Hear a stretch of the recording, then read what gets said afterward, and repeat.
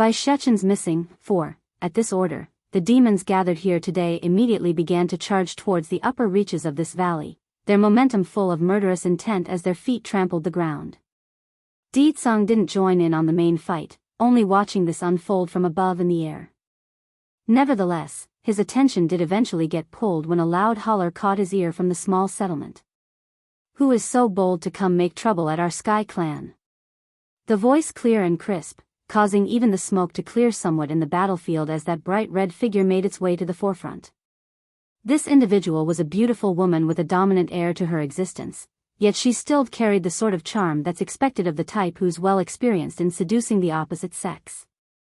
At first she was still brimming with anger over the attack, but that instantly changed as soon as she noticed that enticing figure of a man up ahead. There's a look of astonishment and stunned outlook in the woman's face. The main reason being how much of a drought it's been for these poor females of the Sky Clan after they moved here. A female still needs comforting, and when compared to the 2 boys they kidnapped the other day, this one clearly had more of a manly charm to him. "Hello there, handsome. If you are visiting us, then you should at least send someone to inform our tribe. Why cry death and battle so suddenly? What, are you picking on us just because our tribe only has females in our roster?" Licking her lip like she's already unable to hold back the insatiable desire to mate with this man, the female who's the obvious leader of these Amazonians spoke with a voice of playfulness. Disgusted by the gaze he's receiving, Deetsong crunches up that face and spoke with harshness. "Bring my son out and I will let you die with your bodies intact." "Ha ha ha." The woman bursts out laughing, very much amused by the laughable joke she's heard. There's sarcasm and contempt in the lady's eye. "Oh beautiful, we of the Sky Clan are lonely and suffering, you know. In order to quell our pain, we will take any passing men to become our playthings. Since you are here now, you can forget about leaving, become me and my sister's toy." Retracting the cold frosty air in her eyes, the woman throws out a charming wink at her supposed victim. Deetsong's aura instantly grew menacing because he knew what she's trying to do. Waving his arm, a powerful force repels whatever she's trying to do and throws a counter-attack right back. Surprised and shocked by the ineffectiveness of her own charm, a pang of anger erupted out of this woman's face, but not before she got hit in chest and had to take several steps backward. Now there's only panic left in the eye. How can our clan's seduction spell not work on you? In this world, there are many races who study the art of seductive charm, but there's no other group more capable than the foxes. Since Deetsong here was a fox himself, it's only normal for the woman's charm to fail. "Speak, where's my son?" Encroaching in on the female, Deetsong's pressuring gaze was now starting to make the other side stammer and break out in cold sweat. I did grab 2 boys that was passing by not long ago, but I don't know which one you're talking about." Expressionless. "My son is of course the most eye-catching among the crowd one." By Shechen's missing, 5.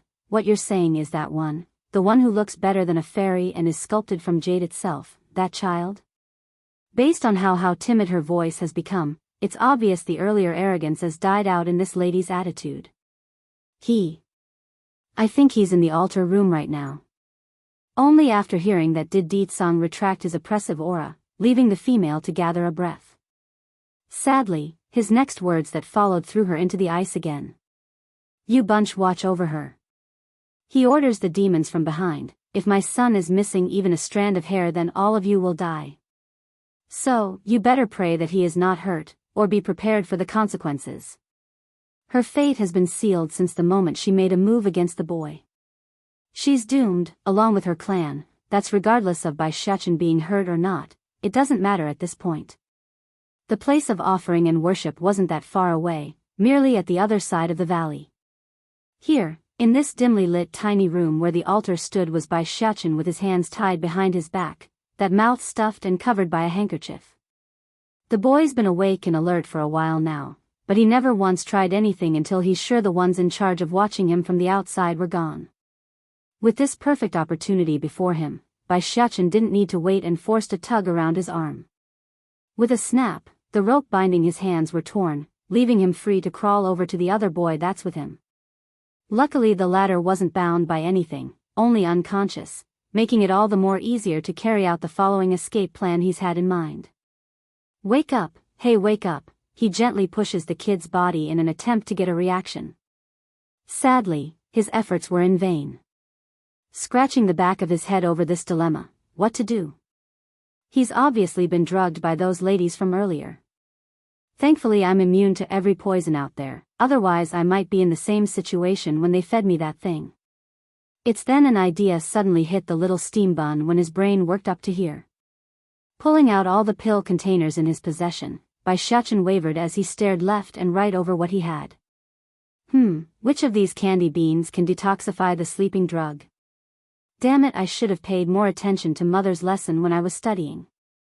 Wrinkling his cute little nose from the self-annoyance, the boy grew furious and decides to pop one out from each container. Oh, who cares, you're also a demon, so it doesn't matter if I feed you everything. One of these should remove that drug inside you. In one sweeping gesture, he directly stuffs the handful of Dan pills into the other child's mouth and allowed it to flow. Thankfully these are all high-quality medicine directly made by Bai Yen herself. As soon as the objects touched saliva, they would melt and become liquid form inside the kid's mouth, making the job of feeding all the more easier. Gradually opening those eyes, the unconscious boy eventually locks onto the little steam bun staring down at himself. Are you here to save me? Raising a bright smile, Baishachin proudly cocks his tiny chin upward. That is, of course, otherwise how will those fools catch me? Wild ambition, 1, moved to the point of showing tears in the corner of those eyes. The little boy wanted to say something more to show his gratitude when he suddenly remembered their own predicament. Hurrying to cry out, but those people are very powerful, you need to leave and not worry about me.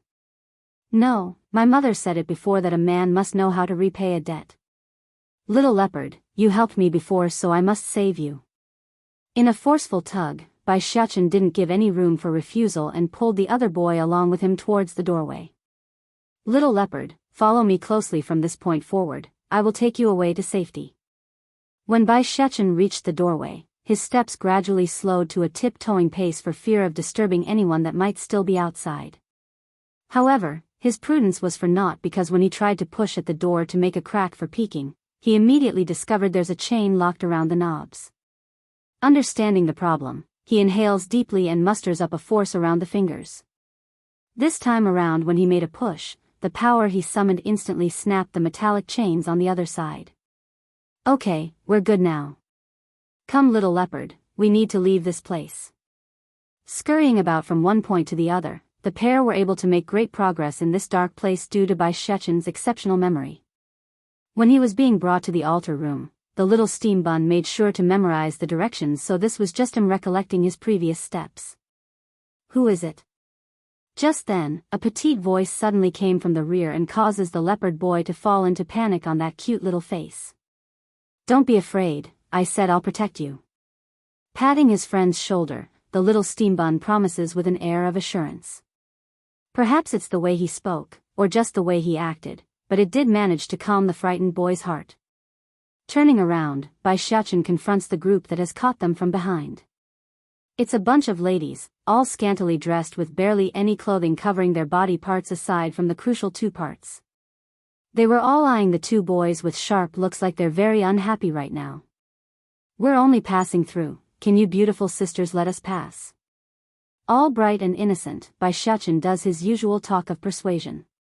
Under normal circumstances, this effort to charm the female sex would have worked without problem, however, this was the Sky Clan.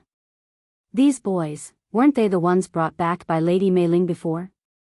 One of the maids apparently recognizes the 2 and pointed this out. If I remember right, Lady Mei Ling should have fed them some sleeping drug. How did they wake up so early? No matter, they're caught now so they can forget about escaping.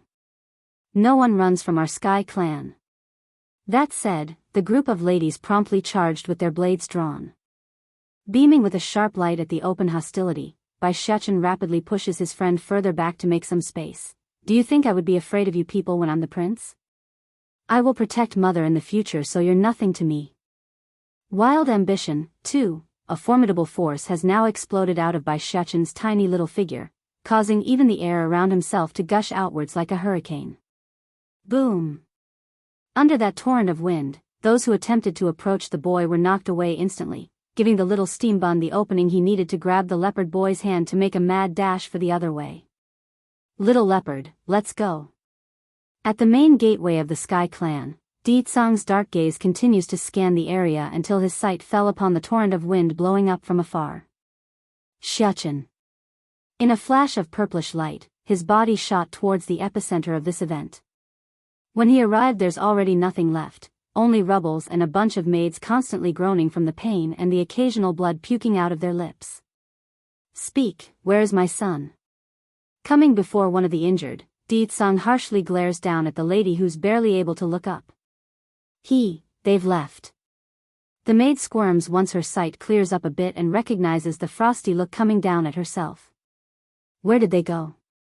He asks again with a totally unreadable face. I didn't see clearly, there were too much sand and wind, so by the time I came back to my senses they were already gone. The maid trembled as she answered, her heart filled with endless terror when she noticed what the man was doing. Deetsong have already raised his hand by then, and from it was a purplish flame. When he released it, the fire instantly engulfs the injured here and slowly melted their flesh and body away like magma meeting rock. Sire. A group of demons also gathered due to the noise, their bodies kneeling to await their next order. I don't care if you turn this valley upside down, go find my son. He shouldn't have gone too far. Cocking a cold smirk over what he's going to say next, as for the Sky Clan and its members, leave none alive. They can pay with their blood for making a move against my son. Under normal circumstances, Deetsong wouldn't even need to make such a huge scene about finding the boy, he could have just used his nose to track the scent. Unfortunately, there are various obstacles here stopping him from doing so. The main one being the differing laws governing this pocket dimension, it's affecting his ability to smell. Of course, the Demon King here was well aware of this fact and deliberately gave his own son a beaconing charm. It's so he could tell where the boy was at all times. Sadly, the little rascal actually lost the damn thing, forcing Deetsong to do all this for a simple rescue mission. Yes, sire. Bowing their head, the demons promptly spread apart in every direction without looking back. At the higher parts of the valley, Bai Xiachen and Little Leopard had just ran out of breath from running so fast out of the settlement. They're tired but relieved at the same time. It's strange, the commotion I made should have alerted those from the Sky Clan. Why aren't they coming to catch us? Wrinkling his lovely little brow, Bai Xiachen mutters this to himself in confusion. But since he couldn't understand the reasoning, then he's not going to dwell on the matter. Instead, he makes a brilliant warm smile at their own fortune and rolled with it. Wild ambition, 3, Little Leopard, we are safe now. The leopard boy blinked and blinked before responding, thank you. Don't thank me, before it was you who helped me when I was hurt. Patting the other side like he's some sort of adult, Bai Xiachen starts getting ideas again like he usually does. This place is too unsafe, why don't you come with me? I can't be at ease leaving you here alone once I leave this place. There's shock on the leopard boy's face, but more were that of surprise and happiness. Almost choking due to the tears that's swelling up, you would take me in? Bai Xiachen gives a heavy nod. My mother is a very good person, so I'm sure she would love to have you around, don't worry. Do you like your mother very much? Seeing how the little steam bun would always genuinely smile when mentioning Bai Yan, the leopard boy unconsciously began to envy him. It couldn't be helped. Since his birth, this kid has always been alone without any supervision or family. To finally have a grasp of what it means to experience kinship was something entirely new and enticing for him. Proud in his demeanor, of course I like my mother, she's the greatest and best-looking woman in this whole wide world. She's gentle and kind and the sweetest person you can find. It's the very reason why I came here, it's to enhance my own strength so I can protect her from those mean people who wishes to harm her. Then do you not mention anything about your father/my father? Bai Xiachen's mouth instantly puckered up with a sour note. He is a big baddie who always tried to steal mother away from me. But out of consideration that he likes to beat those bad people away from my mother, I have reluctantly accepted him. When speaking up to here, the little steam bun suddenly paused like he's thought of something else. Actually, baddie father isn't that bad, he can be nice to me sometimes. It's just that he always tries to hog mother's attention all day long and wouldn't let me sleep with her at night anymore. That's right, after Deet-sung came into this pair's life, the poor child's been unable to share a bed with Bai Yen. The direct consequence of that was Bai Shechin questioning his own origin and believing he's adopted from the streets. Little leopard, let's get out of here first. I don't want to give those ladies a chance to catch us for a second time. Giving a long sigh, Bai Shechin gave one final glance at the oddly silent settlement behind himself before fleeing off into the sunset with his friend in tow. There's a town not far away from where the valley was located. At first this place was still bustling with noise, but that quickly changed into a calming silence when the two boys appeared. Whose children are they? What a lovely pair of boys, the first pretty like a girl and the second just as fine like a piece of jade. Little Leopard rarely makes contact with other people, so this experience was something very new to him. Perhaps it's the look he's getting, or the added attention, but the kitty boy definitely didn't like this and took shelter behind his friend's back. He's just too timid and afraid for these sort of crowded events. Understanding the issue, Bai Shechin promptly pat the other kid's shoulder as reassurance. Don't be afraid, with me here no one will hurt you. That day it was he who got saved and it was he who brought the leopard boy out from his former home. In the end Bai Shechin here holds a huge responsibility to look out for the other boy. After all, it was his own negligence that allowed the females from the Sky Clan to kidnap the kid in the first place. Wild ambition, 4, and this time, he won't let his friend Little Leopard suffer any more damage. A man must shoulder responsibility in life, that's what his mother said. The leopard boy nods and came out again with renewed confidence. You are my only friend, so I believe in you. Though there's no more fear left on the kid's face, but the cheeks were still flushing red as he stared back at the townspeople. Elder, are you seeing this? Not far away from where Bai Shechin stood was a young man wearing a light blue robe. He's currently eyeing the two boys while fanning himself like a young scholar. Young lord, I saw it very clearly, the boy with the more exquisite face is the one those from the demon realm are seeking. With a clacking sound, the youth folds his fan in one smooth motion and coldly spoke again. According to the forefathers, we were once also members of the demon realm, but because of a mistake our forefathers made, those at the throne threw us out and banished our clan into this domain. Originally we should be happy to be able to come here. After all, the demon realm's foundation is damaged during the Great War.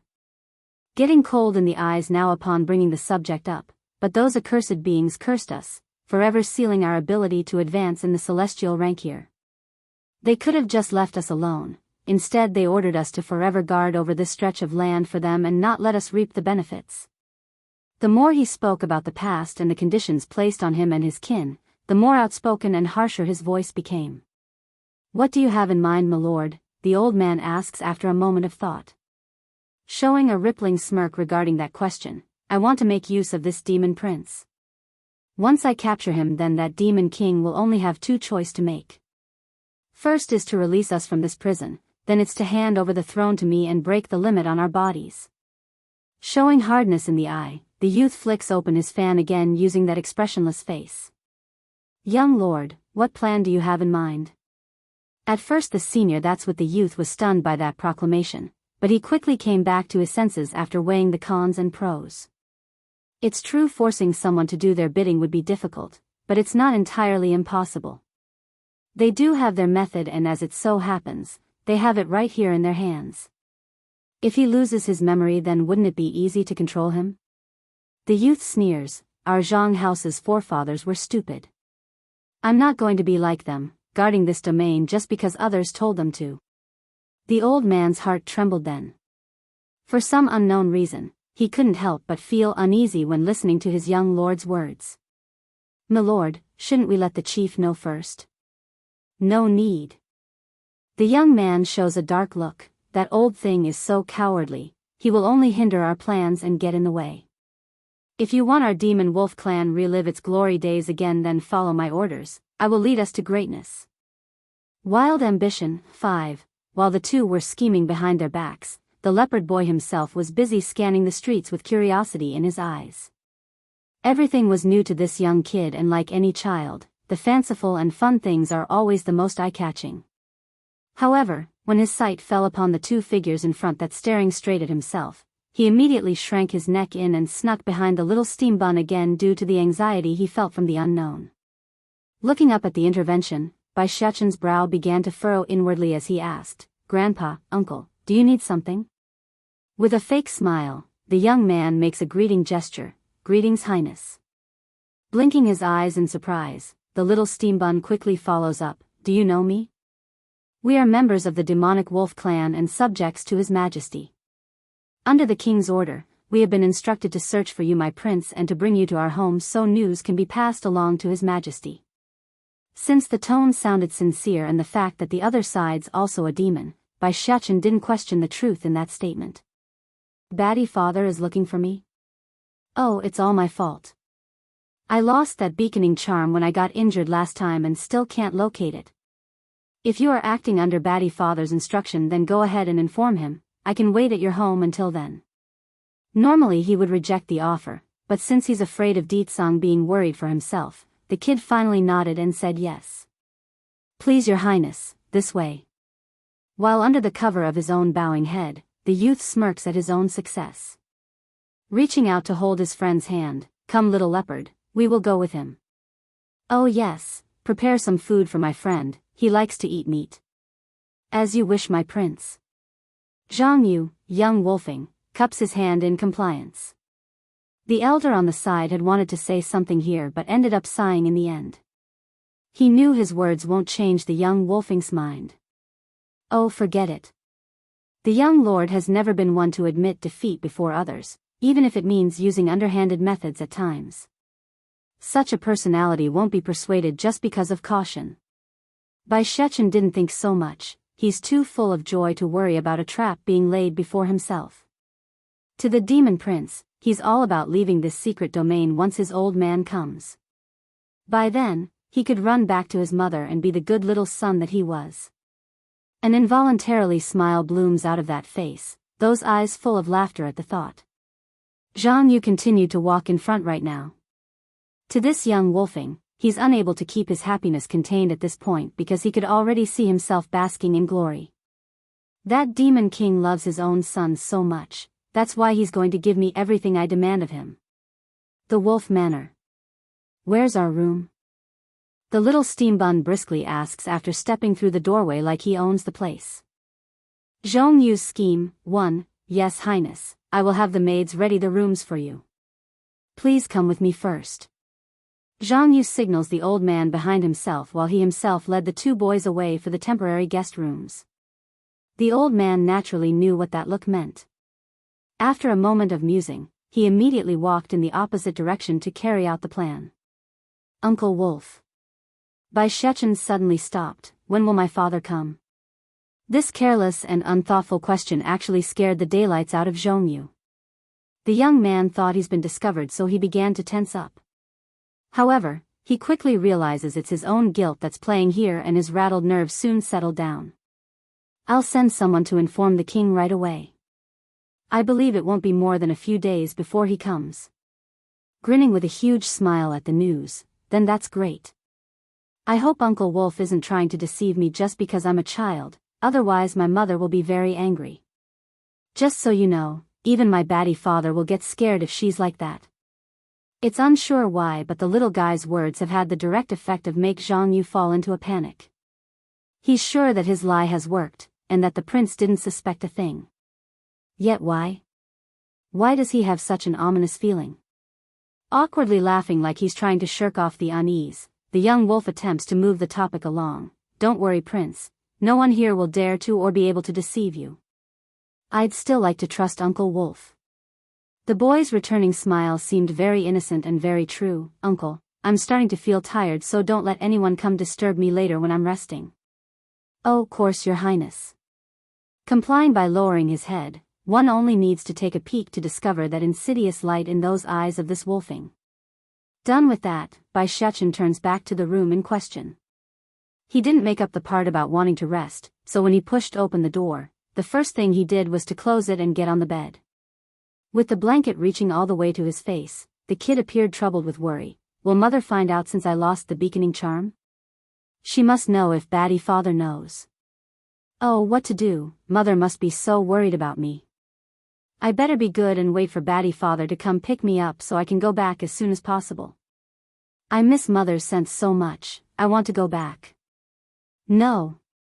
Shaking his little head like he's trying to throw away the thought, I'm not 3 anymore, I must learn to be independent.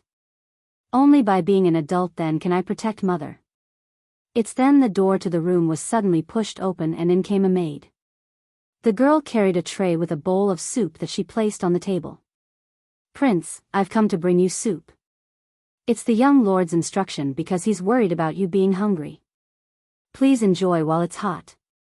Although Bai Xiachen did give explicit instruction not to be disturbed, but he's a good child. As per Bai Yan's teaching, those who offer kindness must be returned with kindness, hence his lovely smile at the servant girl. Thank you, sister. The maid's face went red from blushing.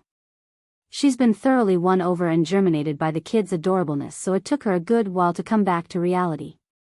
Moments later, when he was left alone again, Bai Xiachen didn't hesitate and quickly came before the table to get his first whiff of the delicious-smelling liquid. However, right as the drool was coming out, his nose immediately picked up another scent in here, and that caused his face to sink into a scowl. Zhong Yu's scheme, too, squeak with creaking of the door for the second time today. The young man known as Zhong Yu steps through. When he saw how ugly the kid's expression was towards the filled bowl of soup, his face instantly sank from the picture. My prince, this soup, is it not to your taste? Squinting up his eyes, Bai Xiachen began examining the new entry up and down like he's thinking of something and on what his next course of action should be. Under that scrutinizing gaze, Zhong Yu found himself starting to tense up in fear. What's going on? Did this kid figure it out? No.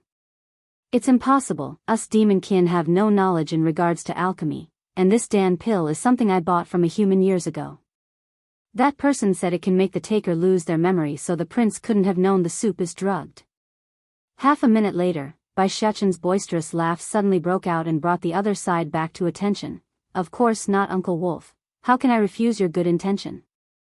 Picking up the bowl, the kid takes a big swing at the liquid and gulps down the entire thing in one move. When done, he didn't forget to wipe the corner of his mouth to emphasize how much he enjoyed the flavor. Seeing this, Zhang Yu inherently felt relieved and laughed aloud as well. Please get some rest, my prince. I will go down first and come back later to organize everything. All right, saying nothing more, the boy went ahead and turned to the bed again. When he did so, the little steam bun deliberately covered part of his mouth to hide that sneaky smirk he was making. It's unsure how much time has passed, but by the time Zhang Yu returned to check up on the occupant, he was already showing off his real face of cold light. Brother Yu. Coming up from behind was a young woman of similar age to the male. She's also eyeing the little boy currently sleeping on the bed with her own gaze. Is this the crown prince from the demon realm? He gives a slight nod as confirmation. Cici, you must remember, from this point forward you are his mother, and he is your child. Don't worry, brother Yu, fifth elder have already told me everything. Making a bright smile at the mention of their plan, I will do everything within my power to help you, you can be confident in my acting. Unbeknownst to the two scheming individuals though, the sleeping little guy had jerked so slightly due to their conversation. Nevertheless, the reaction was a brief one and quickly returned to the quiet state from before. Xiachen, wake up. Slowly opening his eyes with a frown, Bai Xiachen found himself being confronted with a smiling and tender face. It's that of a woman's around the age of 20-something, young one and barely older than his own mother's. Towards the sluggish and silent stare from the boy, Cici's, wolf lady, reaction was to turn to the man behind herself for instruction. Understanding he should take the lead, Zhang Yu smiles and came forward. Xiachen, you were attacked before, so your memory isn't so good right now due to the injury. I am your father, and this is your mother, now do you know us? Bai Xiachen didn't answer still, only staring up at the man and woman standing there. Towards this display, Zhang Yu began to doubt himself and made a furrowed look. This shouldn't be, did the drug make the kid go stupid? It was supposed to only make him lose his memories, not wipe his mind completely to the point of damaging it? Exchanging a look between themselves, the wolf lady known as Cici went ahead to bring the little steam bun into a warming hug. It's the type of a kind mother's embrace, which was exactly what she's trying to go for. Zhong Yu's scheme. 3. If you don't want to call us father and mother, then that's fine. You only need to remember we're your family and that's enough. Oh yes, we have an eternal enemy and his name is Deetsong. He's also the one who tried to kill you. Lowering his eyes to hide that frosty glint when they said that, it's obvious by Shechen's will to murder these lying bastards has been lit. Cece, let's go, we need to let him get some rest. I'm sure he'll slowly come to accept us with time. Making a small chuckle, Zhongyu didn't bother to hide the malice in his voice due to the impression that he succeeded. He has taken the medicine anyways, so he can forget about remembering the past in this lifetime. Okay. Cece nods and released her arms around the boy and got up from the bed, but not before giving one final glance at the sluggish-looking kid who only stared at their backs while they departed. Regaining the light in his eyes after being left alone again, Bai Shechen restored the cunning look on his face and immediately rose from the bed. He's scanning his surroundings with vigilance in case those wolves returned for a third time. Once certain they aren't going to come back, the boy's first order of business was to locate the leopard boy who's currently sleeping on the bed next room over. Those people must have fed little leopard some sort of sleeping drug. Biting his lip like he's tied between an idea, Bai Shechen suddenly grew tough in the face when he pulled out a small dagger from out of nowhere. In a flick, he makes a small wound on the tip of his finger and allowed the blood to seep into the other boy's lip. Good thing mother fed me all those damn pills since I was a baby. Now I'm immune to almost every poison out there and can use my blood to use as an antidote. Before long, the leopard kid fluttering those befuddled eyes opened like he's really confused on what's happening. Shechen. In his haste, Bai Shechen only knew to cusp his hand around the careless kid's mouth in order to stop him from making any more noise. Don't say anything, those wolves will hear us. Startled and confused, little leopard didn't understand what his friend meant by that but still did as told. That group of bad people fed us some drug, but they didn't know I'm immune because I've been eating various herbs and medicinal ingredients since I was young. I only needed a whiff to tell, so I went along with their plan and used it to my advantage. Huffing a snort to gloat, think they can scheme behind my back? Don't they know I am immune to all poison? Then shouldn't we make a run for it? Asked the leopard boy with nervous eyes. Shaking his head, no, I can't just leave like this. They must pay for trying to use my against my batty father. That, the little leopard sounded worry still. I'm going to wait here for batty father. They want to use me, so he will definitely come for me. Evoking a sly smile, he shows off why the foxes are so cunning. They will work for me whether they like it or not. The little leopard boy continues to blink his eyes in bafflement. Although the kid doesn't understand what his friend's trying to do, but he knows Bai Shechen couldn't be wrong. Okay, I'll stay with you here until your father comes. I'm not leaving without you, Shechen. Don't worry, little leopard, they can't hurt you. Patting his friend's shoulder, the little steambun reassures the other boy with his confident smile. Also, I need you to keep pretending like you've lost your memory, otherwise my plan will be exposed. I understand. The leopard kid solemnly nods to show how much emphasis he has regarding the instruction. Done with what he needs to do, Bai Shechen swiftly left his friend's room like a little ghost that he was. Perhaps it's how confident Zhang Yu felt about his plan working, but there were no guards or patrols placed around their room, so sneaking around was a piece of cake. Zhang Yu's scheme. 4. At this moment, at a not so far away peak next to this township, a woman now stands staring down from above at the terrain as the bristling wind blew against her dress. The eyes she showed were sharp and bright. This domain doesn't look all that different from the world outside. Now I just need to find Shechen and get him back. Loosening her frown after that small muttering remark to herself, she promptly left the spot in a flash to head for the township at the bottom of the valley. Meanwhile, at the same time this was occurring, Deetsong was currently acting increasingly more annoyed as he sat on the throne seat in the Sky Clan settlement. Is there still no news about my son's whereabout? Sire, we've searched everywhere around the area, there's no sign of the prince yet. The guard answers with a nervous tremble.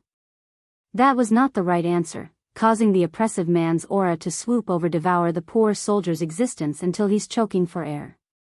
Thankfully it's then another figure came running over from the doorway to stop the act.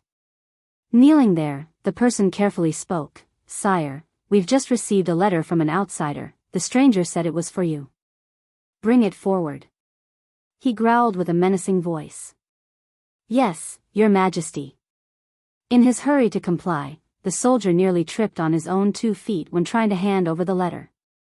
As annoyed as he was over the incapability of his own men, Deetsang didn't have the patience to punish the second individual's carelessness. Tearing apart the cover, he only needed a quick glance at the letter's content to grow dark and hard in the face. "Gather everyone, we're heading to Longtown now." Rapidly rising from the throne chair, his maneuver allowed the letter to slowly flutter to the floor for everyone to see. "If the king wants to see the little prince, then he will come to the demonic wolf clan's home." In an instant all faces were changing in various ways, but all had the same thought in mind: the prince is at the demonic wolf's clan's place? But before they could dwell on the issue any further, Deetsang had already left them for the outside, forcing the rest to quickly follow suit. Lucky they did so too. Because right as the dangerous man was off the grounds of this settlement, a huge gulf of purplish instantly lights up across the Sky Clan's home, destroying and incinerating the structure and grounds. Wolf Manor. Leaning his head against the bedside rail, Bai Xiachen appeared bored as he stared forward in a mindless state. He's thinking of something, just don't know what. It's then the door was pushed open by a hand. Looking over, he could see it was young woman walking over. "Xiachen, you're awake?" Carrying a tray of dainty pastries with her, Cece, wolf lady, sounded gentle and kind as she spoke. "Mother prepared some snacks for you. Come, try some, I'm sure you are hungry by now." Not rejecting the offer, the little steam bun first picked up a pastry to take a sniff. When his nose found nothing wrong with it, his expression promptly relaxed. It's not poisonous." But the thought only lasted a bite before the kid spit the stuff back out. "So gross, it's nasty. Who made this food? Are they trying to hurt me with this?" Cece's face was stiff as a rock right now. She just couldn't believe how the little fella could detest her cooking so much. This wolf lady could swear that in this long town, her cooking skills are top-notch. Even if it's not the best, it's among one of the best and couldn't be matched. However, one good thing did come out of this for her, and that was Bai Xiachen's willingness to speak. Thank goodness this child is not a retard and a mute. "Xiachen, this is what mother here made for you, don't you like it?" Flickering with a light in his big blue eyes, Bai Xiachen's cuddly and cute face revealed a bright smile when meeting the wolf lady's gaze. "Zhong Yu's scheme, 5, are you really my mother?" The young woman ticked the corner of her mouth into an upward arc over that question. "That is, of course. If I'm not your mother, then why would you be here?" That made the boy sneer inside. "Why am I here? Of course that's because you people scammed me here." Naturally the little steam bun wouldn't show any of that on his face, only staring cluelessly like he should when he's supposed to have lost his memories. "But according to my memories, my mother's cooking should be very delicious, far better than the best cooks out there. This pastry though, it doesn't seem to match up to what I recall." Cece just gawked her eyes there. "Didn't brother you claim this boy has lost his memories? Why is he still remembering the past? At least he only remembers the demon queen's cooking skill and not the person herself. Maybe I'm getting rusty for not cooking so long. How about I make another plate of pastry for you? Is that fine, Xiachen?" she asks with a forced smile this time around. Her mission was to please this little guy, but that doesn't mean she's genuinely happy to be doing so. "Okay," grinning wide on his cuddly little face, "I want to eat dongpu trotter, flour chicken, mapo tofu and stewed chicken eggplant." Cece's facade nearly crumbled in that split second under his barrage of naming. She's the Lady of the Wolves, a noble and prestigious existence in these parts. It's bad enough to ask someone of her standing to work in the kitchen, but couldn't he have at least named some exquisite dish instead of those rambunctious stuff? Flour chicken? Mapo tofu? Is that something a person of my capacity should do? "Xiachen, these dishes are too ordinary, can you change it to some more exquisite dishes?" Restraining her urge to smack the boy, Cece awkwardly asks with a stiff smile. Looking reluctant, Bai Xiachen gives a nod in accordance with the demand. Then I want to eat dragon meat. It must be the kind that has lived for more than 1,000 years. A splurge of essence blood nearly came spewing out of Cece's throat just then. Dragon meat? And the type that has lived for 1,000 years at that? Where in the world am I supposed to find that? Is that hard? Making a frown, the little steam bun then went ahead to knock on his own head like he's remembered something. I just had a dream. In there, Mother would feed me dragon meat and it tasted great. Although I couldn't see Mother's appearance clearly, but I know it is Mother's figure when she fed me the dish. Of course, his story there was nothing more than a prank.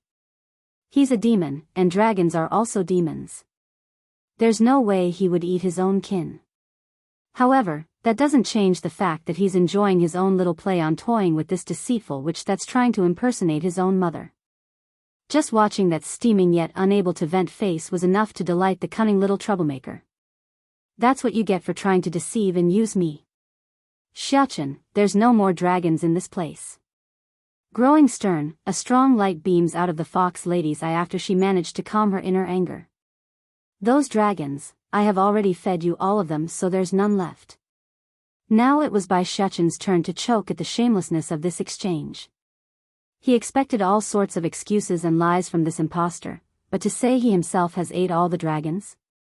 Whoa, that really takes some skill to pull off. That, getting sly as well, the kid grows a smirky grin as well. Then I want chicken soup. And I want you to eat it with me. Alright, issuing a sigh of relief, wait just a minute, I'll get it ready. After saying this, Cece made sure to leave quickly so that the boy wouldn't make any more difficult request. Looking at her panicking and scrambling figure that's practically fleeing from view, Bai Xiachen just couldn't help but release a chuckling laugh at his own achievement. Now all he has to do was to await for the chicken soup so he could carry out the second phase of his prank. The little devil, he did not need to wait long for the wolf lady to return. This time around, she's carrying a large bowl of chicken soup in hand with a heart of resentment. Xiachen, the chicken soup that you wanted. Ready and prepared, Bai Xiachen's first act was to pick up the chopstick so he could pass on the chicken but to the lady's bowl. You eat too. As expected, it is Xiachen who cares about Mother here the most. Perhaps it's how moved she was at being served a piece, but the lady didn't have a second thought when she stuffed the chicken but into her mouth after taking a seat. However, all it took was a bite before she spat the chunk of fatty flesh out. In her haste, she immediately grabbed a handkerchief to wipe her frowning mouth. What is this? Chicken butt, is this not your favorite food? Answering without so much as blinking an eye, Bai Xiachen sounded so innocent and true that it's hard to doubt his sincerity.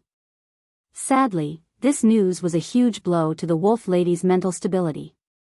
If she had known the piece she just placed in her mouth was a chicken but then she would have removed it even before she made the soup, that's a huge blunder on her part due to inexperience, and now she's suffering for it. For a second, the lady felt like her very bile would spill out due to the disgust she felt.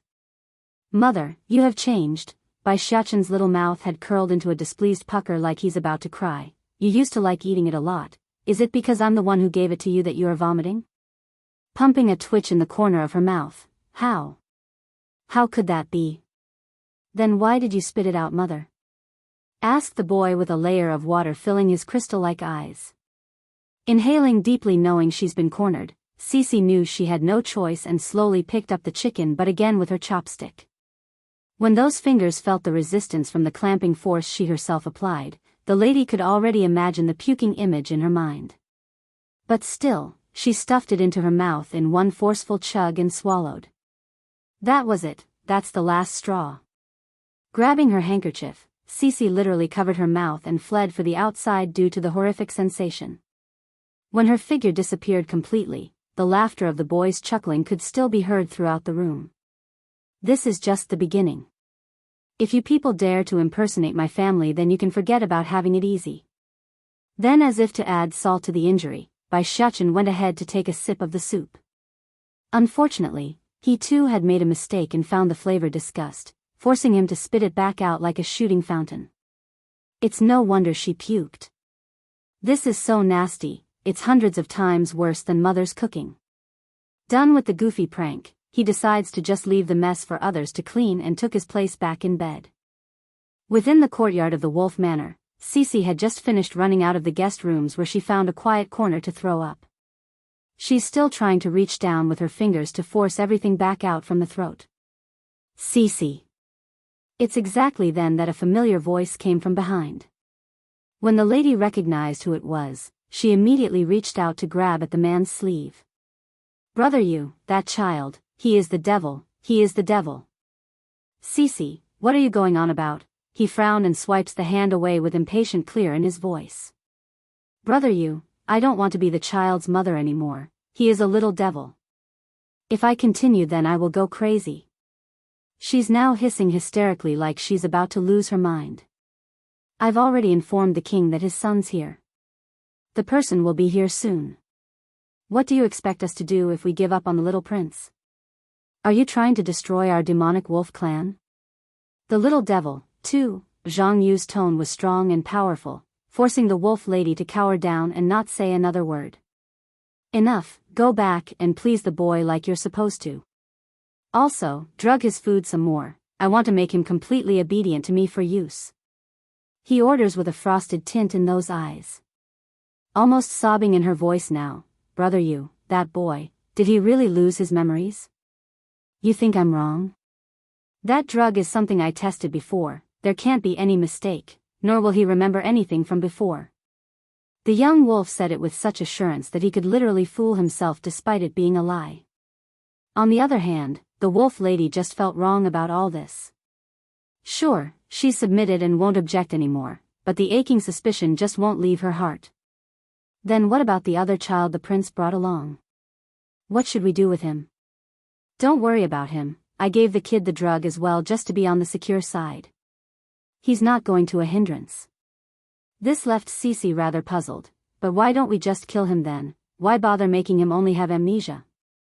Snickering deviously, did you not see the leopard kid's talent? Our demonic wolf clan is in need of talented people right now. If we have that boy trained then it won't be that far off before we get a useful pawn. Making an astonished face of enlightenment, the wolf lady now looked on at Zhong Yu with admiration. She's feeling rather ashamed of herself because these are the sorts of things that would never cross her mind. I understand then, brother, you. No matter how terrible and evil that little devil is, I'll do my best to please him. I'm glad you understand. A heaviness lifts off from the young wolf's heart over that promise. Crossing the hands behind his back like he's some sort of experienced elder, it won't be long now, Cece, our time will soon come and the glory days of our demonic wolf clan will return. Good thing that old man isn't at home, otherwise my plans will be extremely difficult to carry out. He's always so timid and afraid, nothing like me at all. Next couple of days. The atmosphere around the Wolf Manor has completely changed from its previous peaceful nature and became an explosion of commotion. Toying with the wolf lady had only been just the start of the little steambun's devious scheme, he had plenty more to do. First was to burn the entire kitchen down, forcing the household to turn to the outside restaurants for food. Then came the treasury vault here. Just like how he tortured the 3 elders of the Holy Land, Bai Xiachen directly raided the precious items held in there before completely burning the segment of the manor down to a crisp. There's nothing left by the end of it, only a roasting smell in the air and the charcoal remains of the structure. It's not good, brother, you. That kid burned down father's treasury vault. Bang! Zhong Yu was just in the middle of enjoying a fine cup of tea at the restaurant when he overheard the panicking cry of the wolf lady. Dropping the porcelain in his hand, what did you just say? That kid burned father's treasury vault? Sweating and anxious in her voice, what should we do, brother, you? Father definitely won't forgive us once he finds out after returning. Returning from his initial shock after a moment of processing, a ruthless determination flashes in the man's eye. If I can be the king of the demon realm, then what does a few treasure matter? I can gather everything for him again at a later date. The little devil, 3, yes, as long as I become the demon king, then what else can I not get in this world? You don't need to come tell me these things in the future. Oh right, what's the situation with the drug I've tasked you with giving him? Zhong Yu asks after prioritizing which was more important. Biting her lip, I've been putting the drug into his soup every day and made sure he drank it all in front of me.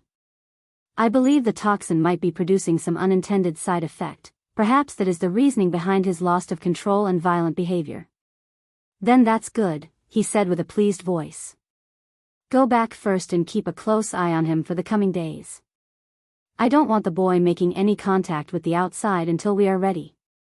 If he learns of the truth that he's a fox while we're wolves, then it will inevitably cause the boy to suspect something. I understand. Despite the unhappiness plaguing this wolf lady, Cece nevertheless left the restaurant as told. Her only hope now was to get the little devil under control soon, otherwise she might just strangle him in the heat of the moment. Long Town. In the street, Bayan's gaze was still scanning the surrounding streets when the wolf lady came strolling out of the restaurant. As a result of the rush and carelessness between both parties, the two had directly bumped heads and crashed into one another, causing them both to falter backwards from the collision. Cece was the first to come back to attention after the initial bump. When she did so, her view was instantly showered with Bayan's mesmerizing contour. It's left her speechless and at a loss of breath.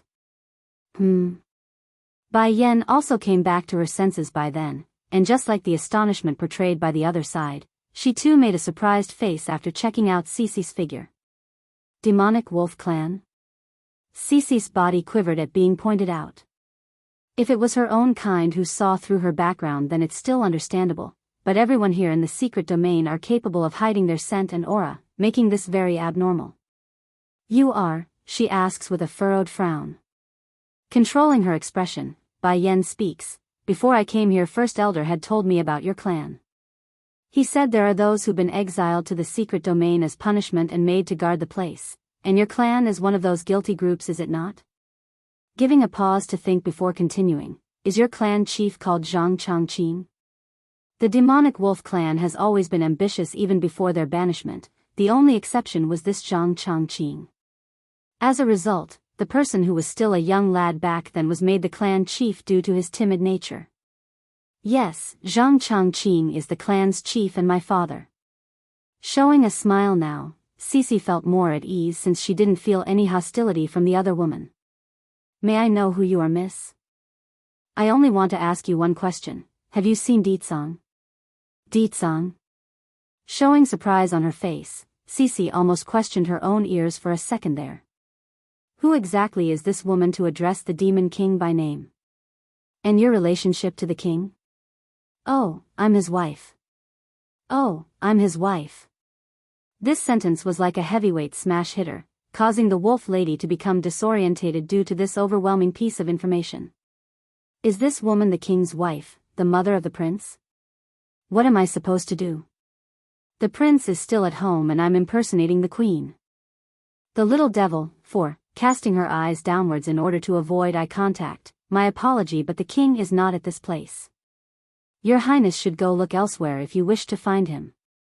Even if the panic in her eyes were only a glimmer of a flash, it's still not quick enough to escape Bayan's sharp attentive gaze.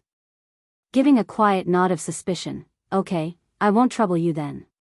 If there's a message from Deetsong though, remember to let me know. When her words fell, she immediately made a turn to walk the opposite way. However, if one paid closer attention, they would easily recognize how slow her footsteps were, unlike before where it's at a pacing speed. Sure enough, when Cece made a run back to inform her accomplice, Bayan's head had come around to watch where she went. This demonic wolf clan, something is not right with them. Suddenly, a small hand reaches out and tugs at Bayan's sleeve from the side.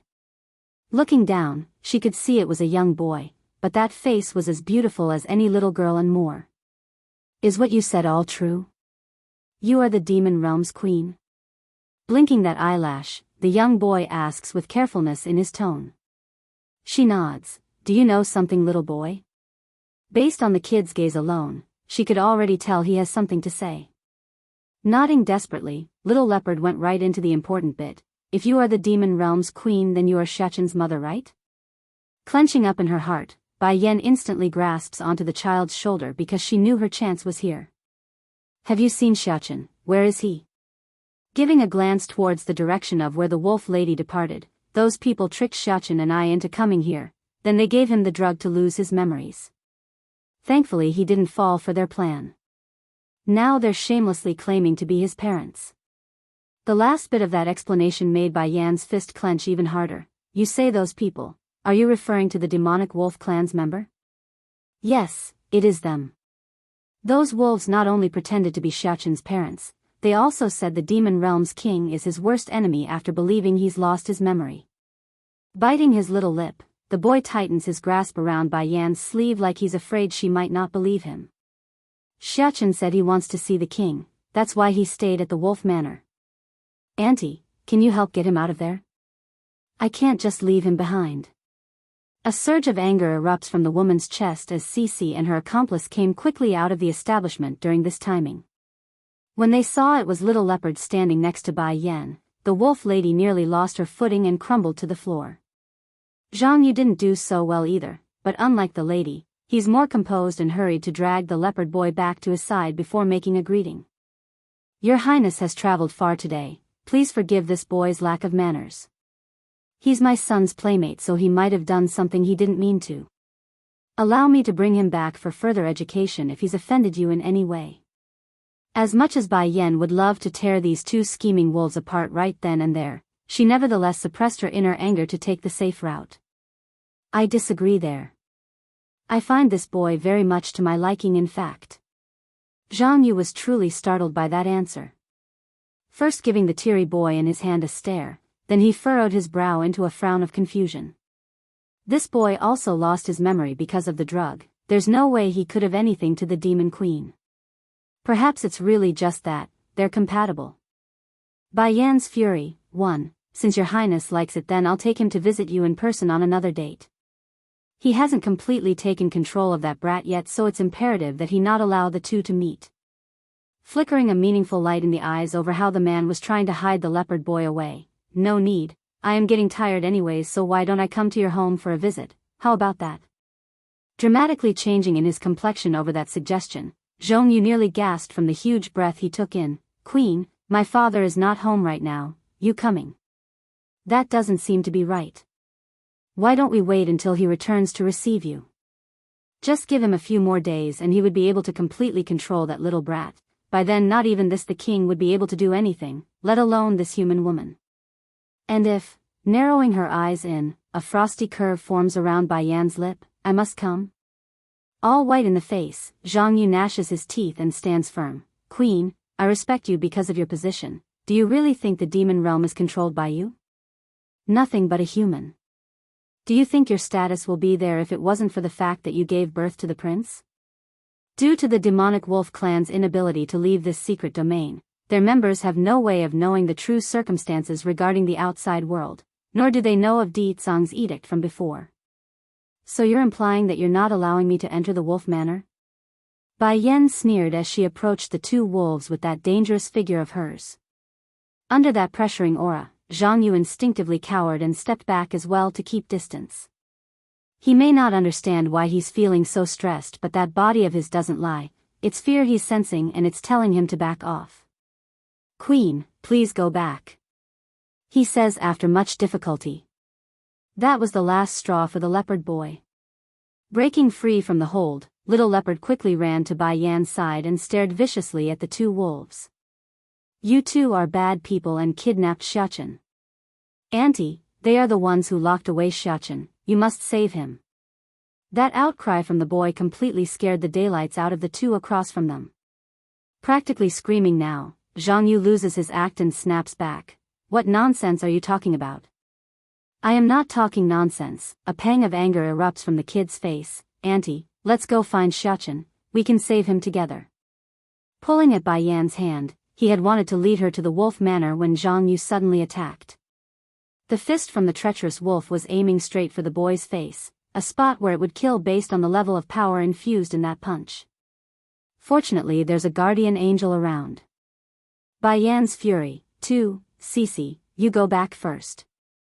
He coughed dryly as he gave that command. Despite her own worry still, the wolf lady didn't argue with Zhong Yu's order and ran for the manor. Towards this maneuver, Bai Yan didn't fret, only picking up the leopard boy in pursuit from behind. The wolf man saw this, of course. He knew he had to do something despite his own injuries, hence the swinging punch he made at her. Sadly, this was a huge mistake on his part because Bai Yan's reaction was just as fast and in the form of a counter kick. This sent the bastard flying over 10 meters away this time around and made that stomach vomit blood like a fountain. Scram! After leaving that remark, Bai Yan immediately continued her chase for Cece, leaving only the unconscious wolf man in the background. Wolf Manor. Within the courtyard, Bai Xiaochen was currently snickering with cunning as one of his fingers illuminated itself with a spark of blue flame. Where should I set fire to this time? He mutters carelessly as his free hand rubbed that little chin of his. The maids and servants were all kneeling before him by now with shivering motion. They just couldn't believe this lovely-looking child to be such a little devil. Master Xiaochen, please don't set fire anymore, otherwise you will burn the whole manor down at this rate. Curving that smile into a cunning smirk, Bai Xiaochen deliberately makes a disapproving face. You will not let me go out to play, and now you won't let me set fire. What am I supposed to do here then? I'm bored and have nothing to do. Master Xiaochen, the one who won't let you go out is your father Master Yu's decision. It's dangerous outside. If we let you run around, then those people who injured you will inevitably find you again. The maid quivered and attempts to persuade him with that point. Huffing a snort, if you won't let me go out to play, then don't get in my way. If you do, then I'll burn you along with whatever I want to burn. The maids and servants quivered once again over that threat and exchanged various glances of fear between themselves. In the end, they stepped back and left the boy to his own bidding. Xiaochen. Suddenly, a panicked voice came from rear side door right as the devilish kid was about to set another fire, causing that little face to collapse from disappointment. What do you want this time? These days he's been really annoyed whenever this wolf lady came over. It's like she's a heckling bat, constantly bothering him during his pranks. Xiaochen, come with me. Cece reaches out and wanted to pull the boy along despite not asking for permission or giving reason. This angered the little steam bun, of course, which he avoided by sliding to one side using a quick step. Normally the lady would question why the supposed amnesia kid would react this way, but time was urgent and she didn't have time to dwell on the matter. Not knowing what to do, Cece did what came to mind and tried again to no avail. Listen to me, Xiaochen, those people who harmed you is coming, we must go into hiding to keep you safe. Now hurry and come with me. I am your mother, so I won't hurt you. She explains with panic showing all over that urgent face. Now that news wasn't bad at all, in fact it made Bai Xiaochen light up with Li in the eyes, for he knew what's coming. Is Baddie father here? Pretending to be puzzled, you said those people harmed me, but there's no hatred between me and them, so why would they hurt me?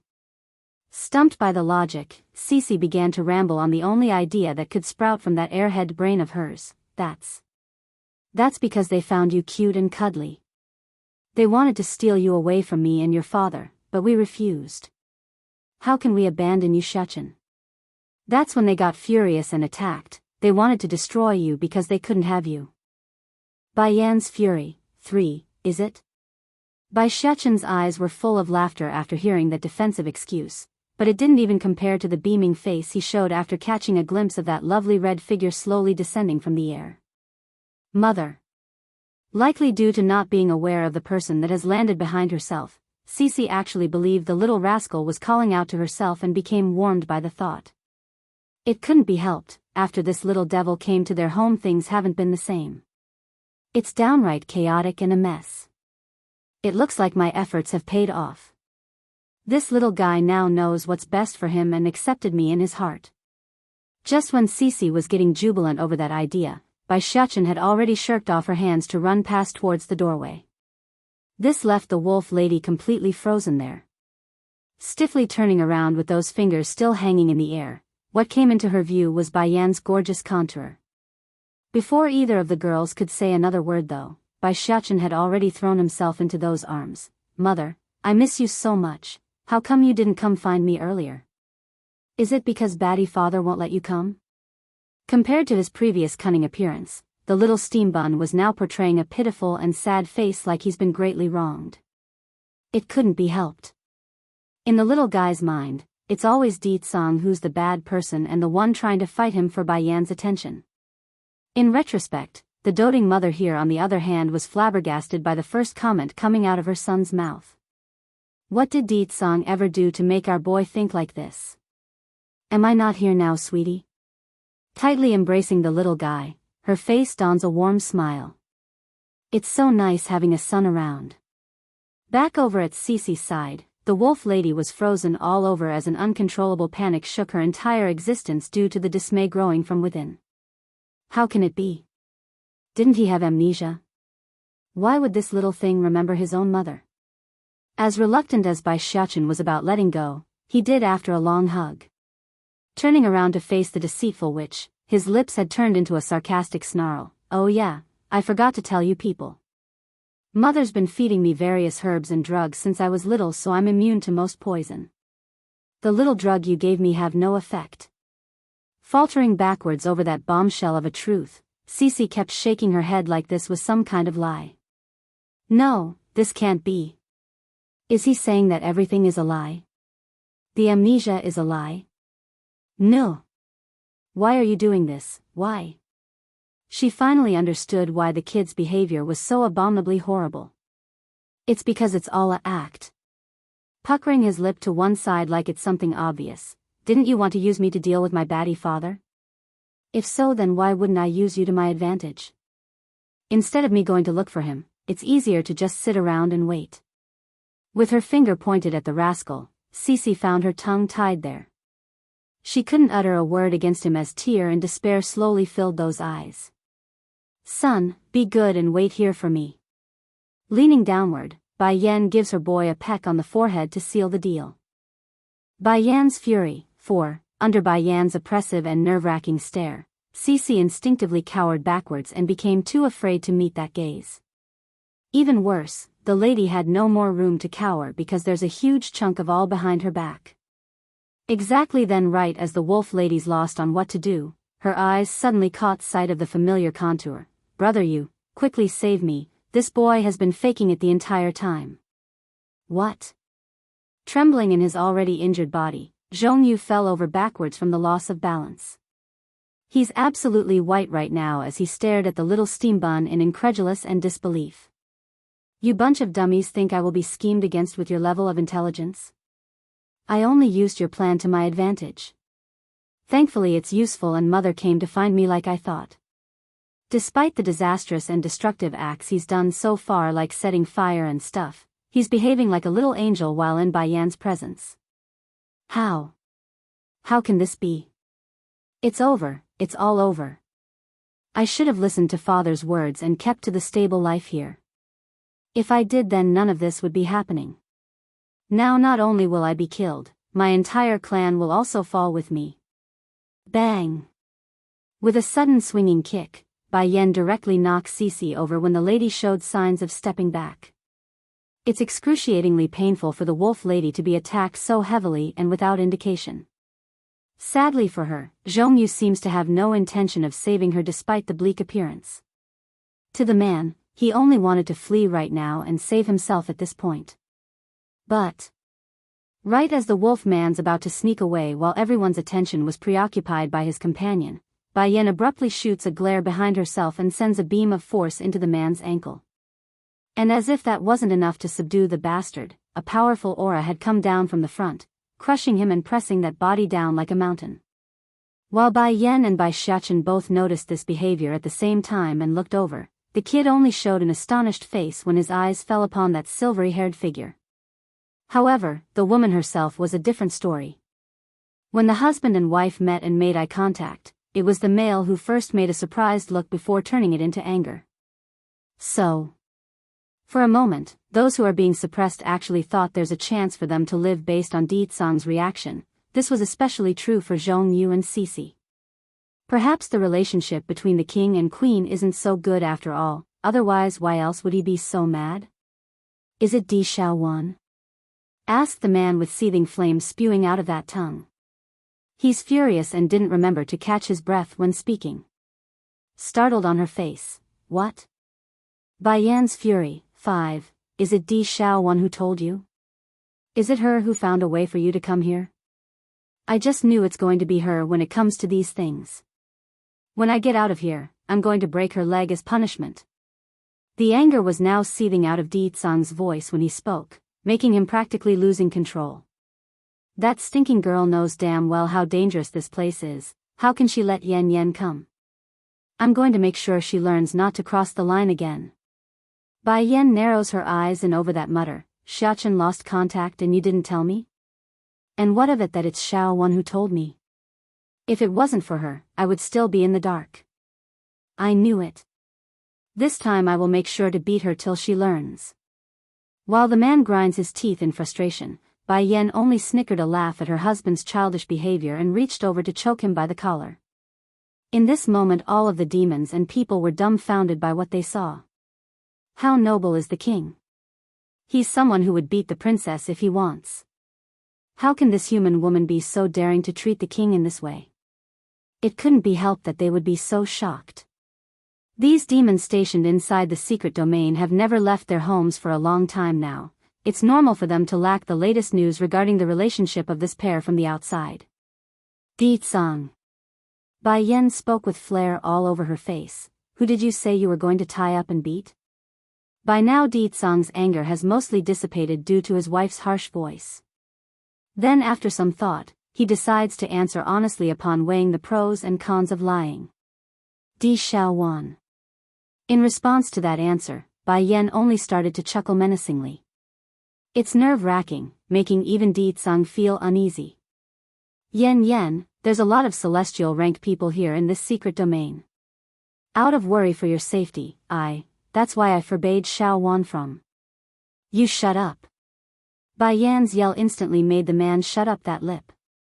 I'm going to ask you one last time. Who did you say you were going to hang up to beat? I only wanted to, but before he could finish that sentence with his sister's name, Bai Yan's expression had already turned dangerously dark, causing Di Tsang to change his wording right away. I want to hang myself to beat. Only then did Bai Yan smile and pat him on the shoulder. Now that's good. In front of you, I am always very good. May your hubby here know if you will reward me with a daughter? That will depend on your performance. Bai Yan's smile grew even deeper. Although she failed to keep the promise between her and the demon princess and allowed Di Tsang to know of the fact, but what's so hard about protecting that girl? I am always good. Do you want to see for yourself tonight, Yan? A rosy smile evokes out of the man's lip while his voice whispered into the woman's ear. Bai Yan's fury, 6, sweeping his eyes over to the wolf couple, Bai Shechen's mouth immediately puckered to one side like a little kid. These people lied to me and claimed to be my family. They also gave me some sort of drug that is supposed to make me lose my memories. If not for mother feeding me all sorts of medicine since I was little, they might have succeeded in their plot. Di Tsang's expression began to grow menacing and dark when listening to the whole story. It's not the same type of outcry he made when talking about the demon princess. Rather it's the silent type that sends chills down anyone in the near vicinity. Naturally, the target of his ire was the wolf couple on the floor that's currently drenched in sweat due to the pressure they felt.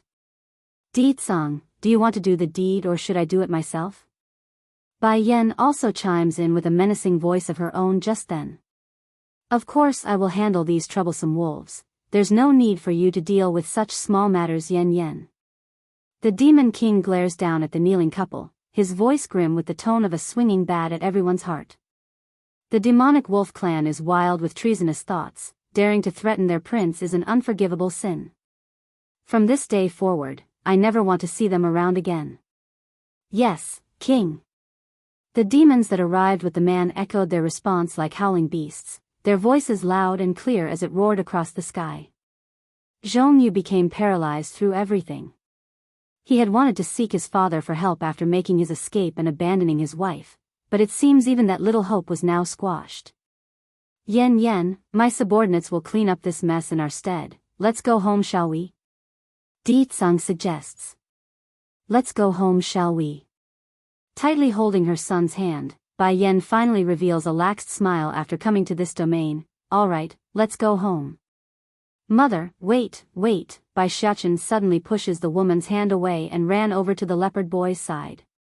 With a bright smile, little leopard, you come with us as well. The shy kid bit his own lip like he's uncertain. nevertheless he eventually spoke with carefulness in his voice. Can I? Yes, you can. There are many demons living in the demon realm, and no one will dare to hurt you there.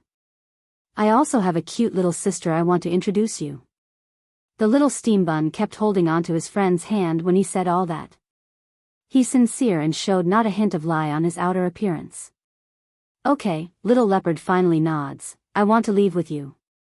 Ecstatic now in his mood, Bai Xiaochen drags his friend over to Bai Yan's location and began to sparkle in his big blue eyes. Mother, little leopard is a good friend I met while staying in this secret domain. I got injured and it was he who helped me. Can we take him away with us? Ruffling her boy's hair over how cute he's acting, Bai Yan just couldn't resist a chuckle. Of course, as long as you're happy, my son. That's great. Hugging the woman's leg after getting the approval. Mother, I miss you so much during these days, let's not separate again. Okay, we won't separate again. How could Bai Yan not miss her boy during this period? If not to exercise and help improve this little fella's ability, this doting mother would have long came on her own.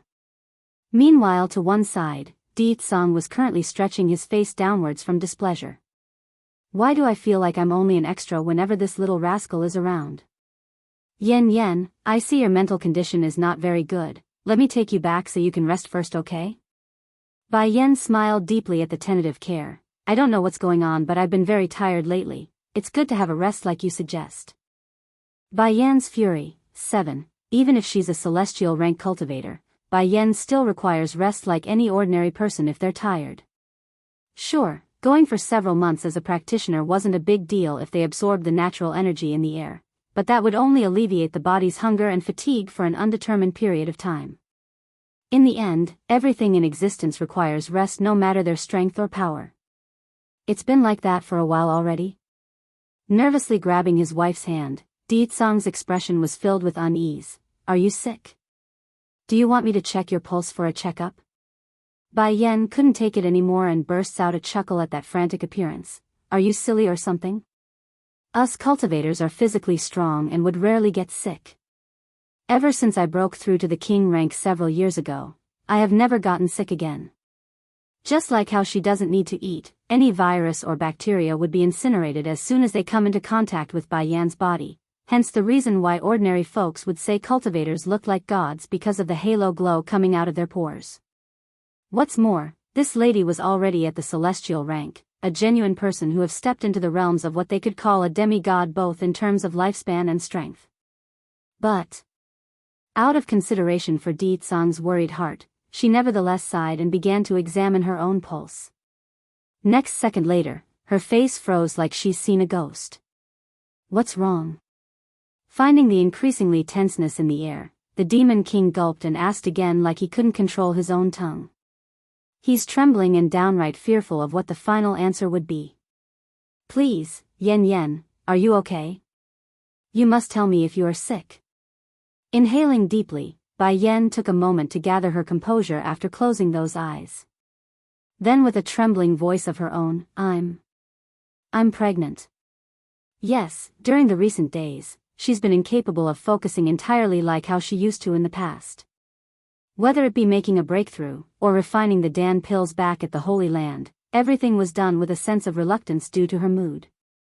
Bai Yan assumed it was due to the fatigue, of course. She did run around a lot recently.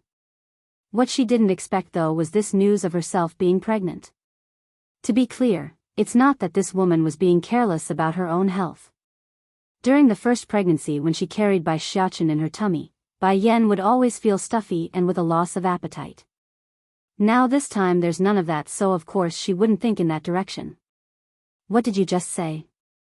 Di Tsang didn't move, only standing there like a statue while his expression produced all sorts of colors like a rainbow.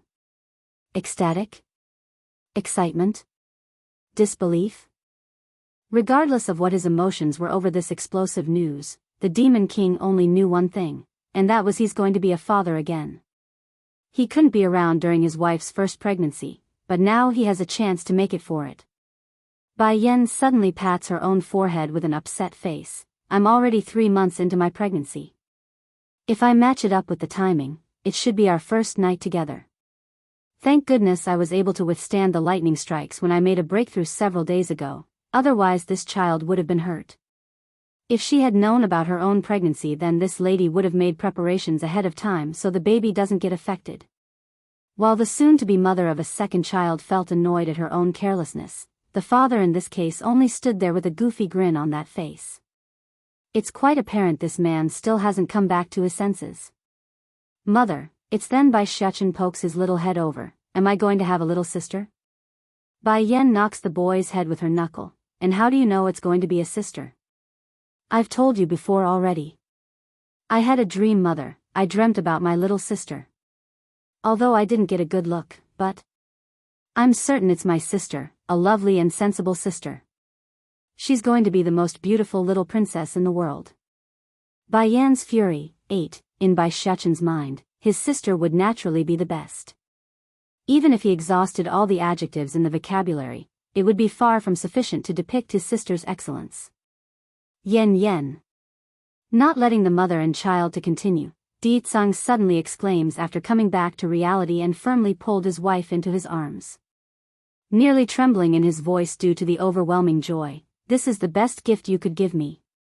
From now on and into the future, me and our son will do everything to keep our daughter and you from any danger.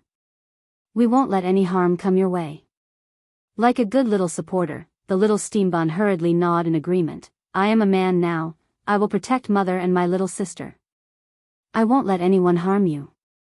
Raising a hand to rub her still flat belly, Bai Yan's heart naturally melted away due to this pair of important males in her life. Back when she first gave birth to Xiachen, she was alone and up in the mountains with no one to help her during labor. At the time, she vowed to protect the newborn life no matter the circumstances, but now. Perhaps it's because of Di Tsang's presence, or her boy's promise, but she never felt so happy due to the strange feeling tingling inside. What's the phrase? She's not alone anymore? Yes. She's no longer alone. She has a family that would go through hardship and share in the happy moments with her. Congratulations, sire, congratulations to the future princess. Di Tsang's followers all kneeled again, their heads showing joy as well at the future baby that would come into this world. For the sake of our daughter, the attack on the celestial realm will need to be pushed forward. I will definitely give you and our daughter a peaceful world to live in, the proud man vows. I believe you. She believes in him, and believes that day wouldn't be too far off. Spirit Realm. Within a luxurious manner, Spirit Lord He Fei Xiang was currently staring down at a group of men whose strength are comparable to those of the celestial rank. However, the aura they gave off were somewhat unstable and odd in comparison to the real deal. Everyone, I'm sure you've all heard about my son's death at the hands of those animals in the human world not long ago. You're all gathered here today because I want to make an announcement. I've gotten word from a reliable source that Demon King Di Tsang is currently not inside the demon realm. Curving those lips into a dark menacing grin, without their king, those animals are not a threat. As for that demon princess, the girl only knows how to play and wouldn't be able to stand up against us, so. Narrowing his eyes in now, his voice grew cold and frosty. I've made my decision. Everyone is to follow me to attack the human world. I must get my hands on that miracle.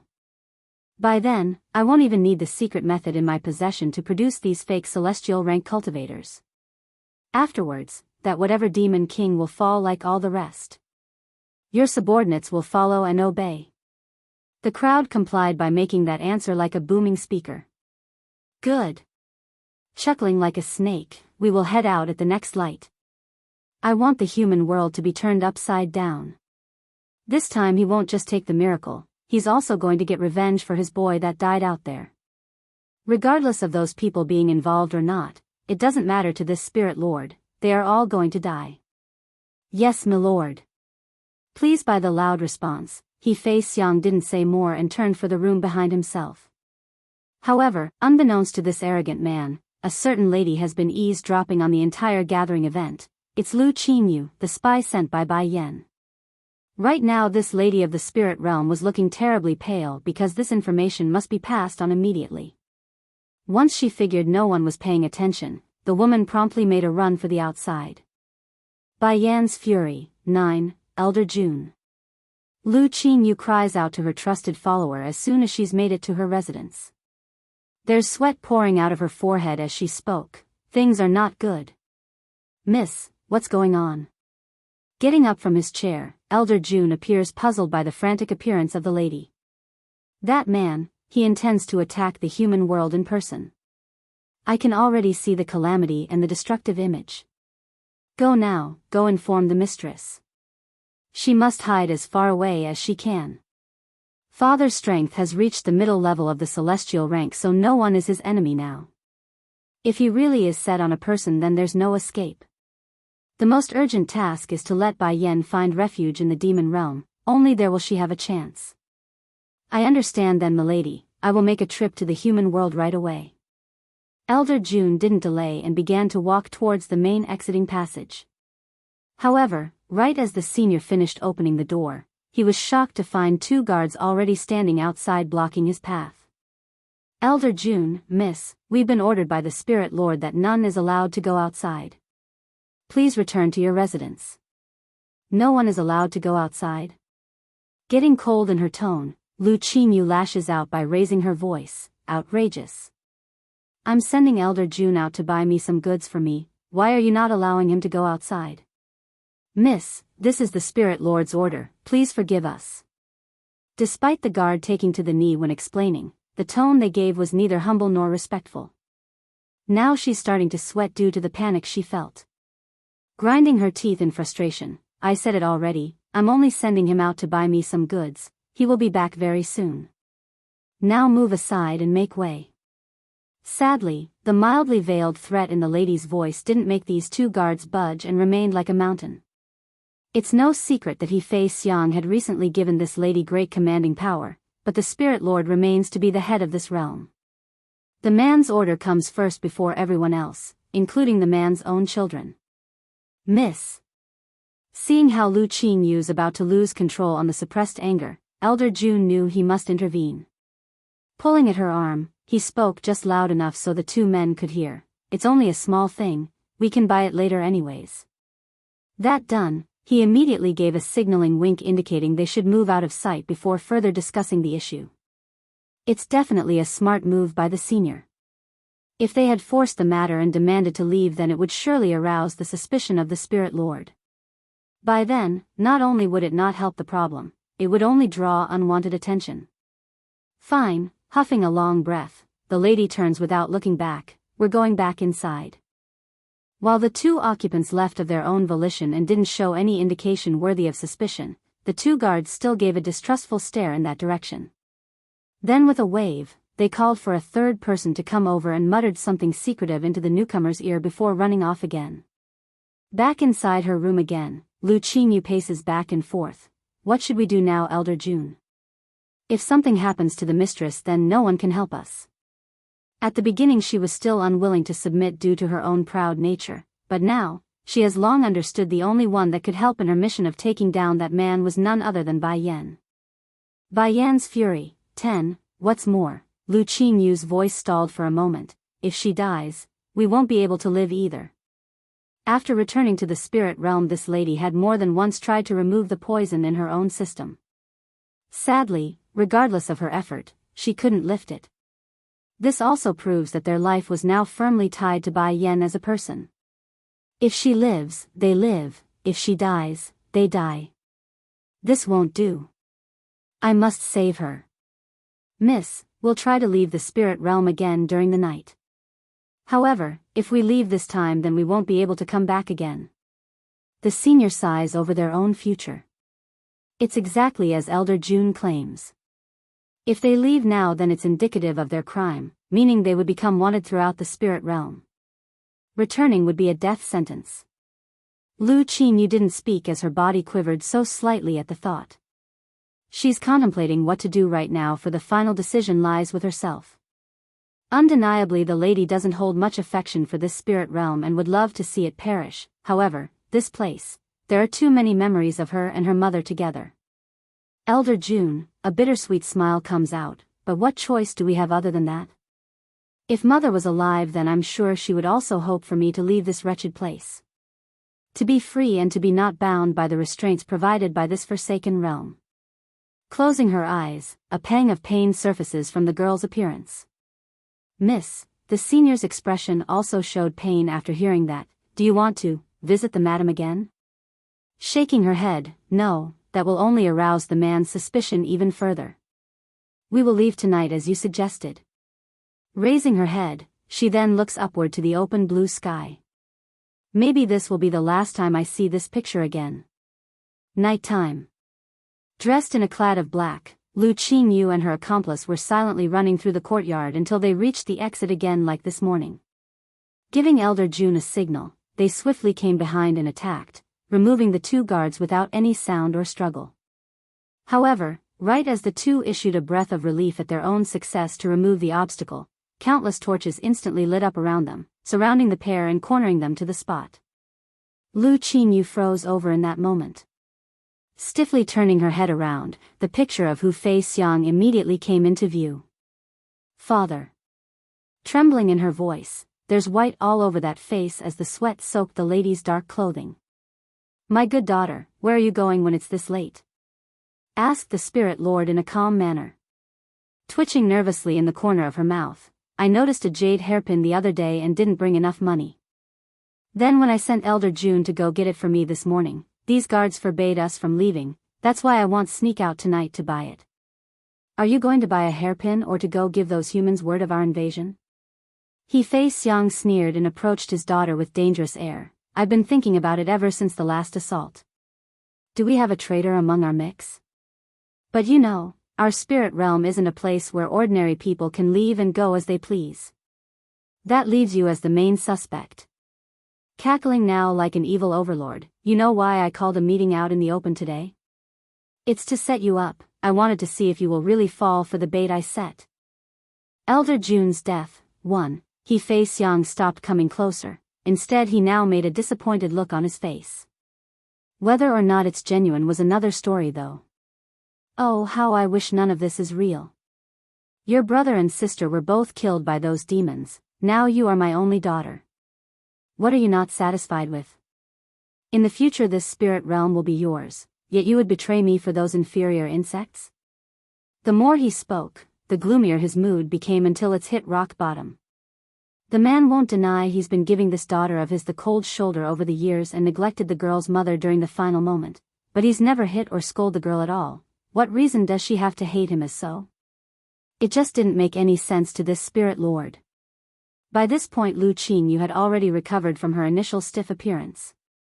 Instead of panicking or begging for mercy, this spy only showed a bleak smile of pain when she snapped back. And did you forget how my mother died? It was because of you.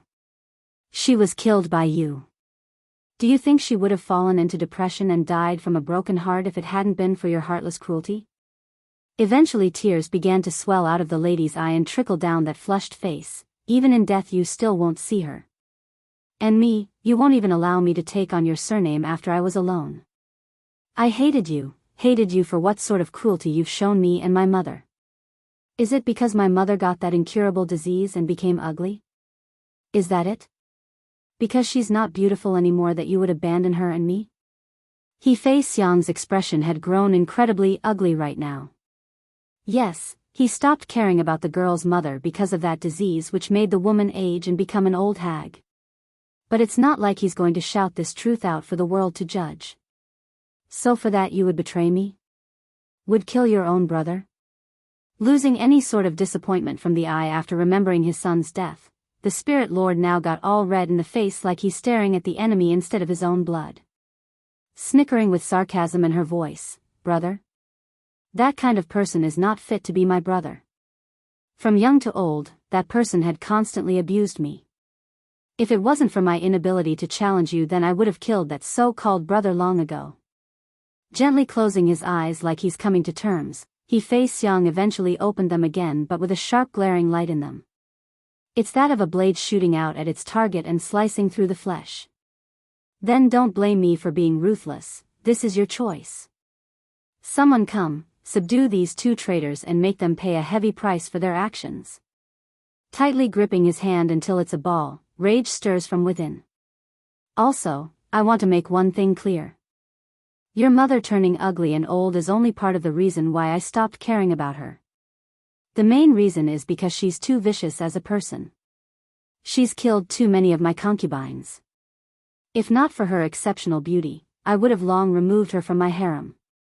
Snickering a sarcastic cackle again. As for not allowing you to take on my surname, humph, a tramp that is born of such a vicious woman couldn't be any good, and I was right. You are just like your mother, murdering your own brother and sister with your betrayal. Inhaling deeply like she's suppressing her own indignation, Lu Qingyu forcefully held back the tears because her own pride wouldn't allow it. No matter how vicious I am as a person, I am nowhere close to your level. So what if I killed my own brother? You would kill your own wife, we're not that different. Elder June's death, too, humph. The lady's words sounded very unsavory to the man's ear as he huffed a grunt. Waving his men from behind to move forward, what are you all still standing around for? Go tie this girl up. Yes, milord. Arching their fist, the crowd immediately drew their weapons and rushed over to surround the pair. Elder June's expression had changed to a whiter shade already upon reading the situation. Quickly pushing his mistress behind himself, the senior stands ready in a protective stance. Miss, go. Elder June. Biting her own lip, Lu Qingyu knows what her faithful subordinate meant by that holler. Ever since her mother passed away, this old man has been her only family in this world, and now she must abandon him and flee on her own. Miss, quickly leave. Don't forget you must still avenge the madam. Finding there's no movement behind himself, Elder June cries out for the second time to urge the lady's departure. Slightly trembling with her body, tears finally poured out of the woman's tear duct when she realized for the first time how big and broad that old senior's back truly was. Never in her life did Lu Qingyu feel so helpless and ashamed than now when she turned to run. Want to go? He Fei Xiang sneered and pounced with his full might in pursuit. However, right as he's about to make contact, a powerful surge of power suddenly explodes out of Elder June's body and created an invisible wall around the area, blocking everyone from leaving. None of you are allowed to touch the lady as long as I'm here today. That year it was the madam who saved him from a lethal injury, and it was from that day he swore to forever serve that amazing female. Now that the madam was dead, it's natural that his vow would fall onto the lady. Regardless of his own fate, he must uphold his own oath and protect the madam's blood. Standing with stoic posture, Elder June becomes engulfed in a blazing flame that seems to be fueled by the air itself. Are you mad? He Fei Xiang goes pale from the sight. You're burning your own soul to forcibly enhance your strength. Is that really worth it? For the sake of the lady, everything is worth it. The senior's tone was as firm as ever. He's unshakable and unyielding in this matter. Ha ha ha. Snarling with a heavy grin, and you think your sacrifice will be enough to save that little tramp? Even if you exhaust your soul, you are still no match for us. What can a brief moment of delay do to stop us? Without the Demon King's protection, the human world is nothing. By then Lu Qingyu will also die in vain along with those insects. One could literally hear the gnashing of teeth when the Spirit Lord spelled all that out. Although it's as the person says, Elder June stood no chance against the foes presented before him despite the sacrifice, but the flames from his burning soul were deadly scary even to the strongest of the bunch. The only flaw was the time frame. A soul could only fuel the forbidden technique for so long. Once depleted, it's all over and all the Spirit Lord and his goons had to do was wait here. Firm and expressionless still on his face, the spirit realm will eventually perish. Pity though the madam is buried in this dreadful place along with you bastards. No matter, I'm sure the lady will return one day and transfer her grave to a happier location. Perhaps his own remark had brought back the memory of that beautiful and proud woman, but Elder June's pale face was now showing a deep smile that could only be found in someone that truly held deep emotions for another. Elder June's death. 3. Quit dreaming. Making a crunching noise from his fist, one could literally see the veins popping across He Fei Xiang's flushed face. My spirit realm will never perish. Ha ha ha. Breaking out into hysterical laughter, Elder June's madness reverberates across the darkness as the tears slowly trickle down his cheek. The reasoning? It's because the old man could already see the person whom he longed for all these years. It's his former mistress. She's beckoning him to cross over to the other side with that smile. A clear sign his life has come to an end. Sadly, before this faithful follower could reach out with his old hand to grasp onto that illusionary shadow, it was too late. Right before those fingers could make contact, his body began to disintegrate and wash away by the bristling breeze of this cold night. Before anyone knew, his entire existence was gone. It's as if he never existed in this world. Back over at Lu Qinyu's side, the lady was still the middle of fleeing through the thick forest when her heart felt something snap and made her stop on the spot. Turning her head around, her eyes dilate in horrific sadness, Elder June. Tears wouldn't stop dripping down her beautiful face. She's quivering instead of openly crying her hearts out, all because she's afraid of drawing attention from anyone that might be lurking nearby.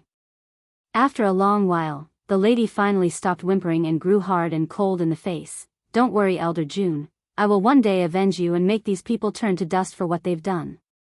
Giving one final glance at the light that's quickly drawing closer, Lu Qinyu didn't hesitate anymore and sprinted for the darkness and away from the source of her sorrow.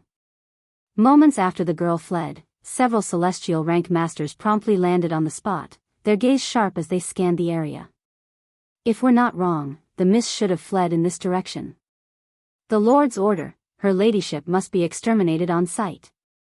Despite her will and effort, it didn't take long for Lu Qinyu to notice the powerful auras that's rapidly closing in on herself. Bracing her nerves, the girl runs even harder until it's hurting on the chest. I'm almost there, just a little bit more and I will be at the border of the demon realm. I will be saved once I get there. Finally, the sight of the huge gates signaling her salvation was in sight. Flashing a joyous look, the lady decides for who knows whatever reason to turn around again to take another peek behind her back. That's when her soul felt like it's been ripped out of her flesh. The reasoning? It's because the pursuers are now firmly right at her back and only needed several more leaps to overtake herself. The shock of discovering how close her pursuers are definitely affecting the lady here. Right before contact, Bai Yan's dainty fingers had clamped down at that fist, causing the torrent of energy to disperse and left Zhang Yu flabbergasted at the suddenly dispersal. The wolf man looks up in shock. Isn't she a human? Human beings are weak, how can she? Zhang Yu tried several more times to muster up his powers then, but it's to no avail. He's been firmly locked away by Bai Yan's control. And then, boom! In an explosion of force, Bai Yan directly sends a punch of her own as retaliation to the wolf man. This resulted in Zhang Yu shooting outwards like a soccer ball until he lands on the passing crowd. Though he didn't suffer any major damage from the fall, but the punch definitely left a heavy dent in his chest. Cece on the other hand was now gasping from the side. She's horrified by what she saw and didn't know what to do. Elder June's death, Lu Qinyu was on her last leg at this point.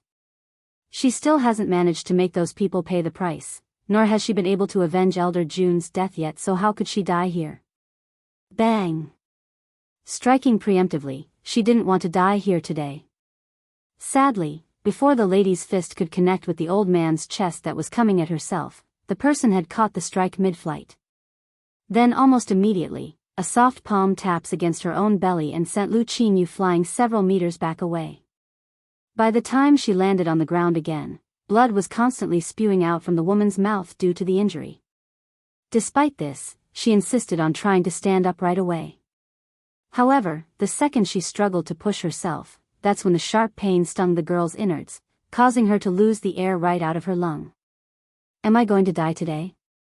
In her desperation and iron will, Lu Qinyu finally got up again. With her best effort, she limps toward the celestial rank masters that's watching with open indifference to the lady's struggle. Today, even if I must die tonight and be buried on this earth, I still want you all to pass on a message to that old bastard. He will pay for his sins, if not now then in the future, he will. Ha ha ha ha. He will pay for his own sins. When crying out the last part of her sentence, the lady had already fallen into a maddening laugh that could raise a person's hair. It's very eerie and creepy. Once she was done with her antics, Lu Qingyu did not intend to run anymore and made a sarcastic smile on that bleak face in anticipation for the oncoming attack. Against this behavior, the pursuers didn't say much, only exchanging a glance among themselves before releasing a glow of green around their fists. They know very well what this girl could do or what she couldn't do. If they so much as slapped her with their current strength, it's still more than enough to kill her on the spot at this point. Who is so bold to fight at the demon realm's gate? If you people want to fight, then get lost, disturbance will not be tolerated. From out of the blue, an old and solemn voice rocks the air, deafening those who were unfortunate enough to be caught in its shockwave. Next second later after that statement, an old figure gradually emerges from the void and left the pursuers stunned for a brief moment. They never thought someone from the demon realm would show up here. This is the spirit realm's private business, do not interfere. One of them speaks up after deliberating on what their options are. It's not that they're afraid of the newcomer, they're also celestial rank cultivators of course, but this wasn't the right timing to start a war with the demon realm. At least not in the open yet. Lu Qingyu on the other hand didn't care what her enemies were thinking. In her view, this stranger was her salvation and the light in her eyes immediately began to burn with life. Nearly shouting in her voice due to the excitement, "This demon senior, I am Lu Qingyu, a subordinate of your queen. Please save me." That did it. Right before the newcomer wanted to leave, he stopped after hearing the lady's screaming plea. Turning to stare down at the female, a frown appears on that old face. "Did you just say our queen is your mistress?" Nodding fast to answer, "I've already submitted myself to her before. Her Highness can prove my identity. I beg you, please save me, these people want to kill me." Those pursuers never expected Lu Qingyu would be related to Bai Yan. Exchanging a look between themselves for the second time, they were of the same opinion and that they couldn't wait any longer. Whether this newcomer was dangerous or not, it doesn't matter. Their only mission was to kill the lady and that's exactly what they are going to do. However, right before the group could rush in front to pummel that body to mush, the old senior in the air finally took action. In a flash, he was now in front of Lu Qingyu's presence and blocked off any chance for these men to reap the girl's life. Elder Jun's death, 5, with a banging sound of explosive nature, the force from the old senior's punch promptly flew towards the nearest pursuer, causing that unfortunate individual to blow apart from the chest area and allowing the blood to spray out like a fountain. As for the remaining two poor fools, they are also too late to flee. Before they could react or know what's happening, a razor-sharp blade that looked like a claw had swiped across their belly, causing their innards to fall out and creating a grotesque scene of gore. Upon witnessing how easily the three had fallen while she herself fled like a frightened rabbit earlier, Lu Qingyu didn't know what else to say. One thing's certain though, she doesn't need to run anymore nor does she need to fear at this point. Arching her fist to show respect, "Thank you for the generous save, sir. You just said you're our queen's servant?" The old man furrows that brow as he spoke. "I hope you are not lying to me, otherwise I will make your death even worse than these people." "Do not worry, sir, you will know I'm speaking the truth as soon as we meet Her Highness." Only with that promise did the senior release the frown. "You don't need to keep calling me sir. I am first elder of the demon realm so you can call me that. By the way, why are these people hunting you?" Lu Qingyu's body quivered for a second upon remembering her goal. That face showing a touch of hate as she spoke. "I am the Spirit Lord's daughter. Not long ago because I was fed a type of poison, I am now Her Highness's servant." She made no effort to hide the part about her origin. It's true the lady didn't submit willingly at first, but now she's fully on Bai Yan's side. But mistress didn't keep me by her side and sent me back to the spirit realm. She wanted me to spy on that man. Of course, the man she's referring to was He Fei Xiang, the Spirit Lord. The girl would never call that man her own father, one because he's not worthy, and the other she hates him to the core. So, when I learned that man was going to attack the human world himself, I conspired with my only follower Elder June to inform the mistress. What me and my follower didn't expect was how devious and sly that man was. He long suspected us and set a trap just waiting for us to fall in. Out of desperation, Elder June sacrificed himself to let me run to this point.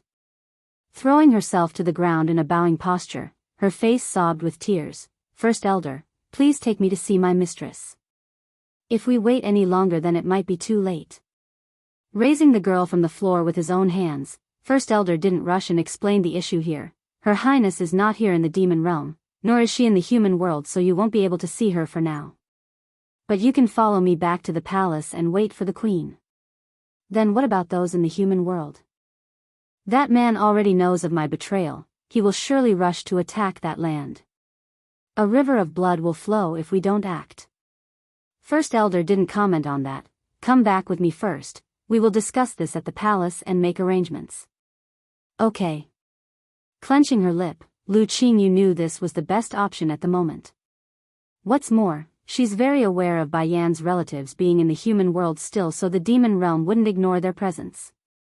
Not wasting any more time, First Elder turned for the gate leading into the demon realm with Lu Qingyu in tow. And thanks to his identity, the demons patrolling the palace didn't stop the pair or check the lady's identity. The whole trip was smooth and unobstructed. However, it doesn't mean the senior would just simply trust a random lady he met in an outing. Right after he left the girl to her own bidding in the room he arranged for her, First Elder immediately called for a palace guard and muttered something into the other person's ear. Keep a close eye on her. Yes, First Elder. The guard arched his fist and complied by retreating into the shadow. P1, Elder June's death. 6. It's right as the palace guard was about to leave that he called out again. Hold on, go call the rest of the elders from the council. I have something to discuss with them. Yes, Elder. Half a ring later, the other elders of the demon realm have all gathered and were walking through the main entrance. It's obvious they still didn't know what's happening because their faces were filled with smiles. First Elder, is there a reason for summoning us all? Softly issuing a sigh at his gathered brothers, First Elder began to explain, knowing this news wouldn't be what they want to hear. Yes, I got something big to tell you all. His words promptly removed the smiles from their face. Please don't scare us, First Elder. Is something the matter? Don't tell me, are those bastards from the celestial realm attacking? Seventh Elder had the smallest courage among the group, so he's the one who spoke with that trembling voice. It's not us here in the demon realm, it's the human world. I've gotten wind that the spirit realm intends to do something big over there, and the Queen's family will also be caught up in the mess. I've called you all here because I need you all to be ready. Pausing to let his words sink in, he continues, we will be setting off for the human world in a bit. They could ignore the fate of those unrelated humans. After all, they are denizens of the demon realm. However, Bai Yan's human family have to be cared for, otherwise the king would tear them apart after they return from the secret domain. Understood. Fourth Elder also spoke up now after they all confirmed with that cry. First Elder, are we heading out right now? Yes, we will go right away. Showing a heaviness in his eyes, First Elder seems to have remembered another crucial factor. Also, this matter must be kept secret from the princess. I do not want her demanding to come with us to the human world. The danger is too great to involve the princess. In First Elder's opinion, Di Xiaowan's strength still hasn't recovered to the level of prior years.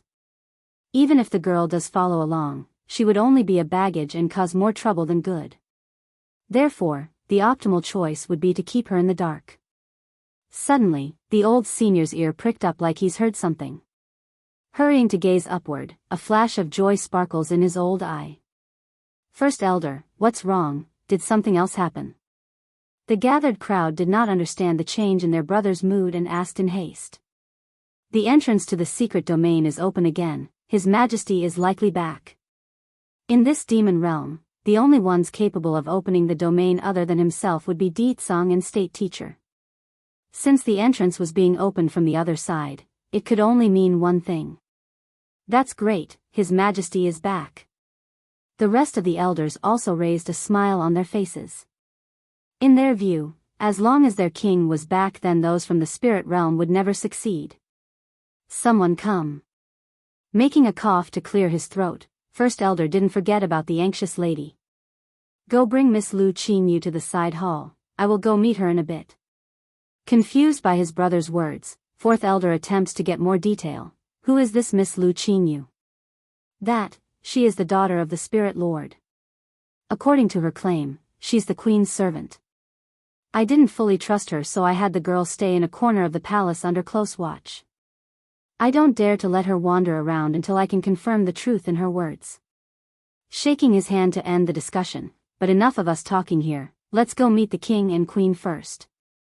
The rest of the elder council didn't object to the idea and followed from behind. They're also of the idea to meet Deetsong before continuing this conversation. P2, Elder June's death, 7. At this moment within a valley, a flash of bright brilliance booms out of thin air and materializes a bronze gate that swung wide open at the same time. Following that was the appearance of a family of 3. The man seductively devilish, the woman blindingly beautiful, and the little kid cuddly and adorable. Together, the trio were almost surreal, like a painting itself when gazed upon. Welcome home, king, queen, and prince. Kneeling on the ground, their voices were respectful and united.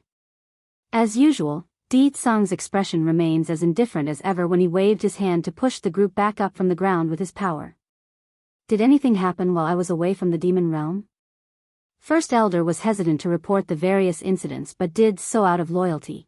A lady by the name of Lu Qingyu came tonight and seeks an audience. She claims to be the queen's servant. Lu Qingyu is here? Bai Yan sounded surprised and startled by the news. Did something happen in the spirit realm? Go, bring me to her. Yes, queen. Now that he's confirmed the two ladies' connection, First Elder's last bit of unease finally dissipated. He's afraid of bringing a spy or assassin into the fold. If anything happens to the king or queen, then it would be him who's the cause. He would become a sinner.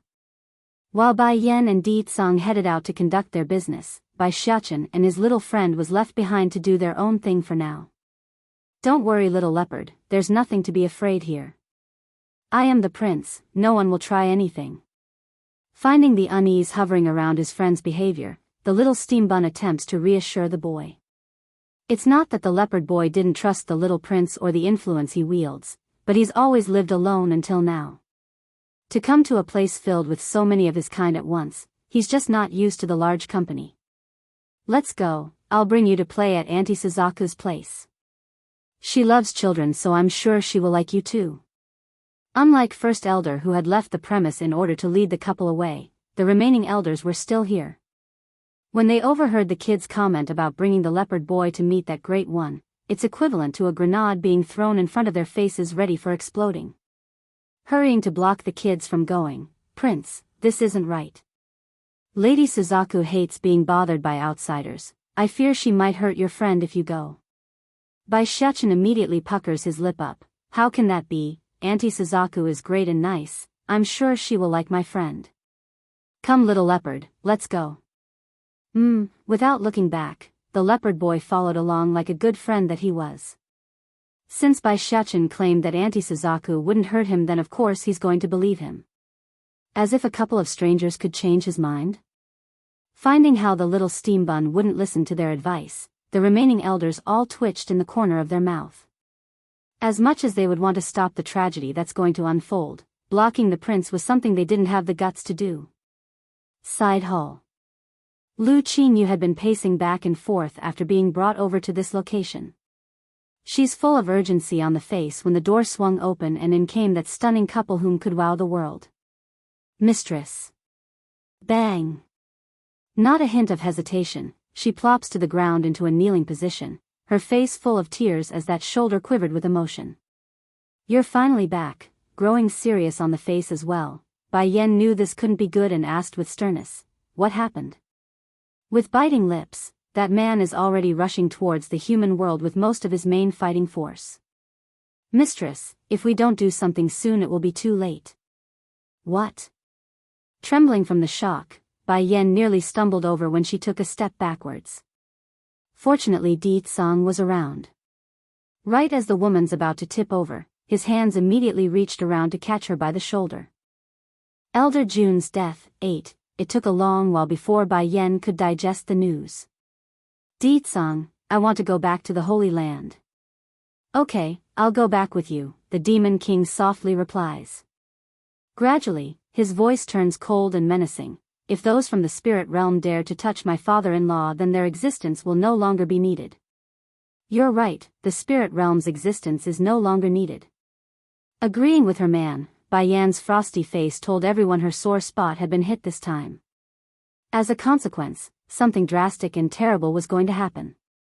It's then several elders also came in at this moment, making it less complicated for her to give the next order. First elder, you gather a force to attack the spirit realm. If there are those who are willing to surrender, then you can lock them into a slave contract. For those unwilling to surrender, you don't need to keep them around. They will pay for trying to touch my family again and again. Furthermore, I have here a bunch of Godhood Dan pills. You and the other elders take one each. Godhood Dan pill? First elder spoke up due to the doubt they had. Queen, these Godhood Dan pills can help those at the saint rank break through to the celestial rank in one go and without side effect. After throwing this bomb out there, Bai Yan didn't say more and turned for the exit. However, right as she does so, Lu Qingyu's voice interjects. Mistress, can they take me too if they're going to the spirit realm? No response came, but it did make the woman herself stop to listen to the next bit. Elder June died in order to protect me from those bastards. I want to avenge him with my own hands. Fine, you go with them. After a brief musing, Bai Yan gives the go-ahead. First elder, take her with you. She didn't get the full story yet, so the death of that old senior was news to her, and an unexpected one at that. It's true they had been in a dispute when their connection started, but Bai Yan didn't hold any bad feelings for that old man. And undeniably, Bai Yan holds a certain level of responsibility for Elder June's death since they only ran for it in order to bring news of the attack. Deetsong, let's go. After dropping this sentence, Bai Yan completely removes herself from the side hall. Ever since Bai Yan left the human world to rescue her own boy, the Holy Land has been at peace for a while now. Even so, the occupants here didn't relax. Their emotions were still tense, fearing who knows when the people from the spirit realm would attack again. Sure enough, on this bright sunny day, a dragon flying through the sky had shattered this calm with his outcry. Not good. Not good. Those people from the spirit realm are coming again. Everyone hide. Just like the huge fella, the rest of the demons patrolling the Holy Land's grounds promptly broke through the main gateway and scrambled to find a hiding spot. They didn't want to die in vain. How many of them came this time? Lord Chu Ran goes white as well when inquiring for more detail. It's estimated to be about 20 or so. 20 or so? Then that's good. The number isn't too large, we still have a chance to handle this. But, the dragon remains worried, those people are very strong, stronger than the last batch of celestial rank cultivators. What? Chu Ran shuddered from that. What do you mean by that? The 20 or so are all celestial rank cultivators? Elder June's death, 9. The dragon nodded while his tone remains unsure. How can we resist with that many celestial rank cultivators?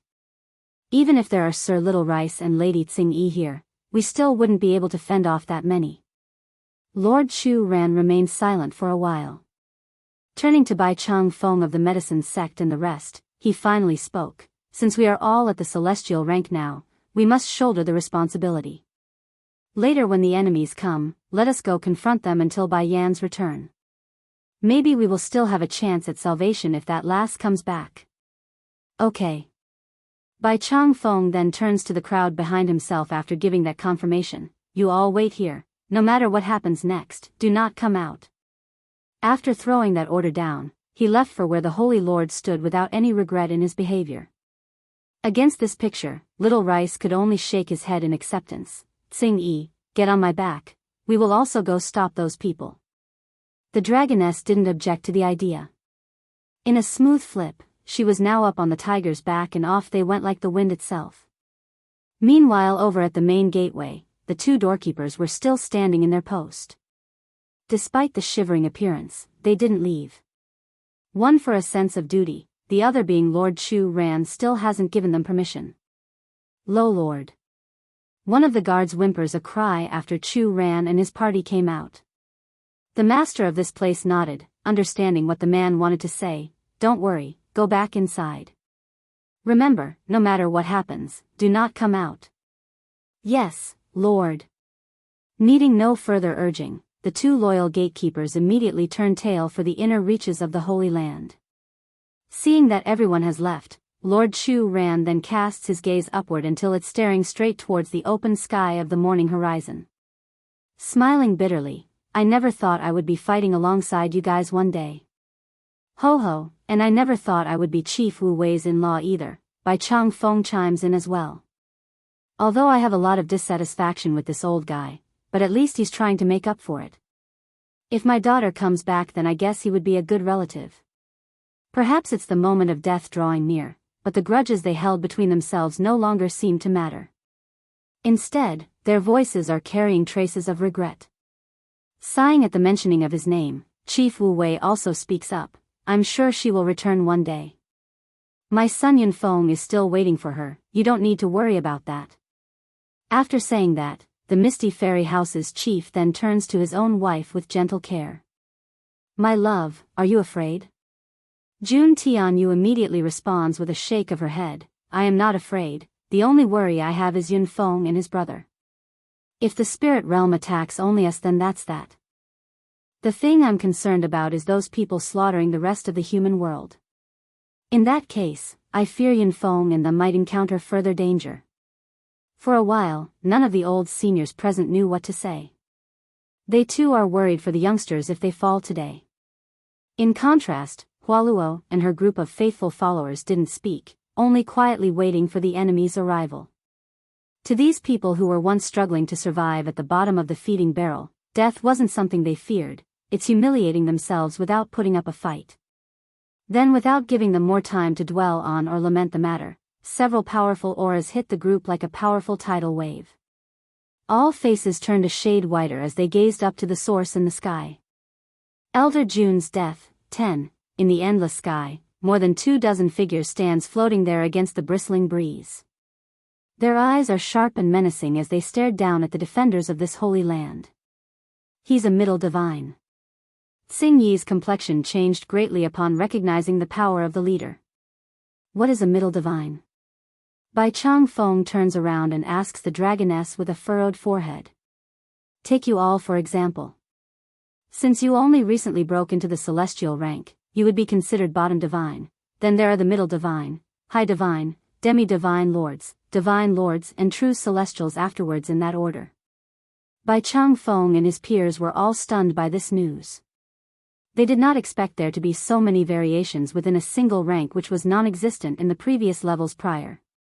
Furthermore, how are they supposed to fight someone that's a whole tier higher than themselves? So it's you insects down there who killed my boy?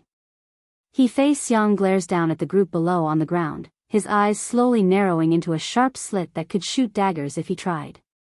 Little Rice was the first to step forward. I am the one who killed your son, what about it? That bastard dared to cross my mistress and her family, he deserves to die. Boom! Exploding with power, He Fei Xiang completely releases his aura to press down at the tiger.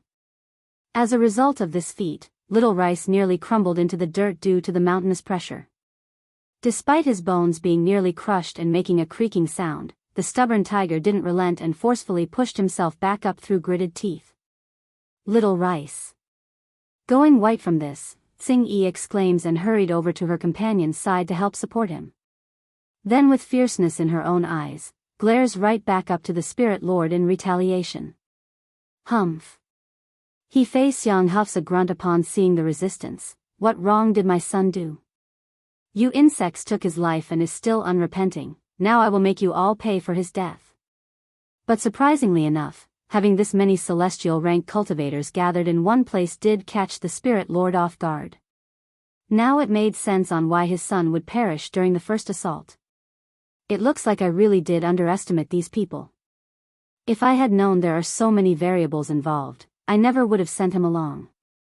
Your son killed so many innocent people, and he wanted to slaughter the entire continent of its occupants. You're telling me that's not wrong? Xing Yi snickers a laugh of irony at the man's logic. Ha ha ha. The Spirit Lord went mad with laughter at that rebuta, allowing his echoing voice to spread across the entire Holy Land. Nothing but a bunch of insects, as if their lives are comparable to my son's life? He came at my order, he did no wrong. On the contrary, you bunch here are unforgivable. How dare they compare my boy's value to themselves? He's hundreds if not thousands of times more important. Spirit Lord, one of the old elderly attackers spoke up then, I get the sense that they're trying to stall for time. We shouldn't waste any more effort with their nonsense, so let's just kill them.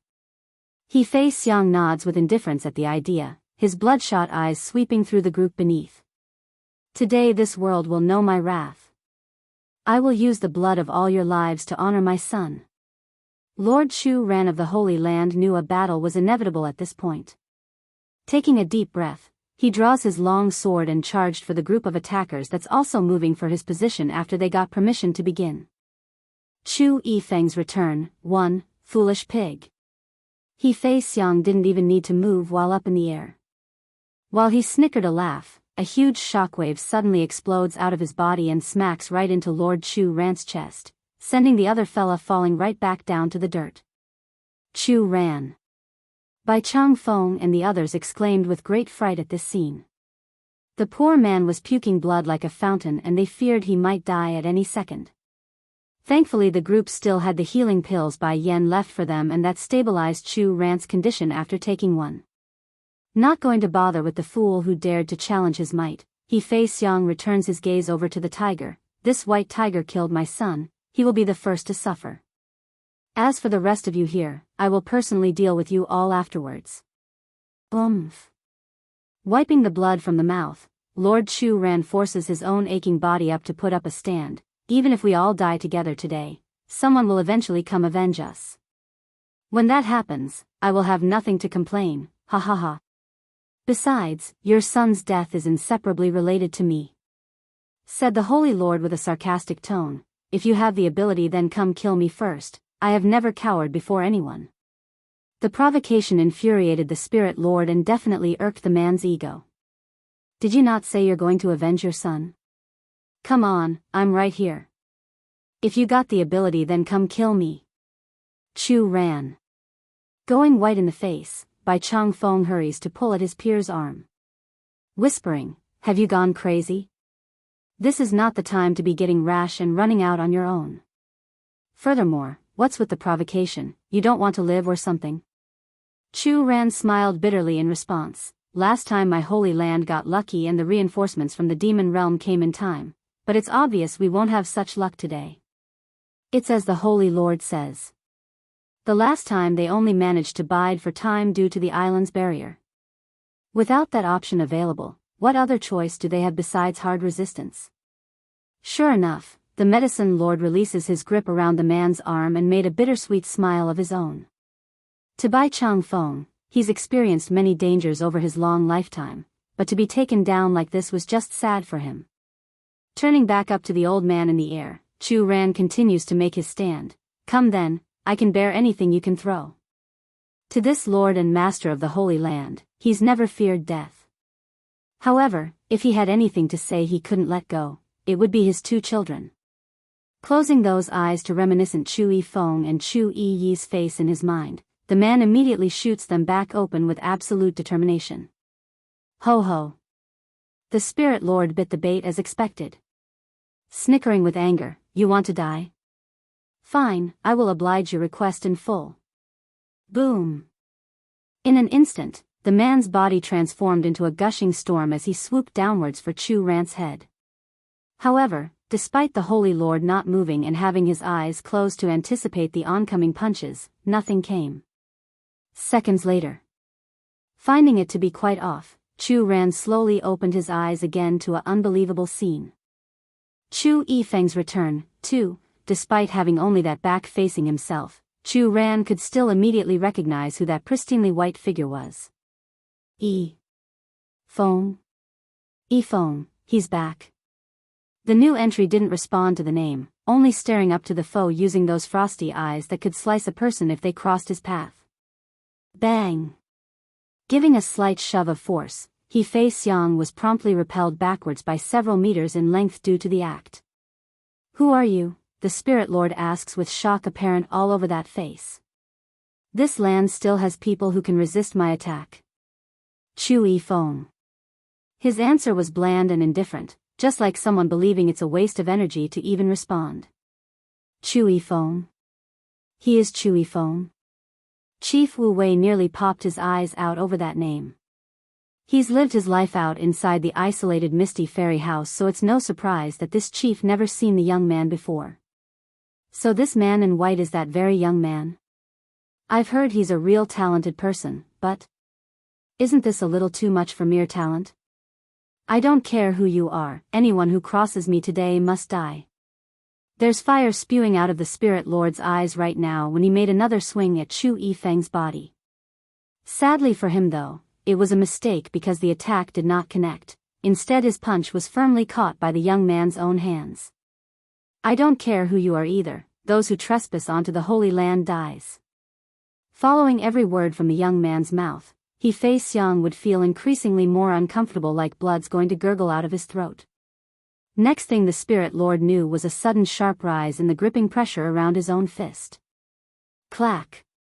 That's the sound of bone breaking, and it was his. Little Rice didn't miss this at all and sparkled with deviousness. Young lord, these assholes are here to steal my mistress's miracle. They want to hurt my mistress. Boom. A huge surge instantly seeped out of Chu Yifeng's body, causing his whole existence to become dangerously cold. You people are here for Yenner? This time He Fei Xiang couldn't hide the panic that's come to grip his heart. The reasoning? It's because this Spirit Lord could tell for certainty this new individual was at least in the middle divine tier or higher. Speak, are you here for Yenner? Chu Yifeng reiterates his question, that tone freezing even to the coldest of terrains. Speaking through gritted teeth, that's right, I'm here for the miracle, what about it? This land never should have had it to begin with. Little Rice only shakes his head over how dumb the foe was for answering. Did you hear that? He's here for the miracle, that means he's here to steal it off my mistress. The troublesome tiger would of course lose the fearful appearance he showed earlier now that a powerful reinforcement was on his side. In fact, he's wiggling that tail and getting all playful and cheeky. Death. One punch, that's all it took for Chu Yifeng to blast the Spirit Lord right back out. The other celestial rank cultivators from the spirit realm naturally wanted to attack after seeing their lord being injured, but Little Rice already expected as such and blocked the men from joining in with his massive size. At the same time, Tsing Yi and the others also began to move because, well, truth was these people aren't all that much stronger than the last batch of attackers if He Fei Xiang didn't stand at the forefront. It's quite plausible to come out on top at this rate with Chu Yifeng suppressing the Spirit Lord. Chu Yifeng's return. 3. Chu Yifeng's arrival has completely turned the tide in the Holy Land's favor. Staring down at the old ignorant man below himself, the young man's eyes were full of killing intent as he brandished his long sword for use. I will make sure you regret ever going after her, now die. With a cry, he stabs the blade straight into the Spirit Lord's right eye, causing the foe to let out an excruciating scream of agony. Chu Ran almost cried out as well to the side after watching his son's outburst. He's very sour right now, this stinking boy only knows how to chase after a girl's skirt. What about his old man here? I am the father. I should be the first order of concern. At the same time over at the outskirts of the Holy Land, Bai Yan and Bai Xiaochen was hurrying over to the epicenter when they overheard the sharp screeching cry of the Spirit Lord. It's painful and eerie to even their ears from afar. Startled at first, Bai Yan immediately turned to her own husband that's tailing her but, Di Tsang, take me over there right now, I need to go. Okay. Without objection, Di Tsang immediately whisks his wife and son away and flew off in a flash of red light. When they eventually arrived due to the incredible speed produced by the Demon King, the scene that came into view completely left the woman stunned on the feet. Godfather. Breaking free from his mother's arm, Bai Xiaochen throws his tiny little body at the handsome man wearing the white silky robe. Due to the heat of the moment from the fighting, Chu Yifeng's sword had wanted to slash down again at the unexpected entry. However, the familiarity of that cuddly voice promptly stopped the act mid-track and allowed the kid to throw himself into his stomach. Godfather, I miss you so very much. Hugging that thigh, the little steam bun had stars shining in his eyes when staring up to the man's still unreadable face. Finally realizing what's happening, Chu Yifeng's eternally cold face softened. Giving the kid a rub on the head, this person then immediately turned to look over to the oncoming woman. In this moment, his eyes were seemingly in a trance, like he's recalling back to the scene of their first encounter. Back then it was Elder Jing Qi and his brothers who brought back the blood-stained girl. At first he couldn't even see through to that face due to all the grime and red, however, his attention never did leave the last due to the baby boy in her arms. How could one be so severely injured and still care for a child? Well, Bai Yan did it back then. Despite not having a single good patch of skin left on her body, the lady not only kept her boy safe from harm, she wouldn't even let a single droplet of blood to get on the kid's clothing. That's right, it's her strength and courage that's won Chu Yifeng over. It's not her face, it's not her beauty or talent, it's her perseverance to do what's right. In that second when they met, the seed had already been planted. Perhaps in this lifetime he would never be able to rid himself of her image and glory. Yenner, it's been a long time. You look just as beautiful as you are ever. Of course, the latter part of his sentence could never be said aloud towards this woman and could only be kept firmly inside his heart now. It's been a long time indeed, Yifeng. Bai Yan draws a mesmerizing smile of her own, recalling back to their last encounter at the fighting competition over in the Luhua Kingdom. Even if she couldn't fall in love with him, he's still an important member of her family. That fact won't change no matter what. Has he been good to you? After musing over his response, Chu Yifeng still ends up throwing this nonsensical word out there. Going black in the face over the question, Di Tsang immediately got all defensive and wrapped his arms around Bai Yan's waist. She's my wife, so of course I will love her with my all, that you don't need to worry. Chu Yifeng's return, as if he's unable to hear the Demon King's words, Chu Yifeng's focus remains entirely on Bai Yan's body. To him, it's as if the world doesn't exist and only this woman does. Not minding the extra attention, Bai Yan knew she must first appease Di Tsang's hand before turning back to the kind man. Smiling on the face, Yifeng, you don't need to worry about me, he's been very good so far. Also, I'm pregnant with another child again. The news instantly made Chu Yifeng's hand tightly grasp into a ball. This should have been a joyous occasion, but to him, this only felt like a hand was ruthlessly ripping at his heart and causing excruciating pain. But in order to not make the woman in front of himself worry, his handsome and pristine face only showed a gentle smile. Then I am happy for you. In this life, I only want you to live well, and that's all I want. Hearing this from the sideline, Lord Chu Ran could only sigh at the pair's relationship. He's a father, so of course he would want his son to have happiness. Sadly, love mustn't be forced, and he knows that much. What a shame this is. Yenner, what did you just say? You're pregnant again? Bai Changfeng apparently forgot the situation they're all in and stepped out to ask, his voice trembling with excitement. It wouldn't be that you are deceiving us old guys, right? Bai Yan chuckled at her grandfather's outburst. However, before she could respond to that doubt, the little steam bun had already broke away from Chu Yifeng's leg and cocked his tiny head upwards with a proud face. Mother is pregnant with a little sister, my little sister. I will protect my little sister from now on and not let those bad people hurt her. Especially baddies like Baddie Father, I will protect my little sister from people like that. The poor woman almost wanted to cry at her boy's logic. Bai Yan could already see her future son-in-law being driven away and knocked to level. An overbearing father-in-law, a brother-in-law with a little sister complex, who could handle such a relationship? In the end, the one to suffer would be her own daughter, the future baby that's going to come into this world. Lord Chu Ran, grandfathers, grandmother, and my Shifus, are any of you injured? Asked Bai Yan with an apologetic face for coming late. Bai Changfeng shakes his head at the inquiry. It's thanks to young Yifeng over there who came in time. Thanks to him, none of us is hurt. He didn't need to elaborate on what comes next because everyone knew the other outcome would only be negative. They really need to give thanks to the young man afterwards. They owe him their life. Eased by the confirmation, Bai Yan figured it's time she dealt with the one who caused all this. Smirking at the injured he faced Yang, so you're the spirit lord? The old man shuddered at being their focus. He Fei Xiang had already recognized Di Tsang's identity as soon as the Demon King made his appearance, so he didn't say nothing. Di Tsang, help me abolish his strength and then have someone send him back to the spirit realm. Bai Yan spells out her wish, leaving her grandfather and the rest confused as to what she intends to accomplish by doing so.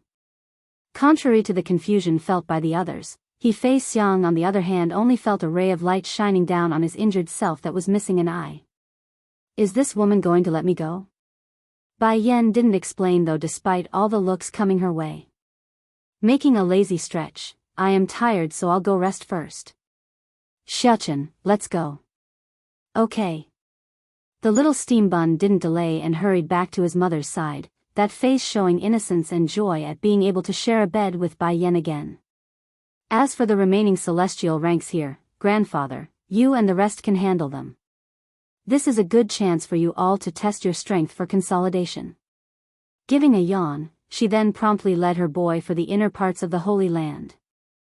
Chu Yifeng's return, 5, after testing herself and discovering she's pregnant, Bai Yan has gotten into the habit of taking naps whenever possible. Sadly, regardless of how much she sleeps, that endless fatigue just couldn't go away. This little one in my tummy, it can't be a lazy one, right? Rubbing her own abdomen, a faint smile slowly evokes out of Bai Yan's face. If not, then how else was she supposed to explain her current condition of being so sleep-prone? Mother, it's fine if my little sister is lazy. If she doesn't want to walk, then I'll carry her. If she wants to sleep, then I will keep her company. If she doesn't want to eat, then I'll feed her. You mustn't ditch her just because she's lazy. Out of fear for Bai Yan abandoning the unborn baby, Bai Shuchen hurried to beg in place of his expected sister. But what if it's a little brother? She asks with amusement all over her voice. The little steam bun didn't reply right away.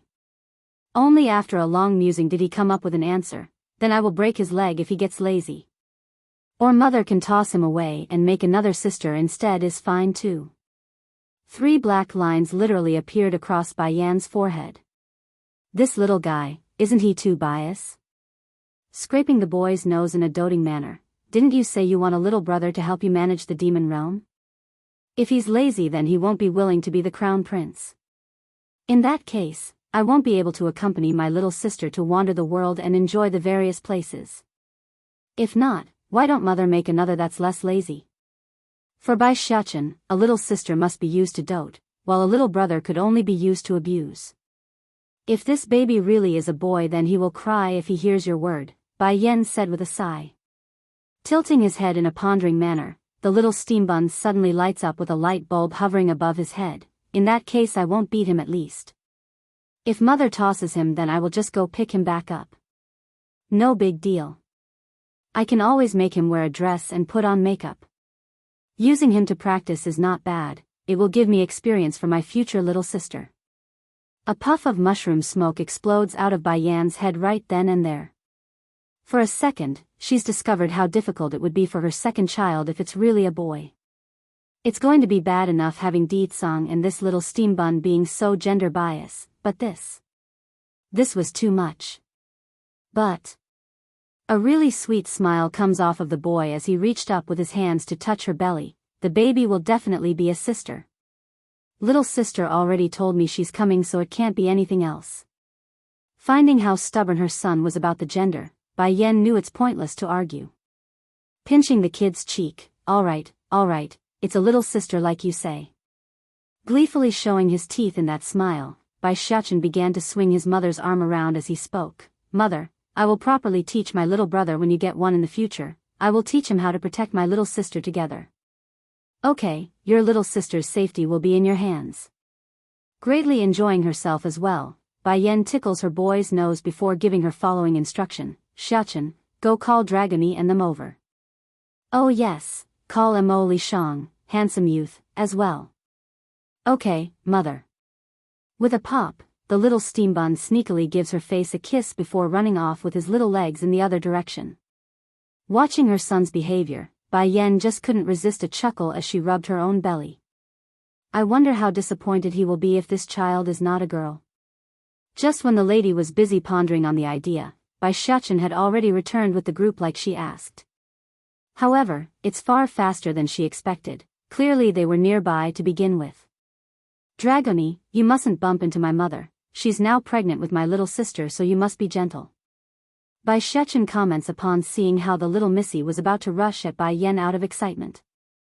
Elated with joy on the face, Dragony cries out with glee as well, really? Mother, you really have a baby?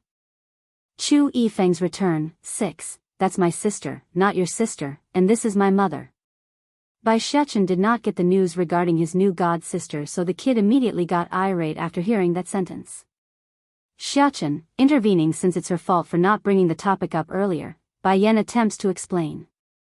Not long ago I had taken Dragony as my goddaughter, I just didn't have time to tell you. Originally the boy was still steaming on his cuddly face when he heard that. Turning from grumpy to surprise, a big, "oh," was what became the shape of the boy's mouth when he turned to apologize. Dragony, I am sorry, I did not know mother took you in as her goddaughter. I was too impulsive, I'm sorry. It's all right, I don't blame you. Dragony shakes her head with a broad smile of her own. Dragony, Shan, I still have here a few Godhood Dan pills. Take them. Handing out the extra pills she reserved for the group. As for the extras, Dragony, you can give them to the ones from the border city. Remember, only those at the saint rank can use them. Godhood Dan pill? Wu Xiong and the other slaves behind the little missy were all showing incredulous looks on their faces. Great lady, when I arrived here I found that there are many who are at the celestial rank. It can't be, is it because of these Godhood Dan pill? Wu Xiong nervously asks without blinking at all, afraid the act might turn this into an illusion or whatnot. Boom! Like a lightning baton, the news smacks everyone right in the face and left a huge imprint. It wasn't all that long ago this woman was being chased by them from the border city, and now she's able to produce celestial ranks at will? Oh mistress, you mean, we are also included? The big burly man that was Wu Xiong from the border city gulps, his eyes spewing with desire. Due to these pills being in limited quantity, I cannot give every one of you a pill. Whether or not you can get one will depend on your performance. She explains with mild calmness that was very different to the tense air hovering above these slaves. In terms of importance, Bai Yen holds her family first, then the demons from the demon realm, then these other Micella's people underneath. That's why they are going to have to compete for an opportunity, otherwise where else was she supposed to get the ingredients to meet the demand? He Ling, the other powerful slave from the border city, was filled with excitement as well. He's hardly able to contain his emotions at the chance. This man knows, this would be his only chance to break free from the restraints of the saint rank and into newer heights. Others were of the same opinion right now.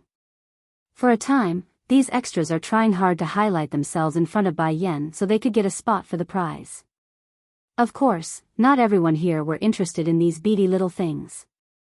Yen, Mo Li Shang, youth, shakes his head after glancing over at the pill. I don't need this thing. Startled by that answer, why? It's useless for me. You need to have confidence in me. Even without this pill, I can still reach the celestial rank and protect you. The youth sounded very sincere, making it hard for others to doubt him. She didn't insist since it's like that. Nevertheless, Bai Yen still left the option out there for him. Alright, but remember to come to me if you need this in the future. I will always have one ready for you. Okay. Mo Li Shang breaks out a chuckle, revealing his teeth to the sunlight and making him look all the more bright and handsome. Queen Mother, are you back? Suddenly, a childish voice came from the side. Chu Yifeng's return, 7. When Bai Yen turned to face the source, all she saw was a dolly-looking child toddling over to her location with a very thick smile on that face. And due to how short his legs were, the dolly boy would always look like he's bouncing around when running, making him appear extremely cute to the onlookers. First giving the pregnant lady a huge hug on the thigh, then turning for the little missy. Dragony, why are you always hiding from me? The human form piggy just didn't understand why the little missy would keep avoiding himself. He didn't do anything wrong.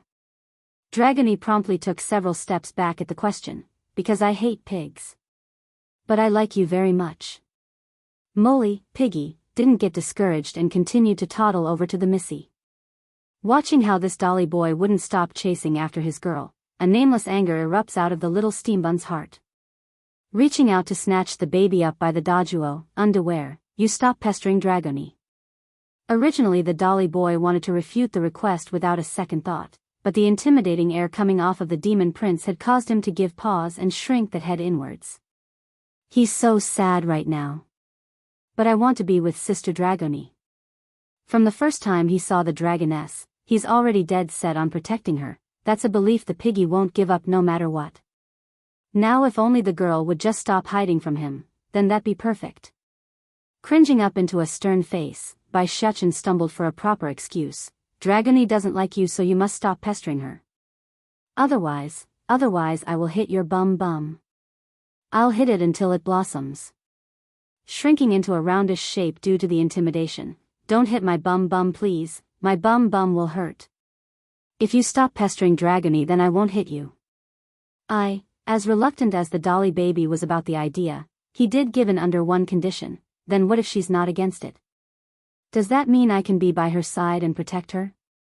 Bai Shuchen's anger grew even deeper, and oh. Why? I say no is no. Bai Yen was all smiles at this picture. How aggressive her son was getting, how her goddaughter was hiding behind the boy for protection. She could already see the pair getting along together well in the future. Truth was, rather than being a goddaughter, this pregnant woman would rather have the dragoness become her daughter-in-law. Son, don't scare Molly anymore, come rest with me. Bai Yan's sentence immediately made the little steambun drop the baby and run back over. Mother, are you tired? I will help support you back to rest, you watch your steps. With his help, the mother and son began heading for the island at the center of this place. But that's not before the boy called out to her newfound sister, Dragony, why are you still standing there? Come help me with mother. Dragony's eyes lit up at the beckoning. She's elated to be able to help and hurried to help support Bai Yan's other free arm. To be treated like a patient by both her children, Bai Yan just couldn't help but make a helpless smile. I am not this weak yet, but you too, you look so adorable like a nice little couple. What is a little couple? Asked Dragony with a clueless voice. Dummy. Bai Shuchen knocks the girl's head, you are so dumb. A little couple is people like mother and batty father. Oh. Dragony nods her head like she's got it now. But me and Gidge, older brother, are siblings, I don't want to be a little couple. Bai Yan's face got all black with lines running through it. She did not expect the one to reject the idea to be the girl here. Normally in these situations it's the boy who does the refusal out of embarrassment. Chu Yifeng's return, 8, Bai Shuchen also nods his little head in seeming agreement. Mother, Dragony is right, we are brother and sister, so how can we be husband and wife? Wouldn't that be incest if we do so? Bai Yan's face grew even more black as her throat garbled for a proper response. It's as if a rock just got chugged down the poor mother's throat and left it there. Where did they learn such words? Moreover, they are not even related by blood. Since the two little fellas had no intent for each other, then that's fine. It's not like Bai Yan must have them become a pair. After all, love mustn't be forced. Whatever they do would be their own choice in the future. Spirit realm. Standing above in the bristling air, Lu Qingyu was currently gazing down at the crying and pleading group of people that once brought nightmare into her life. She's feeling absolutely refreshed and pleased to the point where her lips had curved into a grin. These people, they're finally getting retribution. This lady would never forget how these people treated her mother after she lost favor. The humiliation, the ridicules, and the laughs, those pictures would never leave Lu Qinyu's mind. But now, her revenge has come, and they are going to pay for everything. First Elder. Fourth Elder gallops over from the distance, his face smiling when reporting, we are almost done here with this group and some of them are willing to surrender to us. What should we do with them? Nodding in understanding, let them enter into a slave contract with me, I will let them live if so. On the contrary, if they refuse then kill them as is. All right. With the permission granted, Fourth Elder promptly went back to the holding compound to drag those who are willing to obey over. Many are shivering hard right now in front of all these demonic beasts parading around their location, ready to tear into their bodies at the first sign of resistance. Heck, some were so scared at this point where their pants had started to urinate, thus creating a foul odor in the air. Everyone listen. Though faint, First Elder's voice was clear and thunderous when speaking to these frightened captives. If you want to live, then be contracted by a slave contract, otherwise your other option will be death on the spot. No rejection came from the gathered crowd at the threat. They're all trembling and hanging their heads low due to the fear they felt. Seeing how there's no struggle, the elder promptly released his aura to blanket over the bunch. Very soon, the ritual for the binding was beginning to materialize and bond with their souls. Exhaling a long breath after the deed was done, "All right, you will all come back with us to the demon realm as slaves for life. This spirit realm will no longer exist." But right as he's about to turn and leave, something unexpected occurred and interrupted his departure. It's a huge white tiger, and in its jaws were a man that were quickly recognized by the various captives once they took a look. There's shock and disbelief in their eyes over the identity of the individual. Originally they thought the invasion upon the human world would be a given success with the Spirit Lord leading the attack force, but what are they seeing? But what's this they are seeing? He-Fei Xiang's been captured. Flying over with one huge leap, Little Rice spits his baggage out with a grossed-out face. "First Elder, this is something my mistress tasked me to bring you. Don't worry about his strength though, the king already abolished his Dantian core, so he won't be putting up any resistance." Since the moment of He-Fei Xiang's appearance here, the man's daughter Lu Qingyu could no longer hold back her excited emotion. Covering those lips with both hands, tears came boiling out from those eyes. He-Fei Xiang finally has his day. Ha ha ha. Talk about retribution and karma, he finally got what he deserves. Look mother, this man finally got retribution for what he did to us. Chu Yifeng's return. 9. You are alive? He-Fei Xiang's gaze promptly revealed a look of dismay and panic as soon as his eyes met with his daughter's. He just couldn't believe Lu Qingyu was alive and well because he had sent several celestial rank cultivators after her that night. There's just no way in his opinion for the girl to flee under such pursuit. Snickering a cold laugh, a dagger instantly flashes into existence around the woman's hand. "Are you disappointed that I'm alive? I am your father Qingyu, what are you doing?" "Father?" Lu Qingyu seems to have heard something hilarious and bursts out into a hysterical cackle. "If you really thought of yourself as my father, then would you send someone to kill me? Not only did you cause my mother's death, you also caused Elder June's death." Once again, the image of her mother's desperation and Elder June's unyielding determination flashes across her mind again, causing her hand to grip tightly and eyes turning red from hatred and resentment. "Don't you always want to know why I went to the human world before? I can tell you now. It's because I accidentally overheard your talk about the miracle there, that's why I went. I wanted to get it before you do." Turning a taunting smirk at the crippled man, "But I didn't get it, as you can see. I was caught by Bai Yen after failing to do so, and then I willingly submitted myself to her."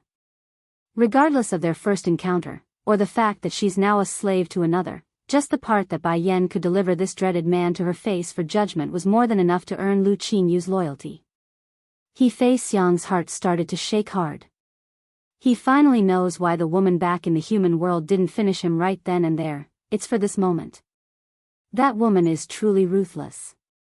Even at death she won't let me have my dignity. I am your father Qingyu, that fact won't change because my blood runs through your veins. If you kill me, then it's a crime against the heavens. In the future, fate will definitely punish you and lay judgment in the afterlife. A stream of seething mockery filled the lady's voice. What about the heavens? What about my afterlife? As long as I can kill you, then I am satisfied. Regardless of the consequences, I am willing to bear it. Swoosh.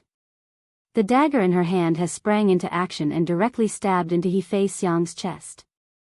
As she jerked the blade back and forth to make the pain as high as possible, the blood came pouring out and splattering across the lady's face and making her look incredibly frightening, like a mass killer.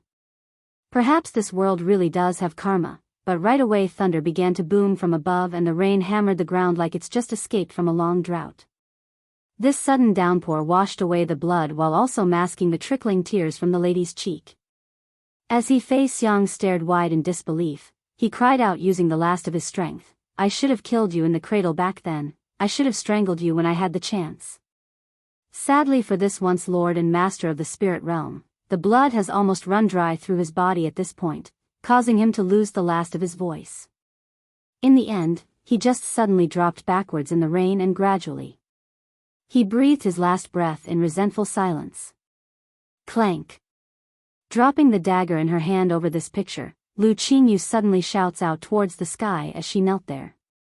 The cry was endless, filled with emotions, and even contagious to those around because it was clear to everyone how much suffering was in that voice. "Mother, Elder June, do you? I killed this man by myself, I've avenged you. Unfortunately, you'll never be able to see this." Chu Yifeng's return, 10, Elder June. Recalling that determined face of the senior in her mind again, "I've succeeded, but you're no longer by my side anymore. I've waited a long time for this day to come, yet when I succeeded, the last of my family has already left me." Slowly standing up from the ground, Lu Qingyu began to wander through the rain like a zombie towards the back mountain. "First Elder?" Fourth Elder decides to speak up after getting worried from the terrible state the lady was in. "Shouldn't we follow her? This girl, she seems to have suffered quite a shock there." Shaking his head over the suggestion, "No need, just let her go. These sort of stuff needs to be solved by herself, we can't do anything for her now. Oh yes, remember to go examine the treasury hall here. Those items are to be offered to Her Highness the Queen after we leave this place in a bit." Understanding the first elder was right, fourth elder immediately clambered up and began the cleaning process for this chaotic battlefield. As for the rest of the survivors of this spirit realm, what else could they do when their leader has died before their very eyes? Aside from regret, they didn't show much sorrow for the dead man because they are worried about themselves and what awaited themselves in the future. A while later, Lu Qingyu returns again from the back mountain. But unlike before, she was holding an ash urn in both arms and giving off an air of lonely sadness. "First Elder, can I go back to the demon realm with you all?" she eventually asks after a long while of silence. Answering after a brief deliberation, "You belong to the Her Highness, so of course you can return with us." Moving those lips in haste at the agreement, "Then can I take my mother's ash with me too? I do not want to come back to this place ever again in this lifetime." "That's not a problem. All right, I will also task those underneath me to help your mother find a suitable burial ground. This way she can rest in peace." This girl was Bai Yan's subordinate, so it's reasonable for him to do this small favor. "Thank you." As much as Lu Qingyu would want to bring Elder June's remains along as well, the senior's body had already turned to dust and disappeared with the wind. "The hour's getting late, we should begin heading back to the demon realm soon." First Elder turns to his peers and continued, "But this spirit realm isn't bad. Fourth Elder, after we return you can go expand the entrance gate to these parts. We will fold this into the demon realm's boundary." The territory of the demon realm couldn't be called big in comparison to the human world, so it's time they expanded the territory using this spirit realm as the jumping point. After all, certain demonic beasts are quite productive when it comes to their offspring. "Yes, First Elder, I'll have this done as soon as I get back." Fourth Elder complies and confirms the order. "Let's go then," slowly turning away. "It won't be long before the Queen and King returns from their own trip. We can discuss the next course of the plan afterwards. It's about right after 1,000 years of growth. Even if our demon realm isn't at the peak of its strength, it's still capable of challenging the celestial realm at this point. By then, whatever is owed will be paid back in full." The first elder's gaze gradually lowered as the pictures of that cruel war slowly emerged in those old eyes. War's Prelude, 1, Holy Island. At this moment inside the bamboo cabin located at the center of this lake, a woman in red was currently taking a quick nap against the long bench bed with her head pressing against the pillow.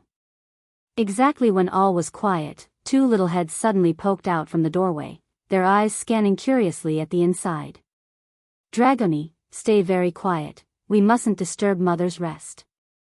Putting a finger against his lip in a hush-hush manner, the little steam bun slowly crept forward through the doorway. Despite the boy keeping a low profile, Bai Yan's senses had long picked him up the second he drew close. The only reason she's still keeping her eyes closed was because she's too lazy to open them due to the pregnancy and the fatigue. Gradually the boy and girl had come before the sleeping beauty. With one hand up, Bai Shechen gently places it against the still flat belly while he spoke. "Dragony, come touch too, but be careful to not hurt my little sister." He then slowly rubs it back and forth like he's touching some sort of great treasure. Making that complying sound, the young dragoness also comes forward with her hand outstretched. There really is a sister, my hand felt something kick it. Her eyes are sparkling and filled with excitement when she quickly murmured that comment after giving it a touch as well. "Dummy, that's just you imagining things. Sister is still small so you can't possibly feel anything. Grandfather said it before, it takes 7 months before there are any movement." "Is it?" Blinking her eyes in uncertainty, Dragony could swear she felt some movement during the initial contact. Meanwhile on the other end, Bai Yan could no longer keep her chuckle back after hearing all those childish remarks, thus surprising the poor boy up and making him jerk backwards. "Mother, did I disturb you?"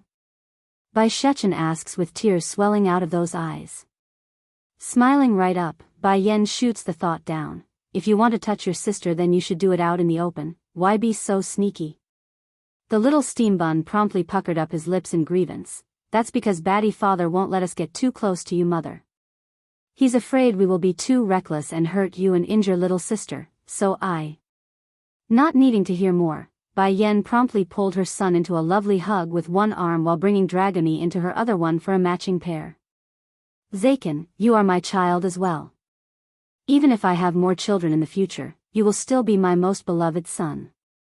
Also, you don't need to be so careful around me, I won't get hurt, nor will your little sister because she's not so fragile." Bai Shechen finally bloomed a bright smile at that promise. Hooking his arms around the woman's neck in a childish manner, "I will be careful from now on and not let anything reckless happen. I can also help protect you, mother. You are so good." Pleased with delight, she gives the kid a smooch on the forehead to seal the deal. During those days where she was wandering around outside and without anyone to rely on, it was this precious boy who brought a ray of light into her life. Without him, Bai Yan doubted she could have made it through the long ordeal. For that reason, her first son would always carry a special position in her heart and no one could replace it. "Mother, you have a good rest first, me and Dragony will go out and play first." Jumping down from the bench bed, the little steam bun makes a gleeful smile as he spoke. "I found a really interesting place some time ago, let's go check it out, Dragony." War's Prelude, 2, Dragony has always been very obedient, especially in regards to Bai Shechen's words. After getting the call, she immediately got up from her spot as well and was dragged away through the door again.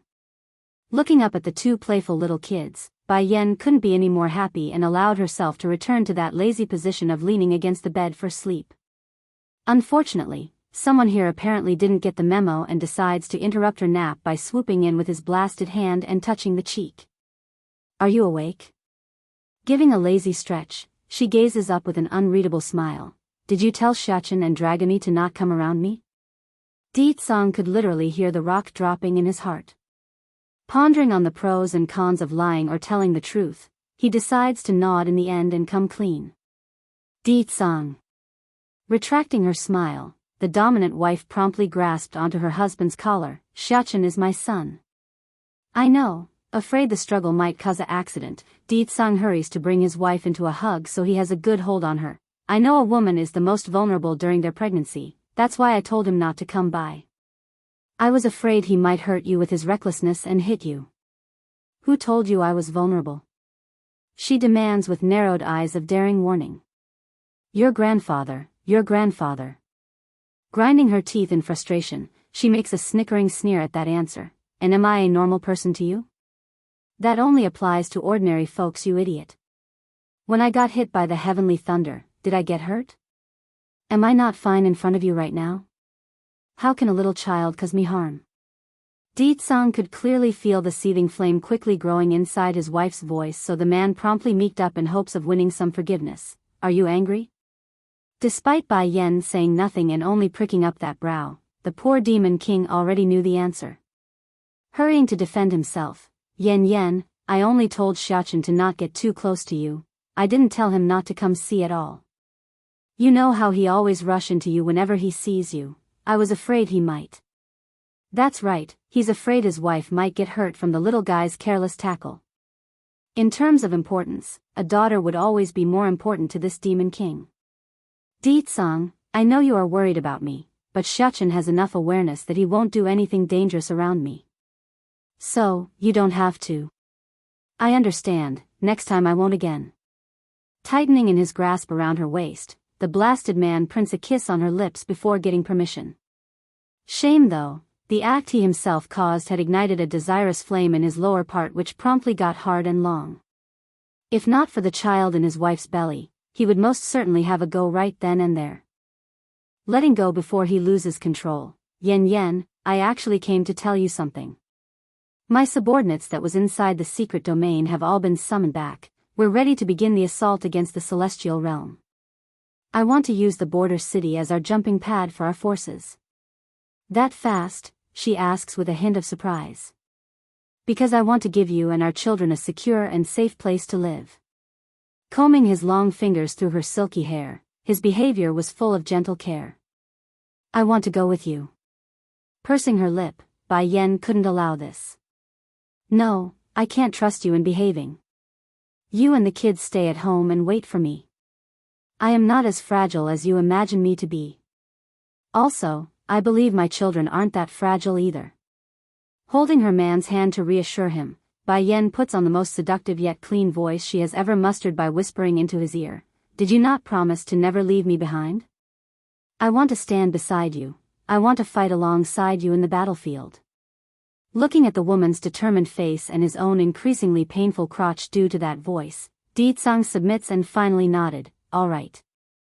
War's Prelude, 3, Yan, can I? Di-tsang casts his gaze downward towards the woman's alluring body. Due to how she was sleeping earlier, Bai Yan's clothing had partially been loosened, allowing part of her snowy white breasts to vaguely show through around the collar. As a result, the man had become very dry in the throat like he's parched and stuck in a desert. I refuse. Figuring out what her husband wants by the fire in the man's eye, she hurriedly covered her own revealing part and shot a glare as warning. I promise to be careful. The man doesn't give up and began to bite at her senses due to his whispering voice into her ear. In kind, Bai Yan also began to redden up in the cheeks due to the hot puffing breath. It's making her all uncomfortable. Not yet, lowering her eyes until the focus lands on her still flat belly, a maternal glow comes forward from her existence. For her sake, you must hold back. However, before she could say more, Di-tsang had already sealed her lip with his own and shot that ill-behaving tongue inside. It's rough, strong, and overpowering in what it's doing inside her own mouth. Di-tsang, she eventually cries out after breaking free with anger sprayed all over that face. Be good. Di-tsang doesn't relent and continues to bite at her defenses. I won't do anything, I only want to kiss you. Seeing how her husband doesn't intend to force the matter based on where those hands were touching, mostly only her waist and back, she figured it couldn't hurt since it's only the exchange of lips and saliva.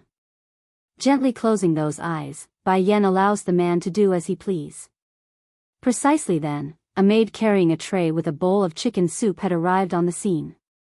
But instead of acting all flustered over the couple's intimacy, the girl only halted for a second to conclude she's not intruding before coming straight in with casual grace to place the food down. Apparently this sort of behavior has become so commonplace that the maids and servants in the Holy Land didn't even find it strange anymore. To them, it's just another day and another scene of a couple kissing. Half a ring later after the maid left, Di-tsang eventually releases his grip around the lady's mouth. Scooping a spoonful of soup up, he attempts to feed her. I can do it myself. I know, but I am your husband, so let me feed you. I can't do anything besides this because you are the one carrying our child. Let me do this much at least. Bai Yan's body literally quivered from the emotion she felt in that moment. Staring down at the spoonful of soup, she no longer resisted and opened up her mouth for pampering. Di-tsang, when do you intend to start? After a long thought, she decides to ask. Placing the kitchen utensils down, Deetsong didn't reply right away. Instead, he showed a complex face like he's deliberating on the matter. Actually, after the demon realm was sealed back then, not every demon managed to make it back to our side. Take the Abyss Forest for example. Those demonic beasts are the offspring of those stayed behind, and in the celestial realm are of the same. So what do you intend to do with them? Standing up from the spot, Bai Yen asks with increased interest. Those demonic beasts, their treatment under the rule of the celestial realm is worse than being slaves. Snickering a sneer, and those of my demon realm can only be punished by me. In other words, whether it be demons or demonic beasts, they are only permitted to be punished by he and he alone. If anyone dares to touch his underlings, then they are going to be punished for the insolence. Bai Yan's gaze actually fell into a trance for the first time when staring at her husband. Even though it's widely known around that Deetsong could be quite scary at times, but the fact that his followers are so loyal wasn't without its reasoning. War's Prelude, 4, Yen Yen. Deetsong's expression weren't as cold as before, but the sharp look remains when he spoke. The demon realm is second only to you and our children in my heart, so I can never let them go for hurting the denizens of my realm. In particular, those people also harmed you, the greatest weakness of my heart. I will make them pay for ever touching you in the previous life, and they will pay dearly. Border City. Ever since the Great Seal around the demon realm was shattered by Deetsong a while back, the barrier in traveling between the various realms have mostly disappeared. And as the nexus between them all, this small city was detrimental for any attacking force from a logistical standpoint. As a result, the mood hovering in the air here have grown increasingly more tense in recent days due to all the demons arriving on the site. Right now inside a majestic palace inside the celestial realm, several old figures were sitting silently around a long table when the door to their meeting were interrupted. A guard partially takes to the knee when speaking. Esteemed ones, we still haven't heard from the Celestial Lord yet. The news immediately made the occupants all show an ugly face. It's been 1,000 years already, the Celestial Lords still haven't come out of the shadows of that event? Keeper Ling, were we wrong in forcing his lordship before? One of the seniors wearing an ash-colored robe sighs with a frown. He's left us for 1,000 years and never once returned, and now there's not a trace of where he's disappeared off to. Perhaps if we didn't make him choose, then he and the lass would have gotten together already. What's the point of mentioning that girl now? It's not like we had a choice back then either. We also wanted the lass to be with his lordship as well, but who told her to get together with the demons? And there's that prophecy. She's the one who's going to subvert the celestial realm. For the sake of peace, she must die. The one known as Keeper Ling makes a cold smirk and showed no sign of guilt in his behavior. It's as if whatever he did was for justice and without fault. Boom!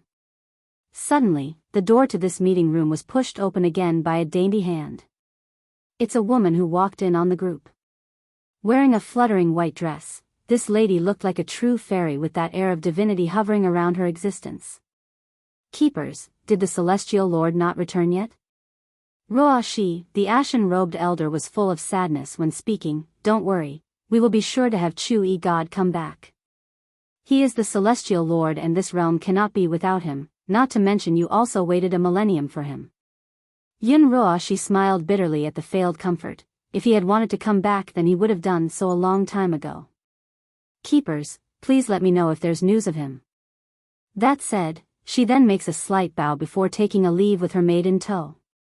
Against this picture, the ashen-robed keeper couldn't help but shake his head. What a good girl she is. How can his lordship not cherish someone so wonderful when she waited so long for him? War's Prelude, 5. Miss Yun is an amazing girl with prestigious background. Furthermore, the prophecy already foretold of her extraordinary future. She will one day stand at the pinnacle of this world. Only such a woman is worthy of being by the Celestial Lord's side, unfortunately. Another keeper laments the fact and shakes his head as well. Unfortunately, the Lord doesn't have her in the heart. As I said, we shouldn't have killed that lass back then. Abolishing her strength would have been enough. That way we can give her to the Lord as a concubine. That way he would willingly marry Miss Yun with peace in mind. Another offers his opinion. Men having multiple wives in this world is nothing new, yet these old guys here demanded we kill that girl. Now we can't even get his lordship to return after 1,000 years. No, such a scourge is better off dead.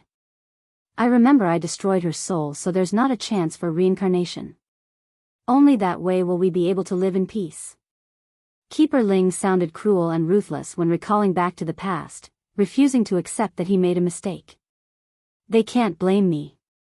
For the sake of this world, sacrificing that girl is a must. Even if she is someone we've watched growing up, but compared to the survival of the celestial realm, nothing is more important. Keepers. A rush of footsteps suddenly came running through the door. Kneeling with one knee, the reporting guard spoke in a hurry. The seal to the demon realm has been destroyed. I've gotten word from my subordinates that the demons are beginning to move and has the sign of attacking us. What? With a bang after slamming the table, Keeper Ling promptly rose from the chair. How did we not get the news earlier if the seal is broken? Tapping the table with a finger, another keeper wearing a green robe spoke. I suspect the reasoning is because of the Celestial Lord. He likely subdued the shockwave created by the seal's destruction and hid the fact from us. Celestial Lord? All of the keepers were stunned by the notion. They didn't understand why their lord and master would do such a thing, especially when both realms are destined enemies. Shouldn't we begin to make preparations as well if those demons are moving? The ashen-robed elder suggests with a dark frowning face. The guard gulps hard after hearing that suggestion. Keeper Zun, I also got a direct message from his lordship after getting news from my subordinates. Pausing for a second like he's hesitant to speak, he said, the Celestial Palace is not to be involved.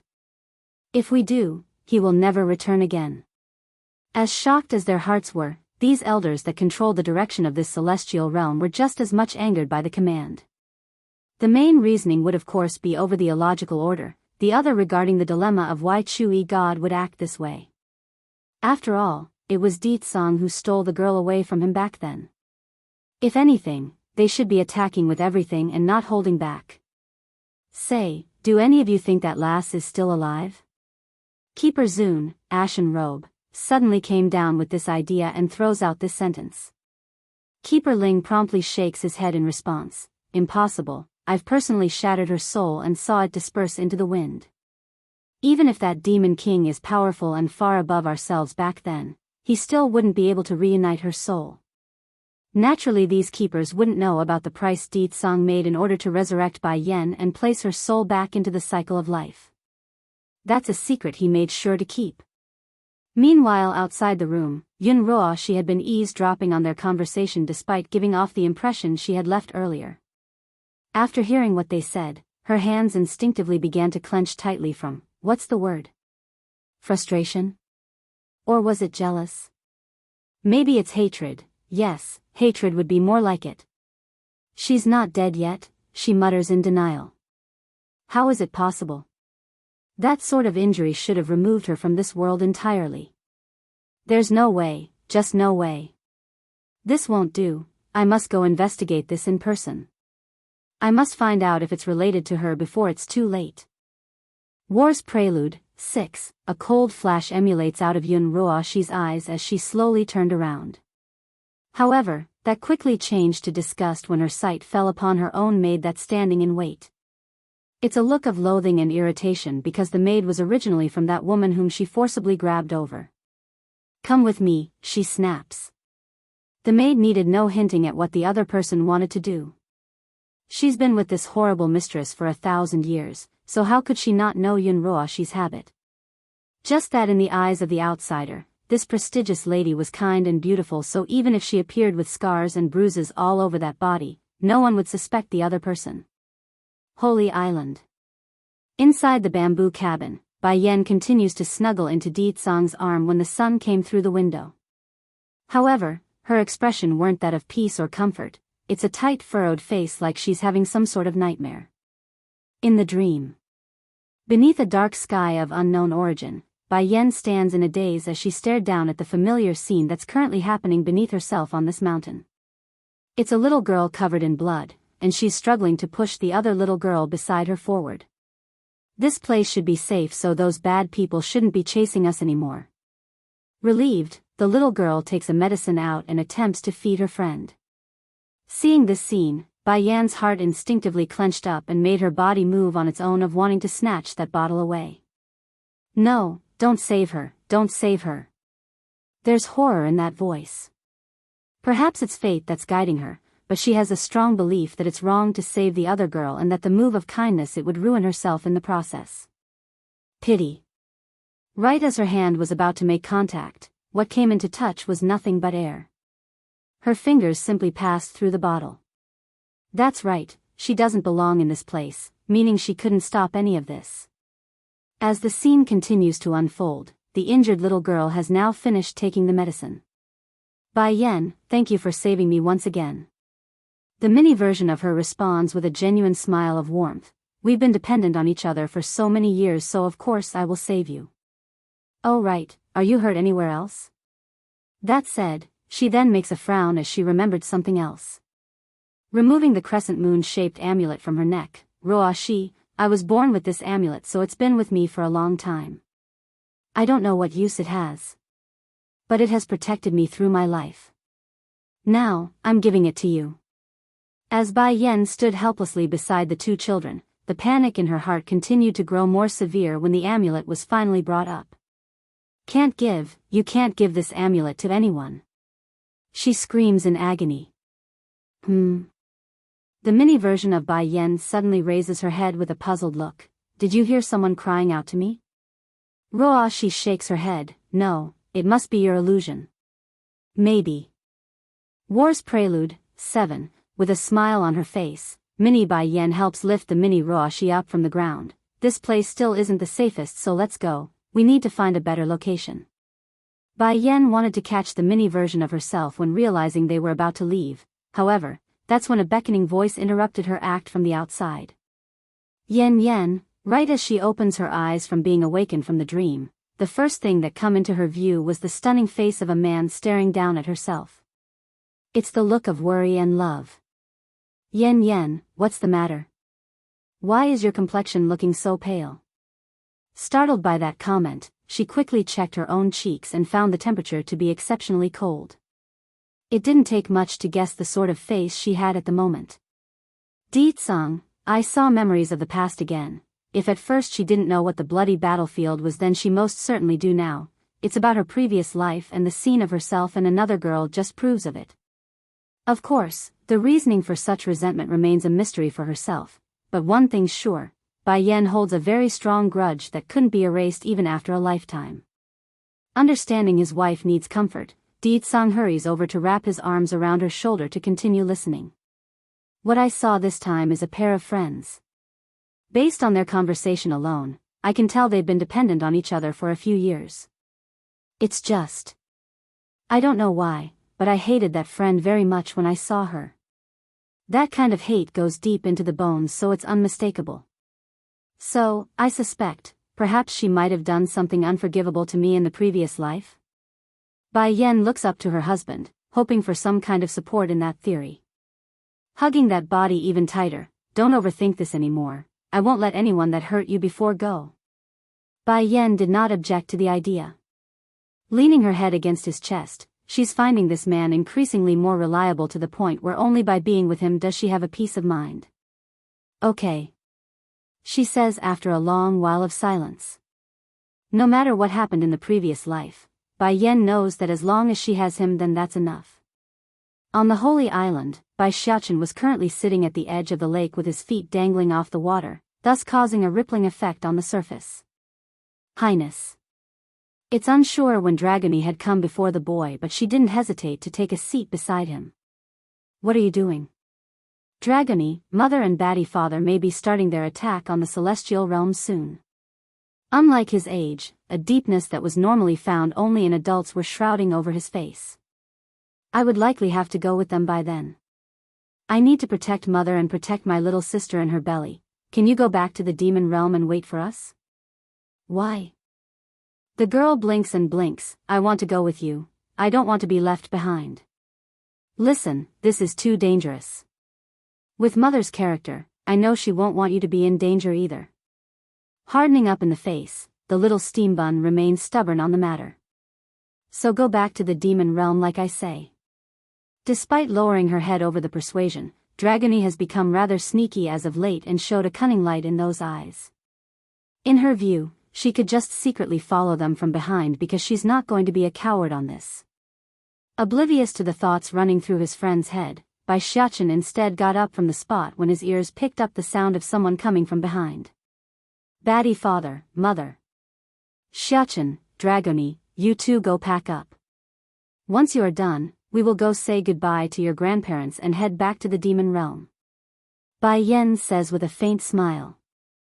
War's Prelude, 9. Chu Yifeng furrows his forehead tightly as he mused over that knowledge. Shaking his head, no, I do not know him. That's so, Bai Yan sighed, perhaps it's a coincidence. You and him are so similar that I thought you would be related to him in some way. Maybe I'm overthinking this matter and it's possible for two different people to look the same. Yifeng. Drawing closer to the man, Bai Yan wants to make sure her thoughts are made clear so her following words are exactly what she feels. No matter what happens, you will always be Xiachen's godfather and my godbrother. I believe one day your fateful one will appear and you will be able to stop focusing on me. She now has nothing else to ask for now, only for this man to drop her from his heart. Only by doing so would he be able to find happiness like herself. Not answering right away, Chu Yifeng's gaze met the woman's before breaking out into a faint chuckle. Okay. From the first day that I met you, when have I ever refused your request? It's just this request, I'm afraid I won't be able to do it for the rest of my life. This time the man hid his sadness very well to the point where Bai Yan couldn't even pick it up. Patting that shoulder foolishly like she saw the lingering dilemma. Alright, I'm going to go now because Deetsong is going to get impatient soon. You shouldn't stay outside so much either. Your father is a good man and he worries for you. That said, the woman didn't linger around and left for where her family should be waiting. To be clear, it's not like Bai Yan doesn't understand having someone give up on their love was a hard thing to do, the issue was she doesn't have any other solution. It's not like she could just give in to the other man's feeling and go behind her husband's back. That would be cheating on Deetsong and she's not that type of woman to play around. Deetsong was already waiting by the exit when Bai Yan arrived at the mentioned spot. Finished? He asks with no discernible sourness. Shrugging at her husband's question, I've said what I need to say, whether he can let go is up to him. Anyways, why did you not stop me from being alone with him this time? Pulling his wife into an embrace, he gently strokes through that silky black hair with grace. You're my woman now, no one can steal you away from me. The main reason for his hostile behavior towards Chu Yifeng was because Bai Yan still hasn't accepted him, but now. Ho ho, she's already his woman, what more does he need to fret? He's never allowed anyone to escape his grasp before and he most certainly won't allow that to happen with his own wife. Let's go, we will first return to the demon realm to discuss the plan for attacking the celestial realm. Bai Yan says this with a sweet smile of her own. It's never a bad idea for a woman to be wanted and she's no different. Mother, it's then Bai Xiachen decides to interrupt the couple's lovey-dovey moment. How's godfather? Realizing they're not alone again, Bai Yan hurries to gather herself and looked downward at her boy. Don't worry, he will be fine. Declaration of War, 1. It's then Di Xiaowan, Demon Princess, came running from the rear. Right as the girl's about to throw herself into Bai Yan's arm, Deetsong had already stepped in to stop her with a holding hand. Black in the face, don't you see your sister-in-law is pregnant? How can you be so reckless? Staring wide-eyed now over that knowledge, the demon princess's gaze slowly locked onto her sister-in-law's belly before popping them eyeballs out in surprising glee. Sister-in-law, are you pregnant? Am I going to have another nephew? Due to how emotional she was, Di Xiaowan's voice was trembling with excitement, causing her to go back and forth between giving a hug or staying back due to the threatening face of the man next to herself. Auntie, Bai Xiachen sounded very displeased. It's a little sister, a little sister. Puckering her lips in a childish manner, Di Xiaowan began poking at that logic. And how do you know it's a little sister? My sister told me personally, so it will be a sister. Saying the unborn baby was a boy has now become a taboo for the kid because he immediately got all defensive. It's clearly a beautiful and good little sister, why does Auntie say it's a boy? Okay, it's a little sister as you say. Rubbing her nephew's head, the demon princess didn't want to argue on the subject, which promptly earned her a happy grin from the boy. I will be a good big brother, I will protect my little sister. The little steambun's comment completely wins over the demon princess and made her give him a peck on the cheek. It's just too cute. Sister-in-law, letting go after her act, Di Xiaowan finally returns her attention to why she's here. Can I come with you? No. Bai Yan didn't need to think on the matter and refused right away. Your strength is too weak, so you can't go to that battlefield. Sister-in-law.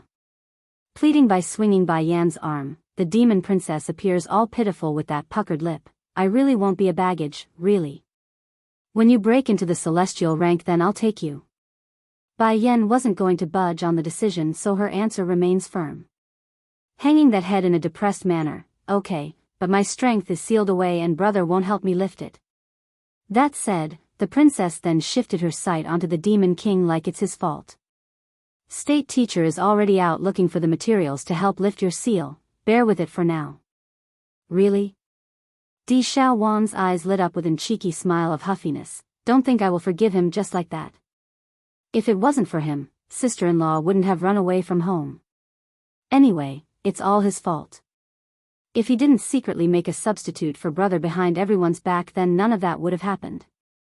He won't get forgiveness so easily. You stay here and wait for state teacher to come back. Bai Yan pats the girl on the head to settle the matter. Turning to the rest of the elders, it's about time, we're leaving now. Yes, Queen. They respond with resonating unity. Mother, it's then the little steambun tugged at the woman's sleeve. Are you not going to bring me? Xiachen, you wait at home for me too. Why? Getting teary red in the eye, I went into the secret domain so that I can protect you, mother. Why won't you let me follow? Declaration of war, too. Pain at her boy's tearful face. Bai Yan almost crumbled if not for her motherly instinct to protect the baby. Leaning down, she gives him a gentle kiss on the forehead. Xiachen, I'm only going there to access the situation. I will come back for you once I'm done with that, okay? The battle hasn't begun yet, nor does she know the strength of the enemies, therefore taking her son along would be too risky to take. Really? Staring up with sparkling eyes of hope, mother is not lying? Of course. Pressing down the cringing discomfort in her heart, she wraps her boy into a warm hug. Believe in me, I will come back. Okay. Lowering his little head in thought, it took a moment for him to respond. I will believe you, mother. I will wait here for you to come pick me up. As reluctant as she was, Bai Yan finally releases herself from the kid and turns to her husband. Let's go, Ditsang. The demon king naturally knew how much his wife disliked the separation, but this must be done. Using his own hug to warm her, he hopes the act would give the woman a peace of mind as they left with the rest of the group. In the background, Bai Shechen never moved from the spot as he watched everyone leave. In fact, the light he's been showing in the eye until now has gradually disappeared and has been replaced with a darkness that's only been found several times before. Highness, Dragony nervously gives the boy a tug on the sleeve. Though the young missy doesn't know what's happening, but she's getting rather scared right now.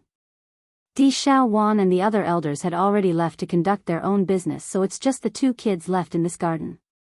Returning to normal after that brief lapse, Dragony, did you not say you want to follow mother too? Since mother won't take us, then we can just tail them from the back in secret. Shining with light in the eye over the suggestion, can we really? Of course, I can't be at ease if I'm not by mother's side. We will sneak quietly past everyone so the elders won't notice. If they find out, then they will not let us leave. If they won't let me go, then I can just sneak around from the back. What they don't know won't hurt. Border City. He Ling, a slave, and others like him have long gotten wind of Bai Yan's coming, so their group were already waiting since early morning. And sure enough, their efforts were soon rewarded with the familiar figures appearing in their line of sight. Mistress, King, you're finally here, the slave says with excitement in the voice. At the same time, the demons and demonic beasts gathered here are also waiting by the city outskirt. Greeting to the king and queen. Their voices powerful and resonating with power. Supporting his wife as they land, Ditsang first scanned the surroundings before speaking. How are the preparations? Sire, we have finished most of the preparations and only need your order to begin the attack. Good, we will begin to move once nightfall comes. Yes, sire. The demons kneeled again and respectfully complied. Furthermore, go prepare a separate yard for my wife. No one is allowed to disturb her while there's nothing of importance. Yes, sire. They answered again but with less vigor than before. Everything done, Di Tsung immediately turned back to his wife, those supporting hands careful and nervous. Chapter 2597. The dragons have a total of 10 heaven-defying divine artifacts. In other words, they have been to Hades' hell at least 5 times. Qin Feiyang said. The Cyclops frowned and said, How do you know so much? Qin Feiyang smiled and said, Because these 10 heaven-defying divine artifacts are all in my hands now. In your hands? The Cyclops was stunned and a cold light flashed in his eyes. He said in a deep voice, You belong to the dragons? Don't get me wrong. How can I belong to the dragons? Qin Feiyang waved his hand. If they don't belong to the dragons, then why are these heaven-defying divine artifacts in your hands? The Cyclops frowned. Qin Feiyang said, Could it be that you never thought that I was the one who snatched it from the hands of the dragons? You took them from the dragons? The Cyclops looked at Qin Feiyang in shock. Are you kidding me? How can an ultimate god snatch a heaven-defying divine artifact from the dragons? Although my cultivation is weak, I'm still quite strong outside. Qin Feiyang smiled. I can't tell. The Cyclops shook his head. Qin Feiyang couldn't help but shake his head with a wry smile. Indeed. No one would believe that a puny ultimate god could snatch a heaven-defying divine artifact from the dragons. No matter what, the dragons are my mortal enemies. I'm not afraid to tell you the truth. The reason why the dragons opened Hades' hell to humans is to deal with me. Qin Feiyang said. The more you say, the more ridiculous it is. The Cyclops was speechless. Why would the dragons make such a big fuss over a mere ultimate god human? You don't even have a draft for bragging. Why don't you believe me? Qin Feiyang said helplessly.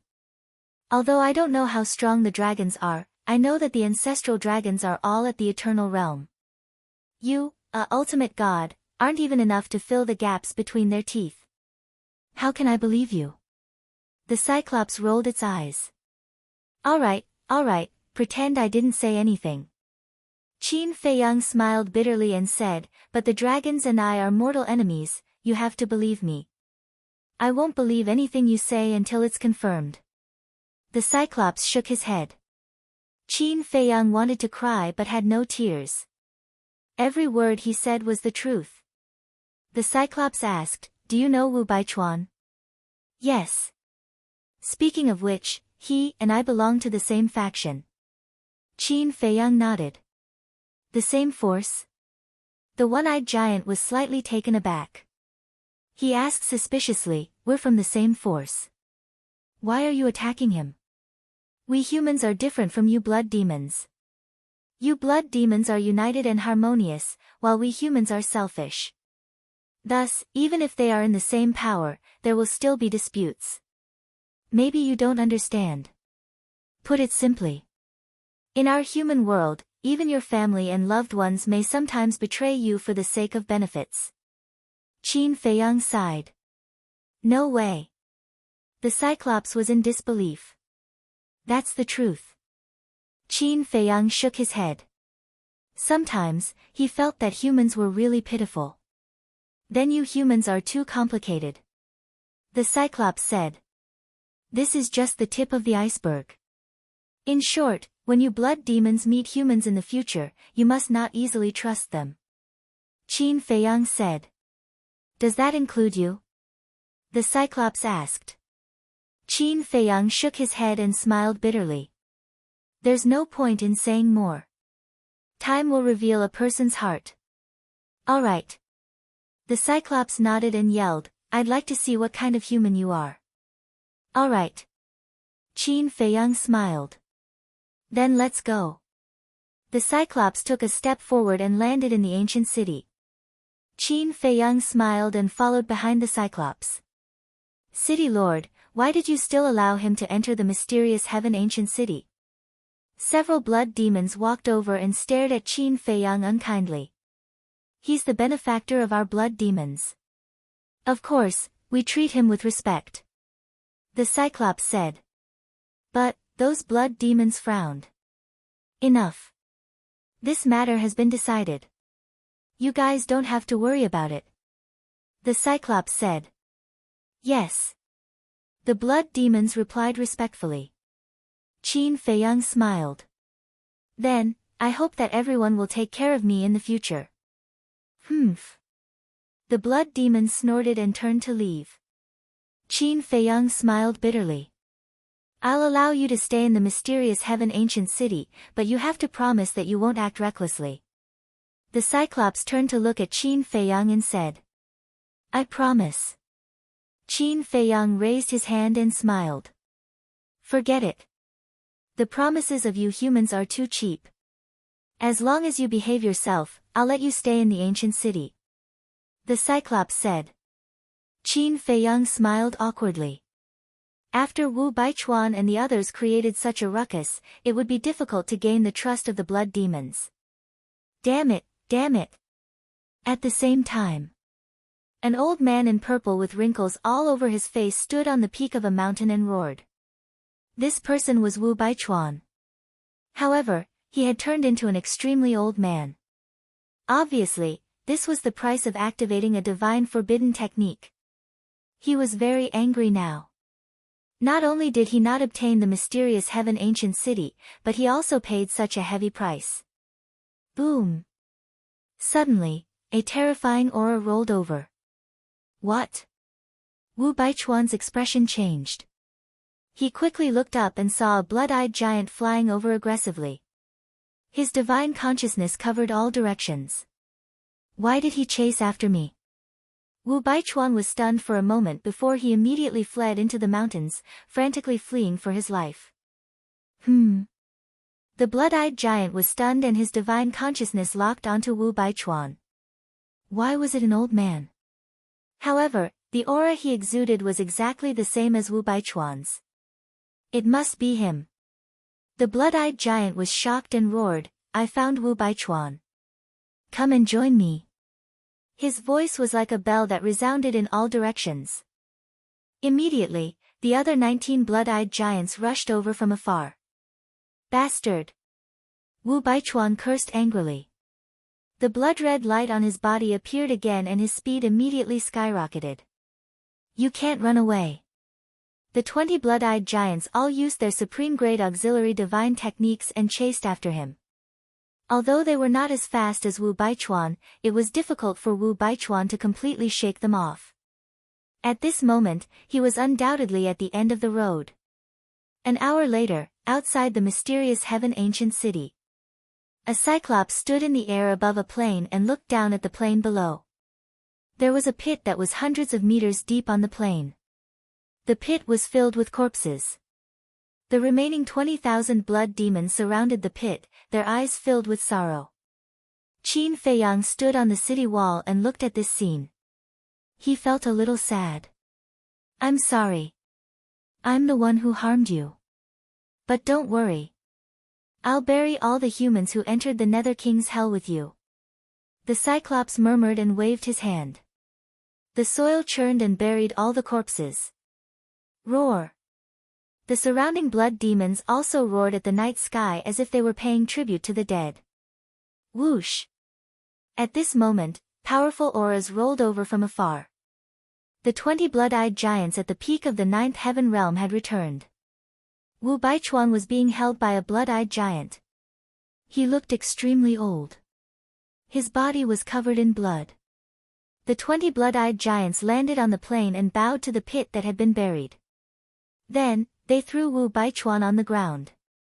I'm going to kill him. A blood-eyed giant immediately charged at Wu Baichuan and slapped Wu Baichuan. Ah! Wu Baichuan screamed miserably on the spot. His entire body sank into the ground like a meat patty. But he didn't die. After all, he was at the peak of the ninth heaven realm. Although he was seriously injured, the blood-eyed giant was only at the half-step ninth heaven realm. One slap wasn't enough to kill him. Wu Baichuan, how long has it been since we last met? How did you end up like this? A mocking voice sounded. Wu Baichuan was stunned. This voice, he raised his head and looked in the direction of the voice. He saw a young man in white slowly walking over.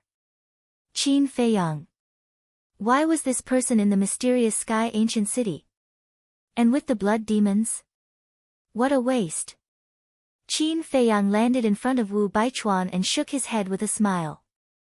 Wu Baichuan looked at Qin Feiyang in shock and anger. He recalled the scene when the blood-eyed giant went invisible and stole the mysterious sky ancient city.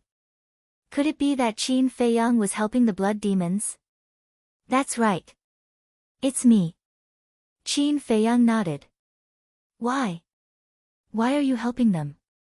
We're all from the Dragon Slayer Palace. Wu Baichuan roared angrily, but his voice was hoarse and weak. You also know that we're from the Dragon Slayer Palace? Then why did you and Duyuntian want to kill me in the treasure pavilion? Qin Feiyang sneered. Wu Baichuan's pupils shrank as he hurriedly said, that was just a joke. A joke? Do you think I'm a 3-year-old child? How can you joke like that? Qin Feiyang laughed. Wu Baichuan cried out, I'm sorry. Can't I apologize to you? Since we're both from the Dragon Slayer Palace, please save me. If I were so magnanimous, I wouldn't have informed the blood demons, nor would I have helped them take back the mysterious sky ancient city. Qin Feiyang smiled faintly. What? You were the one who tipped them off. Wu Baichuan looked at Qin Feiyang in shock. Yes. Let me tell you another secret. I'm He-san, who has been with you for half a month. Qin Feiyang smiled. You, Wu Baichuan stared at Qin Feiyang, dumbfounded. It turned out that Qin Feiyang had been lurking beside him for a long time. However, he didn't notice at all, thinking that he was just an insignificant person. Are you surprised? Surprised? Qin Feiyang asked with a smile. You bastard, Lord Supreme Cloud won't let you go.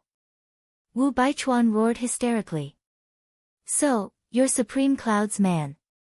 Qin Feiyang smiled and said faintly, but don't worry, if nothing goes wrong, Supreme Cloud will probably die in the Nether King's hell. You're really shameless.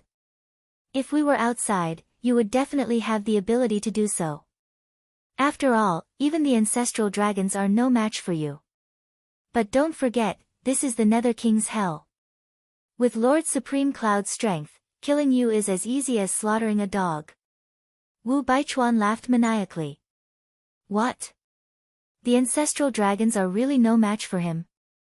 The Cyclops' pupils contracted, and he couldn't help but look at Qin Feiyang. Qin Feiyang looked at Wu Baichuan and said with a faint smile, then let's wait and see. But it seems like you won't have the chance to see it. Then, he retreated to the Cyclops' side. Chop him up, use his flesh and blood as a sacrifice to the souls of our people. The Cyclops shouted. Chapter 2598. No. I can help you. I'm stronger than Qin Feiyang. I'm more valuable than him. Wu Baichuan roared. But it was useless. A blood-eyed giant at the peak of the ninth heaven realm walked up and grabbed Wu Baichuan. Ah! With a painful scream, Wu Baichuan was crushed into meat paste. All the flesh and blood were scattered on the soil of the deep pit. Rest in peace. The Cyclops murmured. He turned to Qin Feiyang and said, follow me. With that, he entered the ancient city. Qin Feiyang glanced at Wu Baichuan's flesh and blood and followed the Cyclops without any sympathy. What's going on? My lord let him enter the ancient city. The 20 blood-eyed giants looked at each other. Qin Feiyang followed behind the one-eyed giant and landed in front of the central palace, entering the main hall. Please sit. The Cyclops sat down and pointed to a stone chair next to him. Qin Feiyang glanced at the stone chair. It was many times bigger than him. He smiled and said, "I'll just stand." "Up to you." The Cyclops said indifferently and asked, "Is what Wu Baichuan said true?" "What?" Qin Feiyang was suspicious. The Cyclops giant said, "He said that none of the ancestral dragons of the dragon race are a match for you." "So that's what it is." Qin Feiyang suddenly understood. He smiled and said, "Didn't I tell you at the beginning? You didn't believe me. What are you capable of? I've fought with the dragons before. I know how strong they are. You, a great success paragon god, can defeat them?" The Cyclops couldn't believe it. "It's hard for you to believe, but it's the truth. It's just that I can't use many methods because of the rules of hell," Qin Feiyang said with a smile. The Cyclops said, "Then it seems that you do indeed have something extraordinary about you, which also proves that you and the dragons aren't in cahoots. I only have a deep grudge against dragons. Entering the Infernal King's hell this time, although it was a trap set by them, it was actually just what I wanted," Qin Feiyang said. "So you're saying that you plan to settle things once and for all in the underworld?" The Cyclops giant said. "Yes." Qin Feiyang nodded.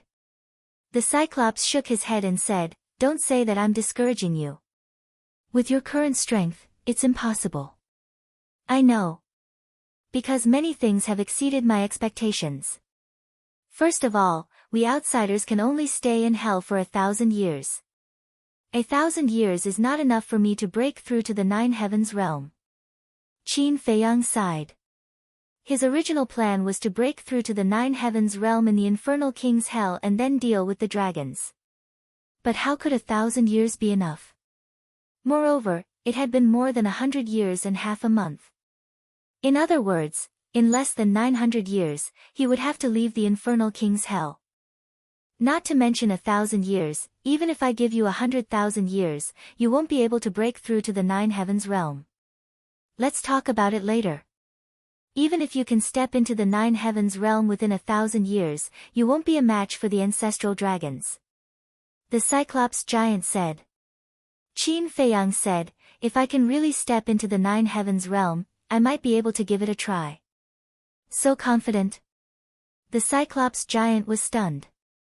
Qin Feiyang smiled and said, "What I said is, maybe." The Cyclops giant looked at Qin Feiyang, lowered his head, as if thinking about something. "I have a question," Qin Feiyang suddenly said. "Go ahead." The Cyclops giant didn't raise his head, thinking about his own matters. "Although you can't communicate through the image crystal in the Infernal King's hell, your blood demon race has lived in the Infernal King's hell for so many years, there should be a way to contact your people, right?" Qin Feiyang asked. "There really isn't. Otherwise, I wouldn't need your help to inform my people during the day." The Cyclops giant shook his head. Qin Feiyang asked suspiciously, "Then how do you usually contact your people?" "In the most primitive way. For example, to contact the city lords of the ancient cities, we will send messengers to them," the Cyclops giant said. "It is indeed very primitive." Qin Feiyang nodded. This was not convenient at all.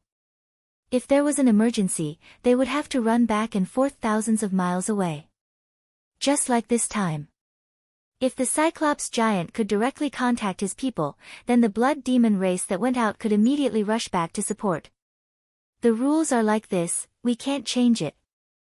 You outsiders may not be used to it, but we blood demons have long been used to it," the Cyclops giant said. "That's true." Qin Feiyang nodded. It didn't matter if they were used to it. The Cyclops giant's eyes suddenly flashed, he looked up at Qin Feiyang and said, "I can help you." Qin Feiyang looked at him suspiciously. "Help him with what?" The Cyclops giant said, "I don't know if you have heard of something called a time formation." "Time formation?" Qin Feiyang was stunned and nodded, "Of course I have heard of it, I have a divine artifact that has a time formation." "No wonder you are so confident. So it has a time formation," the Cyclops giant said in realization. Qin Feiyang shook his head and sighed, unfortunately, I can't enter this divine artifact now. The Cyclops giant asked, in that case, this is a heaven-defying divine artifact? Yes. Qin Feiyang nodded. That's a pity. However, my mysterious heaven ancient city also has a time formation. The Cyclops giant said. What? Qin Feiyang's expression froze. The mysterious heaven ancient city has a time formation? Why didn't he notice it? The time formation is on top of it. The Cyclops giant pointed at the top of the palace. Qin Feiyang looked up in surprise and asked, is there more than one level of the palace? Yes. There is another level above, the time formation is inside. However, for our blood demon race, the time formation is not that tempting. The Cyclops giant shook his head. Why? Qin Feiyang was puzzled. One had to know. No matter where it was, a time array would make people drool with desire. But the blood demon race did not care. Because our cultivation will forever stop at the peak 9 heavens realm, so the time formation is not that important to us. The Cyclops giant said. That's true. Qin Feiyang nodded. If one could not step into the imperishable realm, what was the use of a powerful time formation? In his heart, he could not help but sympathize with the blood demon race. He had experienced the torment of not being able to break through. Because back then, Zhao Tailai, Tang Hai, and the others were also like this in the Black Tortoise world, their cultivation forever stopping at the false god realm. Wait. The Black Tortoise world was like this, and so was the Nether King Hell. Could it be that the Nether King Hell was also an independent small world like the Black Tortoise world? Thinking of this, Qin Feiyang hurriedly turned and walked to the door, looking at the world outside, his eyes full of surprise. What's wrong? The Cyclops giant looked at him suspiciously. Nothing. Qin Feiyang waved his hand, turned back to his original position, and looked at the Cyclops giant. Your blood demon race has never thought of breaking this unbreakable curse? We have. We have also tried. But we can't break the rules and restrictions of the Nether King Hell. The Cyclops giant shook his head. Qin Feiyang said, then what about leaving the Nether King Hell? The Cyclops giant said, our blood demon race has no way to leave the Nether King Hell. Qin Feiyang was surprised. This was exactly the same as the Black Tortoise world. Back then, the creatures of the Black Tortoise world were also unable to leave the Black Tortoise world because of the restrictions of the Devil Mark. This is fate, there is no need to force it. The Cyclops giant shook his head. Fate, Qin Feiyang murmured and shook his head. To be honest, I have never believed in fate, because fate is in my own hands. You have never experienced this kind of despair, so you think you can do anything. When you really experience it, you will know that fate is irresistible. The Cyclops giant said. Perhaps. Qin Feiyang smiled faintly and asked, do all blood demons have some kind of mark on their bodies? The Cyclops giant was slightly stunned and asked in surprise, how do you know? There really is. Qin Feiyang was surprised and asked, can you show me this mark first? The Cyclops giant looked deeply at Qin Feiyang and raised his giant foot. There was a leather boot on his foot. The Cyclops giant took off the leather boot, the sole of his foot facing Qin Feiyang. Qin Feiyang immediately covered his nose, speechless. How long have you washed your feet? Don't mind these details. The Cyclops giant smiled embarrassedly. Qin Feiyang shook his head and looked at the Cyclops giant's foot. He immediately saw the mark of the evil sun. And this foot also has it. The Cyclops giant raised his other foot and took off the leather boot. There was an evil moon mark on the sole of his foot. How can there be two marks? Qin Feiyang was surprised. This is the reason why our blood demon tribe can summon the power of the evil moon and the evil sun. The Cyclops giant said. Qin Feiyang nodded in realization and asked, then what about the other living beings in hell? For example, the beasts. Their marks are different from ours. Their mark is a blood-red skull on the top of their head. The Cyclops giant said. Skull. Qin Feiyang frowned. If he remembered correctly, the demon mark of the Black Tortoise world was also a skull. Was this a coincidence? The Cyclops giant put on the leather boot and looked at Qin Feiyang suspiciously. How did this human know about the mark? One must know. Even the dragons didn't know about these marks. A moment later, Qin Feiyang looked up at the Cyclops giant and said, "Can you find a beast and let me see the demon mark of this skull? Do you know something?" The Cyclops giant was suspicious. "Let's talk about it later," Qin Feiyang said. "All right." The Cyclops giant nodded and shouted, "Old 10, go and catch a beast, any beast will do." "Yes." A loud voice immediately sounded from outside. Qin Feiyang asked, "City Lord, does your blood demon tribe not have a surname?" "Yes." The Cyclops giant nodded. "What surname?" Qin Feiyang was curious. "The surname of our entire blood demon tribe is the same, just the word at the front, blood." The Cyclops giant said. "Blood?" Qin Feiyang was slightly taken aback and frowned. "There doesn't seem to be such a surname in this world, right?" The Cyclops giant was stunned. "You don't have it in the outside world?"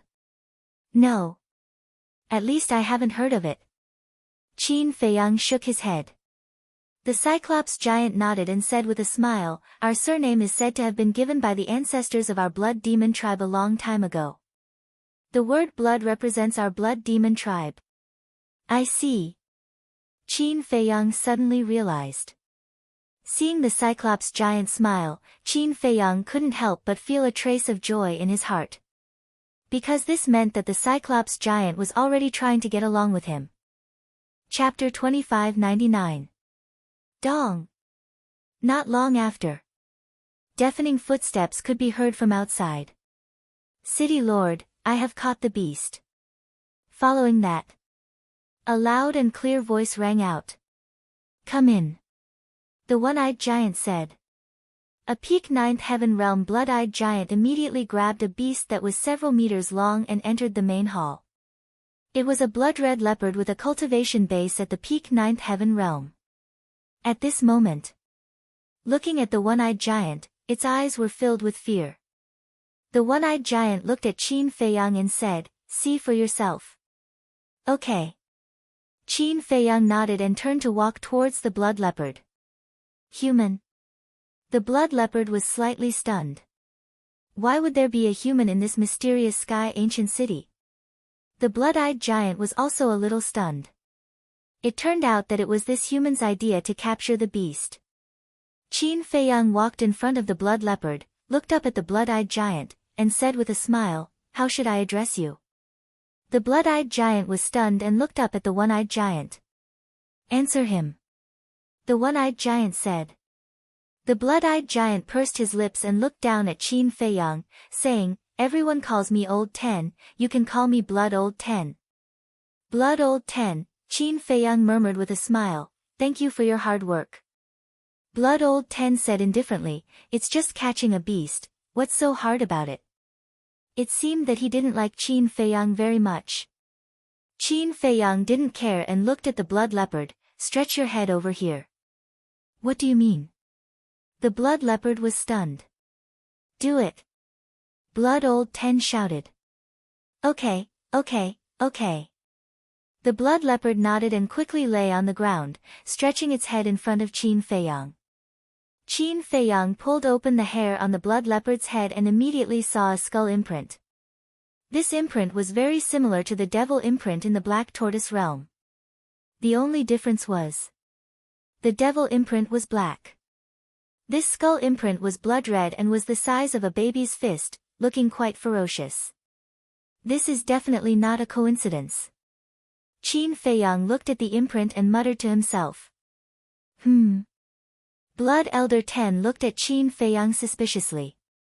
Why was this human staring at a mark? After a long time, Qin Feiyang withdrew his arm and looked at Blood Leopard with a smile. "Let's go back." The Blood Leopard felt as if he had been granted amnesty. He turned around and ran out of the hall. What's going on? Blood Tenth scratched his head. He went all the way to catch a ferocious beast, only to let it go without doing anything. The Cyclops waved his hand and said, Shui Laoshe, go guard outside. Yes. Shui Laoshe nodded and looked at Qin Feiyang suspiciously. He walked out of the hall and stood guard outside. The Cyclops looked at Qin Feiyang and asked hesitantly, what did you discover? I won't hide it from you. I've been to a place that is very similar to hell. The creatures there also have a mark on their bodies. Furthermore, their situation is very similar to yours. I can't become a god, and I can't leave that place. Qin Feiyang said. What? The Cyclops suddenly stood up, his eyes filled with disbelief. Outside the door, Blood Tenth also turned his head and looked at Qin Feiyang in surprise. There was actually a place in the world that was similar to hell? Qin Feiyang pondered for a while and said, I have a bold guess. What guess? The Cyclops stared at Qin Feiyang. Qin Feiyang frowned and shook his head. It's better not to say. Aren't you deliberately trying to bait us? Before the Cyclops could speak, Blood Tenth outside the door roared. The Cyclops shouted, Tenth, shut up. Sir. This human, he definitely doesn't have good intentions. Hurry up and kill him. Blood Tenth said. I told you to shut up. Didn't you hear me? The Cyclops raised his eyebrows. Blood Tenth's pupils shrank and he closed his mouth bitterly. The Cyclops looked at Qin Feiyang and said, we blood demons hate people who beat around the bush. If you have something to say, just say it. Qin Feiyang pondered for a while and said, the place I once came to is called the Black Tortoise World. Black Tortoise World? The Cyclops was suspicious. That's right. The Black Tortoise World is an independent small world. Of course, it's already very big now. Not only that, but the creatures in the Black Tortoise World have also broken the curse. Whether it's a human or a beast, they can all cultivate to become a god. Qin Feiyang said. The Cyclops was surprised. How did they break the curse? Blood Tenth had been listening attentively. Because of me. Qin Feiyang said. You? The Cyclops' eyes widened. How was that possible? A god could break the curse? Qin Feiyang smiled. At that time, I wasn't a god yet. I was only a war emperor. That's even more impossible. The Cyclops said. Logically speaking, with my cultivation, I shouldn't be able to break the curse. But there are some things that we can't understand logically. After some hardships, I became the master of the Black Tortoise World. After I became the master of the Black Tortoise World, I had the ability to remove the mark on them and let them regain their freedom. Qin Feiyang smiled. I see. The Cyclops nodded. Blood Tenth couldn't help but turn to Qin Feiyang and ask, so, you're the master of a world? Yes. Qin Feiyang nodded. Keep bragging. Blood Tenth couldn't help but laugh. Can't there be more trust between people? Qin Feiyang smiled bitterly. Anyone can brag. If what you said is true, then take us to the Black Tortoise World to take a look. Blood Tenth snorted. If I can enter the Black Tortoise World, do you think I would need your help to kill Wu Baichuan? Qin Feiyang was helpless. Then what else is there to say? We can't see it anyway. You have the final say. Blood Tenth said. Fine, fine, fine. Consider me bragging. Qin Feiyang nodded. The Cyclops had been observing Qin Feiyang, and he felt that he wasn't bragging. Could it be true? If it was true, would this person have a way to help the blood demons break the curse? Thinking of this, the Cyclops couldn't help but get excited. He asked, can't we enter the Black Tortoise World because of the rules of Hades? That's right. Qin Feiyang nodded. But that's not right. According to what you said, the Black Tortoise World is an independent world. Then it should have its own rules. Since it has its own rules, then it shouldn't be restricted in Hades. After all, the Black Tortoise world and Hades are independent worlds. They are equal. The Cyclops frowned. The creatures in the Black Tortoise world won't be restricted by the rules of Hades. But I'm different. I'm outside now, so I can't avoid being restricted by the rules of Hades. Qin Feiyang said. That makes sense. The Cyclops nodded and then pondered for a while. He looked at Qin Feiyang and said, I don't know if what you said is true, but I choose to believe you.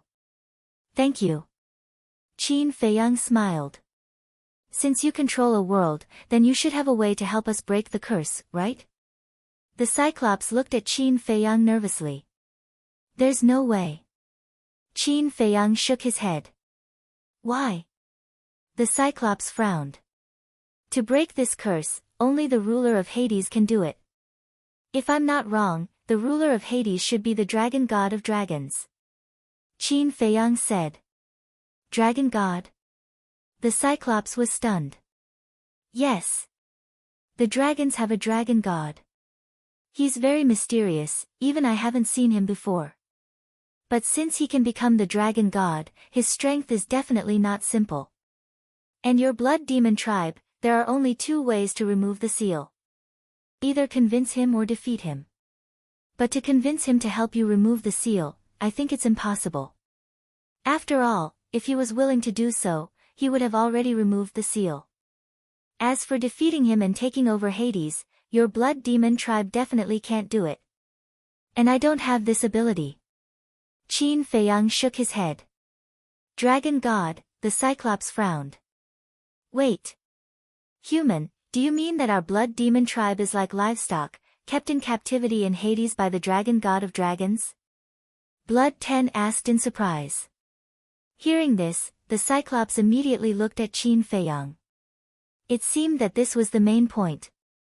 Qin Feiyang said, although it's a bit cruel, this is the truth. This is not true, Blood 10 shook his head. The Cyclops also had a look of disbelief. It turned out that their blood demon tribe was just a group of livestock kept in captivity all this time. Did I say too much? Looking at the reaction of the two, Qin Feiyang muttered to himself. This should be a big blow to the blood demon tribe. Ahem. Qin Feiyang coughed and said with a smile, of course, this is just my guess, it may not be true. Yes. It's just a guess, don't take it seriously. Blood 10 nodded. The Cyclops glanced at Qin Feiyang, then looked up at Qin Feiyang and said, 10, make a trip to the ancient city of Hades now. Why are we going to the ancient city of Hades?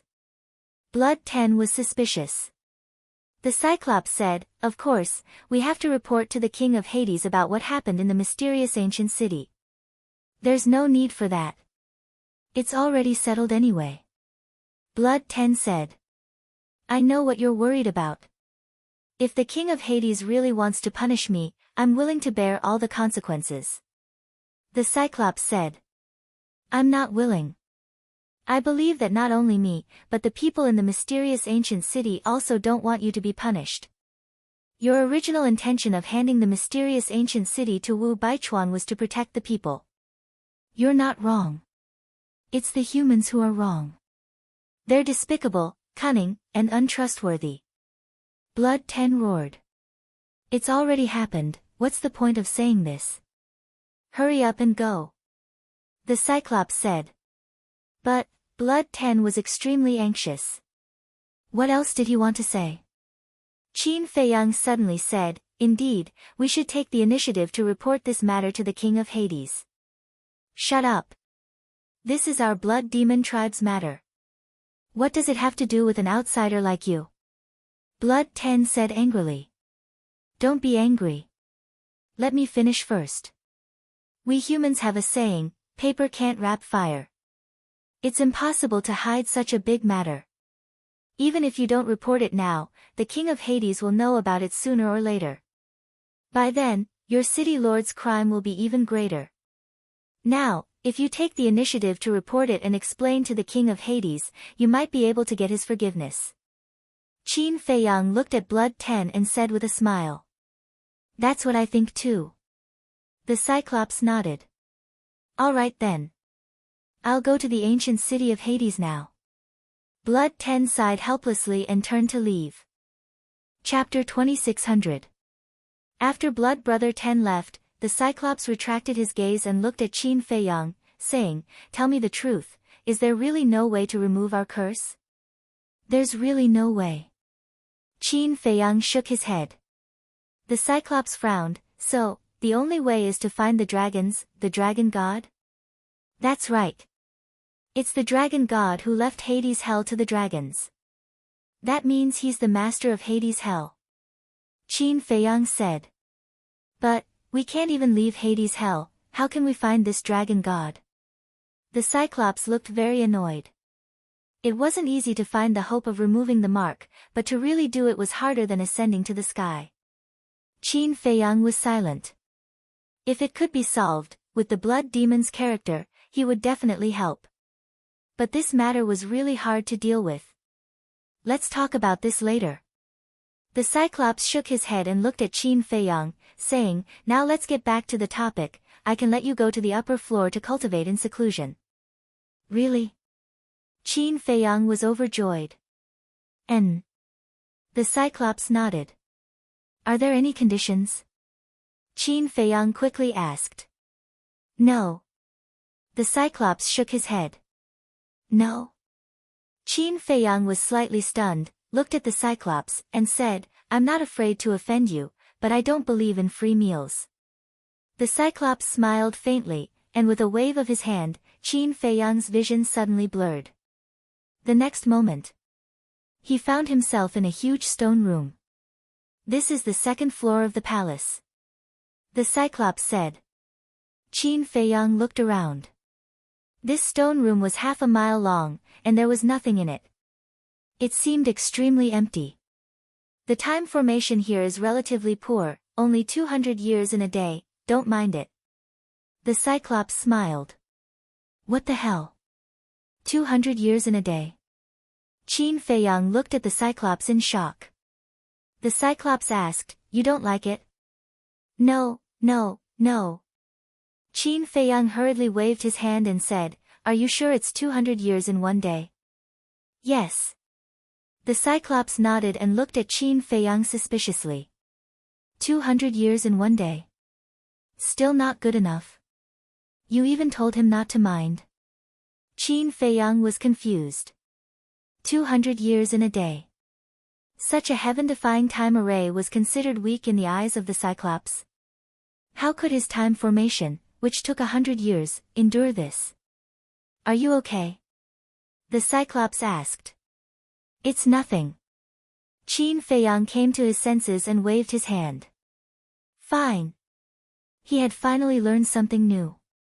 If a relatively poor time array could last 200 years in a day, then how astonishing would a relatively good time array be? It was true that there was always someone better than you. You thought that the thing in your hand was rare in the world, but in the eyes of others, it was even worse than trash. The Cyclops said, "If there's nothing else, then you can cultivate here." "Thank you." Qin Feiyang bowed. The Cyclops smiled faintly and instantly disappeared without a trace. 200 years in a day, this Nether King's hell is worth it. Qin Feiyang looked around and was overjoyed. If the white-eyed wolf knew about this, he would definitely be envious and jealous. And this was the opportunity that he had been looking forward to. With such a powerful time array, why would he worry about stepping into the half-step ninth heaven realm? Hurry up and cultivate, don't waste time. Every minute and second was priceless. Immediately, he sat cross-legged on the ground, took out a large number of soul stones, and began to refine them in seclusion. According to his original calculation, it would take more than 730 days to break through to the perfect Supreme God realm, even in the castle and the Black Tortoise realm. About 2 years. And now, 200 years in a day was equivalent to having the time. In other words, he now only needed a year to break through to the perfect Supreme God realm. On one hand, he could gradually establish a friendly relationship with the Blood Demon tribe. On the other hand, he could cultivate in such a time array. It was the best of both worlds. At the same time. Below the main hall. The Cyclops sat on a chair and looked at the void in front of him. In the void, there was an image. What was displayed on the screen was the stone room where Qin Feiyang was. The Cyclops looked at Qin Feiyang, who was sitting cross-legged on the ground, and a thoughtful light flashed in his eyes. "My lord."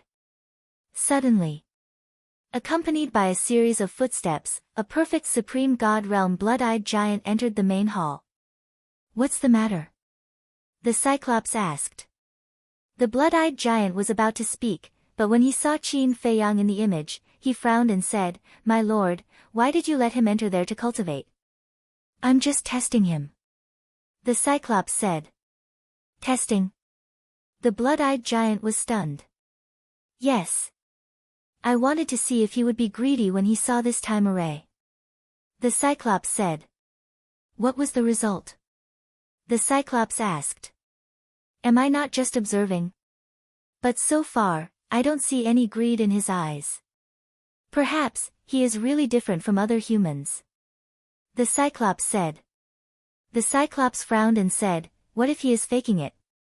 As he said, "Time will reveal a person's heart. Let's just observe slowly." The Cyclops smiled faintly and asked, "Why are you looking for me?" The Cyclops said, "I heard that you let old Ten go to the ancient city of King Yu." "Yes." The Cyclops nodded. "Aren't you asking for trouble? What if the King Yu blames us?" the Cyclops said angrily.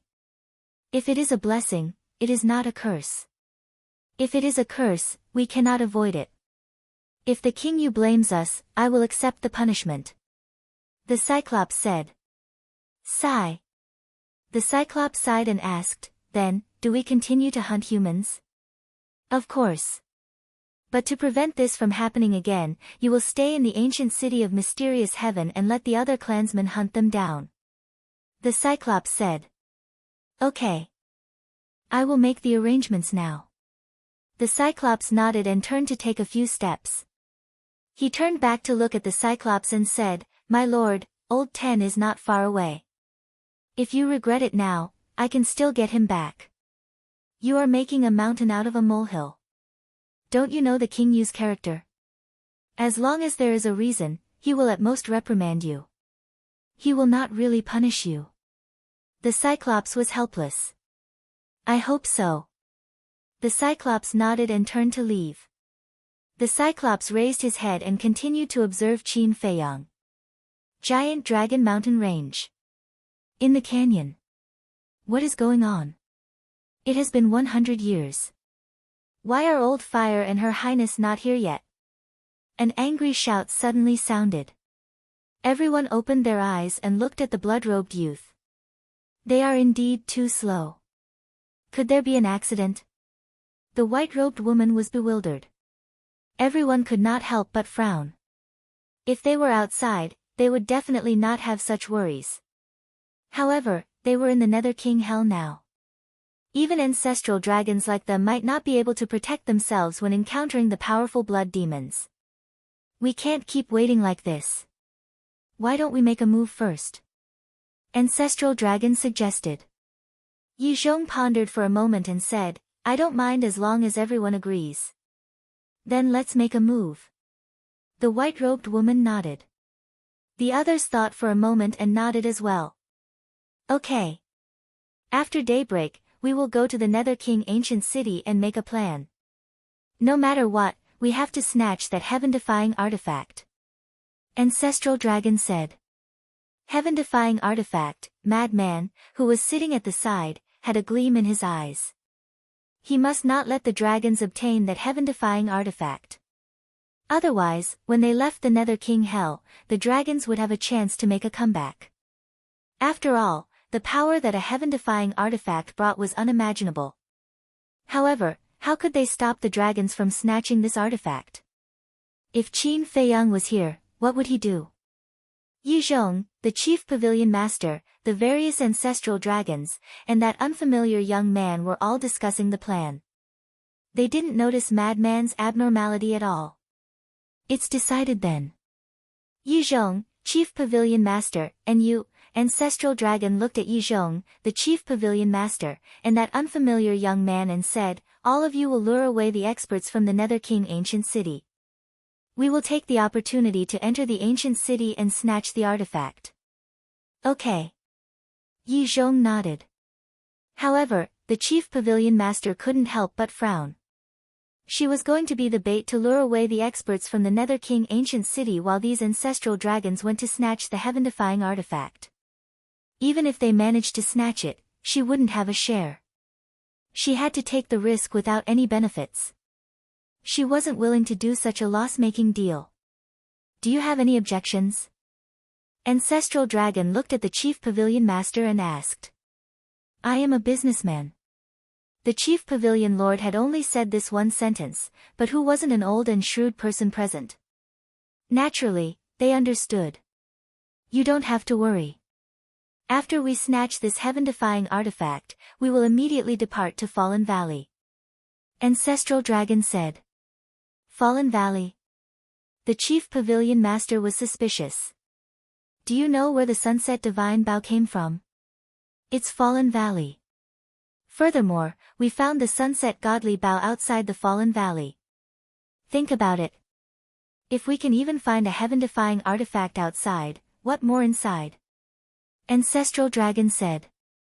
The Chief Pavilion Master was tempted.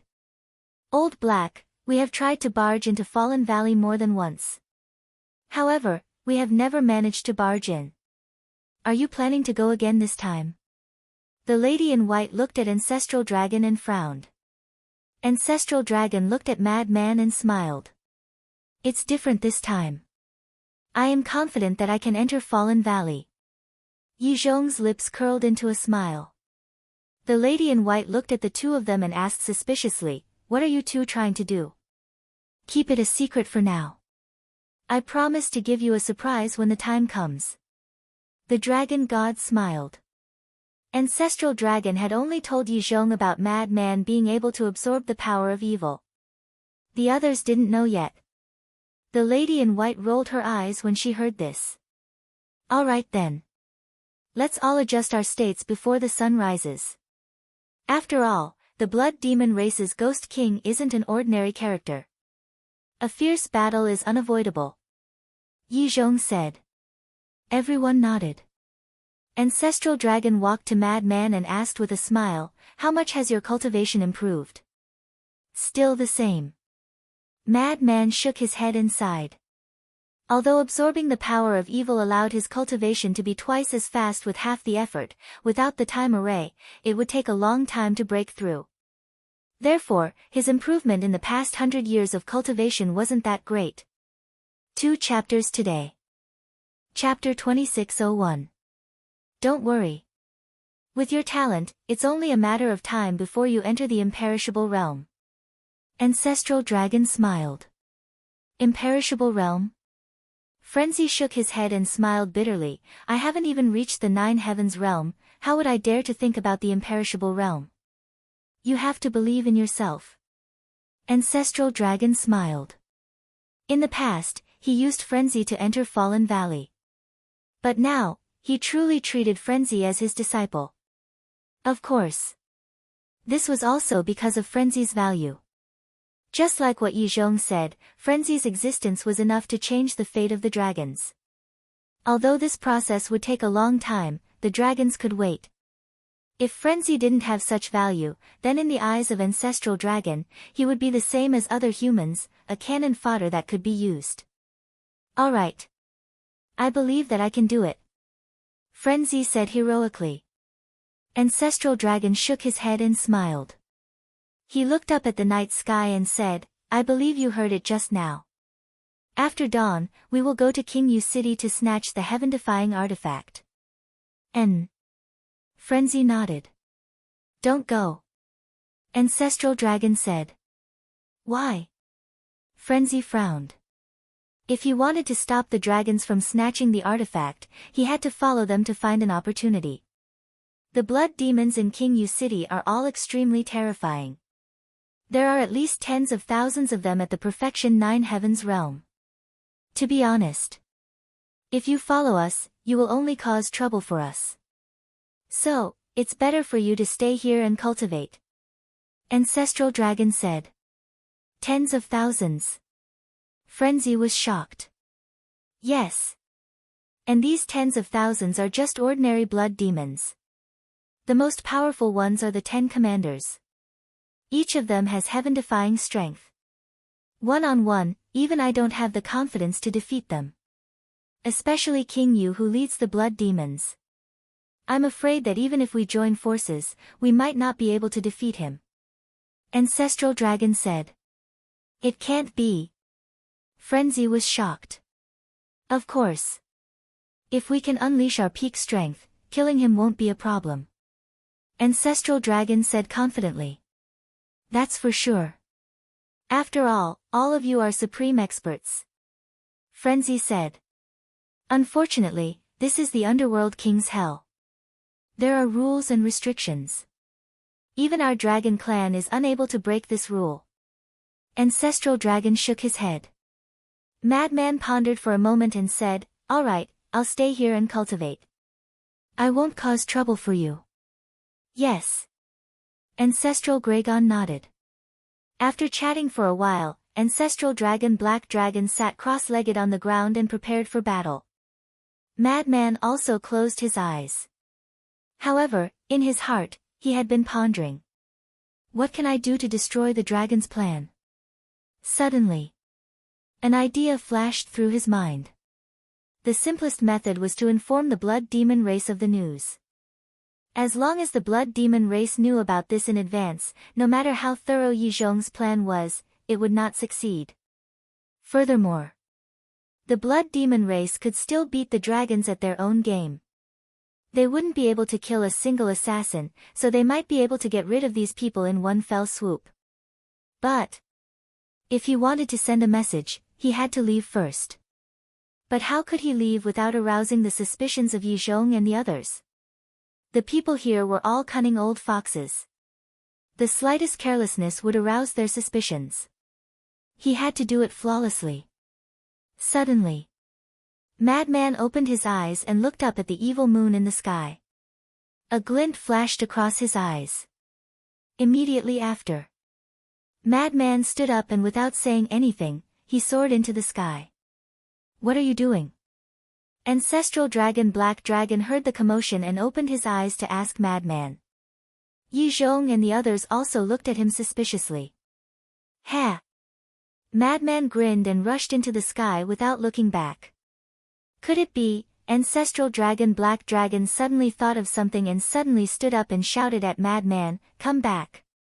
Old Black, what is he doing? The blood-red clothed youth and the others also quickly stood up and asked Ancestral Dragon Black Dragon.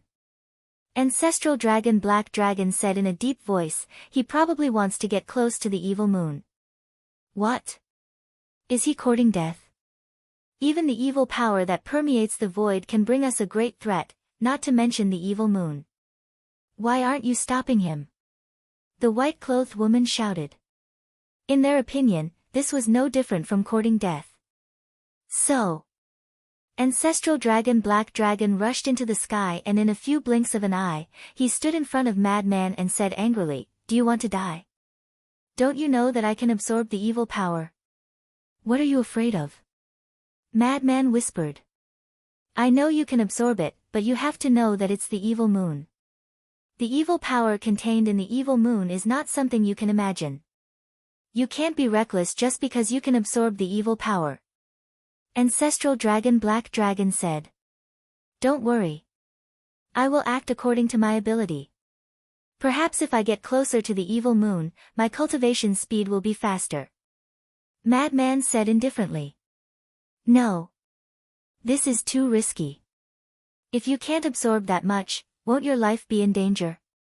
Ancestral Dragon Black Dragon shook his head. I know my limits. If I can't absorb that much, I will retreat. We'll talk about it later. I'm doing this for your sake. Madman said. For our sake. Ancestral Dragon Black Dragon was stunned. That's right.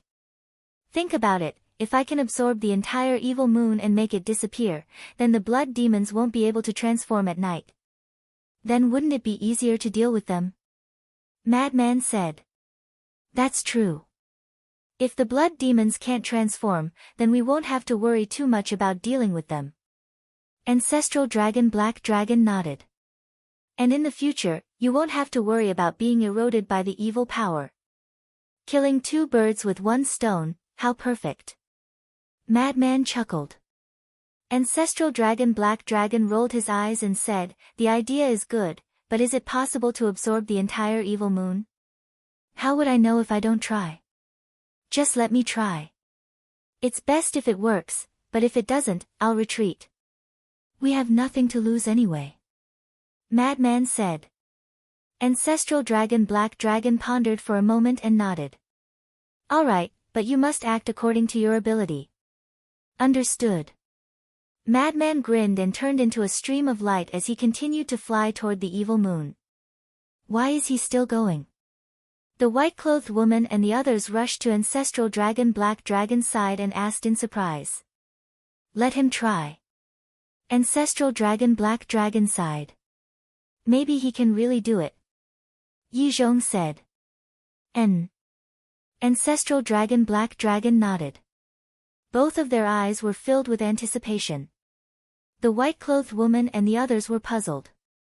What exactly were these two old fellows up to? There's also a dense evil power. As he got closer, the evil power became more and more terrifying. However, Madman's body was like a bottomless pit, he absorbed as much as he killed. Why can I absorb this evil power? Madman had a question in his mind. A moment later, he finally rushed into the clouds and approached the evil moon.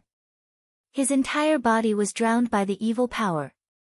But even so, he didn't feel any sense of danger. On the contrary, the feeling of familiarity with the evil power was even stronger. It felt as if the evil power was originally a part of his body. It was too strange. Even Madman himself felt that it was inconceivable. Why is he completely fine? There's clearly a large amount of evil power entering his body. What's going on? Looking at Madman standing next to the evil moon, the white-clothed woman and the others were dumbfounded. Black Dragon Ancestral Dragon and Yizhong were also shocked. Although they knew that Madman could absorb the evil power, they didn't expect him to be able to get close to the evil moon.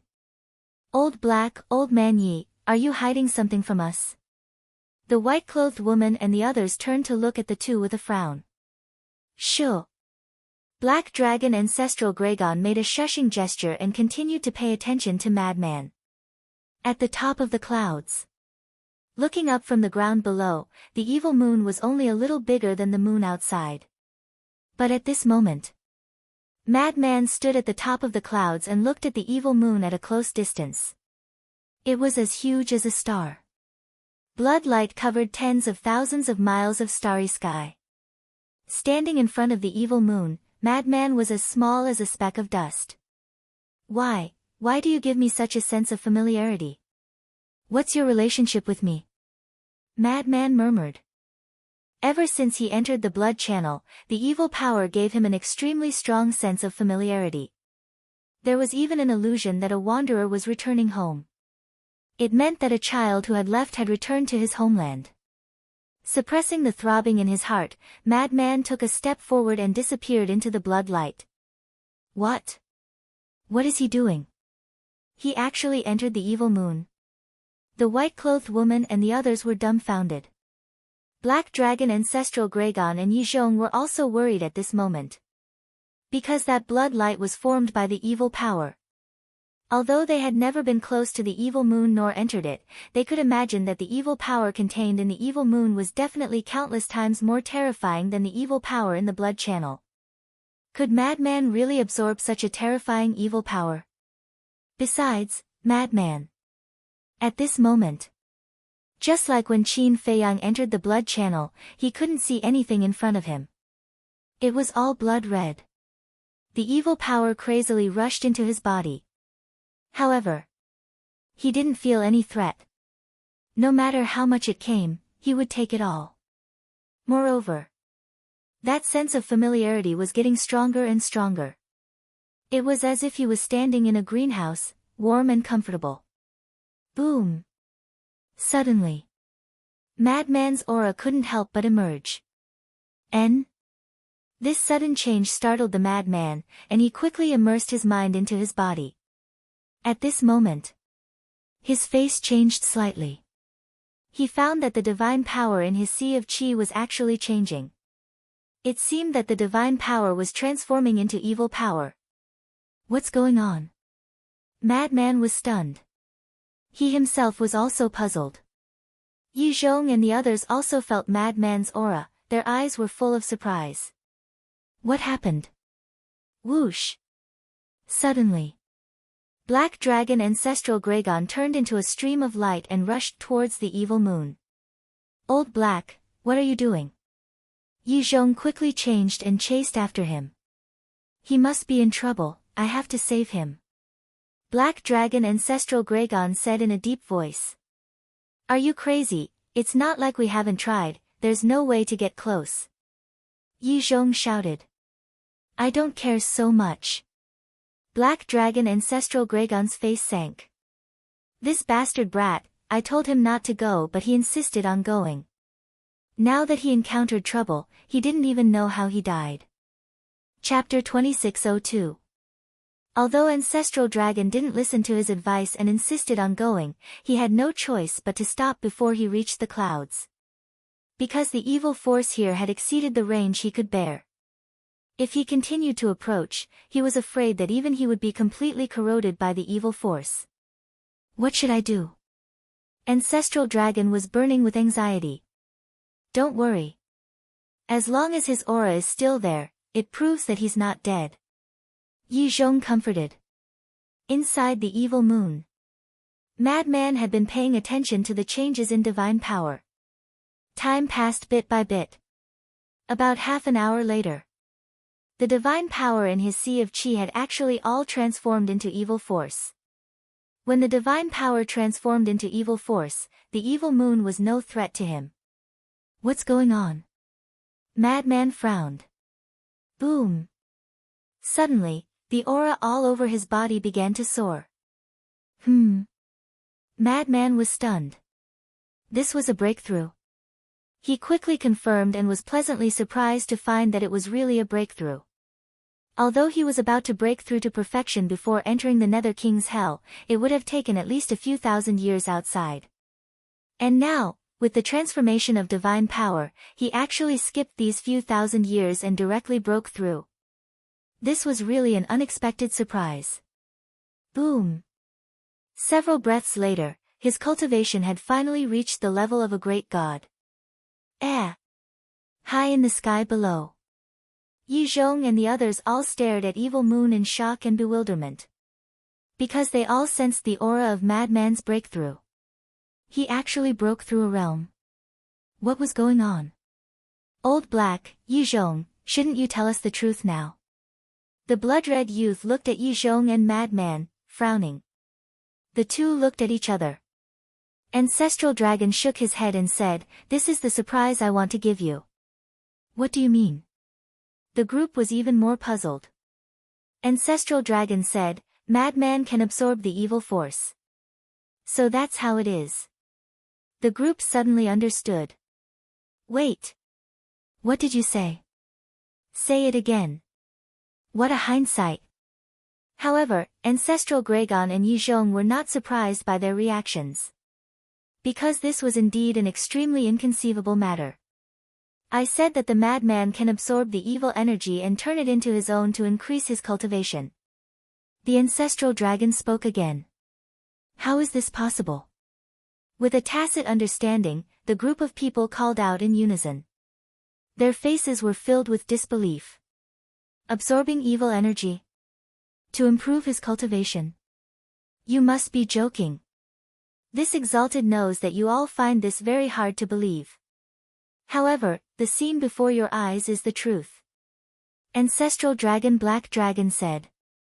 Yeah. Not only was he fine after entering the evil moon, he even used the power of the evil moon to make a breakthrough.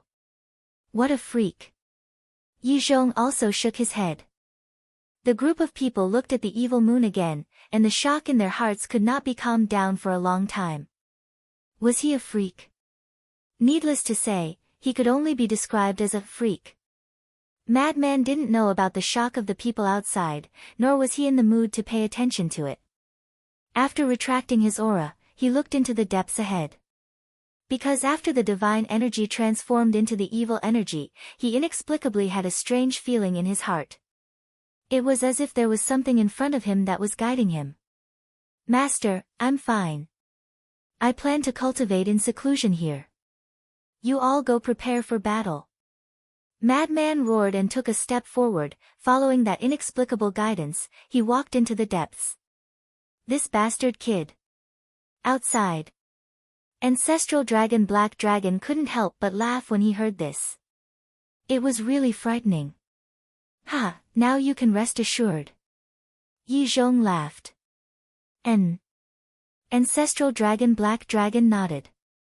Then let's go, adjust our state and prepare for battle. Yi Zhong said. At that moment, the two returned to the canyon, sat cross-legged on the ground, closed their eyes, and refined the evil energy in their bodies. The woman in white and the others looked at the evil moon, unable to recover for a long time. Inside the blood light. Madman didn't know how far he had walked, let alone where he was. In any case, he just followed the guidance and kept moving forward. About half an hour passed. Suddenly, he stopped in his tracks and looked in front of him in surprise. In the void half a meter in front of him, there was actually a blood bead floating. The blood bead was about the size of a palm and was perfectly round, as if it was condensed from blood, emitting a shocking aura. And the evil energy came from this blood bead. What is this? Madman took another half a step forward, almost touching the blood bead. And he found that this blood bead gave him a particularly strong sense of familiarity. But, in his mind, there was no memory of the blood bead. Madman sized it up for a moment and tentatively raised his arm, reaching for the blood bead. Boom! However, just as he was about to touch the blood bead suddenly released a blood light, pushing him away. What do you mean? Madman stabilized his body and approached the blood bead again. Although the blood bead pushed him away, it didn't hurt him. After confirming that there was no danger, he raised his arm again and grabbed at the blood bead with lightning speed. This time, he touched the blood bead. But the blood bead pushed him away again. And at the same time, Madman hugged his head and howled miserably. Because when he touched the blood bead, a scene suddenly appeared in his mind. It was a dark world. A giant that was tens of thousands of feet tall and a giant dragon that was tens of thousands of feet long was crazily fighting, but this scene only lasted for a moment. After the blood bead pushed him away, the scene disappeared. He didn't even see the faces of the giant and the giant dragon clearly. But in his mind, there was a tearing pain, as if his divine soul was about to shatter. After a moment, the pain disappeared. Madman walked in front of the blood bead with lingering fear, looking at the blood bead in surprise. What was going on? Why did such a scene appear in his mind when he touched the blood bead? A giant that was tens of thousands of feet tall, a giant dragon that was tens of thousands of feet tall, did all of this have anything to do with him? What happened after that? He raised his arm again and grabbed at the blood bead, faster than before. However, this time, the blood bead didn't give him any chance. No matter what he did, or how fast he was, he couldn't touch the blood bead again. The origin of this blood bead is definitely not simple, perhaps that giant or the giant dragon is the owner of this blood bead. Wait. The blood bead is the evil moon. That means that the battle between the giant and the giant dragon must have happened in the Nether King Hell. Giant, Madman murmured and couldn't help but frown. Although the previous scene was only for a moment and he didn't see the giant's face clearly, he faintly noticed that the giant had blood-red hair. Could it be, this giant is from the blood demon race? And the giant dragon, the Nether King Hell, was left behind by the dragon god for the dragons. Could it be that this giant dragon is the dragon god of the dragons? Blood demon race? Dragons? Madman kept thinking and finally came to the most likely conclusion. The scene he saw before might be the battle between the dragons and the blood demon race. Interesting, Madman suddenly smiled. He had a premonition that this Nether King hell wasn't as simple as everyone saw. Look at my brain, I almost forgot about business. Suddenly, Madman patted his head and restrained his aura to the extreme. He used his extreme speed and flew forward without looking back. Not long after, he flew out of the blood light and looked down. His current position was far away from the canyon. Even if he left now, Yi Zhong and the others wouldn't know. Madman lowered his head and muttered to himself. He looked to the left and murmured, I remember, when Yi Zhong and Ancestral Gragon went to the ancient Nether King city, they went in this direction. Immediately, he disappeared into the night sky without saying a word. That's right. He didn't enter the evil moon to cultivate, but to use the cover of the evil moon to leave without anyone knowing. But he didn't expect that under such a coincidence, he would obtain such a great fortune and break through to the perfection Paragon God realm. If only Qin Feiyang was here. After taking the Yin Yang Chaos Pill, he might be able to reach the half-step 9th Heaven realm. After reaching the half-step 9th Heaven realm, his blood demon domain would be able to play a huge role. The blood demon domain could deprive 4 small realms of cultivation. Even the perfection 9th Heaven realm wouldn't be able to escape. Just think about it. Originally the perfection 9th Heaven realm, if one's cultivation dropped to the initial 9th Heaven realm, it would be a fatal blow to anyone. As for Madman, even if his cultivation was at the half-step 9th Heaven realm, he was still confident that he could instantly kill an initial 9th Heaven realm. After a while, Madman left the giant Dragon Mountain range and looked at the endless land in front of him. He frowned and said, where is this ancient Nether King city? He felt a bit regretful. He should have found Yi Zhong and the others to find out the location of the ancient Nether King city before entering the evil moon. There were quite a few fierce beasts below. But these fierce beasts were all above the Paragon God realm. With his strength, he wouldn't be able to defeat them and make them speak. And if he fought here, Yi Zhong and the others in the canyon would definitely notice. Whoosh! Taking a deep breath, Madman finally decided to go straight ahead. Soon, he finally met a perfection Paragon God fierce beast. It was a blood eagle. Its body was dozens of feet long and it was like a small mountain as it laid on top of a mountain. Madman approached without anyone noticing and directly activated the blood demon domain. He took down the blood eagle and shouted, do you want to die? Of course not. The blood eagle shook his head. He was shocked by the power of the blood demon domain. Alright then. Tell me, where is the ancient Nether King city? Madman said. Ancient Nether King city. The blood eagle was shocked and said in fear, why are you asking about the ancient Nether King city? Why are you talking so much nonsense? Just say it when I ask you to. Madman frowned. Okay. Keep walking forward. With your speed, you will reach the ancient Nether King city in 1 or 2 days. The blood eagle said. What the hell? 1 or 2 days. Madman was stunned. The blood eagle nodded. How is it too late? Madman frowned. By the time he reached the ancient Nether King city, Yi Zhong and the others would have already taken action. Chapter 2603. What do you want to do in the ancient city? Let me give you a piece of advice. If you have any evil intentions, you should give up early. Because with your cultivation, you can only show off in front of me. Blood Eagle's eyes were filled with disdain. Frenzy's mouth twitched. He was actually looked down on by a bird. Suddenly, Frenzy sized up Blood Eagle and his eyes flickered. What do you want? Let me tell you, my parents are very strong. You better not hurt me. Blood Eagle stared at Frenzy warily. Madman grinned and said, I'm not scared. Blood Eagle kept retreating. Are you sure you're not lying to me? Frenzy asked. Lying to you? Blood Eagle was slightly stunned. So, he suspected that he was lying. He raged, can't humans trust each other more? Are you human? Frenzy was speechless.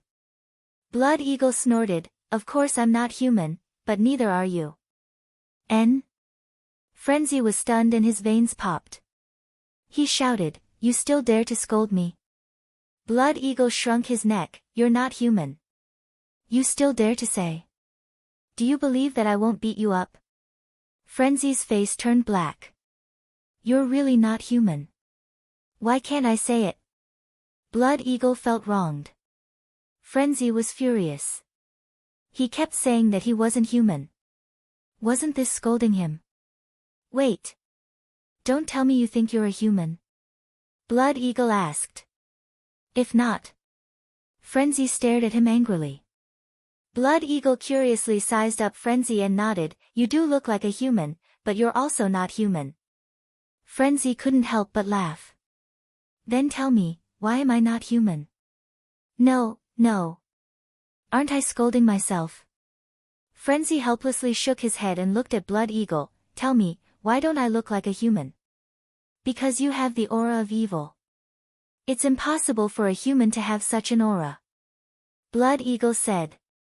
Aura of evil? Frenzy was stunned. He lowered his head and sized himself up. His expression gradually froze. He hadn't felt it before. Now that Shuang had said this, he really did discover that his body was exuding an evil aura. What's going on? Could it be related to the transformed divine power? The madman opened his palm and divine power surged out. This is the power of evil. Why is your divine power evil?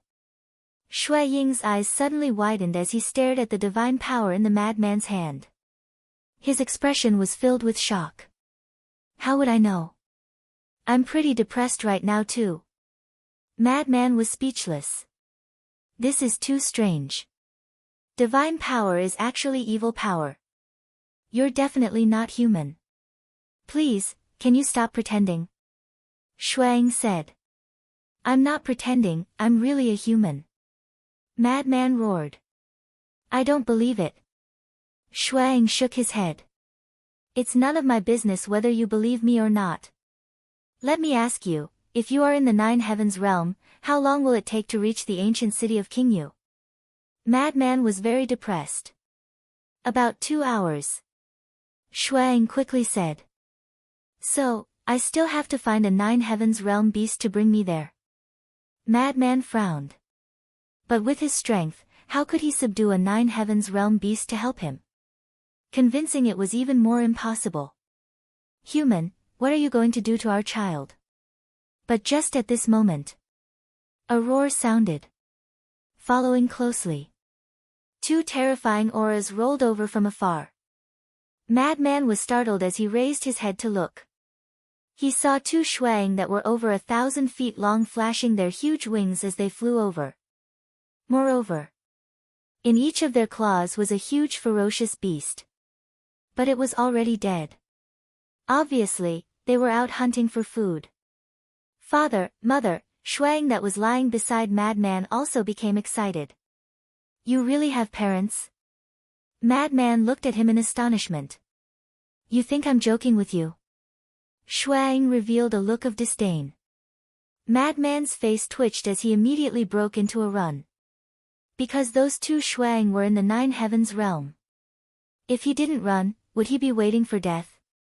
Shuang hurriedly said, Don't run, I was just interested in you. I'm not interested in you. Madman shouted without turning his head. Shuang roared, Father, mother, don't let him run away. He can't run away. You dare to hurt my son, you really don't know life from death. Shui Ying's parents flew to the peak of the mountain, threw away the 2 beasts in their claws, and chased after Madman like lightning. The speed of the Nine Heavens realm was much faster than Madman. In just a few blinks of an eye, Shui Ying's parents stood in front of Madman with a murderous aura. The 2 of you, this is a misunderstanding. Madman hurriedly waved his hand. Misunderstanding? Shui Ying's parents sneered.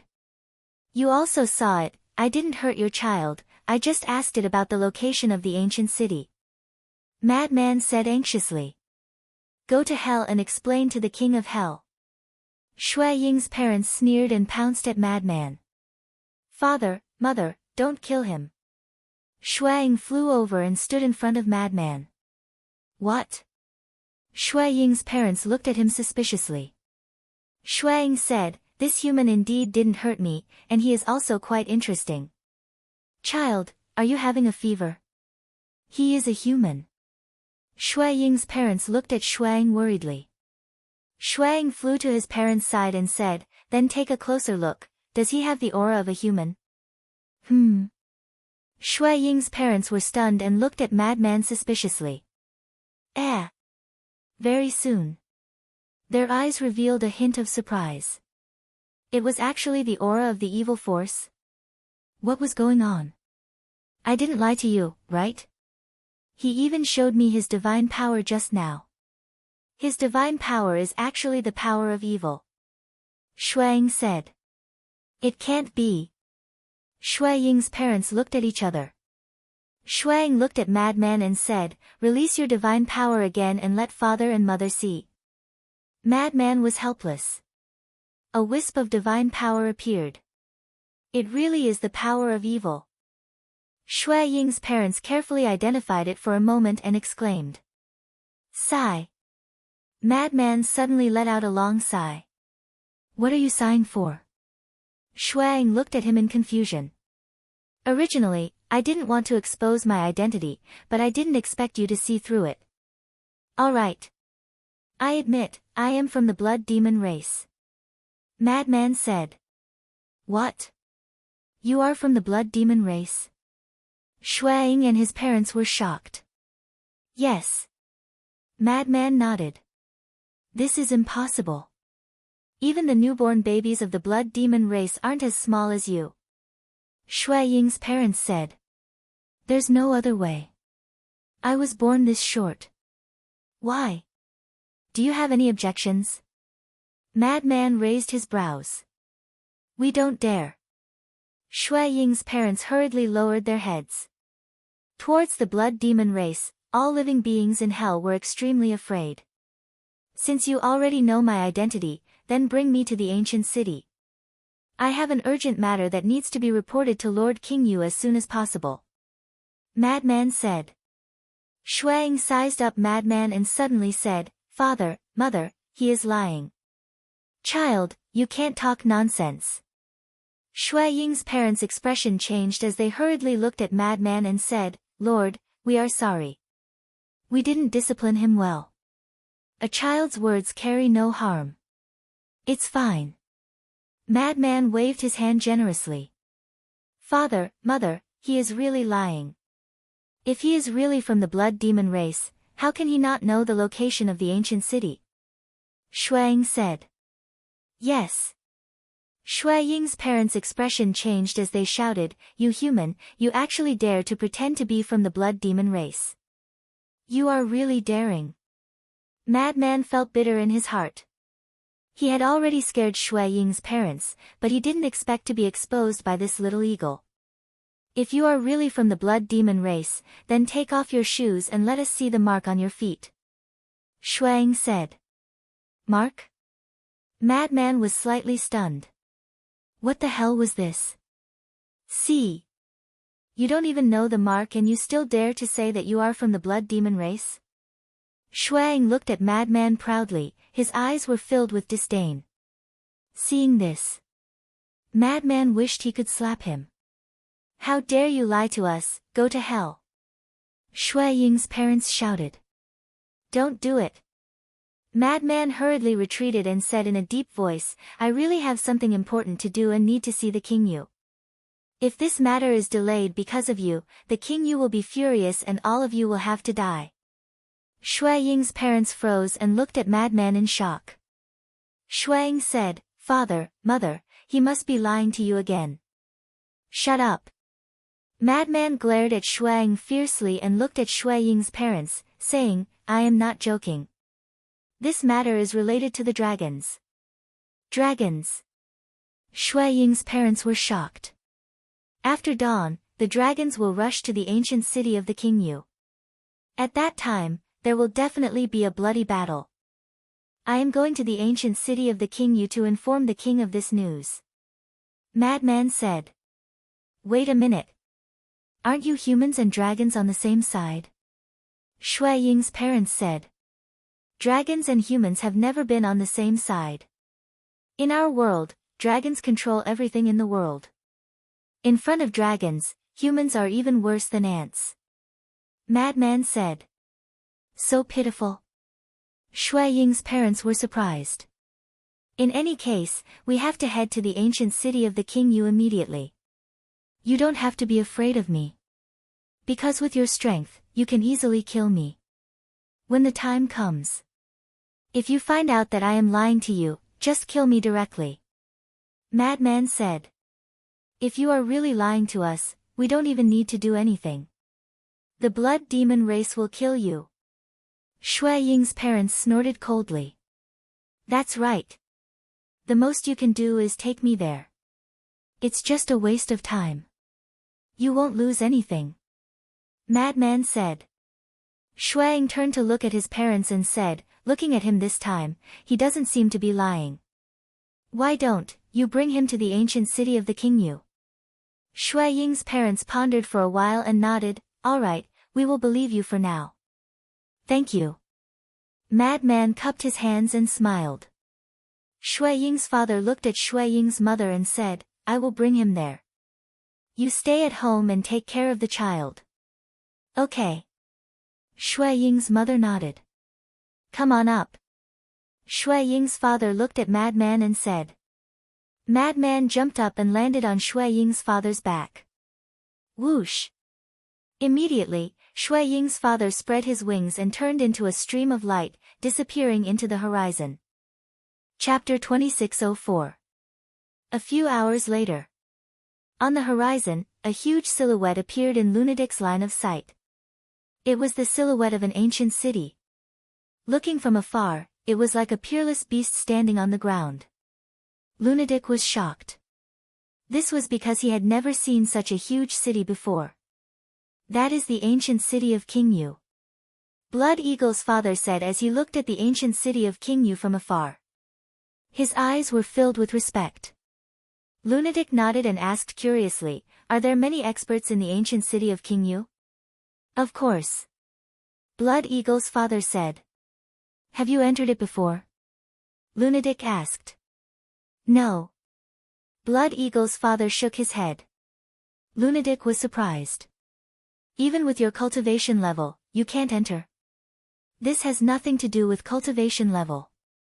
The ancient city of King Yu is the capital of the blood demon race. Only the blood demon race is allowed to enter. A ferocious beast like me shouldn't even think about entering. No. Even if I am close to the city, I am not allowed. Blood Eagle's father said. Lunadic nodded and said, then put me down. I will go alone. No. Blood Eagle's father shook his head. What do you mean? Lunadic was suspicious. Wasn't he not allowed to get close? It is different this time. You are a human. I have to keep an eye on you and personally hand you over to the blood demon race. Lest you play any tricks. Blood Demon's father snorted coldly. Like what your child said, can't there be more trust between humans? Lunadic was helpless.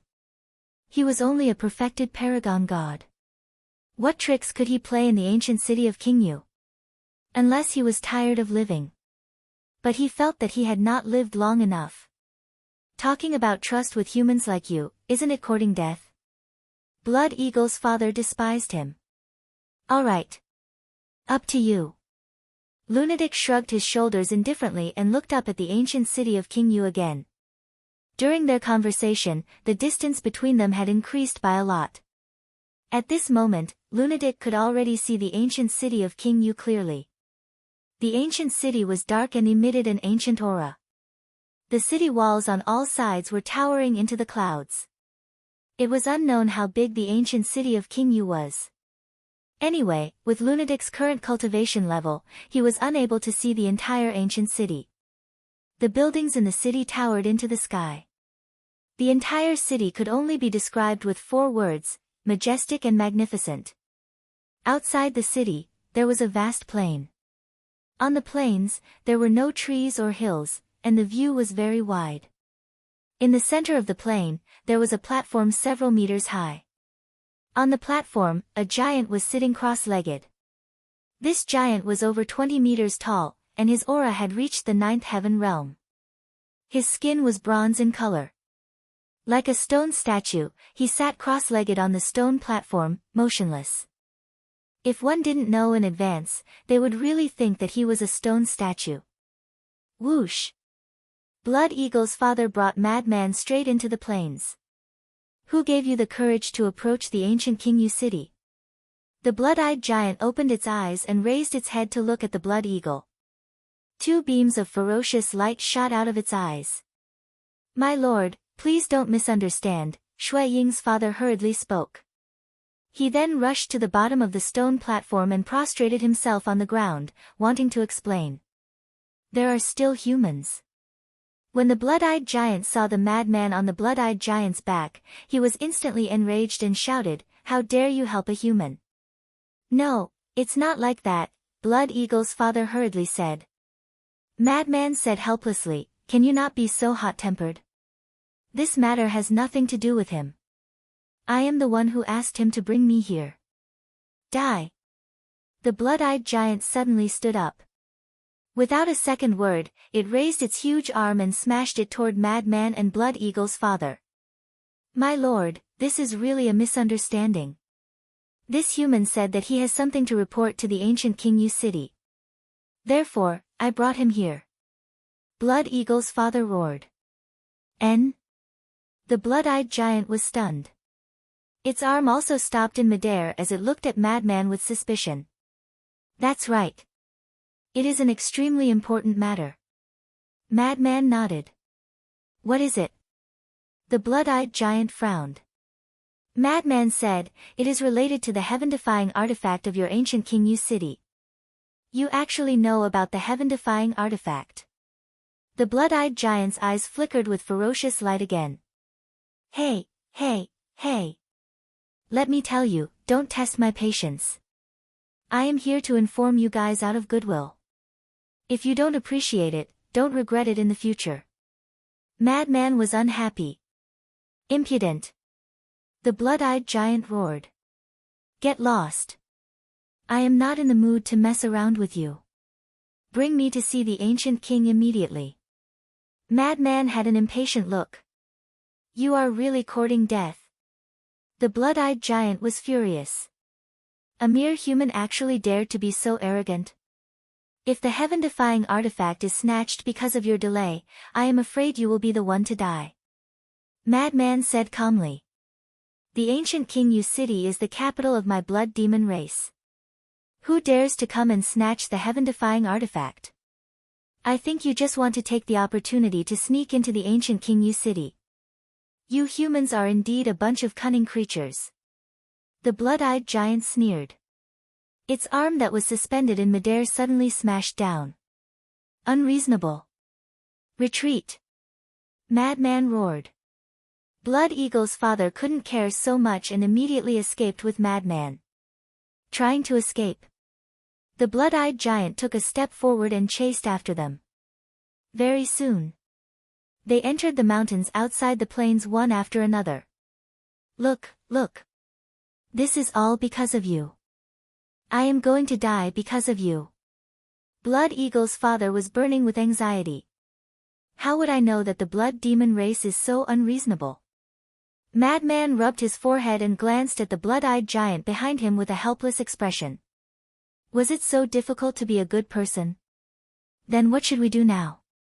Blood Eagle's father asked. Madman thought for a moment and sighed. Why don't you abandon me and escape? How would I dare to escape if you didn't explain clearly? The entire Nether King Hell is under the control of the blood demon race. If I escape now, I will be found by them sooner or later. By then, not only will I die, but my wife and children will also die. Blood Eagle's father was very depressed. If he knew this would happen, he wouldn't have bothered with this. Madman said, in that case, we have to clear up this misunderstanding. Of course. Now, you have to meet the ancient king and prove that you have information for him. This way, we will be fine. Blood Eagle's father said. That big guy behind didn't even listen to my explanation. How can I meet the ancient king? Madman frowned. This is your problem. You have to think of a solution. Otherwise, I will not let you off even if I become a ghost. Blood Eagle's father said. Don't worry, don't worry. Don't worry, I will be responsible for you. Madman smiled and lowered his head to ponder. Responsible? Who wants you to be responsible? Blood Eagle's father secretly snorted. He only wanted to clear up this misunderstanding as soon as possible and then leave the ancient King Hell City. While the one-eyed giant was chasing after Blood Eagle and Madman, a blood-eyed giant was also standing on a mountain peak in the distance. But this blood-eyed giant was a female. Her height was also over 10 meters. She was wearing a black armor and had an aggressive aura.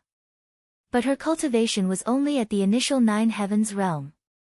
But this wasn't the main point. The main point was, on the shoulder of this female giant was a golden wolf cub. At this moment, this wolf cub stared in the direction of Madman and the others with a bewildered expression. It seems to be Madman. That's right. It's this guy. The wolf cub was shocked and said to the female giant, Blockhead, quickly go over and take a look. The female giant was shocked and hurriedly said, This isn't good. That clansman of mine is at the perfection 9 heavens realm. If he sees me with you, he will definitely not let me off easily. With this brother protecting you, what are you afraid of? The wolf cub said proudly. You? There was a trace of disdain in the female giant's eyes. You don't want to listen when I talk to you nicely? Do you really want this brother to do it? The wolf cub said angrily. Go go go, immediately go. The female giant's body trembled and hurriedly brought the wolf cub and flew in the direction of Madman and the others. Let's see where you can escape to. At the same time, that blood-eyed giant at the perfection 9 heavens realm stared at Blood Eagle's father and Madman with a ferocious expression. Hurry up. Blood Eagle's father urged. Don't rush me. The more you rush me, the more I can't think of a way. Madman said. Can I not rush you? If you don't hurry up, we will all die. Blood Eagle's father roared. Don't rush, don't rush. Madman waved his hand, his mind working quickly, but he couldn't think of the best way. Ha, little Madman, it's really you. Suddenly, a loud laugh sounded. This voice, Madman's expression stiffened and he immediately turned his head to look in the direction of the voice, only to see a female giant flying through the air. Immediately, Madman was taken aback. Why was it the blood demon race? When Blood Eagle's father saw the female giant, his expression changed and he used all his strength to frantically escape. Quickly stop them. The blood-eyed giant who was chasing after Blood Eagle's father and Madman immediately shouted when he saw the female giant. However, the female giant was incomparably panicked. What are you afraid of? This brother is here. The wolf cub on the shoulder of the female giant waved its little paw at Madman. Madman looked again and his face was instantly filled with joy. He immediately said to Blood Eagle's father, Don't run, quickly go over. Blood Eagle's father finally saw the wolf cub and there was a trace of surprise in his eyes. What was going on? A wolf was actually lying on the shoulder of a blood demon.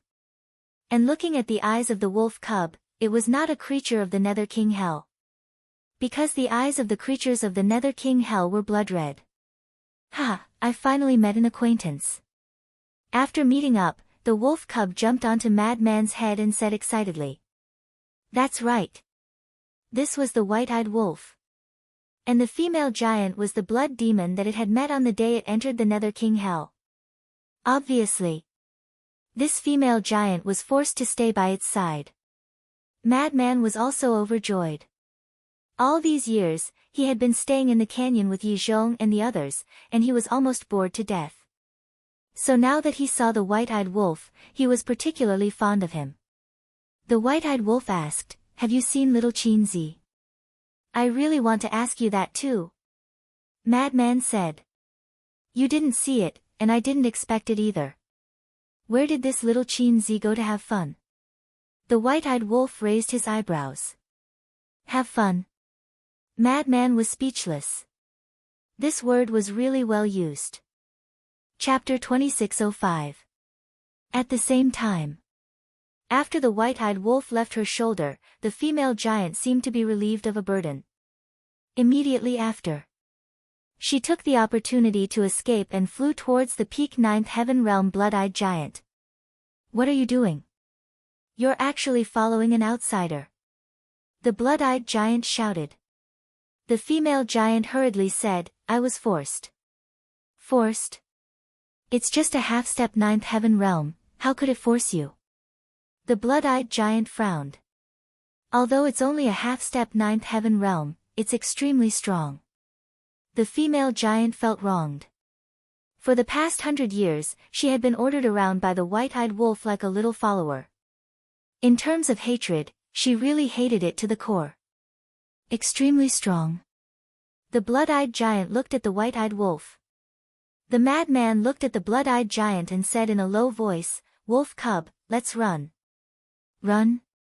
The white-eyed wolf waved his paws and said proudly, "In my dictionary, there's no such word as running." "Ah." The madman looked at the white-eyed wolf in astonishment. He was so confident. "However, let's run. After all, we're near the ancient city of King Yu."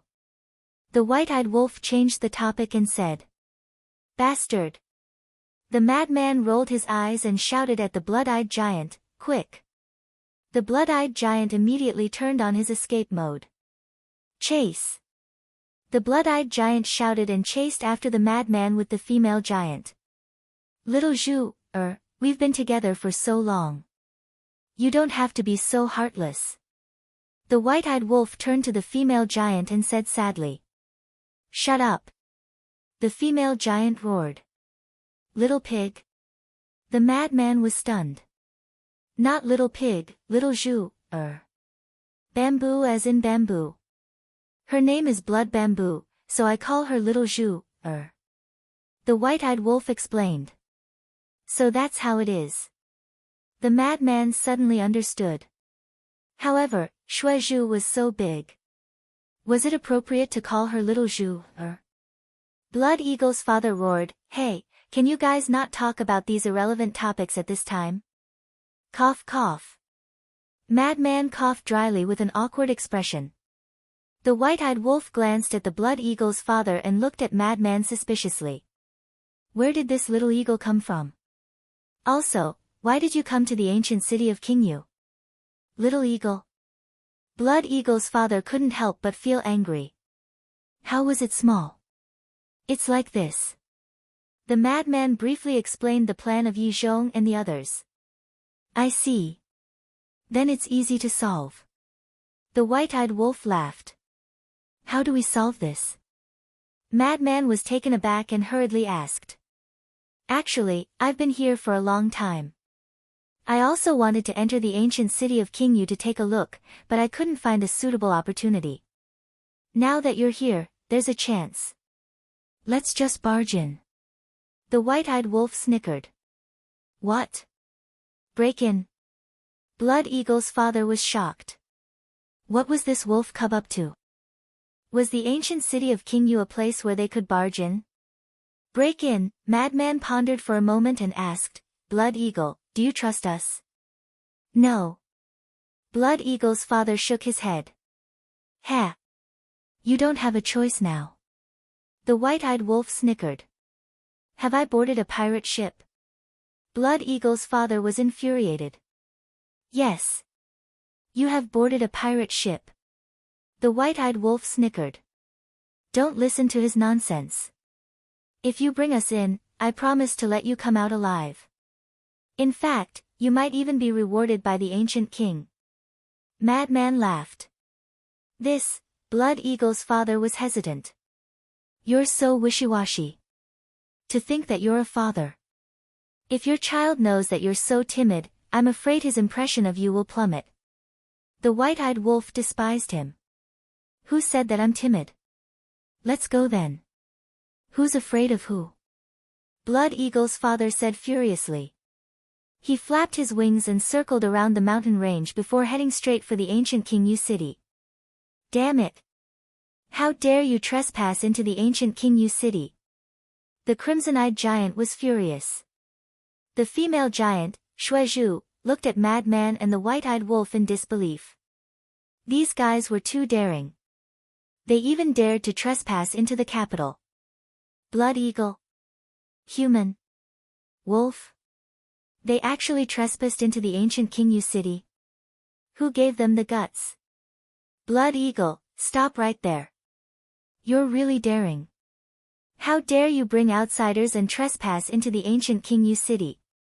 The blood demons in the city soon discovered Madman and the others. All of them rushed into the sky to intercept them. Madman scanned the ancient King City. It was too big. Even if they flew into the sky, they couldn't see the entire city. Moreover, the blood demons here were abnormally powerful. Just the blood demons that appeared now had a few hundred perfected ninth heaven's realm. "King Yu, I have something to tell you. Quickly come out and see me." All of a sudden, Madman roared. His voice was like a bell that reverberated in all directions. "He wants to see King Yu. That's not right. He's just a human. Why would he want to see King Yu?" The blood demons were bewildered. Presumptuous, presumptuous. Everyone, quickly kill him." The perfected ninth heaven's realm crimson-eyed giant chased into the ancient city and roared in exasperation. "Kill!" Immediately, the blood demons that were intercepting them pounced towards Madman and the others. "I told you not to come in. You just didn't listen. Look at what happened now." Blood Eagle roared.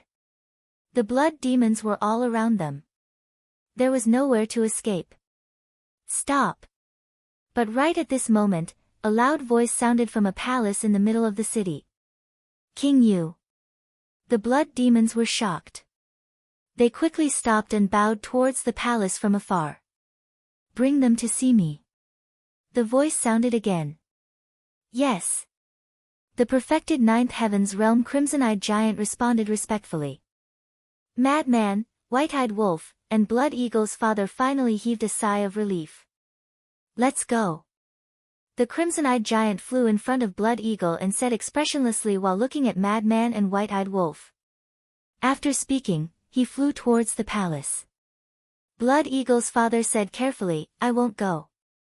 After all, I'm just a guide. None of you are allowed to run. All of you have to go."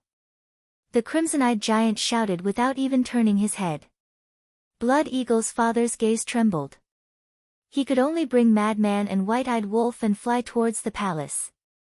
After a few hundred breaths, they landed in front of the palace. One had to know. Blood Eagle was the one flying the entire time. Blood Eagle was at the perfected ninth heaven's realm. Even he needed to fly for a few hundred breaths to arrive. If it was Madman, he would need at least an hour. One had to admit that the ancient city of King Yu was extraordinarily big. "King Yu, they have arrived." The palace towered into the clouds. In front of the palace, there was a giant plaza. That crimson-eyed giant looked at the tightly shut palace door and said respectfully, "Rumble." After saying that, the door slowly opened. However, it didn't open completely. It only opened a gap that was 2 meters wide. Yes.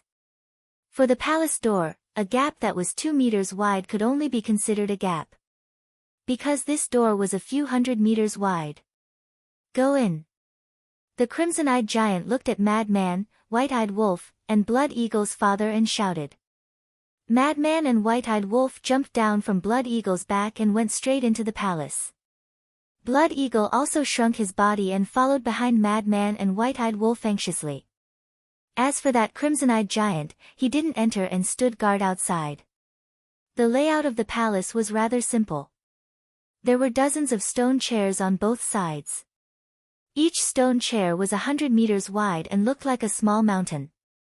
Even when standing below the stone chairs, Madman and White-Eyed Wolf couldn't help but feel small.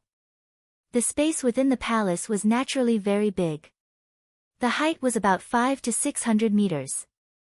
Right in front, a crimson-eyed giant that was 100 meters tall sat on the throne and emitted a powerful aura. "You guys are the ones who want to see me."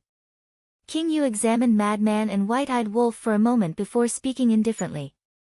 He even deliberately lowered his voice. However, when it landed in Madman and White-Eyed Wolf's ears, it was still as deafening as thunder. "That's right." Madman nodded. "What's the matter?" King Yu asked. "The dragons came up with a plan. After daybreak, they will come to the ancient city of King Yu to snatch that heaven-defying artifact." Madman said. "The dragons." King Yu's eyes flickered with cold light. "Your blood demon race isn't very nice. I came here with good intentions to inform you guys, but you guys actually want to kill me." Madman snorted. King Yu said indifferently, "There's nothing we can do." "Who asked you to be a human? In our eyes, humans are as annoying as dragons." "I don't understand. Have humans come to the Nether King's hell before?" "I don't think so. Only dragons. This is the first time humans have come here. Your blood demon race is already so prejudiced against us. Is this fair?" Madman raised his brows. "Who said that this is the first time humans have come here? Although there hasn't been a large-scale appearance in the past, there will always be a human entering the Nether King's hell every time. Moreover, this human is even more difficult to deal with than the ancestral dragon." King Yu snorted coldly, his eyes filled with disgust. "Who?" Madman was curious. "I think his name is, right." "His name is Yi Zhong," King Yu said. King Yu said. "So it's this old man." Madman and White-Eyed Wolf nodded in realization. "Do you guys know him?" King Yu frowned. "Quite familiar. All these years, I have been staying with Yi Zhong and the rest." Madman said. Bang! Upon hearing this, King Yu instantly released a terrifying aura. "Don't misunderstand. Yi Zhong is a member of the dragons. He has nothing to do with us humans. You might not know this, but in the outside world, we humans and the dragons are at odds with each other." Madman hurriedly explained. "At odds with each other?" King Yu was stunned for a moment before saying, "In that case, you humans are borrowing the power of the blood demon race to get rid of Yi Zhong and the dragons?" "That's indeed the intention. But this time, my biggest purpose of leaking information is to destroy their chances. Because if they obtain the heaven-defying divine artifact, it won't be a good thing for us humans either." Madman said. King Yu pondered for a moment before looking at Madman and saying, "This is just your one-sided story. How can I believe you? It's almost daybreak. It won't be long before you know whether it's true or not. Why don't you believe me this time?" Madman smiled. King Yu looked at Madman, nodded, and said, "All right, I will believe you for the time being. Moreover, if it's confirmed in the end that what you said is true, I will give each of you a thank you gift." "I'll thank you in advance then." Madman chuckled. The thank you gift from the blood demon race should be extraordinary. Chapter 2606. Thank you. Blood Eagle couldn't help but reveal excitement in his eyes as he transmitted his voice. "Human, are you sure there is such a thing?" "Of course. Just wait to receive the gift," Madman secretly said. Blood Eagle was instantly overjoyed. It seemed that this risk was worth it. "I'll tell you the details of their plan now. But you have to promise me." At that time, your blood demon race can't act as if I know your plan. Because if you can't kill them, I still have to get along with them. I don't want to be suspected by them. Madman said. Ghost King said, don't worry, my blood demon race still has this bit of common sense. Alright. Madman nodded and told him the dragon's plan. These bastards. Over the years, they have already snatched 10 heaven-defying divine artifacts from the Nether King's hell, but they are still not satisfied. Ghost King was furious. What? 10? Madman and White-Eyed Wolf were taken aback. That's right. Ghost King nodded. Madman asked, is it the Sunset Divine Bow and other heaven-defying divine artifacts? You know. Ghost King was surprised. Madman and White-Eyed Wolf looked at each other and smiled. Madman nodded and said, of course we know, because these 10 heaven-defying divine artifacts are in our hands now. What? Ghost King suddenly stood up and looked at them in surprise. Madman said, a lot of things have happened in the past few years, and the dragon's current strength is far inferior to before. Can you let me take a look at these divine artifacts? Ghost King asked. No. Madman shook his head. Why? Ghost King frowned. Firstly, in the Nether King's hell, we can't use the heaven-defying divine artifacts. Secondly, these heaven-defying divine artifacts are also with us, in the hands of a friend of ours. Madman said. Friend? Ghost King was suspicious. That's right. He is also in the Nether King's hell now. His name is Qin Feiyang, and he is the dragon's #1 enemy. He is the one who snatched the Sunset Divine Bow and other heaven-defying divine artifacts from the dragons. Madman said. #1 enemy? The Ghost King was slightly taken aback, and he asked, then his cultivation must be very strong. You're wrong about that. His cultivation is even lower than ours. The White-Eyed Wolf snickered. Worse than you? The Ghost King was astonished. How could such a person become the dragon's #1 enemy? Although Qin Feiyang's cultivation is not as high as ours, his methods are extremely terrifying. Let me put it this way. The ancestral dragons of the dragon race have all suffered greatly at his hands. If the ancestral dragons had split their divine souls in advance, they would have died in Qin Feiyang's hands. Madman laughed. So powerful? King Yu was shocked. Yes. However, in the Underworld King's hell, he is unable to use many of his techniques. If you were to encounter him, I hope that you would be able to take care of him for me. Madman pleaded. If we have the chance to meet, I will take care of you. But the premise is that you didn't lie to me. The Ghost King said. Didn't I say earlier that we will see the results in the morning? All right. I have already told you about the dragon's plan. As for the rest, you can do as you deem fit. I have to rush back now lest they become suspicious. Madman said. No. Before we get confirmation, you are not allowed to leave. The Ghost King shook his head. Why? Madman frowned. What if this is your trick? Therefore, you have to stay. After the confirmation, if you want to leave, I will definitely not stop you. The Ghost King said. I really can't. I used the evil moon as a disguise to sneak out. If the evil moon disappears at dawn and they don't see me, they will definitely become suspicious. These people are all cunning old foxes. Once they become suspicious, they might change their plans. Madman was somewhat anxious. What did you say? You used the evil moon as a disguise? What do you mean? The Ghost King looked at him, puzzled. Madman said, it means entering the evil moon. Entering the evil moon. The Ghost King's eyes suddenly widened. Beside him, Blood Eagle also looked at Madman in surprise. Was he talking in his sleep? Yes, is there a problem? Madman looked at them suspiciously. The Ghost King asked, are you joking? You can enter the evil moon. No. Madman shook his head. The white-eyed wolf also asked, "Little madman, are you sure?" "Nonsense." Madman glared at it. "TSK TSK. Amazing. I thought that I was the only one in this world who could enter the evil moon." The white-eyed wolf exclaimed. "What? You can also enter the evil moon?" Madman was shocked as well.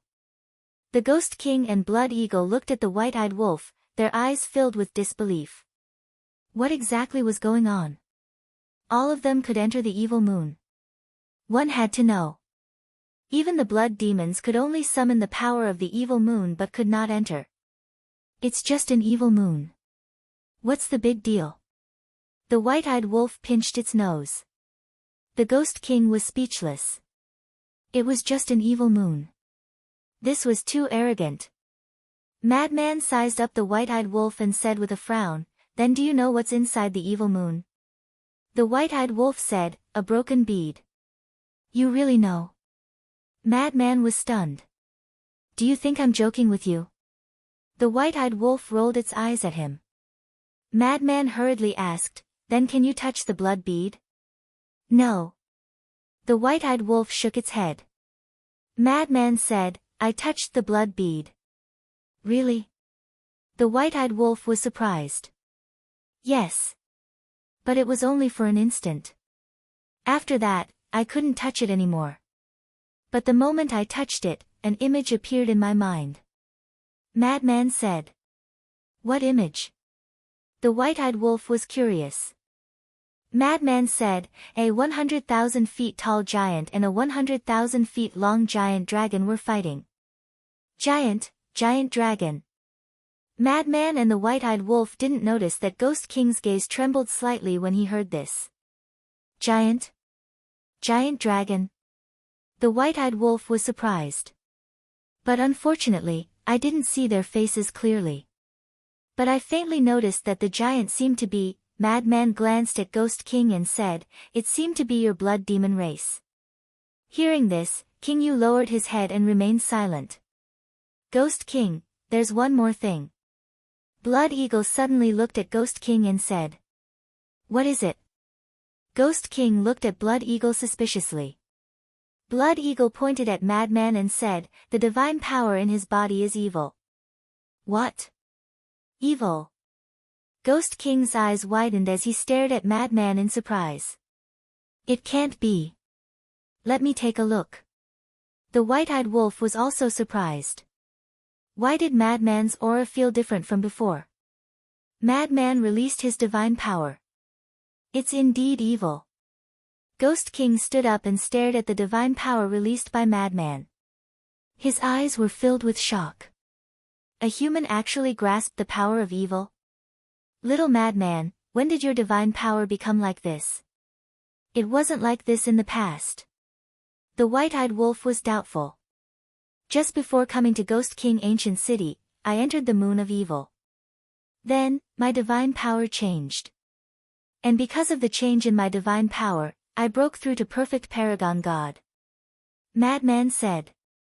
Actually, he was also full of doubts. This is really strange. I also entered it before, but why didn't there be such a change? The white-eyed wolf frowned. "You still want such a change?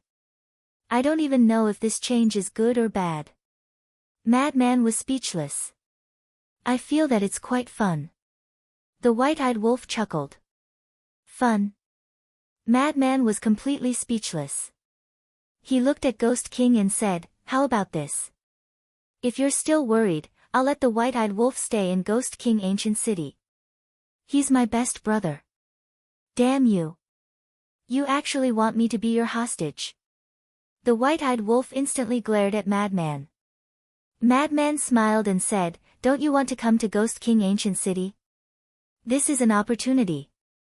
The white-eyed wolf rolled his eyes and looked at Ghost King, saying, "Fine, I'll stay here as a hostage." Ghost King looked at Madman and the white-eyed wolf. His eyes flickered before he finally nodded and said, "All right, let this wolf cub stay." Madman said meaningfully, "Then, Ghost King, you have to be careful. This white-eyed wolf isn't someone easy to deal with." "What do you mean?" Ghost King was stunned.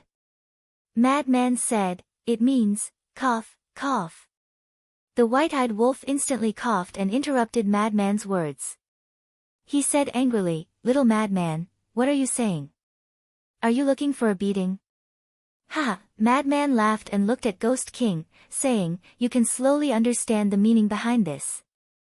After saying that, he turned to Blood Eagle and said with a smile, "Let's go." Blood Eagle was stunned and asked softly, "What about our thank you gift?" "You are really a money grubber." Madman was speechless and said with a voice transmission, "Don't be anxious. There will be one sooner or later." "All right." Blood Eagle nodded and turned to fly out. "Then, let's meet again." Madman looked at Ghost King again and cupped his hands with a smile. "Take care. I won't send you off." Ghost King nodded. "Little Madman, let's meet again if fate wills it." The white-eyed wolf also waved his little paw. Madman shook his head and smiled. He turned and walked out in large strides and then jumped onto Blood Eagle's back. Blood Eagle immediately carried Madman and broke through the sky with lightning speed. That blood-eyed giant walked to the crack of the door and looked at Ghost King, saying, "My lord, you are letting them go just like that?" Ghost King glanced at the white-eyed wolf and said indifferently, "Isn't there still a hostage here? What are you afraid of?" The blood-eyed giant looked at the white-eyed wolf and wanted to say something but stopped. "Enough. Immediately inform the 10 commanders to come over. This king has something important to discuss with them." Ghost King said. "Yes." The blood-eyed giant responded respectfully and turned to leave. Ghost King returned to the stone chair and lowered his head, sizing up the white-eyed wolf curiously. Dazzling golden fur, golden eyes, there were also 2 small golden wings on his back. In between his eyebrows, there was actually a blood-colored mark that looked like a phoenix's wings. Was this really a wolf? Why would a wolf look so strange? "Can you not look at me like that? I will be shy." The white-eyed wolf's eyes darted around. No one knew what he was thinking. Shy. Ghost King's mouth twitched. "From now on, without my orders, you are not allowed to leave the ancient city of Ghost King without permission. Don't worry. Even if you chase me away now, I will not leave." The white-eyed wolf grinned. What a joke. It was not easy to enter the ancient city of Ghost King. How could he bear to leave? Ghost King looked at the white-eyed wolf and couldn't help but frown slightly. Why did he have a bad premonition in his heart? Chapter 2607. A few hours later.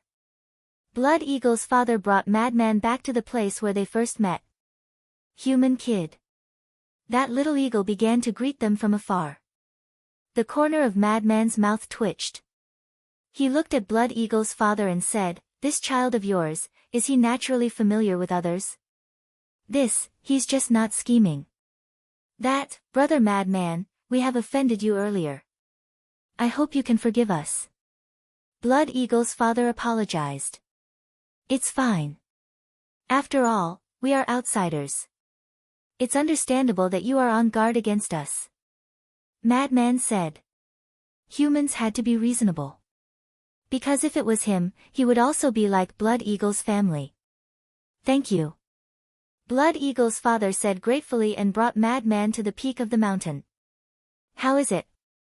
Blood Eagle's mother asked. "No problem." Blood Eagle's father smiled. "That's good." Blood Eagle's mother heaved a sigh of relief and looked at Madman. "I'm sorry." "It's fine." Madman waved his hand. "Since he's fine, can I play with him?" Little Eagle looked at his parents and asked. "Play." Blood Eagle's parents were stunned. Madman also had a look of astonishment. "I'm really curious about you. A human actually has evil power. So, I've decided to study you properly." Little Eagle sized up Madman as if he had found a fun toy and chuckled. "Study me?" Madman was speechless. "Cough, cough. Don't be rude." Blood Eagle's parents scolded. Little Eagle said, "Father, Mother, aren't you curious? This, Blood Eagle's parents looked at each other. To be honest, they were also very curious, but they knew what to ask and what not to ask. Little thing, I don't have time to play with you now. When there's a chance, you can slowly study me. Madman chuckled and disappeared into the night sky like a bolt of lightning. Human, Little Eagle called out. Enough. You have no manners at all. This human isn't an ordinary person. It's better not to provoke him. Blood Eagle's father berated. Not an ordinary person. The little eagle was stunned. Blood Eagle's father looked up at Evil Moon and said seriously, he can go in there. Enter that place. Blood Eagle's mother also looked up with a trace of disbelief in her eyes. However, the little eagle was even more curious. Like the moon outside, the evil moon would move on its own. When Madman rushed back to the Dragon Mountain Range, he found that the evil moon had already left the sky above the Dragon Mountain Range. Restraining his aura, Madman entered the clouds and looked down at the canyon below. Yi Zhong and the others still had their eyes closed as they adjusted their mental states. Madman took a deep breath and flew down into the canyon with a smile. Black Dragon Ancestral Dragon sensed Lunatic's aura and opened his eyes to look at him. Master. Madman landed in the canyon. Why did you come down? Ancestral Dragon Black Dragon was suspicious. Madman said, the evil moon is about to set. What's the point of staying up there? Black Dragon Ancestral Gragon glanced at the evil moon and smiled. Not bad. Hee hee. Madman smiled. However, why do I feel that your aura has become a little different from before? Black Dragon Ancestral Dragon looked at Madman suspiciously. Different? Yi Zhong and the others also opened their eyes and sized up Madman. He was indeed a little different. I'm not sure either. It might be related to my god power. Madman frowned. What do you mean? Black Dragon Ancestral Dragon was puzzled. Master, look. Madman activated a strand of god power. This is, Black Dragon Ancestral Dragon's pupils shrank. Yi Zhong and the others were also shocked. It was actually the evil moon. And it was extremely pure evil moon. How could this be? His god power had turned into evil moon. Are you okay? Black Dragon Ancestral Dragon was concerned. I'm fine. Madman shook his head. Are you sure you're fine? Black Dragon Ancestral Dragon spoke again. His god power had turned into evil moon, how could he be fine? I'm really fine. Madman said. Then your god power? Black Dragon Ancestral Dragon was surprised. I'm also quite puzzled. When I entered the evil moon crazily poured into my body. I thought I might die. However, I didn't expect that the evil moon not only helped me break through to perfection Supreme God, but it also assimilated my god power. The most important thing is that I don't feel any discomfort. Madman said in distress. No way. What kind of freak are you? If we didn't know your background, we would suspect that you are a creature from hell. Yi Zhong said. Know my background? Madman couldn't help but sneer in his heart. Do you really know my background? On the surface. Madman smiled bitterly and said, if I were a creature from hell, how could I be outside? Alright, don't think so much. We're just saying. Black Dragon Ancestral Dragon looked up at the evil moon, then looked at Yi Zhong and the others and said, it's almost dawn. Why don't we set off? Okay. Yi Zhong nodded. Black Dragon Ancestral Dragon looked at Madman and said, Kid, just stay here and don't run around. Wait for us to come back. Madman frowned and said, I really can't go. You can't go. Black Dragon Ancestral Dragon shook his head. Madman's face was full of displeasure as he muttered, I also want to see the world. Why are you in a hurry to see the world? When you become stronger, there will be plenty of opportunities. Black Dragon Ancestral Dragon glared at Madman and shouted, let's go. Swoosh. The group immediately soared into the sky and flew away like lightning. When they were far away from the canyon, Black Dragon Ancestral Dragon slowed down and turned to look at the canyon. He frowned and said, "Do you think Madman's change is good or bad?" Yi Zhong pondered for a moment and said, "In the long run, it's a good thing." "A good thing?" The chief pavilion master, the strange young man, and the other ancestral dragons looked at Yi Zhong suspiciously. "Think about it. Now that even Madman's god power has become evil moon power, won't it be easier for us to enter Fallen Valley in the future?" Yi Zhong said. "Makes sense." Everyone nodded. "The only thing I can't figure out is why he can absorb evil moon power. Even his god power has become evil moon power. To be honest, if I didn't already know him, I would have suspected that he's a native of hell." Yi Zhong shook his head. "How did you know him?" Black Dragon Ancestral Dragon asked. "When he entered the Dragon God Temple. At that time, there was someone called Hong Yi. This enforcer Hong Yi brought Madman to the Dragon God Temple and wanted to go in through the back door. I asked him a few questions and saw that he was quite interested in the Dragon God Temple, so I agreed to let him in. But I didn't expect Madman to be with Li Bu in the end. And I also underestimated him. I didn't expect him to have a divine art. Li Bu is the same. At first, everyone's attention was on the overlords around him and didn't pay attention to him at all. They thought he was just a rich man's son. But as things happened one after another, everyone realized that he was actually very capable." Yi Zhong said. The blood-red shirt youth said, "Did these two know each other before?" "I'm not sure. There's no need to care about such a small matter. As long as they're loyal to the dragons." Yi Zhong shook his head. "That's right. What we dragons need is loyalty. No matter what, I must firmly control this madman in my hands. Not only because we need him to take us to Fallen Valley now, but also because we need him to lead the dragons to hell in the future to search for treasures." Ancestral Dragon Black said. "Let us dragons." The ancestral dragons raised their eyebrows. "It's because his cultivation is too weak now that he can't help us. Once his cultivation breaks through to the 9th heaven stage, he'll even be indestructible. At that time, with the advantage of being able to absorb the evil power, he'll be able to do whatever he wants in hell. In such a situation, he'll naturally be the one to lead us." Ancestral Dragon Black smiled. "That makes sense." The other ancestral dragons nodded. Yi Zhong added, "And most importantly, this madman might be the nemesis of the blood demons." Nemesis? Everyone was stunned.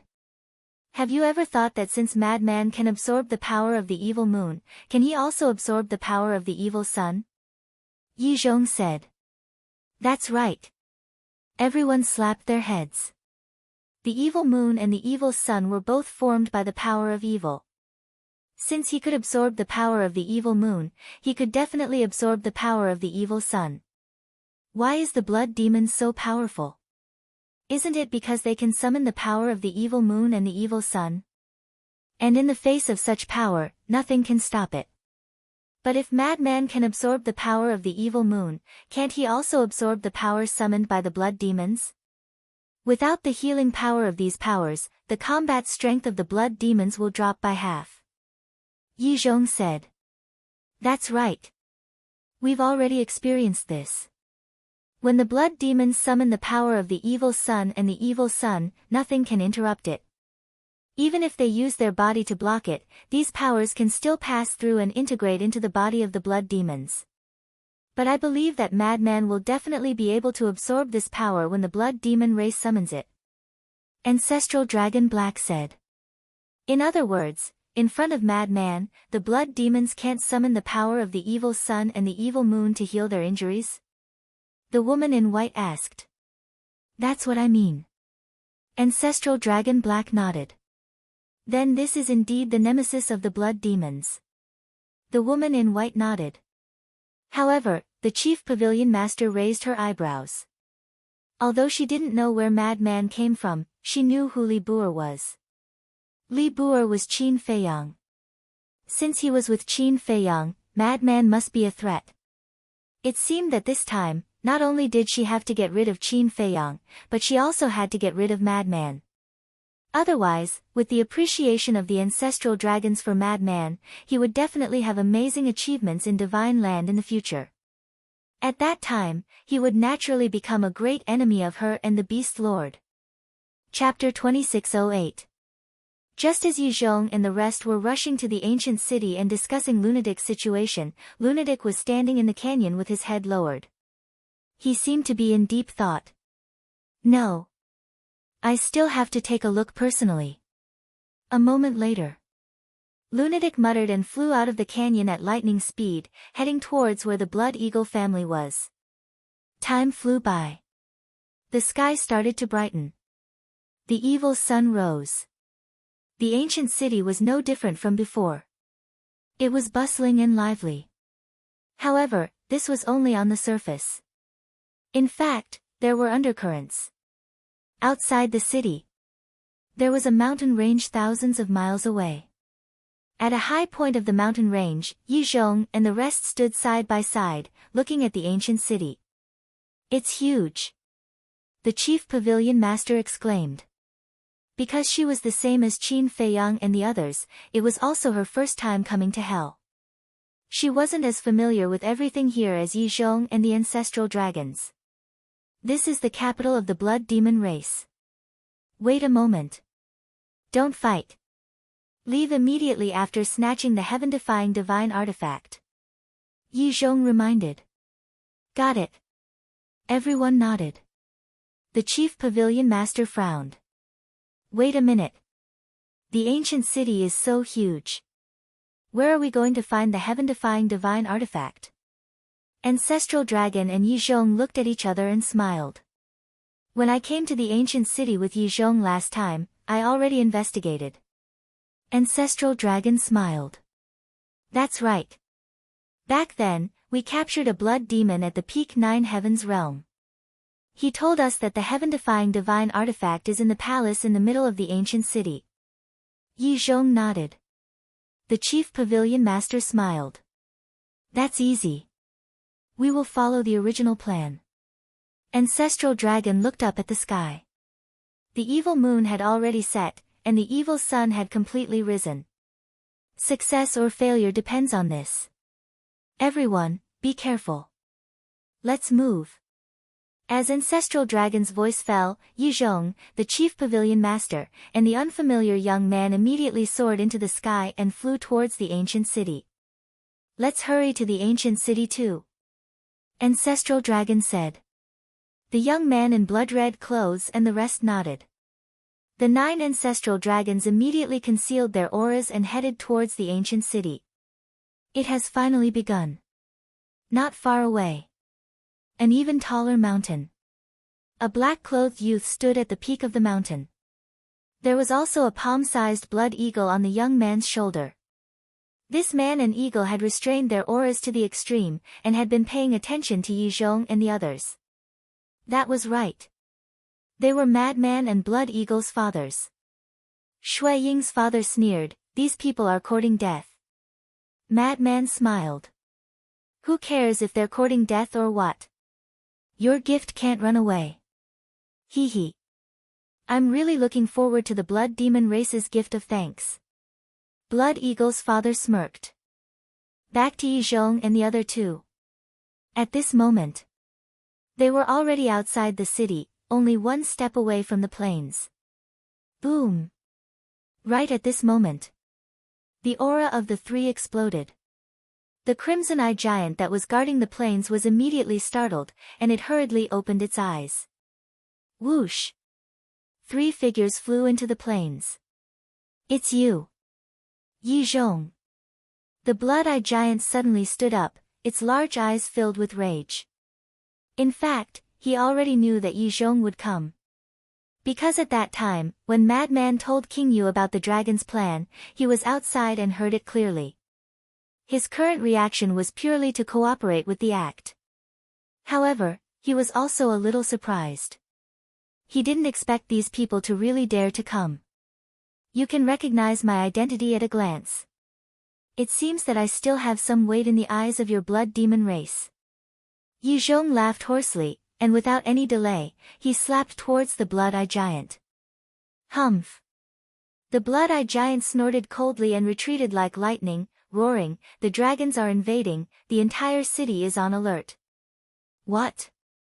The dragons are invading? These damn bastards, every time they come to the Nether King's hell, they have to come to the Nether King's ancient city to make trouble. There was an uproar in the city. Yi Zhong, you still dare to come? At the same time, an angry roar sounded. Following closely, 10 huge figures rushed out from the center of the city. It was 10 giants. Each of them was 90 meters tall, and there were both men and women. Their aura was extremely terrifying. The chief pavilion master was shocked. They are the 10 commanders of the ancient city of the Nether King? That's right. Although they are very big, their names are easy to remember. The first commander is called Shweda, the second commander is Shwaer. And so on. The 10th commander is Shwesher. Yi Zhong nodded. These names, the chief pavilion master couldn't help but laugh. Names don't mean anything. Don't underestimate them.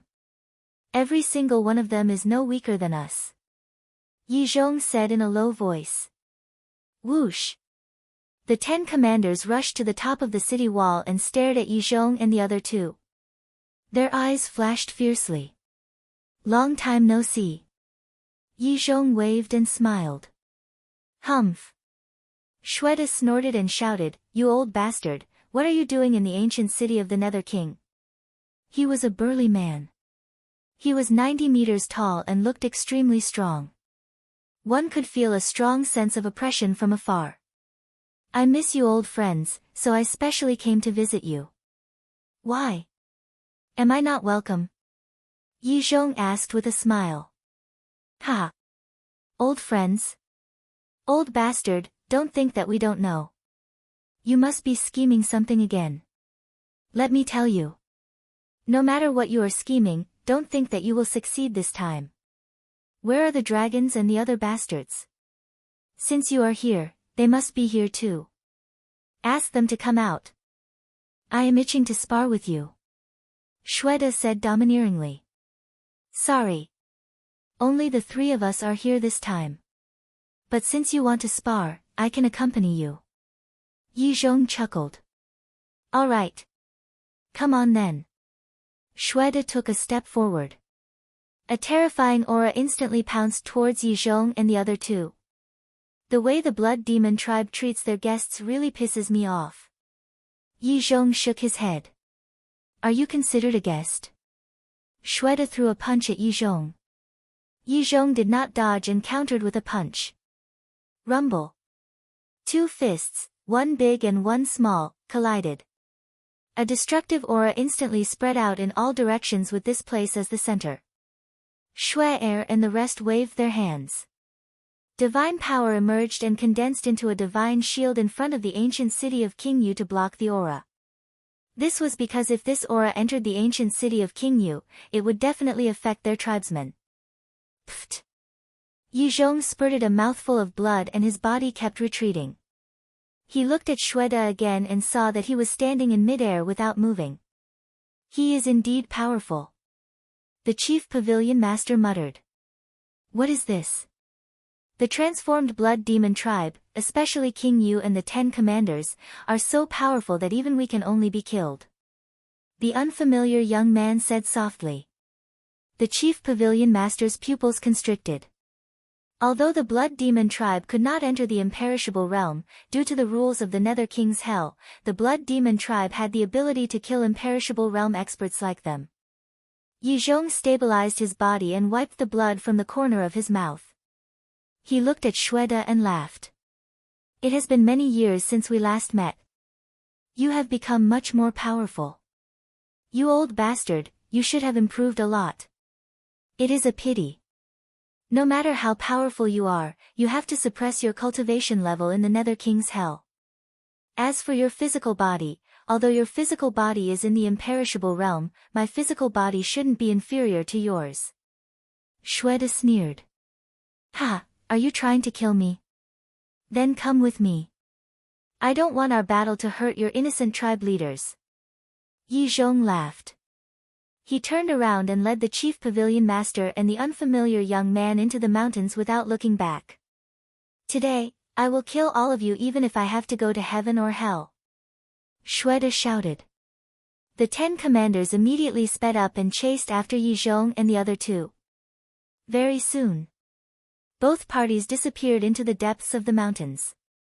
What is going on? Don't the 10 commanders know that Yi Zhong and the other two are just bait? Why did they chase after them? Shuang was suspicious. I am also puzzled. The lunatic frowned. After the 10 commanders left the ancient city, the King Yu was the only one who could threaten the ancestral dragons. In other words, the King Yu had to face the 9 ancestral dragons alone. No matter how powerful the King Yu was, it was impossible for him to stop them. Unless he transformed. However, it was daytime now and the King Yu could not transform. Yi Zhong is too much. I wonder what is his motive for coming to the ancient city this time. Wait a minute. Don't tell me he knows that there is a heaven-defying divine artifact in the ancient city? I knew it. This old thing is not at ease. He must be here for this heaven-defying divine artifact. The blood demons in the city were in a heated discussion. On a certain street, a small golden wolf cub strolled around leisurely, not feeling nervous at all. That was right. It was the white-eyed wolf. Yi Zhong. Dragons? This has nothing to do with me. I am only concerned about the treasures in the ancient city. But until now, I have not found any valuable treasures. The white-eyed wolf mumbled. A heaven-defying divine artifact. Hearing everyone talking about the heaven-defying divine artifact, the white-eyed wolf pricked up its ears. This heaven-defying divine artifact was the white-eyed wolf's main target. However, it did not dare to ask the King Yu directly. Because if it did, the King Yu would know that it was up to no good. He might chase it out directly. It was not worth it. Therefore, after the lunatic left, it had been pondering where this heaven-defying divine artifact could be hidden. At this very moment, hearing everyone talking about this divine artifact, it immediately had an idea. Perhaps these blood demons would spill the beans. It was a pity. After listening for a long time, it did not hear anyone mention the hiding place of the heaven-defying divine artifact. Hey, wolf cub, don't run around. A female giant looked around and searched everywhere. When she saw the white-eyed wolf, she immediately chased after it. Little Zhu, The white-eyed wolf was stunned. It turned to look at the female giant and immediately turned to run. This woman, why is she haunting me like a ghost? Actually, it was not Blood Bamboo's fault. Because it was the King Yu's order, it had to keep a close eye on the white-eyed wolf. The King Yu did not feel at ease. Because the lunatic's words before he left were obviously to guard against the white-eyed wolf. Even the lunatic, who was his companion, hinted at him to guard against the white-eyed wolf. Then this wolf cub was definitely not a good person. It had to be watched at this moment to be at ease. Don't run around. You will be scolded by the King Yu later. Blood Bamboo was also extremely angry. This wolf cub was like a loach. It would disappear without a trace if it was not careful. Chapter 2609. Yi Zhong and the other two and the 10 commanders were already far away. They could only vaguely sense their auras. The blood demon race in the ancient city gradually calmed down. In fact, the other blood demons in the ancient city did not know about the dragon's plan. Therefore, seeing that Yi Zhong and the other two had left, they felt more at ease. They were not worried about the safety of the 10 commanders. This was because they knew the abilities of the 10 commanders very well. Yi Zhong and the other two were not a match for the 10 commanders. However, King Yu and the blood-eyed giant in the city of the Beast Emperor were very clear that the various ancestral dragons were definitely hiding outside. Of course. The white-eyed wolf knew that too. However, it did not take it to heart at all. Since the blood demon race already knew about the dragon's plan, they must be fully prepared. There was no need for it to worry at all.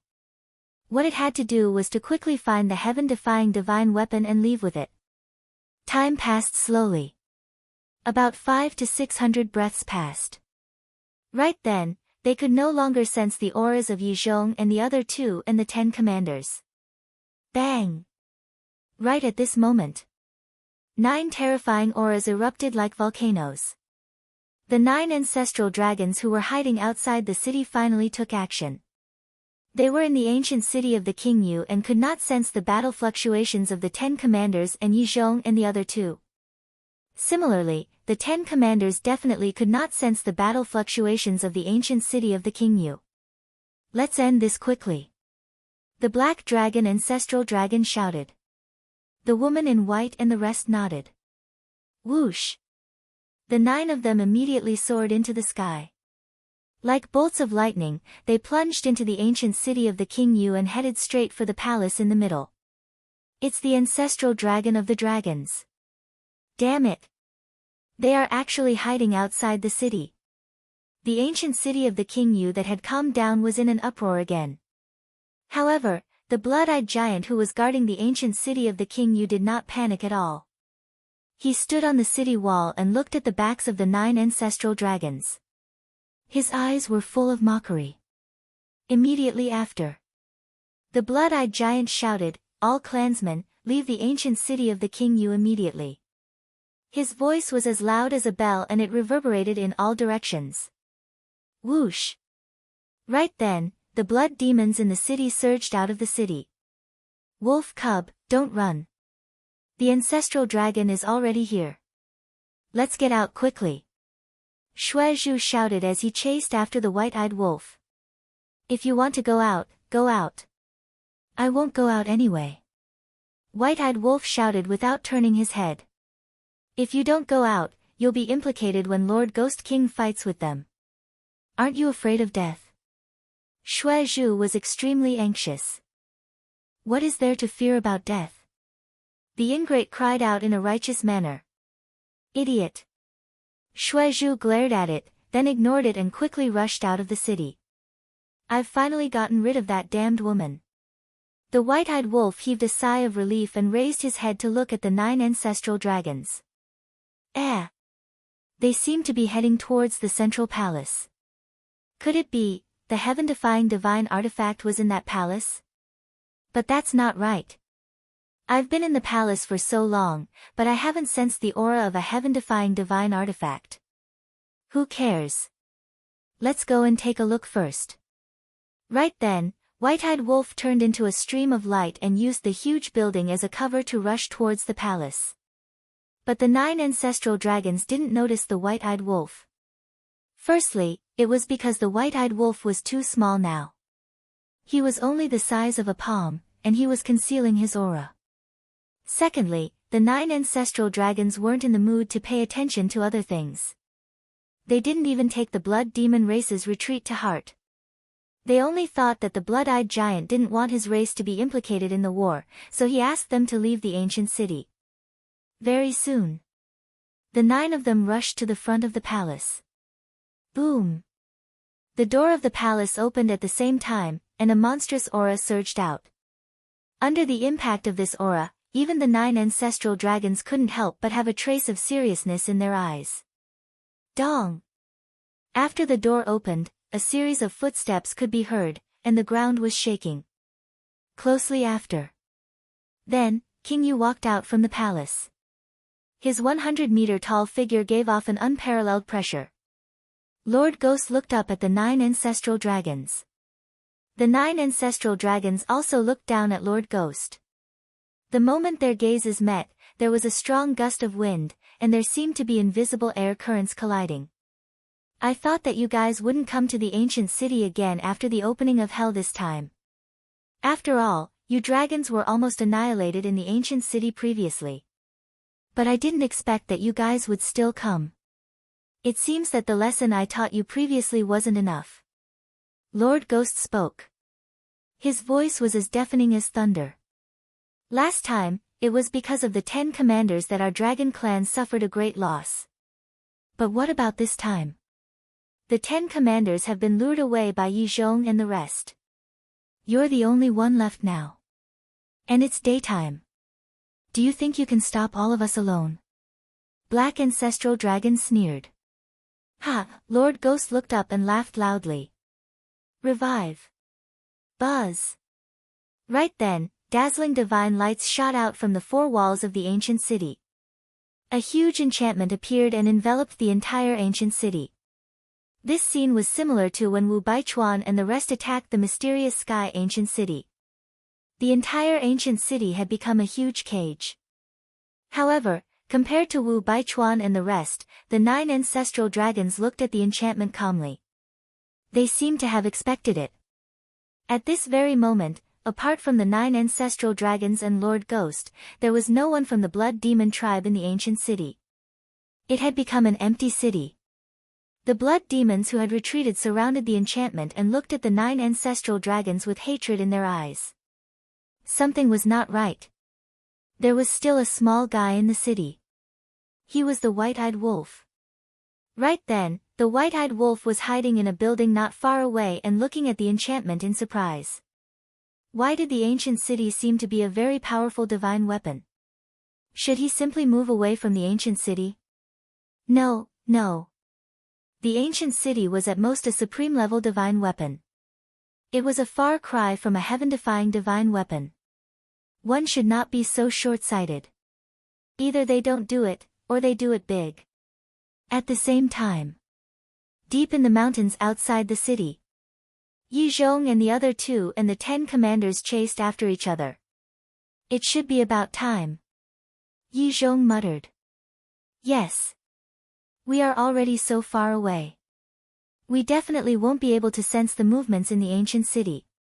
The chief pavilion master nodded. Yi Zhong smiled and stopped in his tracks. He turned to look at the 10 commanders and said with a smile, "It's boring to fight and kill. Why don't we sit down and catch up?" The 10 commanders looked at each other and then at Yi Zhong. They smiled and said in unison, "Sure." Yes? Yi Zhong was stunned. What was going on? They were still shouting to kill him previously. Why did they suddenly become so easy to talk to? Actually, I have long wanted to have a good chat with you. You are a human. Why do you keep helping the dragons? In the outside world, are you known by other humans as the lackey of the dragon clan, or the eagle hound? Shweta looked at Yi Zhong with a mocking look. Yi Zhong chuckled and was not angry. He said, "We humans have a saying. Everyone has their own ambitions. There is no need to care about rumors." Ha, you old thing. You are really thick-skinned. The chief pavilion master laughed. Yi Zhong, why do I feel that something is not right? The unfamiliar young man looked at the chief pavilion master and then at the other 9 commanders. He then transmitted his voice. I also feel that something is not quite right. The 10 commanders are too calm now. Yi Zhong said to himself. The chief pavilion master asked secretly, could it be that something has happened? Impossible. Apart from us, no one else knows about this plan. Yi Zhong shook his head. I hope that Ancestral Gragon and the rest will hurry up. The chief pavilion master transmitted his voice. Yi Zhong went silent. For some reason, he felt an inexplicable sense of uneasiness as he looked at the 10 commanders. As for the 10 commanders of the blood demon race, they were really chatting with Yi Zhong and the other 2. They did not look like they were going to fight at all. The ancient city of the Nether King. The enchantment covered all directions.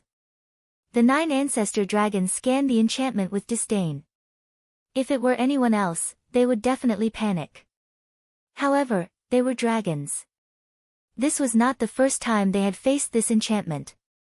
They were confident that they could break it easily. The black dragon ancestor dragon retracted his gaze and looked at the Nether King. I will not talk nonsense with you. Hand over that heaven-defying artifact and we will leave immediately. As expected, you are here for the heaven-defying artifact. Why are your noses so sharp? You have not been in the Nether King's hell for long. How do you know that the ancient city of the Nether King has a heaven-defying artifact? The Nether King was curious. The young man in blood-red clothes said proudly, "There is nothing in this world that can be hidden from us dragons." Blood dragon, ancestor dragon. The Nether King looked at the young man in blood-red clothes and sneered. "You have probably forgotten how I killed you back then." The young man in blood-red clothes clenched his fists. The humiliation in his heart surged uncontrollably as he roared, "He is alone. Kill!" Boom! Immediately, the 9 ancestor dragons were filled with murderous intent. The Nether King suddenly laughed. "Who told you that I am alone now?" The 9 ancestor dragons were stunned. "Come out," the Nether King said. Boom! Before he finished his words, 10 terrifying auras surged out from the palace. Immediately after, 10 huge figures suddenly appeared above the palace. "You guys." The 9 ancestor dragons looked up at the 10 people. Their faces were filled with disbelief. The 10 people who suddenly appeared were the 10 commanders of the blood demon race. What was going on? Weren't they chasing after Yi Zhong and the other 2? Why were they still in the ancient city? The white-eyed wolf, Frenzy, and Shuang looked at the 10 commanders with surprise in their eyes. "It's strange, isn't it? We who went to chase after Yi Zhong are still in the ancient city." The 10 commanders looked at the 9 ancestor dragons with a sneer. What exactly is going on? The black dragon ancestor dragon roared. "I am sorry to tell you this. The ones who went to chase after Yi Zhong were our clones, not our true bodies. Our true bodies have been hiding in the 2nd level of the palace, waiting for your arrival." The 10 commanders said, and their figures flickered. In the next instant, the 10 commanders appeared around the 9 ancestor dragons and surrounded them. The situation was reversed. "Clones?" The 9 ancestor dragon god's expression froze. "The 2nd level?" The white-eyed wolf was also stunned. He looked up at the upper half of the palace. There was a 2nd level of the palace? Then, was this heaven-defying divine artifact hidden on the 2nd level? Chapter 26:10. It's actually a clone. How did this happen? The 9 ancestor dragons were in a mess. If it was only King Yu, they had full confidence that they could snatch the divine weapon. But now, there were 10 more commanders. The strength of each of the 10 great commanders was not inferior to theirs. In terms of numbers, the blood demon race had the absolute advantage. How could they snatch it? This is not right. They've clearly been prepared for this. Could it be that there is a spy among us who informed the blood demon race? The woman in white said angrily. "Spy?" The blood-red shirt youth and the rest were stunned. It's impossible for there to be a spy. Because from the beginning of the plan until we rushed to the ancient city, no one left. The black dragon ancestor dragon's face sank. Then why is that? The woman in white shouted angrily. King Yu smiled and said, "Yes, there is a spy among you." "Who?" The 9 ancestor dragons looked at King Yu in shock. "It could be you." King Yu pointed at the black dragon ancestor dragon and laughed mockingly. The black dragon ancestor dragon's face turned black. Anyone could be a spy except for him. "It could also be you." King Yu pointed at the woman in white. "It could also be you." King Yu looked at the golden dragon ancestor dragon. "It could be Yi Zhong." King Yu said again. "You tricked us." The 9 ancestor dragons were furious. The more King Yu said this, the less likely there was a spy. "Ha, so what if I tricked you?" King Yu could not stop laughing. "Scoundrel." The 9 ancestor dragons clenched their fists and their eyes were extremely gloomy. The word, scoundrel, refers to yourselves. King Yu's face was full of sarcasm. He looked at the black dragon ancestor dragon and said, "Do you think that I don't know that you and Yi Zhong secretly came to the ancient city to investigate?" The black dragon ancestor dragon was shocked. They had been exposed long ago. I expected that you would come to snatch the divine weapon sooner or later. That's why when Yi Zhong appeared earlier, I didn't see any of you. That's why I took precautions. Indeed. All of you were hiding behind. After so many years, your characters have not changed at all. Despicable and cunning. However, this king is not to be trifled with. This time, I will catch all of you in one fell swoop. King Yu sneered. Ancestral Dragon Black Dragon said in a deep voice, there's no point in talking anymore. If you want to fight, then come. Alright. Kill them for this king. Pay special attention to that old bastard. King Yu pointed at the Black Dragon Ancestor Dragon and shouted. Yes. The 10 great leaders roared, their voices like thunder, shaking the heavens. Boom. Following closely. The 10 commanders all released their auras. Shweta and Shuaer joined forces to attack the Black Dragon Ancestral Dragon. This was the focus of attention. The other 8 commanders charged towards the blood-red clothed youth and the others. Stop fighting. If there's a chance, break the barrier and escape. Ancestral Dragon Black Dragon thought to himself. Understood. The white-clothed woman and the other 8 people secretly responded. The sudden turn of events caused them to fall into a very passive situation. Thus, they could not tangle with the blood demons. Rumble.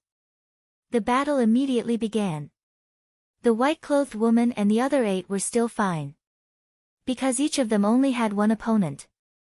With their strength, it would be difficult for the 8 great commanders to defeat them. But the Black Dragon Ancestor Dragon was in an extremely sorry state. 1 against 2. And the other party's strength was not inferior to his at all. In a short while, the Black Dragon Ancestor Dragon was covered in blood. Seeing this, not only did Shweta and Shuaer not lower their guard, their attacks became even more fierce. Because it was not their first time fighting with the Ancestral Dragon, they knew the strength of these Ancestral Dragons. If they thought that they could underestimate these Ancestral Dragons just because they had a little advantage, it was tantamount to courting death. Roar. The battle lasted for a moment. The Black Dragon Ancestor Dragon suddenly roared, and his body shone with divine light. The next moment, a huge black dragon appeared out of nowhere. There was a cluster of divine fire patterned between his eyebrows. This was the Black Dragon Ancestor Dragon's true form. Yes. Under the pressure of Shweta and Shuaer, he had no choice but to revert to his true form. After reverting to his true form, the Black Dragon Ancestor Dragon's aura suddenly soared.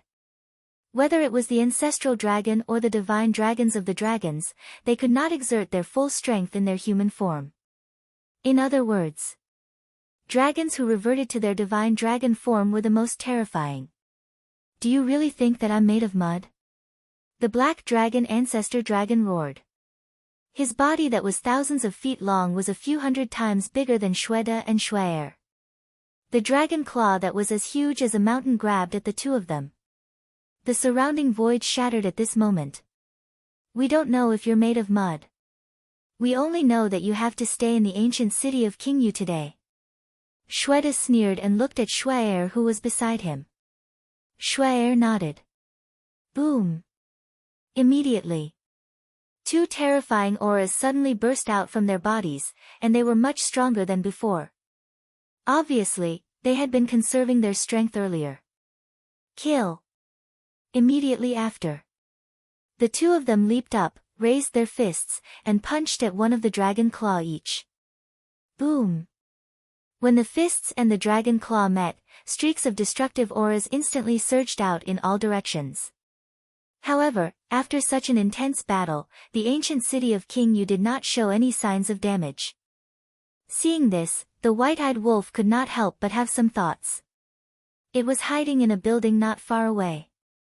With the building helping it to block the fluctuations of the battle, it was not implicated. Should I move away from the ancient city of King Yu? The white-eyed wolf thought to himself. Boom. In the sky above the ancient city, the warm-up was over. the 10 commanders attacked without holding back. The woman in white and the other 6 looked at each other across the sky. Accompanied by the deafening roar of the dragon, they transformed back to their original forms. Their bodies were tens of thousands of feet long, and their dragon power surged, shattering the sky. However, the Ghost King did not attack at all. He stood in front of the palace like an outsider. This made the white-eyed wolf very unhappy.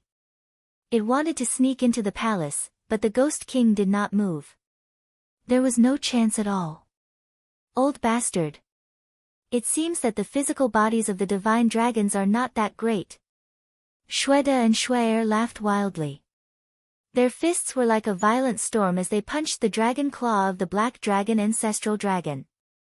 Cracks kept appearing on the dragon claw of the black dragon ancestral dragon, and dragon blood splattered everywhere.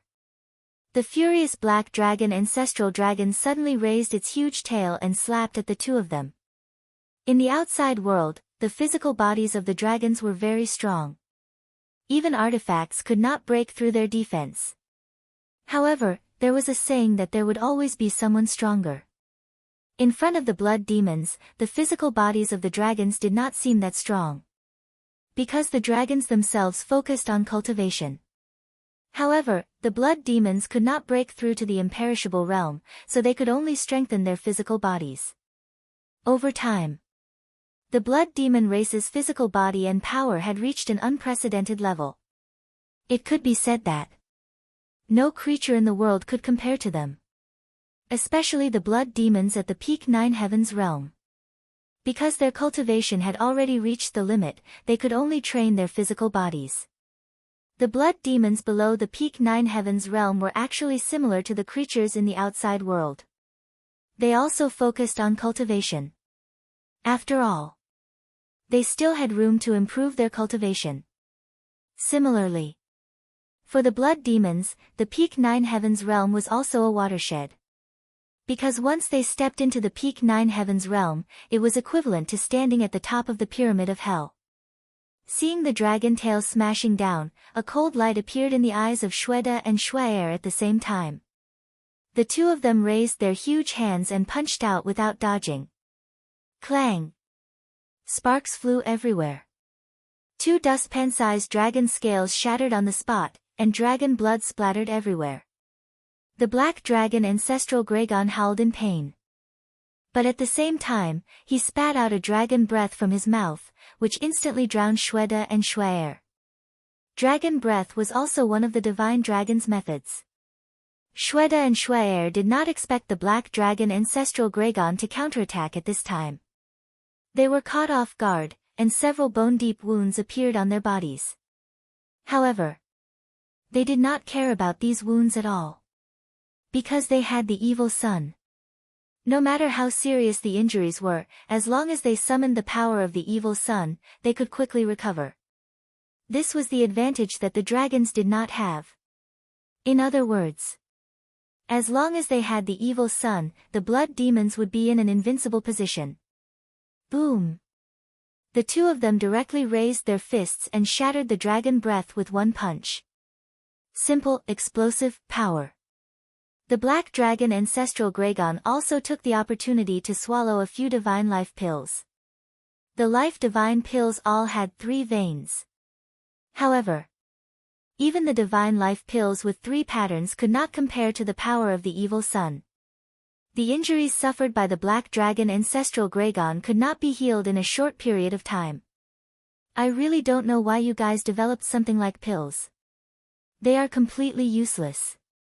Shweta and Shwaer's faces were full of disdain as they summoned the power of the evil sun. In just a few breaths, the wounds on their bodies were healed. Looking at the black dragon ancestral Gragon's wounds, although they were also healing, they were far from being healed. And in such a battle, every minute and second could determine the outcome. Their disadvantages and advantages were immediately revealed. Come on. Quickly show me all your methods, such as divine techniques, battle souls, divine artifacts, otherwise, I'm afraid you won't have a chance. Shweta and Shwaer laughed, and like 2 divine demons, they forced the black dragon ancestral Gragon to retreat. His injuries continued to worsen. The other 8 ancestral Greygons' situation was much better than the Black Dragon ancestral Greygons. Their strength was almost on par with the 8 great commanders. However, if this continued, they would definitely lose. Because the blood demons had the powerful backing of the evil sun, we can't keep fighting like this. We have to leave as soon as possible. The Black Dragon ancestral Greygon scanned the battlefield, his heart full of worry. But more than that, he felt aggrieved. He was at the greater perfection imperishable realm, but he was forced to this point by a group of perfection 9 heavens realms. If there were no rules and restrictions, he could kill the entire blood demon tribe by himself with his cultivation. I won't accept this. The more the Black Dragon ancestral Greygon thought, the angrier he became. Clang! A ray of black divine light shot out of his body. It was a long black sword that emitted a dazzling light, and its sharpness tore through the void. Break the barrier for me. The Black Dragon ancestral Greygon roared. The long black sword instantly turned into a ray of divine light and slashed at the barrier above. This was a supreme grade divine artifact. Clang! But at the same time, accompanied by 2 ear-piercing sounds, 2 axes appeared in the hands of Shweta and Shwaer. The sharpness was overwhelming. It was also a supreme grade divine artifact. However, Shwaer and Shwaer did not stop the long black sword. They grabbed the axes and charged at the Black Dragon ancestral Greygon with murderous intent. Chapter 26:11. Kill me. Are you guys dreaming? Black Dragon ancestral Greygon sneered as divine light suddenly appeared on his body. Immediately after, a black armor appeared on his huge body and covered his entire body. Supreme level armor. Shweta and Shwaer charged forward. Their battle axes hit the armor and sparks flew. Although the armor helped the Black Dragon ancestral Greygon block the fatal battle axe, the terrifying power still sent the Black Dragon ancestral Greygon flying. With a loud boom, it smashed into the city below. The buildings were not damaged and ancestral Greygon was not seriously injured. After all, whether it was the ancient city or the armor on ancestral Greygon, they were both supreme level artifacts. Ancestral Greygon immediately rushed into the sky and stared at the black blade. He roared, "You must break the barrier." The black blade was already in front of the barrier. Hope was right in front of him. Dream on. However, a cold voice suddenly sounded. It was like a demon's voice. The hope in ancestral Greygon's heart was instantly extinguished. Immediately after, the Nether King was in the sky and grabbed the black blade with his bare hands.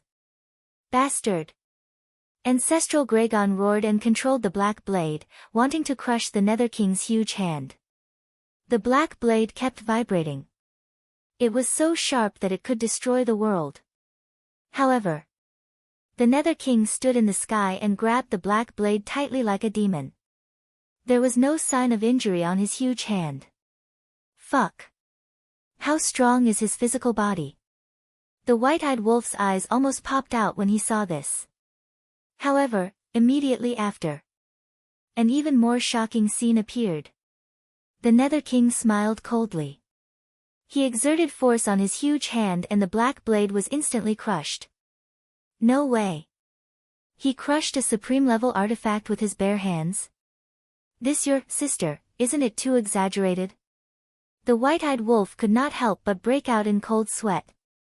How could he provoke such a powerful being?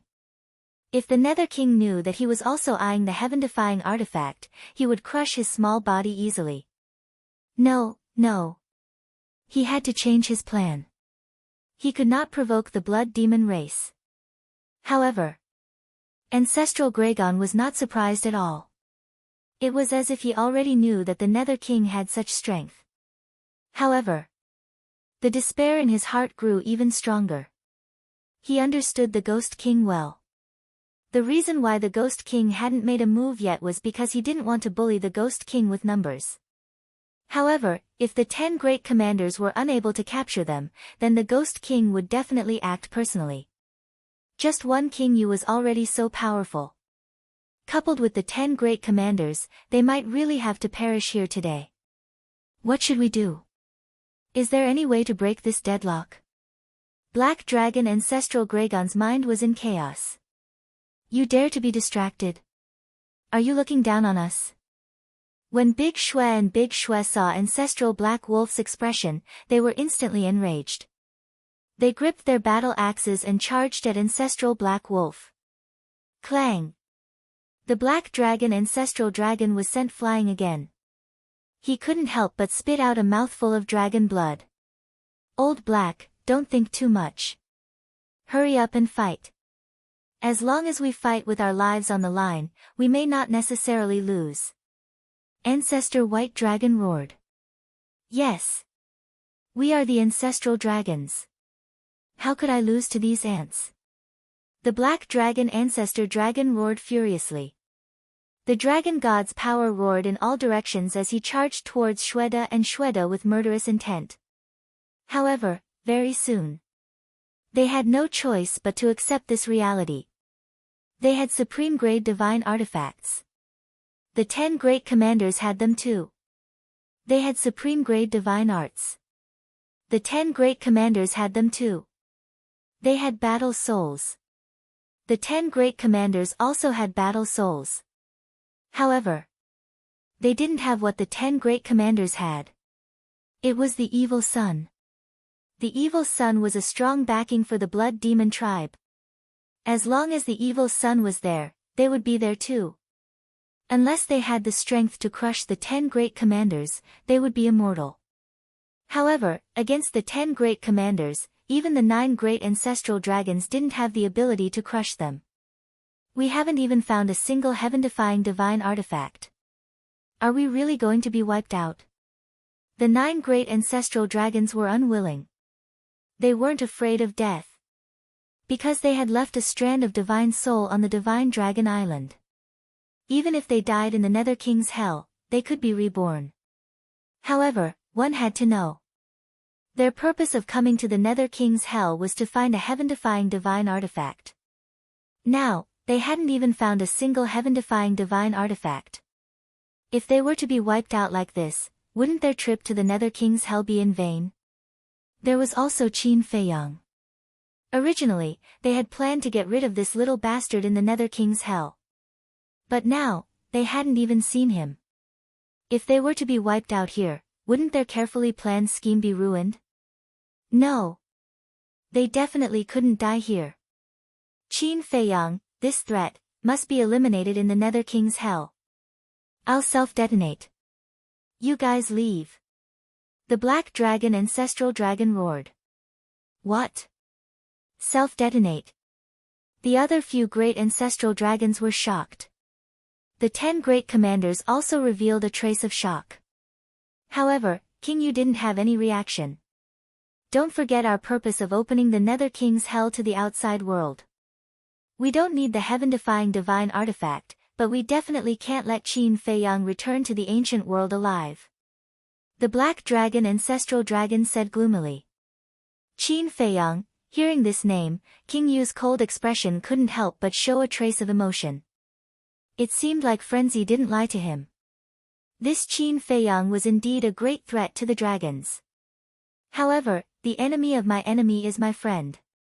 To the blood demon race, this Qin Feiyang was someone they could interact with. All right. We must kill him.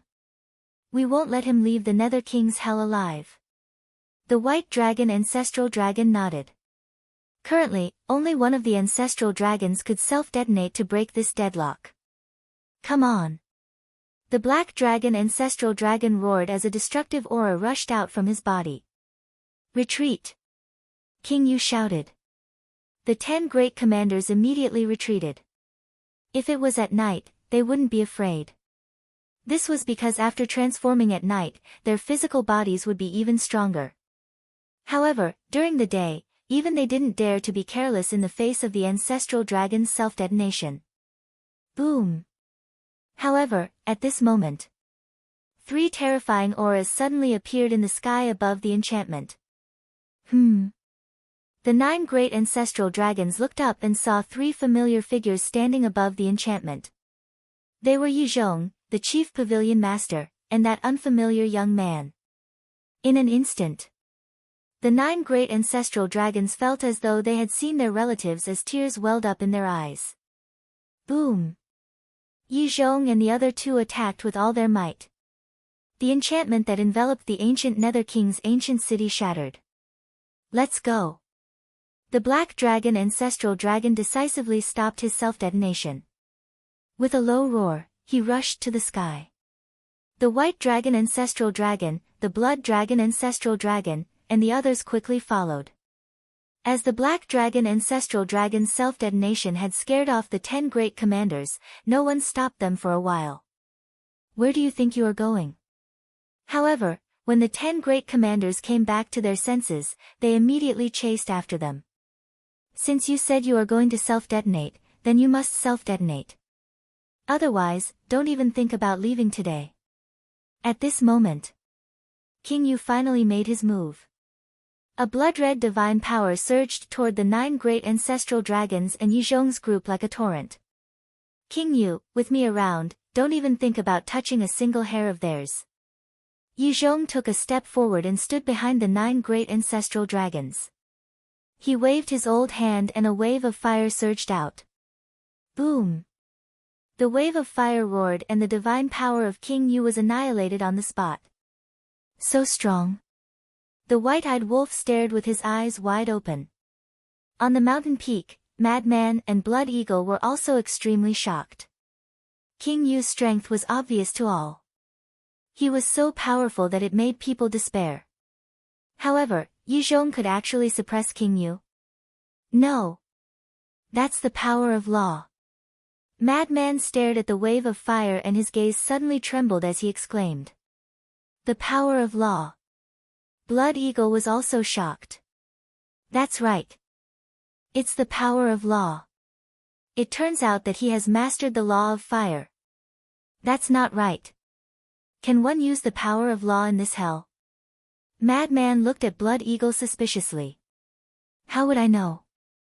The power of law is something unreachable in my eyes. Blood Eagle shook his head. At the same time, King Yu couldn't help but frown and said angrily, Damn old man, what benefits did the dragons give you to always come out and make trouble? Each for their own master. Yizhong smiled faintly. At this moment, the 9 ancestral dragons had already escaped and met up with the chief pavilion master and the unfamiliar youth. King Yu glanced at the 9 ancestral dragons before looking at Yizhong again. Alright, you can stay here then. As his voice fell, a wave of blood aura rushed out from King Yu's body. This wasn't divine power. It was a power filled with killing intent. This killing intent was unprecedented. It was even more terrifying than Qin Feiyang's kill formula. Yizhong's eyes also had a trace of seriousness as he shouted without turning his head, Beast Emperor. Beast Emperor. Madman's expression froze when he heard Yizhong's shout. What Beast Emperor? Could it be, the Beast Emperor of the Internal Sea? But he didn't see him. Swish! Suddenly, that unfamiliar youth took a step forward and landed beside Yizhong. What? It's him. Madman looked at the unfamiliar youth in shock.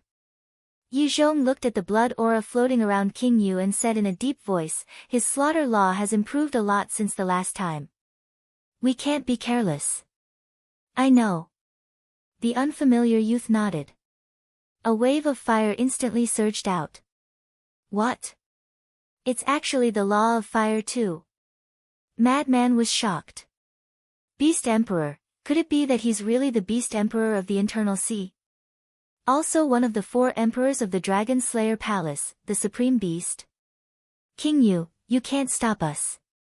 Why don't you let us go happily? I promise you that I will never come to King Yu's ancient city again. Yizhong looked at King Yu and said. Let's give it a try then. King Yu was expressionless. As he waved his giant hand, the blood aura around him surged towards the 2 of them like a torrent of beasts. This is also the power of law. It seems that the power of law can really be used in hell. Madman muttered. At the same time, seeing King Yu make a move, Yi Zhong and the unfamiliar youth looked at each other and two waves of fire surged out. Rumble. The three power of law collided with each other. The void was immediately shattered. The blood demon race surrounding King Yu's ancient city also retreated in fear. Even the King Yu's ancient city below was shattering. Damn it. This is too scary. The white-eyed wolf howled and hurriedly fled out of the city. Lord, we can't fight here. Looking at the shattered King Yu's ancient city, the 10 commanders changed their expressions. The power of law had already surpassed the limit of divine power. If this continued, even the King Yu's ancient city, which was a supreme artifact, would be destroyed. Chapter 26:12. King Yu lowered his head and looked at the ancient city. There was a hint of hesitation in his expression. Just as King Yu was hesitating, Yi Zhong and the Demon Emperor seized the opportunity to soar into the sky and meet up with the 9 ancestral dragons and the Chief Pavilion Master.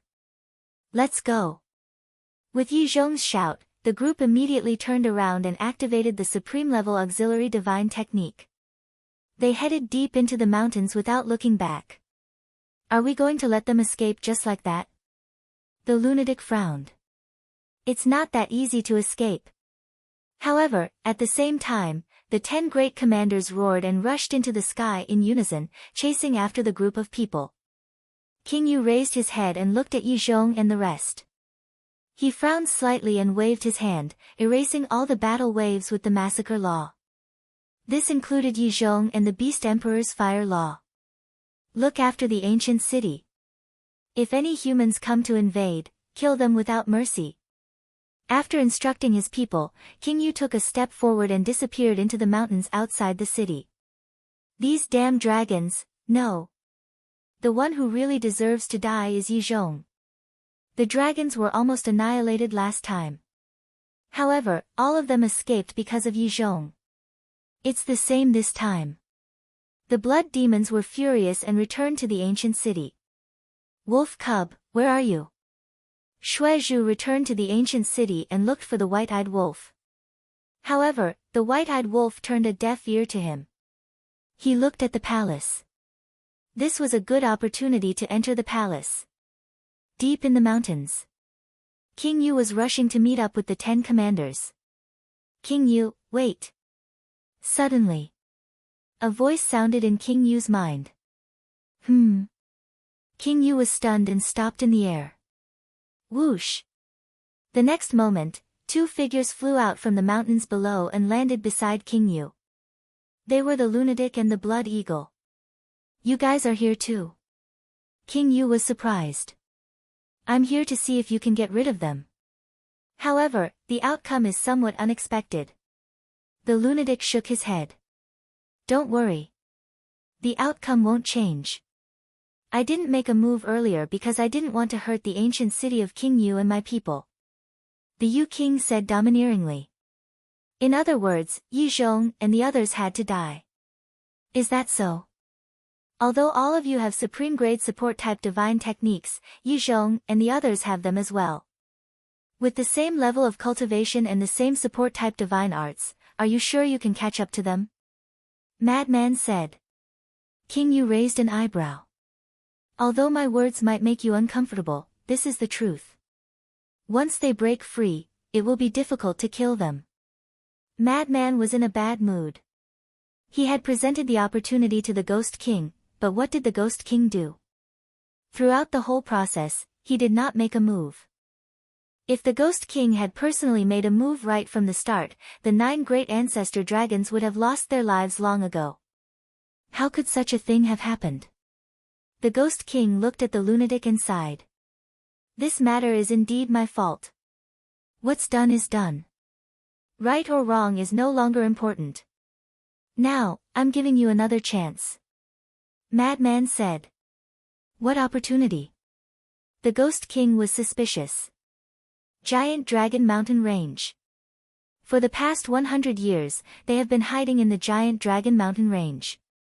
Now, let the 10 great commanders chase after them. you will follow me to the giant dragon mountain range. Yi Zhong and the others will definitely think of a way to return to the giant dragon mountain range. You will wait for them there. As for the 10 great commanders, although Yi Zhong and the Beast Emperor have grasped the power of laws, the 10 great commanders can summon the power of the evil sun. It will be difficult for Yi Zhong and the Beast Emperor to kill them. So, even if you don't follow, you don't have to worry about their safety. Madman said. Giant Dragon Mountain Range, the Ghost King murmured and smiled. I naturally don't have to worry about the 10 great commanders' safety because Shweta has also comprehended the law of slaughter. What? Madman was shocked. The Ghost King continued, however, Shweta's law of slaughter is only at the entry level and can't compare to mine. Madman frowned and said, why doesn't hell have any restriction on the power of laws? To be able to use the power of laws, this wasn't good news for him, Qin Feiyang, and the White-Eyed Wolf. How would I know this? You have to ask the Nether King, the ruler of hell. The Ghost King smiled bitterly. Nether King, the ruler of hell, Madman pondered for a while and sighed, I think the ruler of hell should be the dragon god of dragons. You even know about the dragon god? The Ghost King was surprised. Of course I know. To tell you the truth, that black dragon ancestral dragon is my master. Madman chuckled. Ah. The Ghost King looked at him in astonishment. This human was a little interesting. He actually wanted to trick his master. Don't think too much. It's just his wishful thinking that he accepted me as his disciple.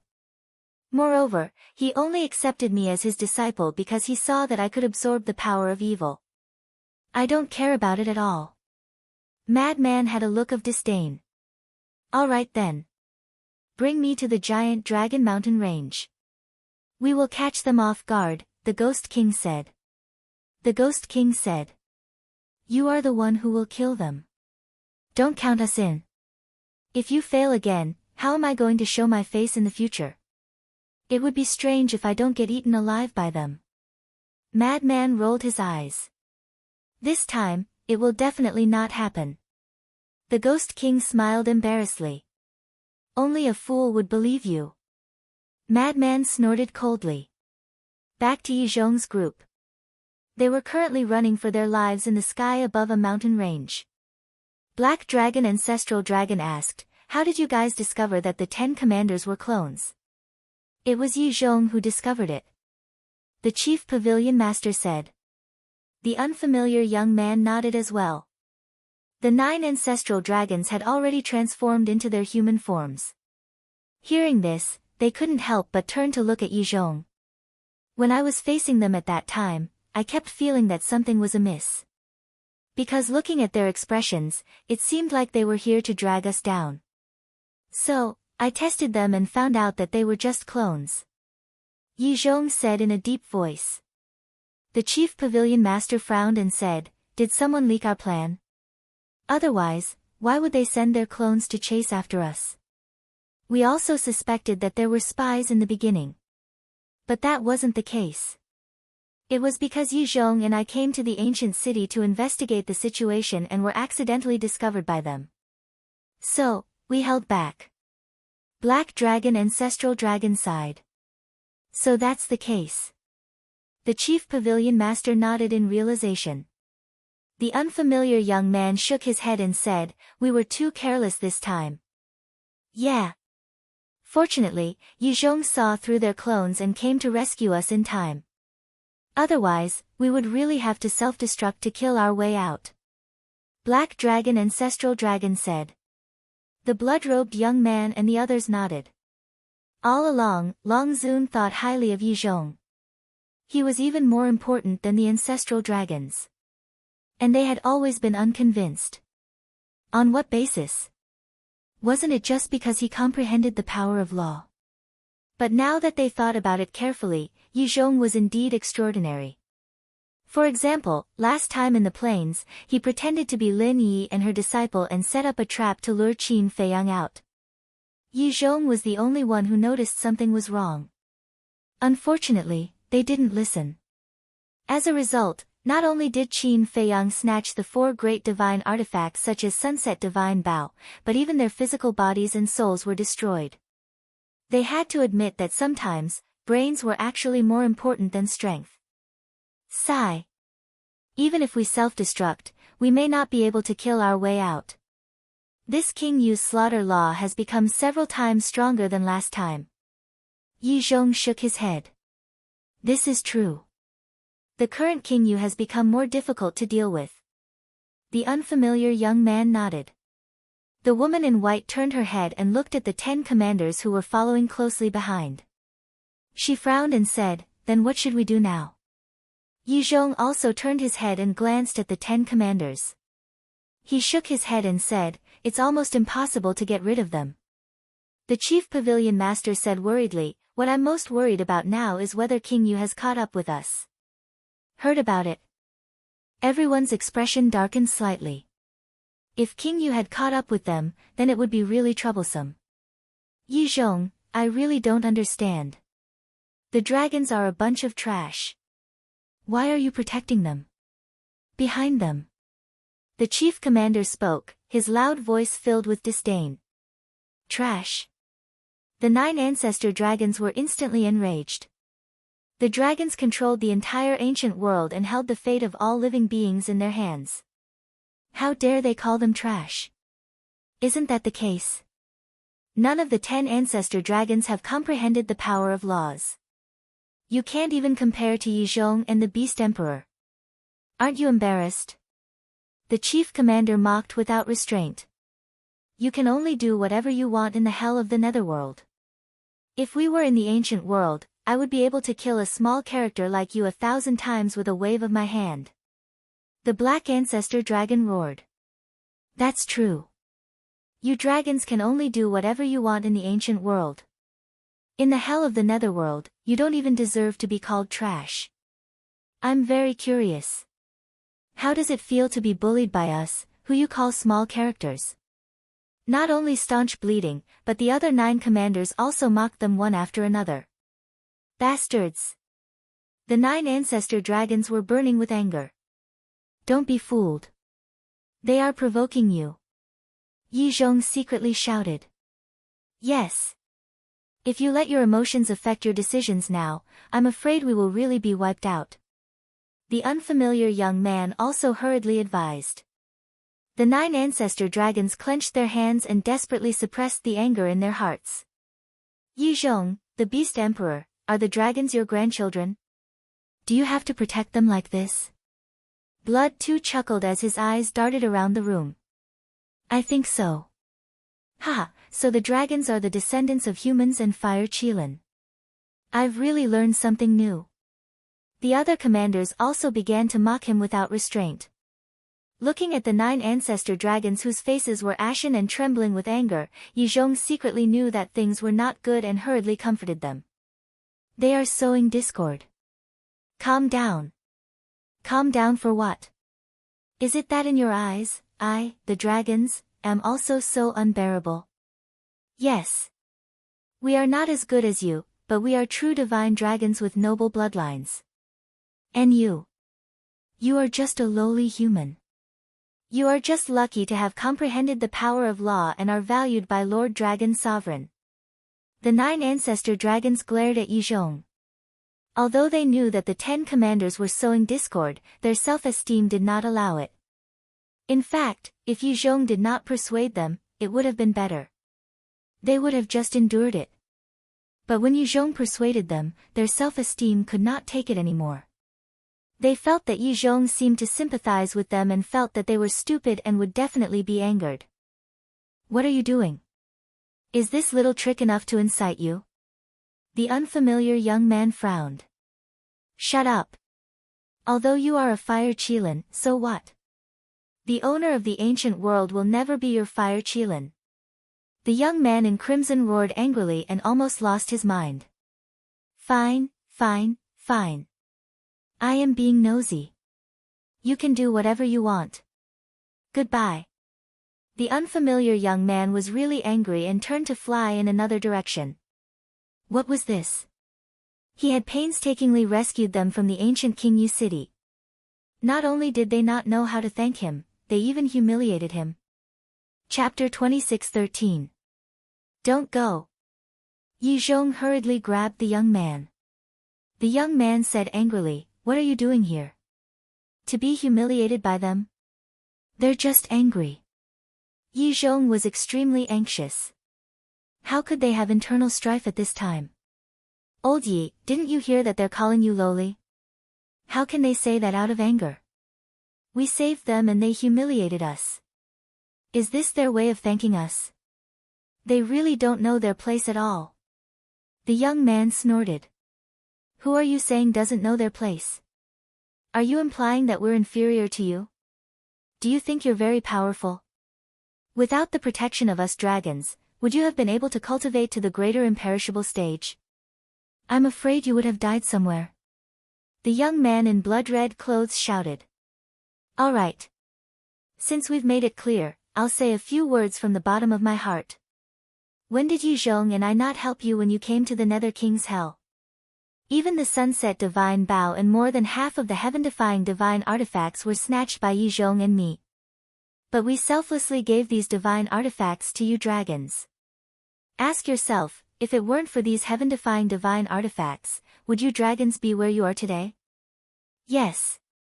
Yi Zhong and I are indebted to you dragons for your protection. That's why we have today's achievements and status. But over the years, we've done enough for you dragons." The young man sneered. "Bastard! You want to fly alone now that your wings have hardened?" The ancestral dragons glared at the young man. "Humph. To be honest, apart from the dragon sovereign, who among the dragons has the right to tell Yi Zhong and me what to do?" The young man's face was full of disdain. "You." The ancestral dragons were furious. Hee hee. When the 10 commanders saw this scene, they laughed sinisterly. They thought that such a small trick wouldn't work. However, they didn't expect the ancestral dragons to care so much. It seemed that the ancestral dragons did have complaints about Yi Zhong and the Beast Emperor in the past. Furthermore, this resentment was extremely deep. Go ahead and mess around. The bigger the commotion, the better. Because only by causing a ruckus would they have a chance to catch up. As expected. Although Yi Zhong and the others were still fleeing, and they were still using their supreme auxiliary divine techniques, their speed was slightly slower than before. "Everyone, calm down. Let's talk after we escape," Yi Zhong said in a deep voice as he looked at the increasingly heavy atmosphere. "All right. I'll give Yi Zhong some face. As for the rest of you, take care of yourselves." The strange young man sneered and fell silent. The few ancestral dragons didn't say anything else, but their eyes were extremely sinister. "Why aren't you arguing anymore? Continue." The 10 commanders stared blankly at the group of people. It seemed that the drug was not strong enough. Ancestral dragon, Shweta pondered for a moment before asking Shwe and the others, "Brothers, do you know what the ancestral dragon is?" "I don't know." Shwe and the others shook their heads. "Let me tell you, the ancestral dragon is a unique existence in this world. In other words, there will only be one ancestral dragon in this world," Shweta said. "So powerful?" Shwe and the others were shocked. "Of course." Shweta nodded. "But that's not right. If it's so powerful, why can't it compare to Yi Zhong and the Beast Emperor?" Shwe and the others were suspicious. Shweta laughed and said, "You can only ask them the reason. Why can't you ancestral dragons compare to Yi Zhong and the others? Let's not talk about the Beast Emperor first. After all, it's a fire Qilin, a rare divine beast like you. Let's talk about Yi Zhong. He's just an ordinary human. Not only is his cultivation level comparable to yours, but he has also comprehended the power of laws. But none of you ancestral dragons have comprehended the power of laws. Could it be that his bloodline is better than yours? Why don't you tell us? We're really curious. Even you ancestral dragons can't compare to humans, let alone the other divine dragons. Are such dragons really qualified to control the ancient world? I think it's better to let humans rule it. The most ridiculous thing is, you're obviously weaker than others, but you still think you're so great. Are you trying to make your presence known? Actually, you can't because no one will ignore you. After all, you're ancestral dragons. Although you're not that great, there's a saying that goes, rare things are precious. Well said, rare things are precious. Maybe they're only worth that much. Shui Er and the others laughed and their words were full of sarcasm. Are you done? Yi Zhong suddenly turned around and glared at the group of people. Yi Zhong, with your strength and intelligence, you're definitely qualified to be a ruler. I really don't understand. Why are you protecting these idiots? Arrogant, selfish, and don't have any self-awareness. Shui Er said disdainfully. Hearing the words self-awareness again, the anger in the 9 ancestral dragons' hearts surged again. One of the burly men immediately turned around and charged toward the 10 commanders. No! Yi Zhong shouted. But the burly man turned a deaf ear, his eyes full of anger. He was the Earth Dragon Ancestral Dragon. His strong body was extremely ferocious. I'm waiting for you to die. Shui Er and the others smiled coldly. Apart from Shui Er, and the other commanders immediately charged toward the burly man. Boom! Without any suspense, the burly man was directly beaten to the ground. Go and save him. The white-robed woman shouted. The unfamiliar young man said angrily, You're still going to save him? Do you want to be wiped out? Get lost if you're afraid of death. The white-robed woman said coldly. You're unreasonable. The unfamiliar young man was so angry that he trembled. Sigh. Yi Zhong sighed and took a step forward. The laws of fire surged out and forced the 10 commanders back. Without even turning his head, he said, You all leave first. What about you? The unfamiliar young man asked. I'm fine. Yi Zhong shook his head. I don't need you to save me. The blood-robed young man got up and glared at Yi Zhong angrily. Yi Zhong turned to look at the blood-robed young man. His eyes became extremely cold. Even the blood-robed young man couldn't help but shiver. I hope you guys don't fight among yourselves. Because fighting among yourselves in the Nether King's hell will cost you your life. Go! Yi Zhong shouted. The blood-robed young man's eyes trembled. He turned and flew toward the white-robed woman and the others. The current Yi Zhong was no longer as amiable as before. He was emitting an invisible pressure. Even the various ancestral dragons couldn't help but panic. Hurry up! Yi Zhong shouted. Let's go. The black dragon ancestral dragon looked deeply at Yi Zhong. He flicked his sleeves and left without looking back. The other ancestral dragons followed. The unfamiliar young man glanced at Yi Zhong and transmitted his voice to the chief pavilion master, You follow the various ancestral dragons. I'll follow Yi Zhong. Follow Yi Zhong. The chief pavilion master was shocked. This is a good opportunity to persuade Yi Zhong.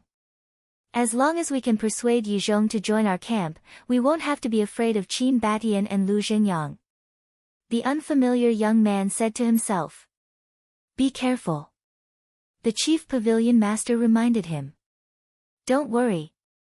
With Yi Zhong and I joining forces, unless King Yu comes personally, the 10 commanders won't be able to stop us. The unfamiliar young man transmitted his voice. The chief pavilion master immediately turned and chased after the 9 ancestral dragons. The unfamiliar young man took a step forward and landed beside Yi Zhong. He smiled and said, It's been a long time since I fought alongside you. Yi Zhong shook his head. On the opposite side, the 10 commanders could not help but frown. If it was the 9 ancestral dragons, they were confident of stopping them. However, these two were not so easy to deal with. What was His Excellency King Yu doing? Why hadn't he caught up yet? Come on. Let's see how much you guys have improved after so many years. The unfamiliar young man shouted and the law of fire appeared, turning into an endless sea of fire that surged towards the 10 commanders. I guarantee that you guys will be surprised. Shweta smiled coldly and waves of blood chi burst out of his body. A terrifying murderous aura instantly flooded the surroundings. What? The law of massacre. Yi Zhong was shocked. The unfamiliar young man was also shocked. This guy had comprehended the law of massacre as well. Boom! The waves of fire and blood chi collided. Thousands of miles of mountains and rivers were instantly razed to the ground and the surrounding void collapsed and shattered crazily. In the end, the unfamiliar young man's law of fire had the upper hand. After all, King Yu said that Shweda's law of massacre was only at the beginning. It's indeed powerful. Brothers, attack! Shweta shouted. In terms of strength, he really admired Yi Zhong and the unfamiliar young man. However, he had no choice. Since they were enemies, he naturally had to get rid of them at all costs. Clang! The 10 commanders did not hold back at all. Supreme-level divine weapons and techniques appeared one after another and surrounded the two of them crazily. Sigh. Sensing the terrifying battle fluctuations, the chief pavilion master could not help but sigh. The 9 ancestral dragons also fell silent. They knew that this was the 10 commanders' plan to sow discord, but they just could not help it. The words that fell into their ears were like steel needles that pierced into their hearts, making them feel extremely sullen and angry. Where are we going now? The chief pavilion master did not mention this matter again and turned to look at the 9 ancestral dragons. Let's return to the giant dragon mountain range first and think of a way to snatch the divine weapons. The black dragon ancestral dragon said in a deep voice. Still not giving up. The chief pavilion master raised his eyebrows slightly. King Yu was already on guard. The ancient city of King Yu could almost declare that it was hopeless.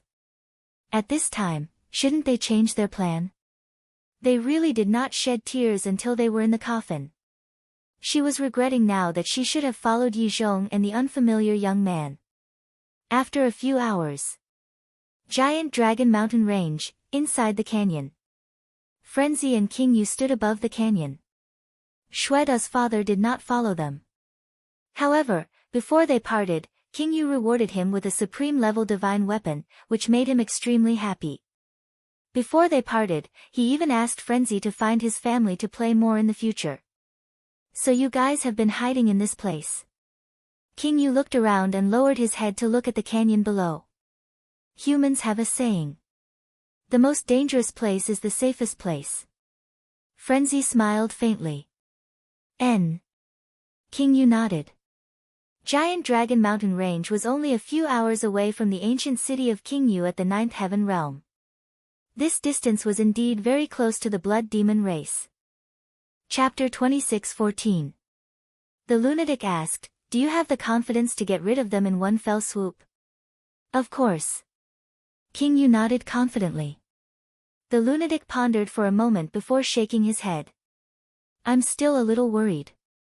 "Do you have so little confidence in me?" King Yu was displeased. "I'm afraid that an accident will happen.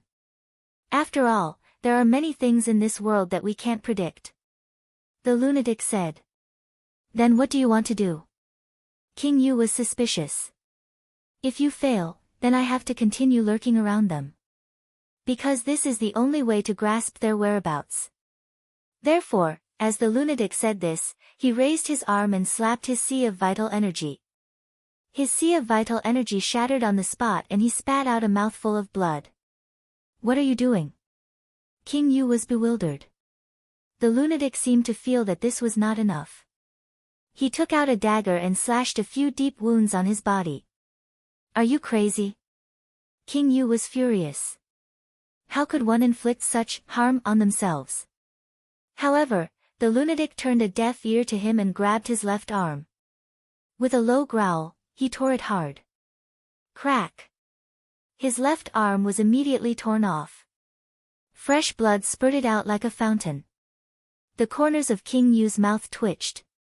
This guy must have a masochistic disease. It's about time. This way, even if you fail, they won't suspect that I am the one who leaked the information.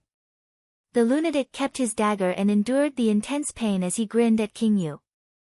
Looking at the smile on the lunatic's face, King Yu could not help but feel fear in his heart. Just for the sake of putting on a show, he treated himself so cruelly. This was a ruthless person. The lunatic smiled. Men should be more ruthless to themselves. King Yu smiled bitterly and sized up the lunatic for a moment before saying, "Why don't you follow me to the ancient city after getting rid of them? There are no treasures in your ancient city. Why should I go there?" The lunatic pouted. "Who said that there are no treasures?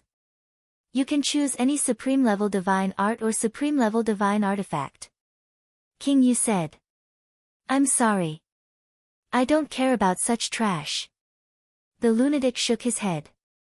"This is still trash." King Yu was stunned. "However, if you can give me that heaven-defying divine artifact, I will be very happy." The lunatic chuckled.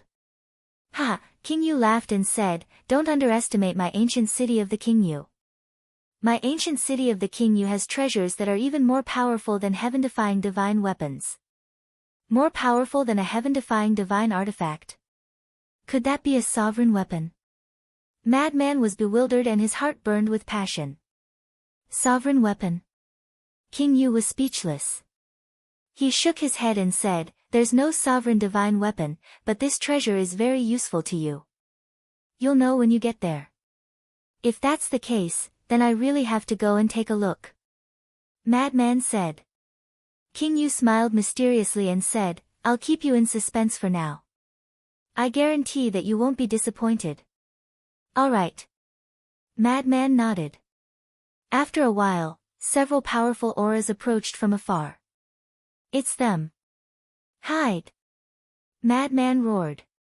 "How?" This made things difficult for the Ghost King. 100-meter-tall body would be very eye-catching no matter where it hid. And there was no place for him to hide in the canyon. If only Qin Feiyang was here. His concealment technique can allow us to hide in the void directly. Madman also noticed this and could not help but shake his head helplessly. "How about this? We'll hide behind the canyon and conceal our aura. Once they appear, I'll take action," King Yu said. "All right." Madman nodded. King Yu immediately brought Madman to the back of the canyon and stuck out his head to look at the void in front of him. "Your head is too big and too obvious. Let me do it." After saying that, Madman directly flew to the top of King Yu's head and looked ahead. "By the way, can't your body shrink?" Madman looked ahead and asked softly. "No." King Yu transmitted his voice. "That's too inconvenient. If we enter the human world, we will cause a commotion wherever we go." Madman whispered. "The human world." King Yu muttered in his heart and there seemed to be some desire in his eyes. Whoosh! Very soon, 10 figures entered Madman's line of sight. "What's the situation?" Madman was stunned. "What's the matter?" King Yu asked inwardly. "There's only the chief pavilion master and the 9 ancestral dragons. I don't see Yi Zhong and that unfamiliar young man." Madman was suspicious. Unfamiliar young man? King Yu was stunned. Madman said inwardly, "It's that young man who grasped the law of fire." "So it's him." King Yu was enlightened and transmitted his voice. "He is the Beast Emperor Fire Qilin." "It's really him." Madman was surprised and frowned. "That's not right. We've seen the Beast Emperor before and he doesn't look like this." "He indeed doesn't look like this." According to this king's observation, his current physical body should have been obtained through possession, said the king. King Yu said inwardly. "Possessed?" Madman frowned and suddenly thought of something. He transmitted his voice. "I understand now." "What do you understand?" King Yu asked inwardly. Before hell opened, Qin Feiyang went to the inland sea and destroyed the Beast Emperor's physical body and divine soul. As a result, the Beast Emperor is only left with a trace of his divine soul. However, because hell is about to open, he has no way to recondense his divine soul and physical body. Therefore, he resorted to this method, possession. Madman said inwardly. Destroyed the Beast Emperor's physical body and divine soul? King Yu was shocked. He had heard rumors about Qin Feiyang from Madman more than once. To be able to kill the Beast Emperor, who exactly was this person? Wait. Suddenly, Madman's eyes flashed coldly. What's wrong? King Yu was shocked and hurriedly asked. Back then, Qin Feiyang destroyed his physical body and divine soul. The Beast Emperor is only left with this last trace of his divine soul. And now, his divine soul has entered hell. Doesn't that mean that his divine soul is no longer on Divine Dragon Island? Then, if we get rid of him in hell, won't the Beast Emperor be unable to revive? Madman said inwardly. That makes sense. King Yu pondered for a moment and transmitted his voice. Then, this is an opportunity. Madman's eyes flashed. In the blink of an eye, the Chief Pavilion Master and the 9 Ancestor Dragons flew out like lightning and landed in the canyon. We're finally back. The white-clothed woman let out a long breath. Where's Madman? Ancestor Black Dragon looked around. Why didn't he see any trace of Madman? The Chief Pavilion Master and the other 8 Ancestor Dragons also immediately scanned the canyon, their eyes full of surprise. Why isn't he here? Could this Madman be the spy? The white-clothed woman frowned.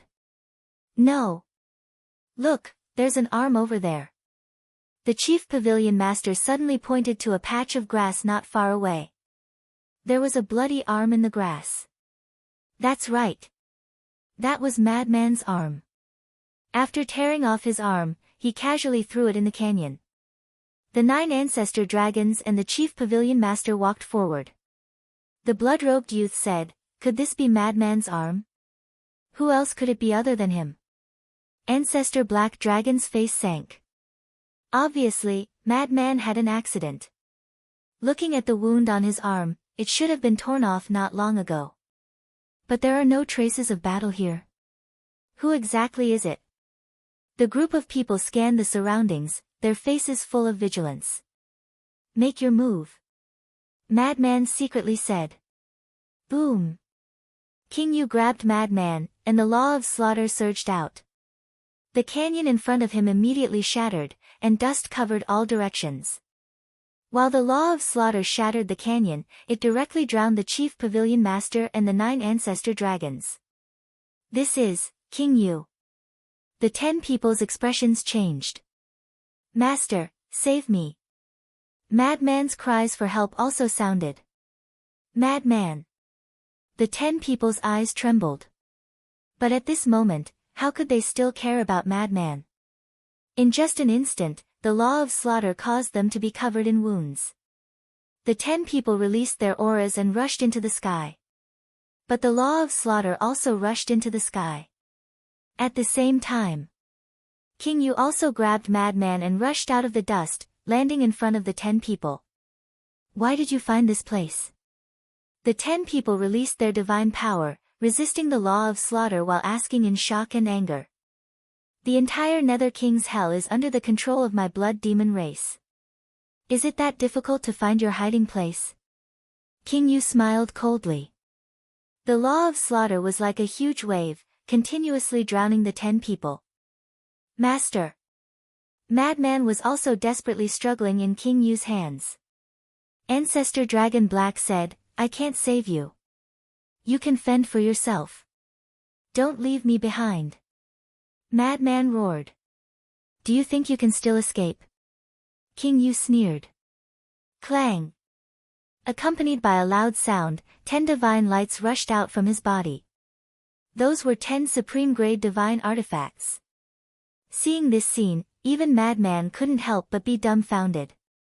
This was too crazy. 10 supreme-grade divine artifacts in one go. Sabers, spears, swords, halberds, everything. As soon as the 10 divine artifacts appeared, they cut through the sky and surrounded the Chief Pavilion Master and the 9 Ancestor Dragons. Die! King Yu was very decisive this time. The 10 supreme-grade divine artifacts immediately rushed toward the chief pavilion master and the others from all directions with the power to destroy the world. There was also that terrifying law of slaughter. At this moment, their bodies were already dripping with blood. Go! You must keep your lives and get rid of Qin Feiyang. The burly man roared, and his aura suddenly soared. Half-step indestructible. Early stage indestructible. Early stage indestructible. Early stage indestructible. Not good. He released the suppression on his cultivation. Madman exclaimed. King Yu frowned and transmitted his voice. Don't be afraid, he is courting death. Boom. In the next moment, a monstrous divine might descended from the sky. Madman looked up at the sky. This was the power of the laws of hell. The burly man waved his hand, and the law of slaughter and the 10 supreme-grade divine artifacts were annihilated on the spot. This was the true strength of the ancestor dragon. If not for the restrictions of the laws, an ancestor dragon was enough to sweep through the entire hell. Go as far as you can. Don't come back. The burly man roared and slammed his palm toward the chief pavilion master and the others. The group of people was immediately sent flying. You go to hell too. The burly man looked at King Yu again, his eyes filled with resentment. However, without waiting for him to make a move, the power of the laws descended. Ah! With a scream, the burly man shattered on the spot, not even his bones were left. Bastard! King Yu, I won't let you off. Let's go. Witnessing the burly man being obliterated by the power of the laws with their own eyes, Black Dragon, Ancestor Dragon, and the others couldn't help but feel sad, but they didn't dare to stay and turned to flee frantically. Chapter 26:15. This is too terrifying. Even a greater success Undying Realm powerhouse couldn't resist at all and was instantly killed. Frenzy's heart was in turmoil. The first time he saw the power of the Nether King, it left a shadow in his heart. He didn't want to see it a second time. After the power of the Nether King killed the Earth Dragon Ancestor Dragon, it dissipated. King Yu immediately took a step forward and descended towards the Chief Pavilion Master and the others. We must not let them escape. Frenzy came back to his senses and stared at the disappearing figures of the group as he transmitted his voice. However, not long after, King Yu stopped in the void. Why did you stop? Frenzy frowned. King Yu shook his head and said, you can't catch up. It's a waste of time. Frenzy fell silent. Indeed. They were both at the greater perfection realm and also had a supreme divine art. It was impossible to catch up to the other party. It seemed that it wasn't as easy to get rid of the ancestral dragons. However, it wasn't for nothing this time. At least, he had gotten rid of one ancestral dragon. This way, he would have one less strong enemy when fighting with the dragons in the future. King Yu asked, are you still going back to their side? Not for the time being. I'll go with you to the ancient city of the Nether King to see the treasure you mentioned. You're a man, don't go back on your words. Frenzy pondered for a while and smiled. Go back on my words. My blood demon race values promises. Moreover, it's because of you that my ancient city of the Nether King could escape this calamity. I will definitely not treat you unfairly. King Yu smiled. If it wasn't for Frenzy informing them, their blood demon race would probably be defeated by Yi Zhong's group one by one. The consequences would be unimaginable. Value promises. Frenzy was stunned. He really didn't notice. However, it didn't seem like he was fooling him. King Yu frowned and said, however, it will be troublesome if you go back now. What trouble? Frenzy was suspicious. If you go back, they will definitely ask how you escaped from me. How are you going to explain that? King Yu asked. Isn't that simple? Anyway, they have already seen me like this. They won't suspect that I am the one who informed you. When the time comes, I'll find a random reason. Or rather, seeing that I am the disciple of the Black Dragon Ancestor Dragon, you want to use me to threaten the Black Dragon Ancestor Dragon and imprison me in the ancient city of the Nether King. Then, I found a chance to sneak out. Anyway, as long as they don't suspect me, everything will be fine. Madman said. You're really smart. King Yu shook his head and laughed. When Frenzy and King Yu returned to the ancient city, they found out that the 10 commanders hadn't returned yet. What happened? The Yu King frowned. We didn't see Yi Zhong or the Beast Emperor in the canyon. Did they stay behind to hold back the 10 commanders? Madman pondered for a moment and said with a frown.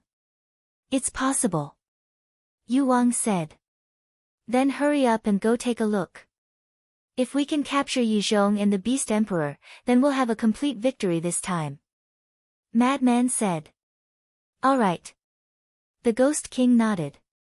He looked at a blood-eyed giant beside him and instructed, this little brother is now an honored guest of my blood demon tribe. You must receive him well. Yes. That blood-eyed giant replied respectfully. The Yu King turned around and quickly disappeared into the mountains outside the city. Little brother, I hope you can forgive me for offending you last night. That blood-eyed giant looked at Madman and said with a smile. He was the blood-eyed giant that guarded the ancient city. He was at the perfection 9th heaven realm. It's fine.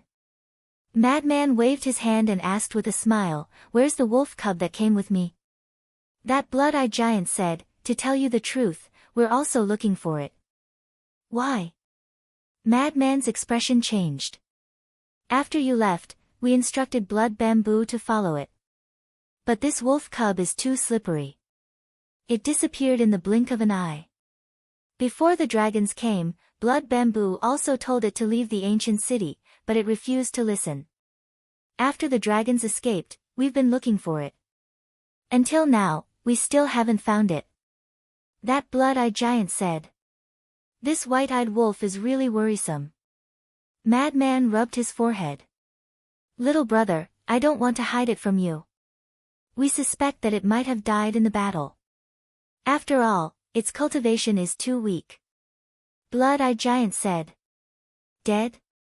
Madman was slightly taken aback. He shook his head and said with a smile, it's impossible for it to die. Impossible? Blood-eyed giant frowned. You don't understand it. Anything can happen to anyone, but it's impossible. Madman said. Blood-eyed giant said suspiciously, since it's fine, why doesn't it show itself? Madman lowered his head and pondered. Suddenly, he looked at blood-eyed giant and said, may I ask, where is your heaven-defying divine artifact? This, blood-eyed giant hesitated. Madman looked up at the palace in the center of the ancient city and said, if I'm not wrong, it should be in that palace. Although Yi Zhong and the others didn't tell him where the heaven-defying divine artifact was hidden, he saw the entire process of the ancestral dragons entering the ancient city. The various ancestral dragons headed straight for the palace in the ancient city. This meant this heaven-defying divine artifact should be in that palace. It was indeed in there in the past. But after the dragons created such a ruckus, I reckon that Lord Ghost King has this heaven-defying divine artifact with him. So, let's wait for Lord Ghost King to come back and tell you personally. Blood-eyed giant said. Alright. Madman nodded. If the heaven-defying divine artifact was really with Lord Ghost King, then the white-eyed wolf wouldn't be able to do anything. That's right. He had already guessed that the white-eyed wolf was definitely hiding in that palace and looking for the heaven-defying divine artifact. Because this was in line with the white-eyed wolf's character. Time passed by bit by bit. The huge ancient city had already regained its tranquility. They didn't reject Madman as a guest at all. The feeling that the blood demon race gave Madman was that they were warm, hospitable, honest, and simple. About 1 hour passed. Swoosh! 11 figures pierced through the air and entered the ancient city. Where are Yi Zhong and the Beast Emperor? Madman immediately went forward and asked. Lord Ghost King shook his head and said, when I rushed over, they had already escaped. Even the 10 of you can't hold them back. Madman looked at the 10 commanders and frowned. The 10 commanders were rather embarrassed. It's not their fault.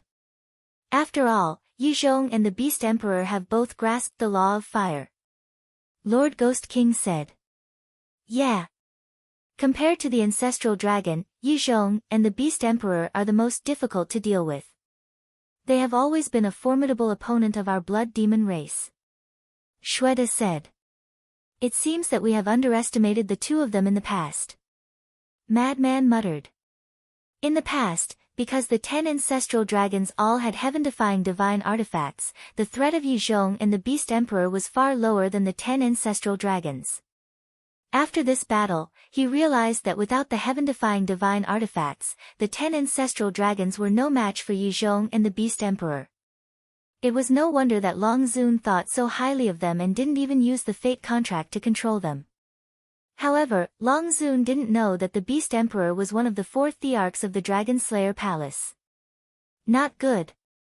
Suddenly, Madman's expression changed slightly. What's wrong? Lord Ghost King and the 10 commanders looked at him in surprise. There's something you don't know. This Yizhong has always been someone we want to rope in. As for the Beast Emperor, he is our enemy. Now that the Beast Emperor is alone with Yizhong, will it be disadvantageous to Yizhong? Madman said. Someone we want to rope in. Lord Ghost King was stunned. That's right. In the outside world, there is a faction called the Dragon Slayer Palace. The mission of the Dragon Slayer Palace is to destroy dragons.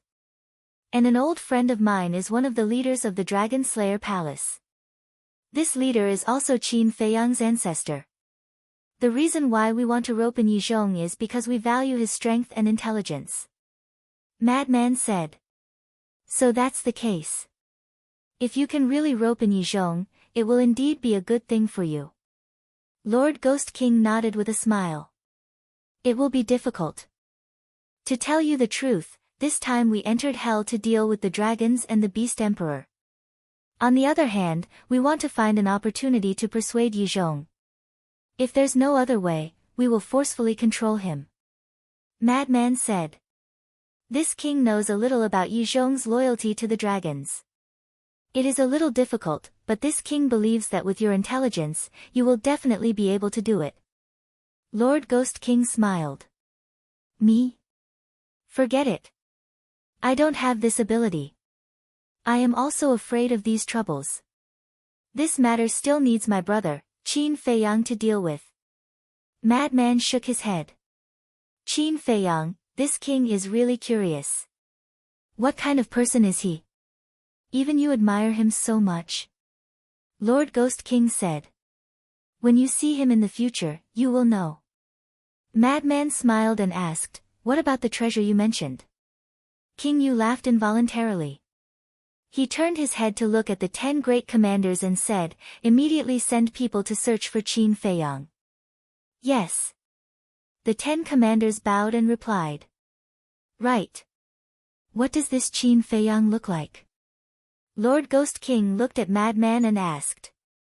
Madman waved his hand and condensed the appearance of Qin Feiyang's original body. Lord Ghost King looked at it curiously and couldn't see anything from the illusory image. He then looked at the 10 commanders and said, did you see it clearly? Yes. The 10 commanders nodded. Lord Ghost King said, then quickly go and arrange it. You must find him as soon as possible and invite him to the ancient city. Remember, invite him. Understood. The 10 commanders nodded and turned to leave. Thank you. Madman looked at Lord Ghost King gratefully. Your friend is also this king's friend. There is no need to be polite. Come, this king will bring you to see that treasure. Lord Ghost King smiled and flew towards the palace with Madman. As for that 9th heaven realm blood-eyed giant, it also returned to the plains and continued to guard the ancient city. Very soon, Lord Ghost King and Madman appeared in front of the palace. At the same time, in the palace, a palm-sized small beast was standing in the middle of the palace and looking around suspiciously. That's right. It was the white-eyed wolf. Strange. I have searched the entire palace but didn't see any heaven-defying artifact. Where exactly is it hidden? Not good. There is someone. Suddenly. It shuddered and hurriedly took a big step forward and hid behind a stone chair, staring at the palace door nervously. Chapter 26:16. King Yu and Madman entered the hall one after another. Little Madman. The white-eyed wolf was stunned for a moment before a trace of joy appeared in his eyes. No, no. If I go out now, I'll be caught by King Yu. How am I going to explain it then? Tell him that he's just strolling around for fun. Only a fool would believe that. The white-eyed wolf continued to hide behind the stone chair. Dong! Suddenly. With the sound of footsteps, a female giant ran to the door. King Yu. It was Shuai. At this moment, she looked anxious. What's wrong? King Yu turned to look at her suspiciously. Shuai said, that wolf cub is gone. What? King Yu was stunned and said angrily, didn't I tell you to keep an eye on it? I did, but I couldn't do it. Shuai looked aggrieved. King Yu said, then hurry up and look for it. Shuai lowered her head and said, I've already searched inside and outside the ancient city. Then go outside the city and look for it. King Yu said. Okay. Shuai nodded and was about to leave. But at this moment, Madman looked at Shuai and said with a smile, Shuai, there's no need to look for it. Huh? Shuai was stunned. King Yu also looked at Madman suspiciously. Wasn't the wolf cub his friend? But why didn't he look worried at all? Madman smiled and turned to scan the hall. White-eyed wolf, stop hiding. I know you're here. Come out. Huh? Shuai and King Yu immediately scanned the hall. The wolf cub was here. What is this little lunatic trying to do? The white-eyed wolf couldn't help but frown. Madman shouted impatiently, don't dawdle. Hurry up. Damn you. The white-eyed wolf knew that he couldn't hide anymore. He jumped out from behind the stone chair and glared at Madman. It's really here. King Yu and Shuai were stunned. But why was it hiding here? Madman said disdainfully, I knew you wouldn't stop. You're such a busybody. The white-eyed wolf glared at him. He then looked at the Ghost King and Shuai. Seeing the strange expressions on their faces, he smiled sheepishly and said, if I say that I'm here to take a stroll, you won't believe me, right? Nonsense. Are there people wandering around here? The corners of King Yu's mouth twitched as he said angrily. The white-eyed wolf laughed dryly and said, well, I still have something to do. Sorry to disturb you. Please continue. After saying that, he ran outside. Who do you want to harm this time? Madman grabbed the white-eyed wolf's tail and said with a dark expression. Disaster. Look at what you're saying. Do I look like a wolf who wants to see the world in chaos? Let go, or I'll bite you. The white-eyed wolf grimaced. It's not a resemblance, it's a fact. Madman glared at it, then turned to Shuai and said, I'm sorry, I've troubled you. From now on, I will personally look after it. No, no. Shuai waved his hand. The Ghost King looked at Shuai and waved his hand. Then you can leave first. Yes. Shuai responded respectfully and turned to leave. The Ghost King looked at the white-eyed wolf and said, you're looking for a heaven-defying divine artifact, right? Unfortunately, it's not here. Then where is it? The white-eyed wolf instinctively asked, but then realized that he had spilled the beans. He hurriedly waved his little paws and said, no, no, definitely not. The Ghost King's veins were bulging. Was there any point in quibbling? White-eyed wolf, don't you know that a person's instinctive reaction is the most realistic? Madman laughed. Bastard, which side are you on? The white-eyed wolf glared at him. Madman chuckled and said, I'm on the side of justice. I exist to destroy evil forces like you. Shameless? The white-eyed wolf rolled his eyes at him. Madman also rolled his eyes and said, "Stop fooling around. The Ghost King has a treasure to show us." Treasure? The white-eyed wolf was stunned. Then, his eyes lit up. He looked at the Ghost King and asked anxiously, "What treasure?" The Ghost King said, "If I say it's a heaven-defying divine artifact, would you believe me?" "Only a ghost would believe you." The white-eyed wolf pouted. "You know it too. You're still strolling around? How bored are you to come here for a stroll?" The Ghost King looked at the white-eyed wolf in disdain. He finally understood what Madman said to him before he left. This wolf cub was not easy to deal with. Staying in the Ghost King's ancient city was just asking for trouble. Ha! The white-eyed wolf smiled embarrassedly. The Ghost King did not pursue the matter. After all, he was Madman's friend. "Don't resist. I'll bring you to a place." With that, the Ghost King waved his hand. Madman and the white-eyed wolf instantly felt their bodies lighten. In the next instant, they followed the Ghost King and appeared in an unfamiliar place. This was a huge stone room. In the entire stone room, other than a long metal box placed in the left corner, there was nothing else.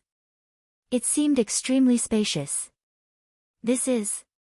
The white-eyed wolf and Madman stood in the middle and looked around curiously. "This is the second floor of the main hall.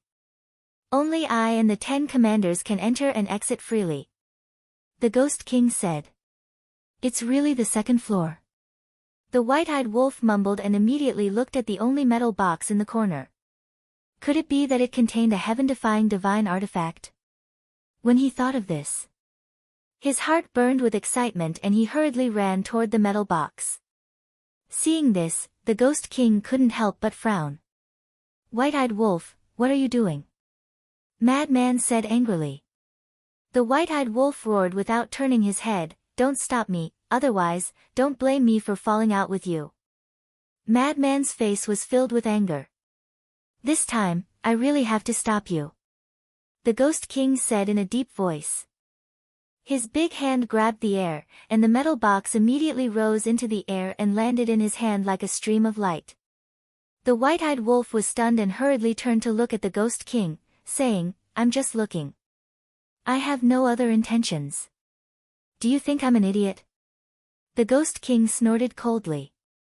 "Why can't there be more trust between people?"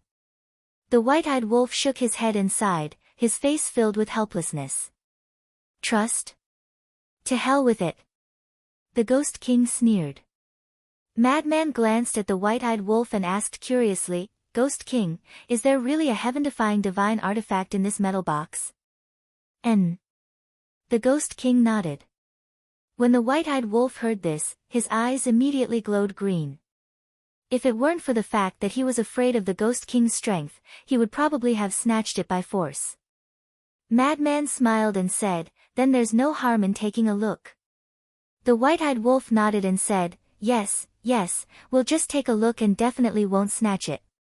Looking at the white-eyed wolf's covetous look, the Ghost King couldn't help but shake his head and smile bitterly. "Actually, a heaven-defying divine artifact has no value to our blood demon race." "What do you mean?" The white-eyed wolf's brain couldn't wrap around it. Madman said, "There are rules in the Nether King's hell, so we can't use heaven-defying divine artifacts. Naturally, it has no value." "That seems to be the case." The white-eyed wolf nodded and looked at the Ghost King. "Then why are you still keeping it? Why don't you give it to us as a favor?" "Do you think I need a favor from you?" The Ghost King found it funny. "Why are you so stubborn?" The white-eyed wolf was a little annoyed. "There's a seal on this metal box. If the seal is opened and the heaven-defying divine artifact appears, the power of rules will descend. At that time, you will know the consequences," the Ghost King said. "Seal?" The madman was slightly taken aback.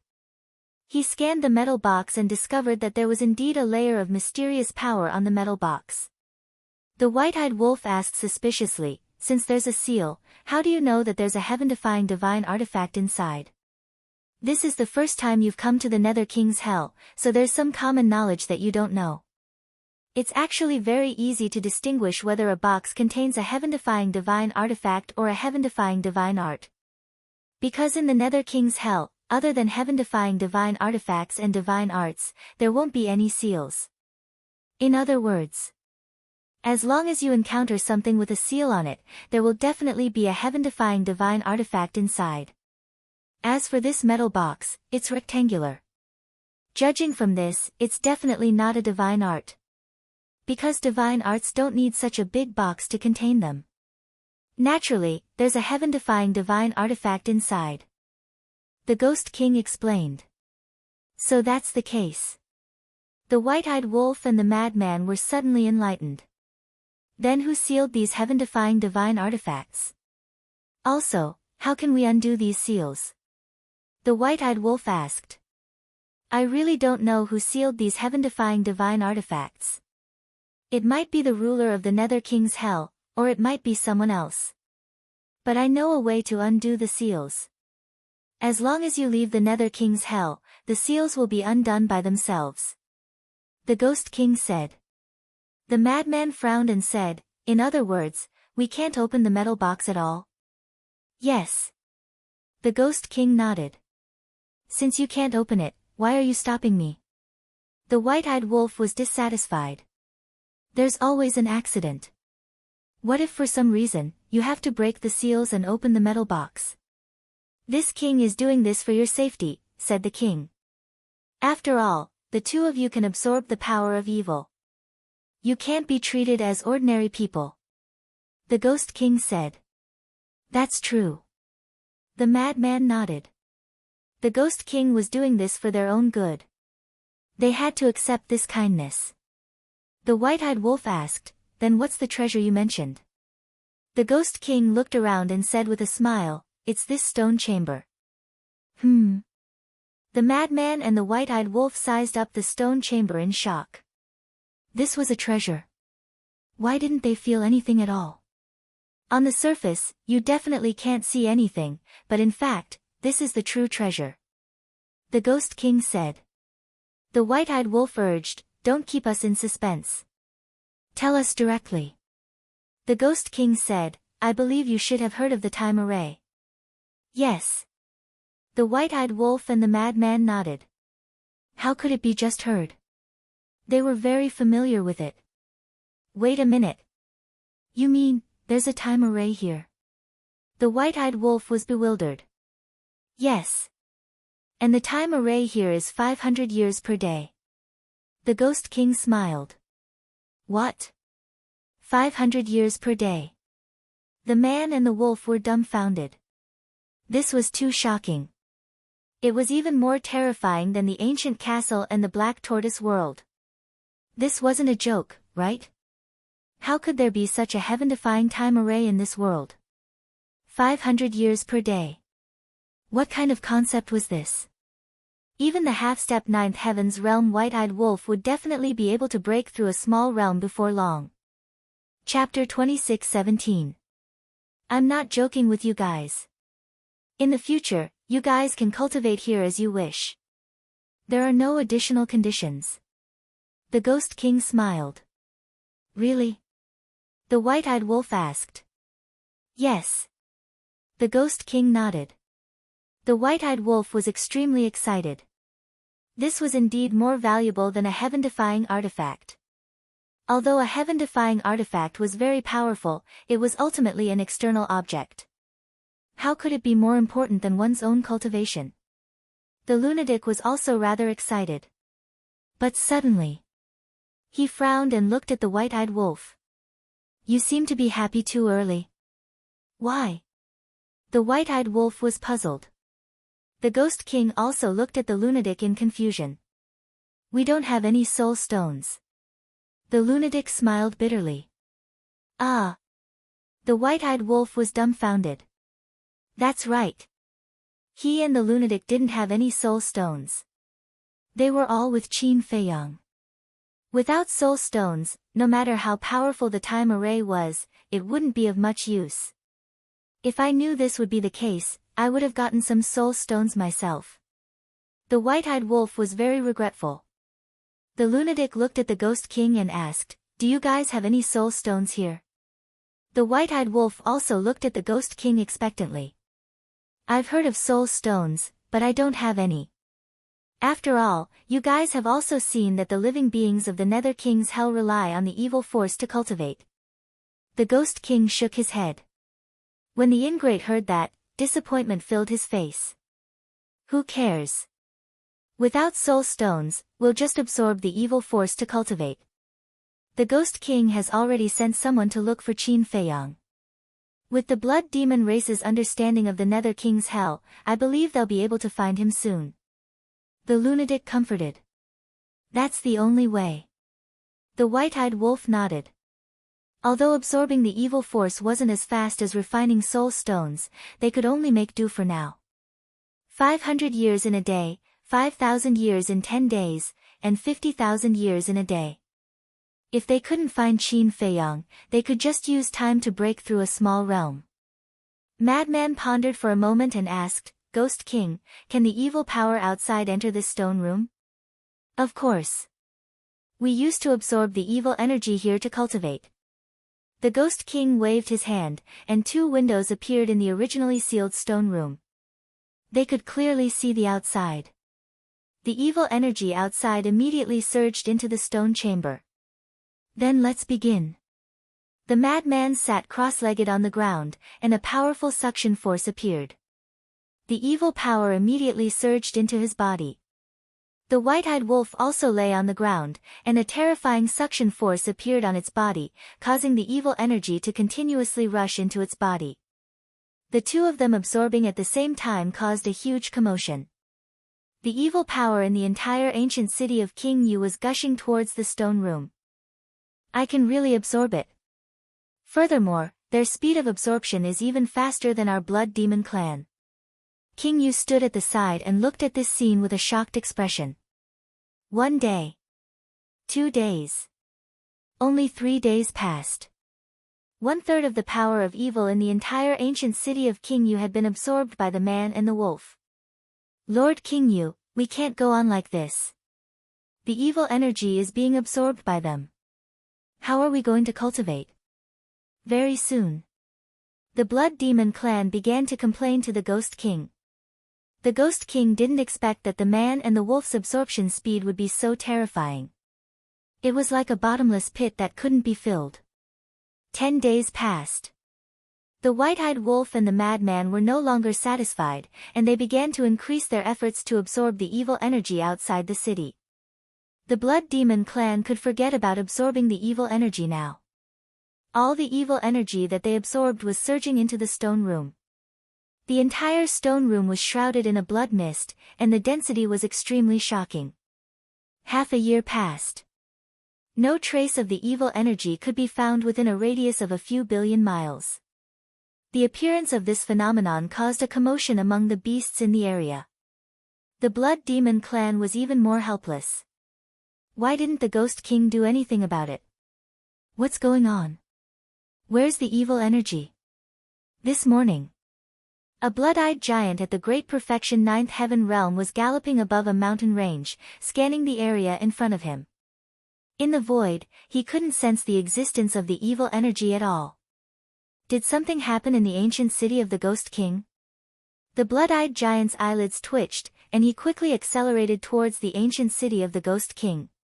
Soon, he entered the plain. Blood 10th. The blood-eyed giant guarding the plain opened his eyes.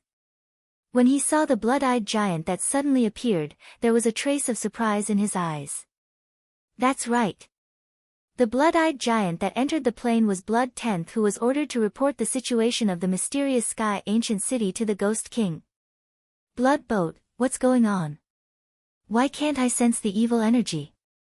Blood 10th was bewildered. Blood Boat couldn't help but reveal a bitter smile and said helplessly, "Go in. You'll know once you enter." All right. Blood 10th nodded and flew into the ancient city of the Ghost King, heading straight for the palace. Soon, he realized that all the evil energy was rushing towards the second floor of the palace. What's going on? At the same time, the first floor of the palace. Is there still no news? The Ghost King sat at the top and looked at the 10 commanders below as he asked. Many of the clansmen that were sent out have yet to return. There is no news of Qin Feiyang for the time being. Blood first shook his head. No matter what, we must find him. The Ghost King said. Yes. Blood first nodded. Blood too looked at the top of the hall and frowned. Lord Ghost King, this has been going on for half a year. Our clansmen are complaining now. Isn't it just absorbing some evil energy? Frenzy is the benefactor of our blood demon tribe. We must know how to be grateful. We'll talk about it later. They will stay in the Nether King's hell for at most 1,000 years. When they leave, won't everything return to normal? Just let our clansmen bear with it for a while. The Ghost King said. Sigh. The 10 commanders sighed. Sometimes, they couldn't help but wonder who exactly was the blood demon tribe. A human and a wolf cub. Their speed of absorbing the evil energy was even more ridiculous than the native blood demon tribe. Blood 10th from the mysterious sky ancient city is here to see the Ghost King. Suddenly, a respectful greeting came from outside. Blood 10th? The 10 commanders were stunned. Come in. The Ghost King said. Blood 10th strode into the hall and knelt on one knee in the middle of the hall. He said respectfully, Greetings, Lord Ghost King. Get up. The Ghost King said with a smile. Blood 10th got up. Blood 10th, why didn't you stay in the mysterious sky ancient city? Why did you come to our Ghost King's ancient city? Don't tell me you miss us. The 10 commanders teased. From the looks of it, they were old acquaintances. Miss you guys? You're thinking too much. Blood 10th rolled his eyes at them, but his face was full of smiles. The Ghost King asked, Blood 10th, you said you have something to see me about. What is it? Blood 10th hurriedly knelt on one knee again and said, Lord Ghost King, please forgive the city lord's mistake. Mistake? The Ghost King was slightly stunned and frowned. Did something happen in the mysterious sky ancient city? Yes. Blood 10th nodded. Blood Dao said, Don't tell me it's humans again. It's them. Blood 10th said in disgust. Those damn bastards. Quickly tell us in detail. What happened? Blood Dao urged. It's like this, Shui Laoshe described the situation in detail. Bastards. They actually killed so many of our clansmen. The 10 commanders were furious. The Ghost King could not help but frown. Lord Ghost King, the city lord gave them the mysterious sky ancient city because he had no choice. His original intention was to protect his clansmen. It's all because of these damn humans. They went back on their words and caused so many of our clansmen to die unjustly. Lord Ghost King, please show mercy. Blood 10th pleaded. The Ghost King pondered for a while and sighed. Indeed, you can't blame your city lord for this. Thank you, Lord Ghost King. Blood 10th was very grateful. The Ghost King asked, You said that a human helped you guys. Who is this person? This person is called Qin Feiyang. His cultivation is not very high, but his methods are quite powerful. Blood 10th said truthfully. Qin Feiyang? The 10 commanders were taken aback. The Ghost King's expression was also rather startled. It couldn't be so coincidental, right? What's wrong? Could it be that there's something wrong with this Qin Feiyang? Don't worry, he's still in the mysterious sky ancient city. I'll kill him immediately when I return. Blood 10th said. Wait a moment. The Ghost King waved his hand and a phantom appeared. This was Qin Feiyang's phantom. The Ghost King looked at Blood 10th and asked, Is the Qin Feiyang you saw him? Yes. It's him. Blood 10th nodded. It's really as the saying goes, one can wear out iron shoes in a fruitless search, only to find it by chance. The Ghost King shook his head. Yes. The most important thing is that he actually helped our blood demon tribe. The 10 commanders were also very emotional. Fate was such a wonderful thing. What does this mean? Blood 10th was a little confused. Blood 10th, we're also looking for this Qin Feiyang. However, we're not going to kill him. We're going to invite him to the Ghost King ancient city. Blood 10th laughed. Invite him? Blood 10th was stunned. That's right. Half a year ago, the dragons planned to snatch our Ghost King ancient city's heaven-defying artifact. It was also a human who helped us. This human is Qin Feiyang's friend. Now, he's on the 2nd floor. I believe you've seen it too. The evil force is because of him. Blood 10th said. I see. Blood 10th was enlightened. The Ghost King looked at Blood 10th and said, go back now and ask him to come to the Ghost King ancient city immediately. Wait. I'm a little worried. The Ghost King pondered for a while and looked at Blood 10th, you'll go with him. You must ensure the safety of Qin Feiyang along the way. Yes. Blood 10th replied respectfully. Then go. Don't tell him about Frenzy and Wolf Cub first. When he enters the Ghost King ancient city, we'll give him a surprise. The Ghost King smiled. Okay.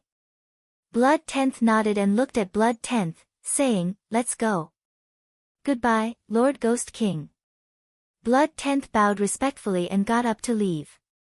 The Ghost King said, go back and tell your city lord to be careful next time. Yes. Blood 10th nodded. After Blood 10th and Blood 10th left, the Ghost King shook his head and smiled, saying, it seems that Qin Feiyang and Frenzy are really fated with our blood demon tribe. Yes.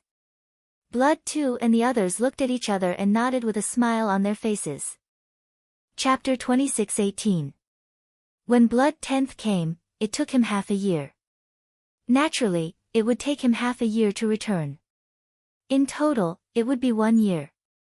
Just reporting a single matter would take a year. If this were to happen outside, it would be an inconceivable matter.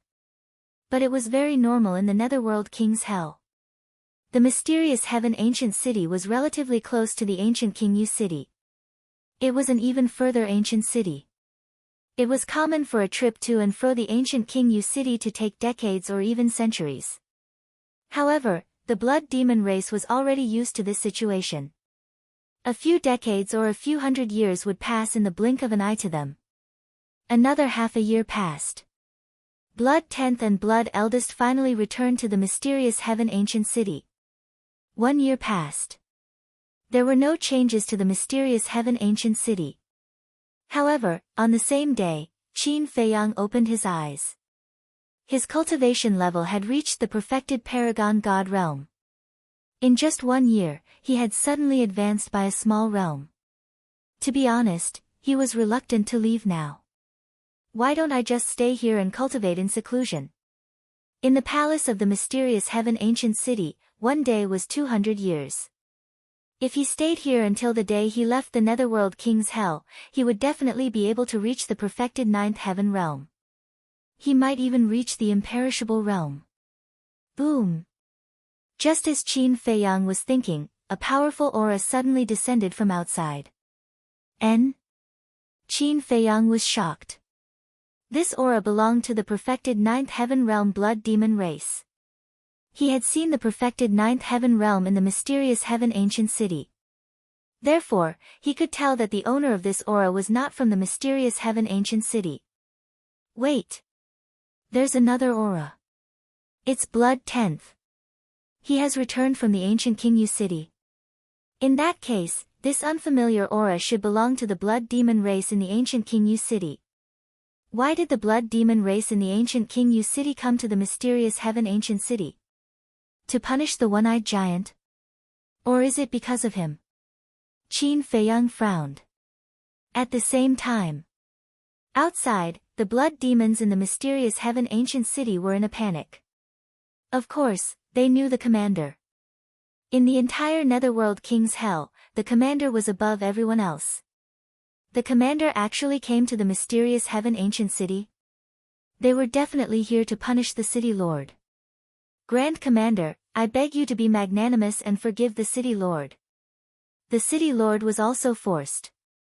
Many blood demons began to plead for the Cyclops. Shweta stood in the air above the ancient city. Shwe Lauscher stood at the side and looked at the worried clansmen below. He couldn't help but explain. Cough cough. However, Shweta coughed dryly and stopped Shwe Lauscher. Blood Elder 11 was stunned. He looked at the great commander in confusion. Whoosh! With the sound of something breaking through the air, the Cyclops flew out from the palace and landed in front of Shweta. He bowed and said, "Greetings, great commander." Yes. Shweta put his hands behind his back and nodded expressionlessly. He asked, "Do you know your crime?" "I know my mistake." The Cyclops nodded. Shwe said, "Then tell me, what mistakes have you made?" Seeing that Shweta was really here to cause trouble for the Cyclops, the blood demons below were extremely nervous. "I didn't dare to trust the humans so easily. I gave the mysterious Heaven Ancient City to them and caused countless casualties." The Cyclops giant said. "And?" Shweta asked. "Nothing else." The Cyclops giant shook his head. "Are you sure?" Shweta frowned. "I'm sure." The Cyclops giant nodded. "Then what about Qin Feiyang?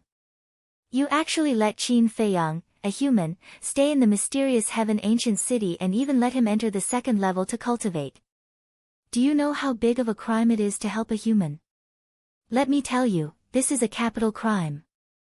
Shweta shouted. "Capital crime. Great Commander. It's indeed wrong to let a human stay in the mysterious Heaven Ancient City, but we owe Qin Feiyang a favor. Didn't Lord Ghost King always teach us to repay kindness? Great Commander, please, don't kill the City Lord. All these years, he has managed the mysterious Heaven Ancient City. Even if he didn't make any contributions, he still worked hard." The blood demons below trembled and hurriedly knelt on one knee to plead for the Cyclops giant. However, the great commander turned a deaf ear. The Cyclops giant lowered his head and said without any complaints, "I'm willing to accept my punishment. City Lord, let me out." But at this moment, Qin Feiyang's voice came from the palace. The Cyclops giant frowned and looked down at the palace. With a wave of his hand, Qin Feiyang immediately appeared outside. Qin Feiyang didn't hesitate and stepped into the sky and stopped beside the Cyclops giant. "Why did you come out?" The Cyclops giant asked telepathically. "Even if you don't come out, the great commander will go in and find me sooner or later." Qin Feiyang smiled faintly and looked at the great commander. "It's not the City Lord's fault. I insisted on staying in the mysterious Heaven Ancient City." The Cyclops giant was stunned. Was he trying to absolve him? Shweta was also stunned. He originally thought that Qin Feiyang came out to absolve him, but he didn't expect that Qin Feiyang would speak up for the Cyclops giant. "We didn't misjudge him.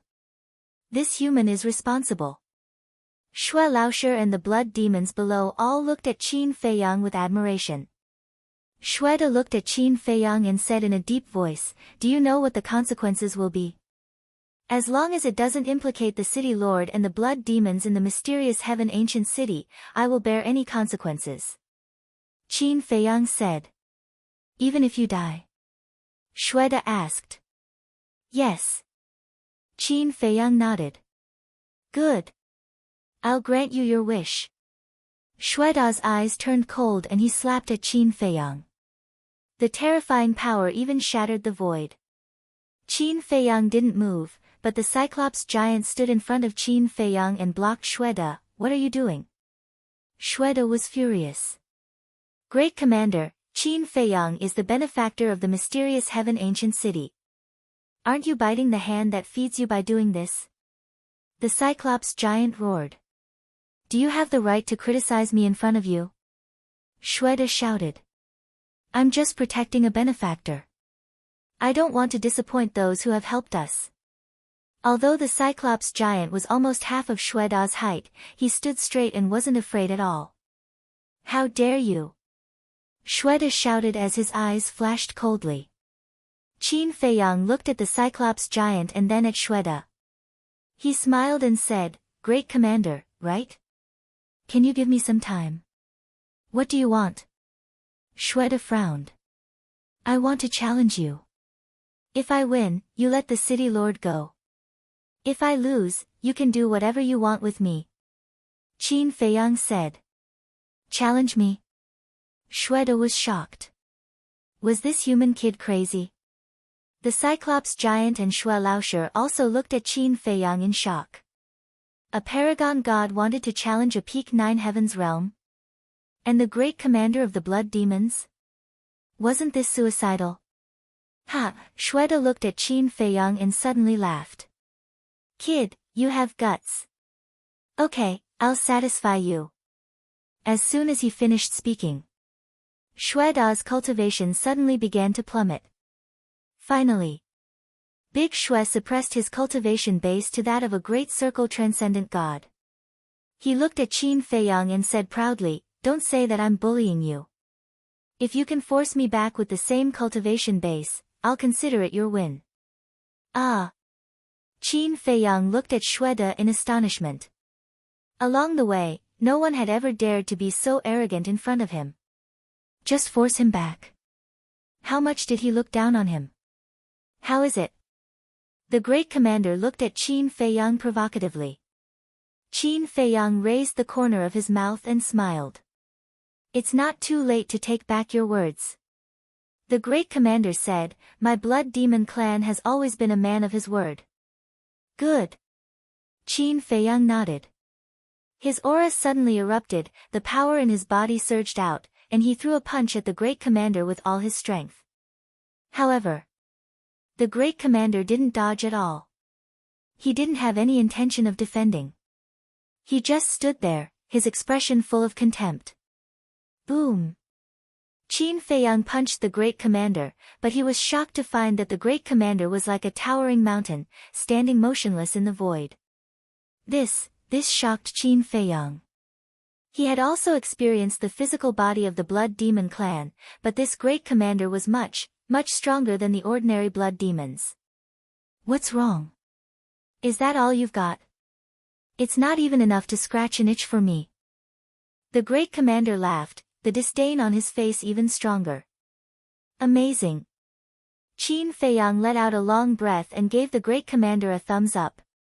You admit defeat just like that?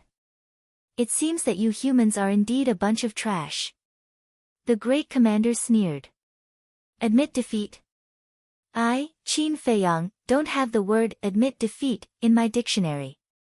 A cold light surged in Qin Feiyang's eyes. He decisively activated the 3,000 incarnations and shouted, Send him flying. The 3,000 incarnations immediately swarmed forward. What the hell? The great commander looked at this scene in astonishment. Boom! 3,000 incarnations were equivalent to 3,000 Qin Feiyang. What kind of lineup was this? Besides, after being tempered by the heavenly tribulation, the strength and power of Qin Feiyang's physical body were much stronger than those of the same realm. Boom! Facing the bombardment of the storm, the great commander couldn't hold on any longer. He was sent flying and smashed into the mountain outside the city. He looked extremely embarrassed. Amazing. He said he would send the Grand Commander flying, and he really did. The faces of the blood demons below were full of admiration.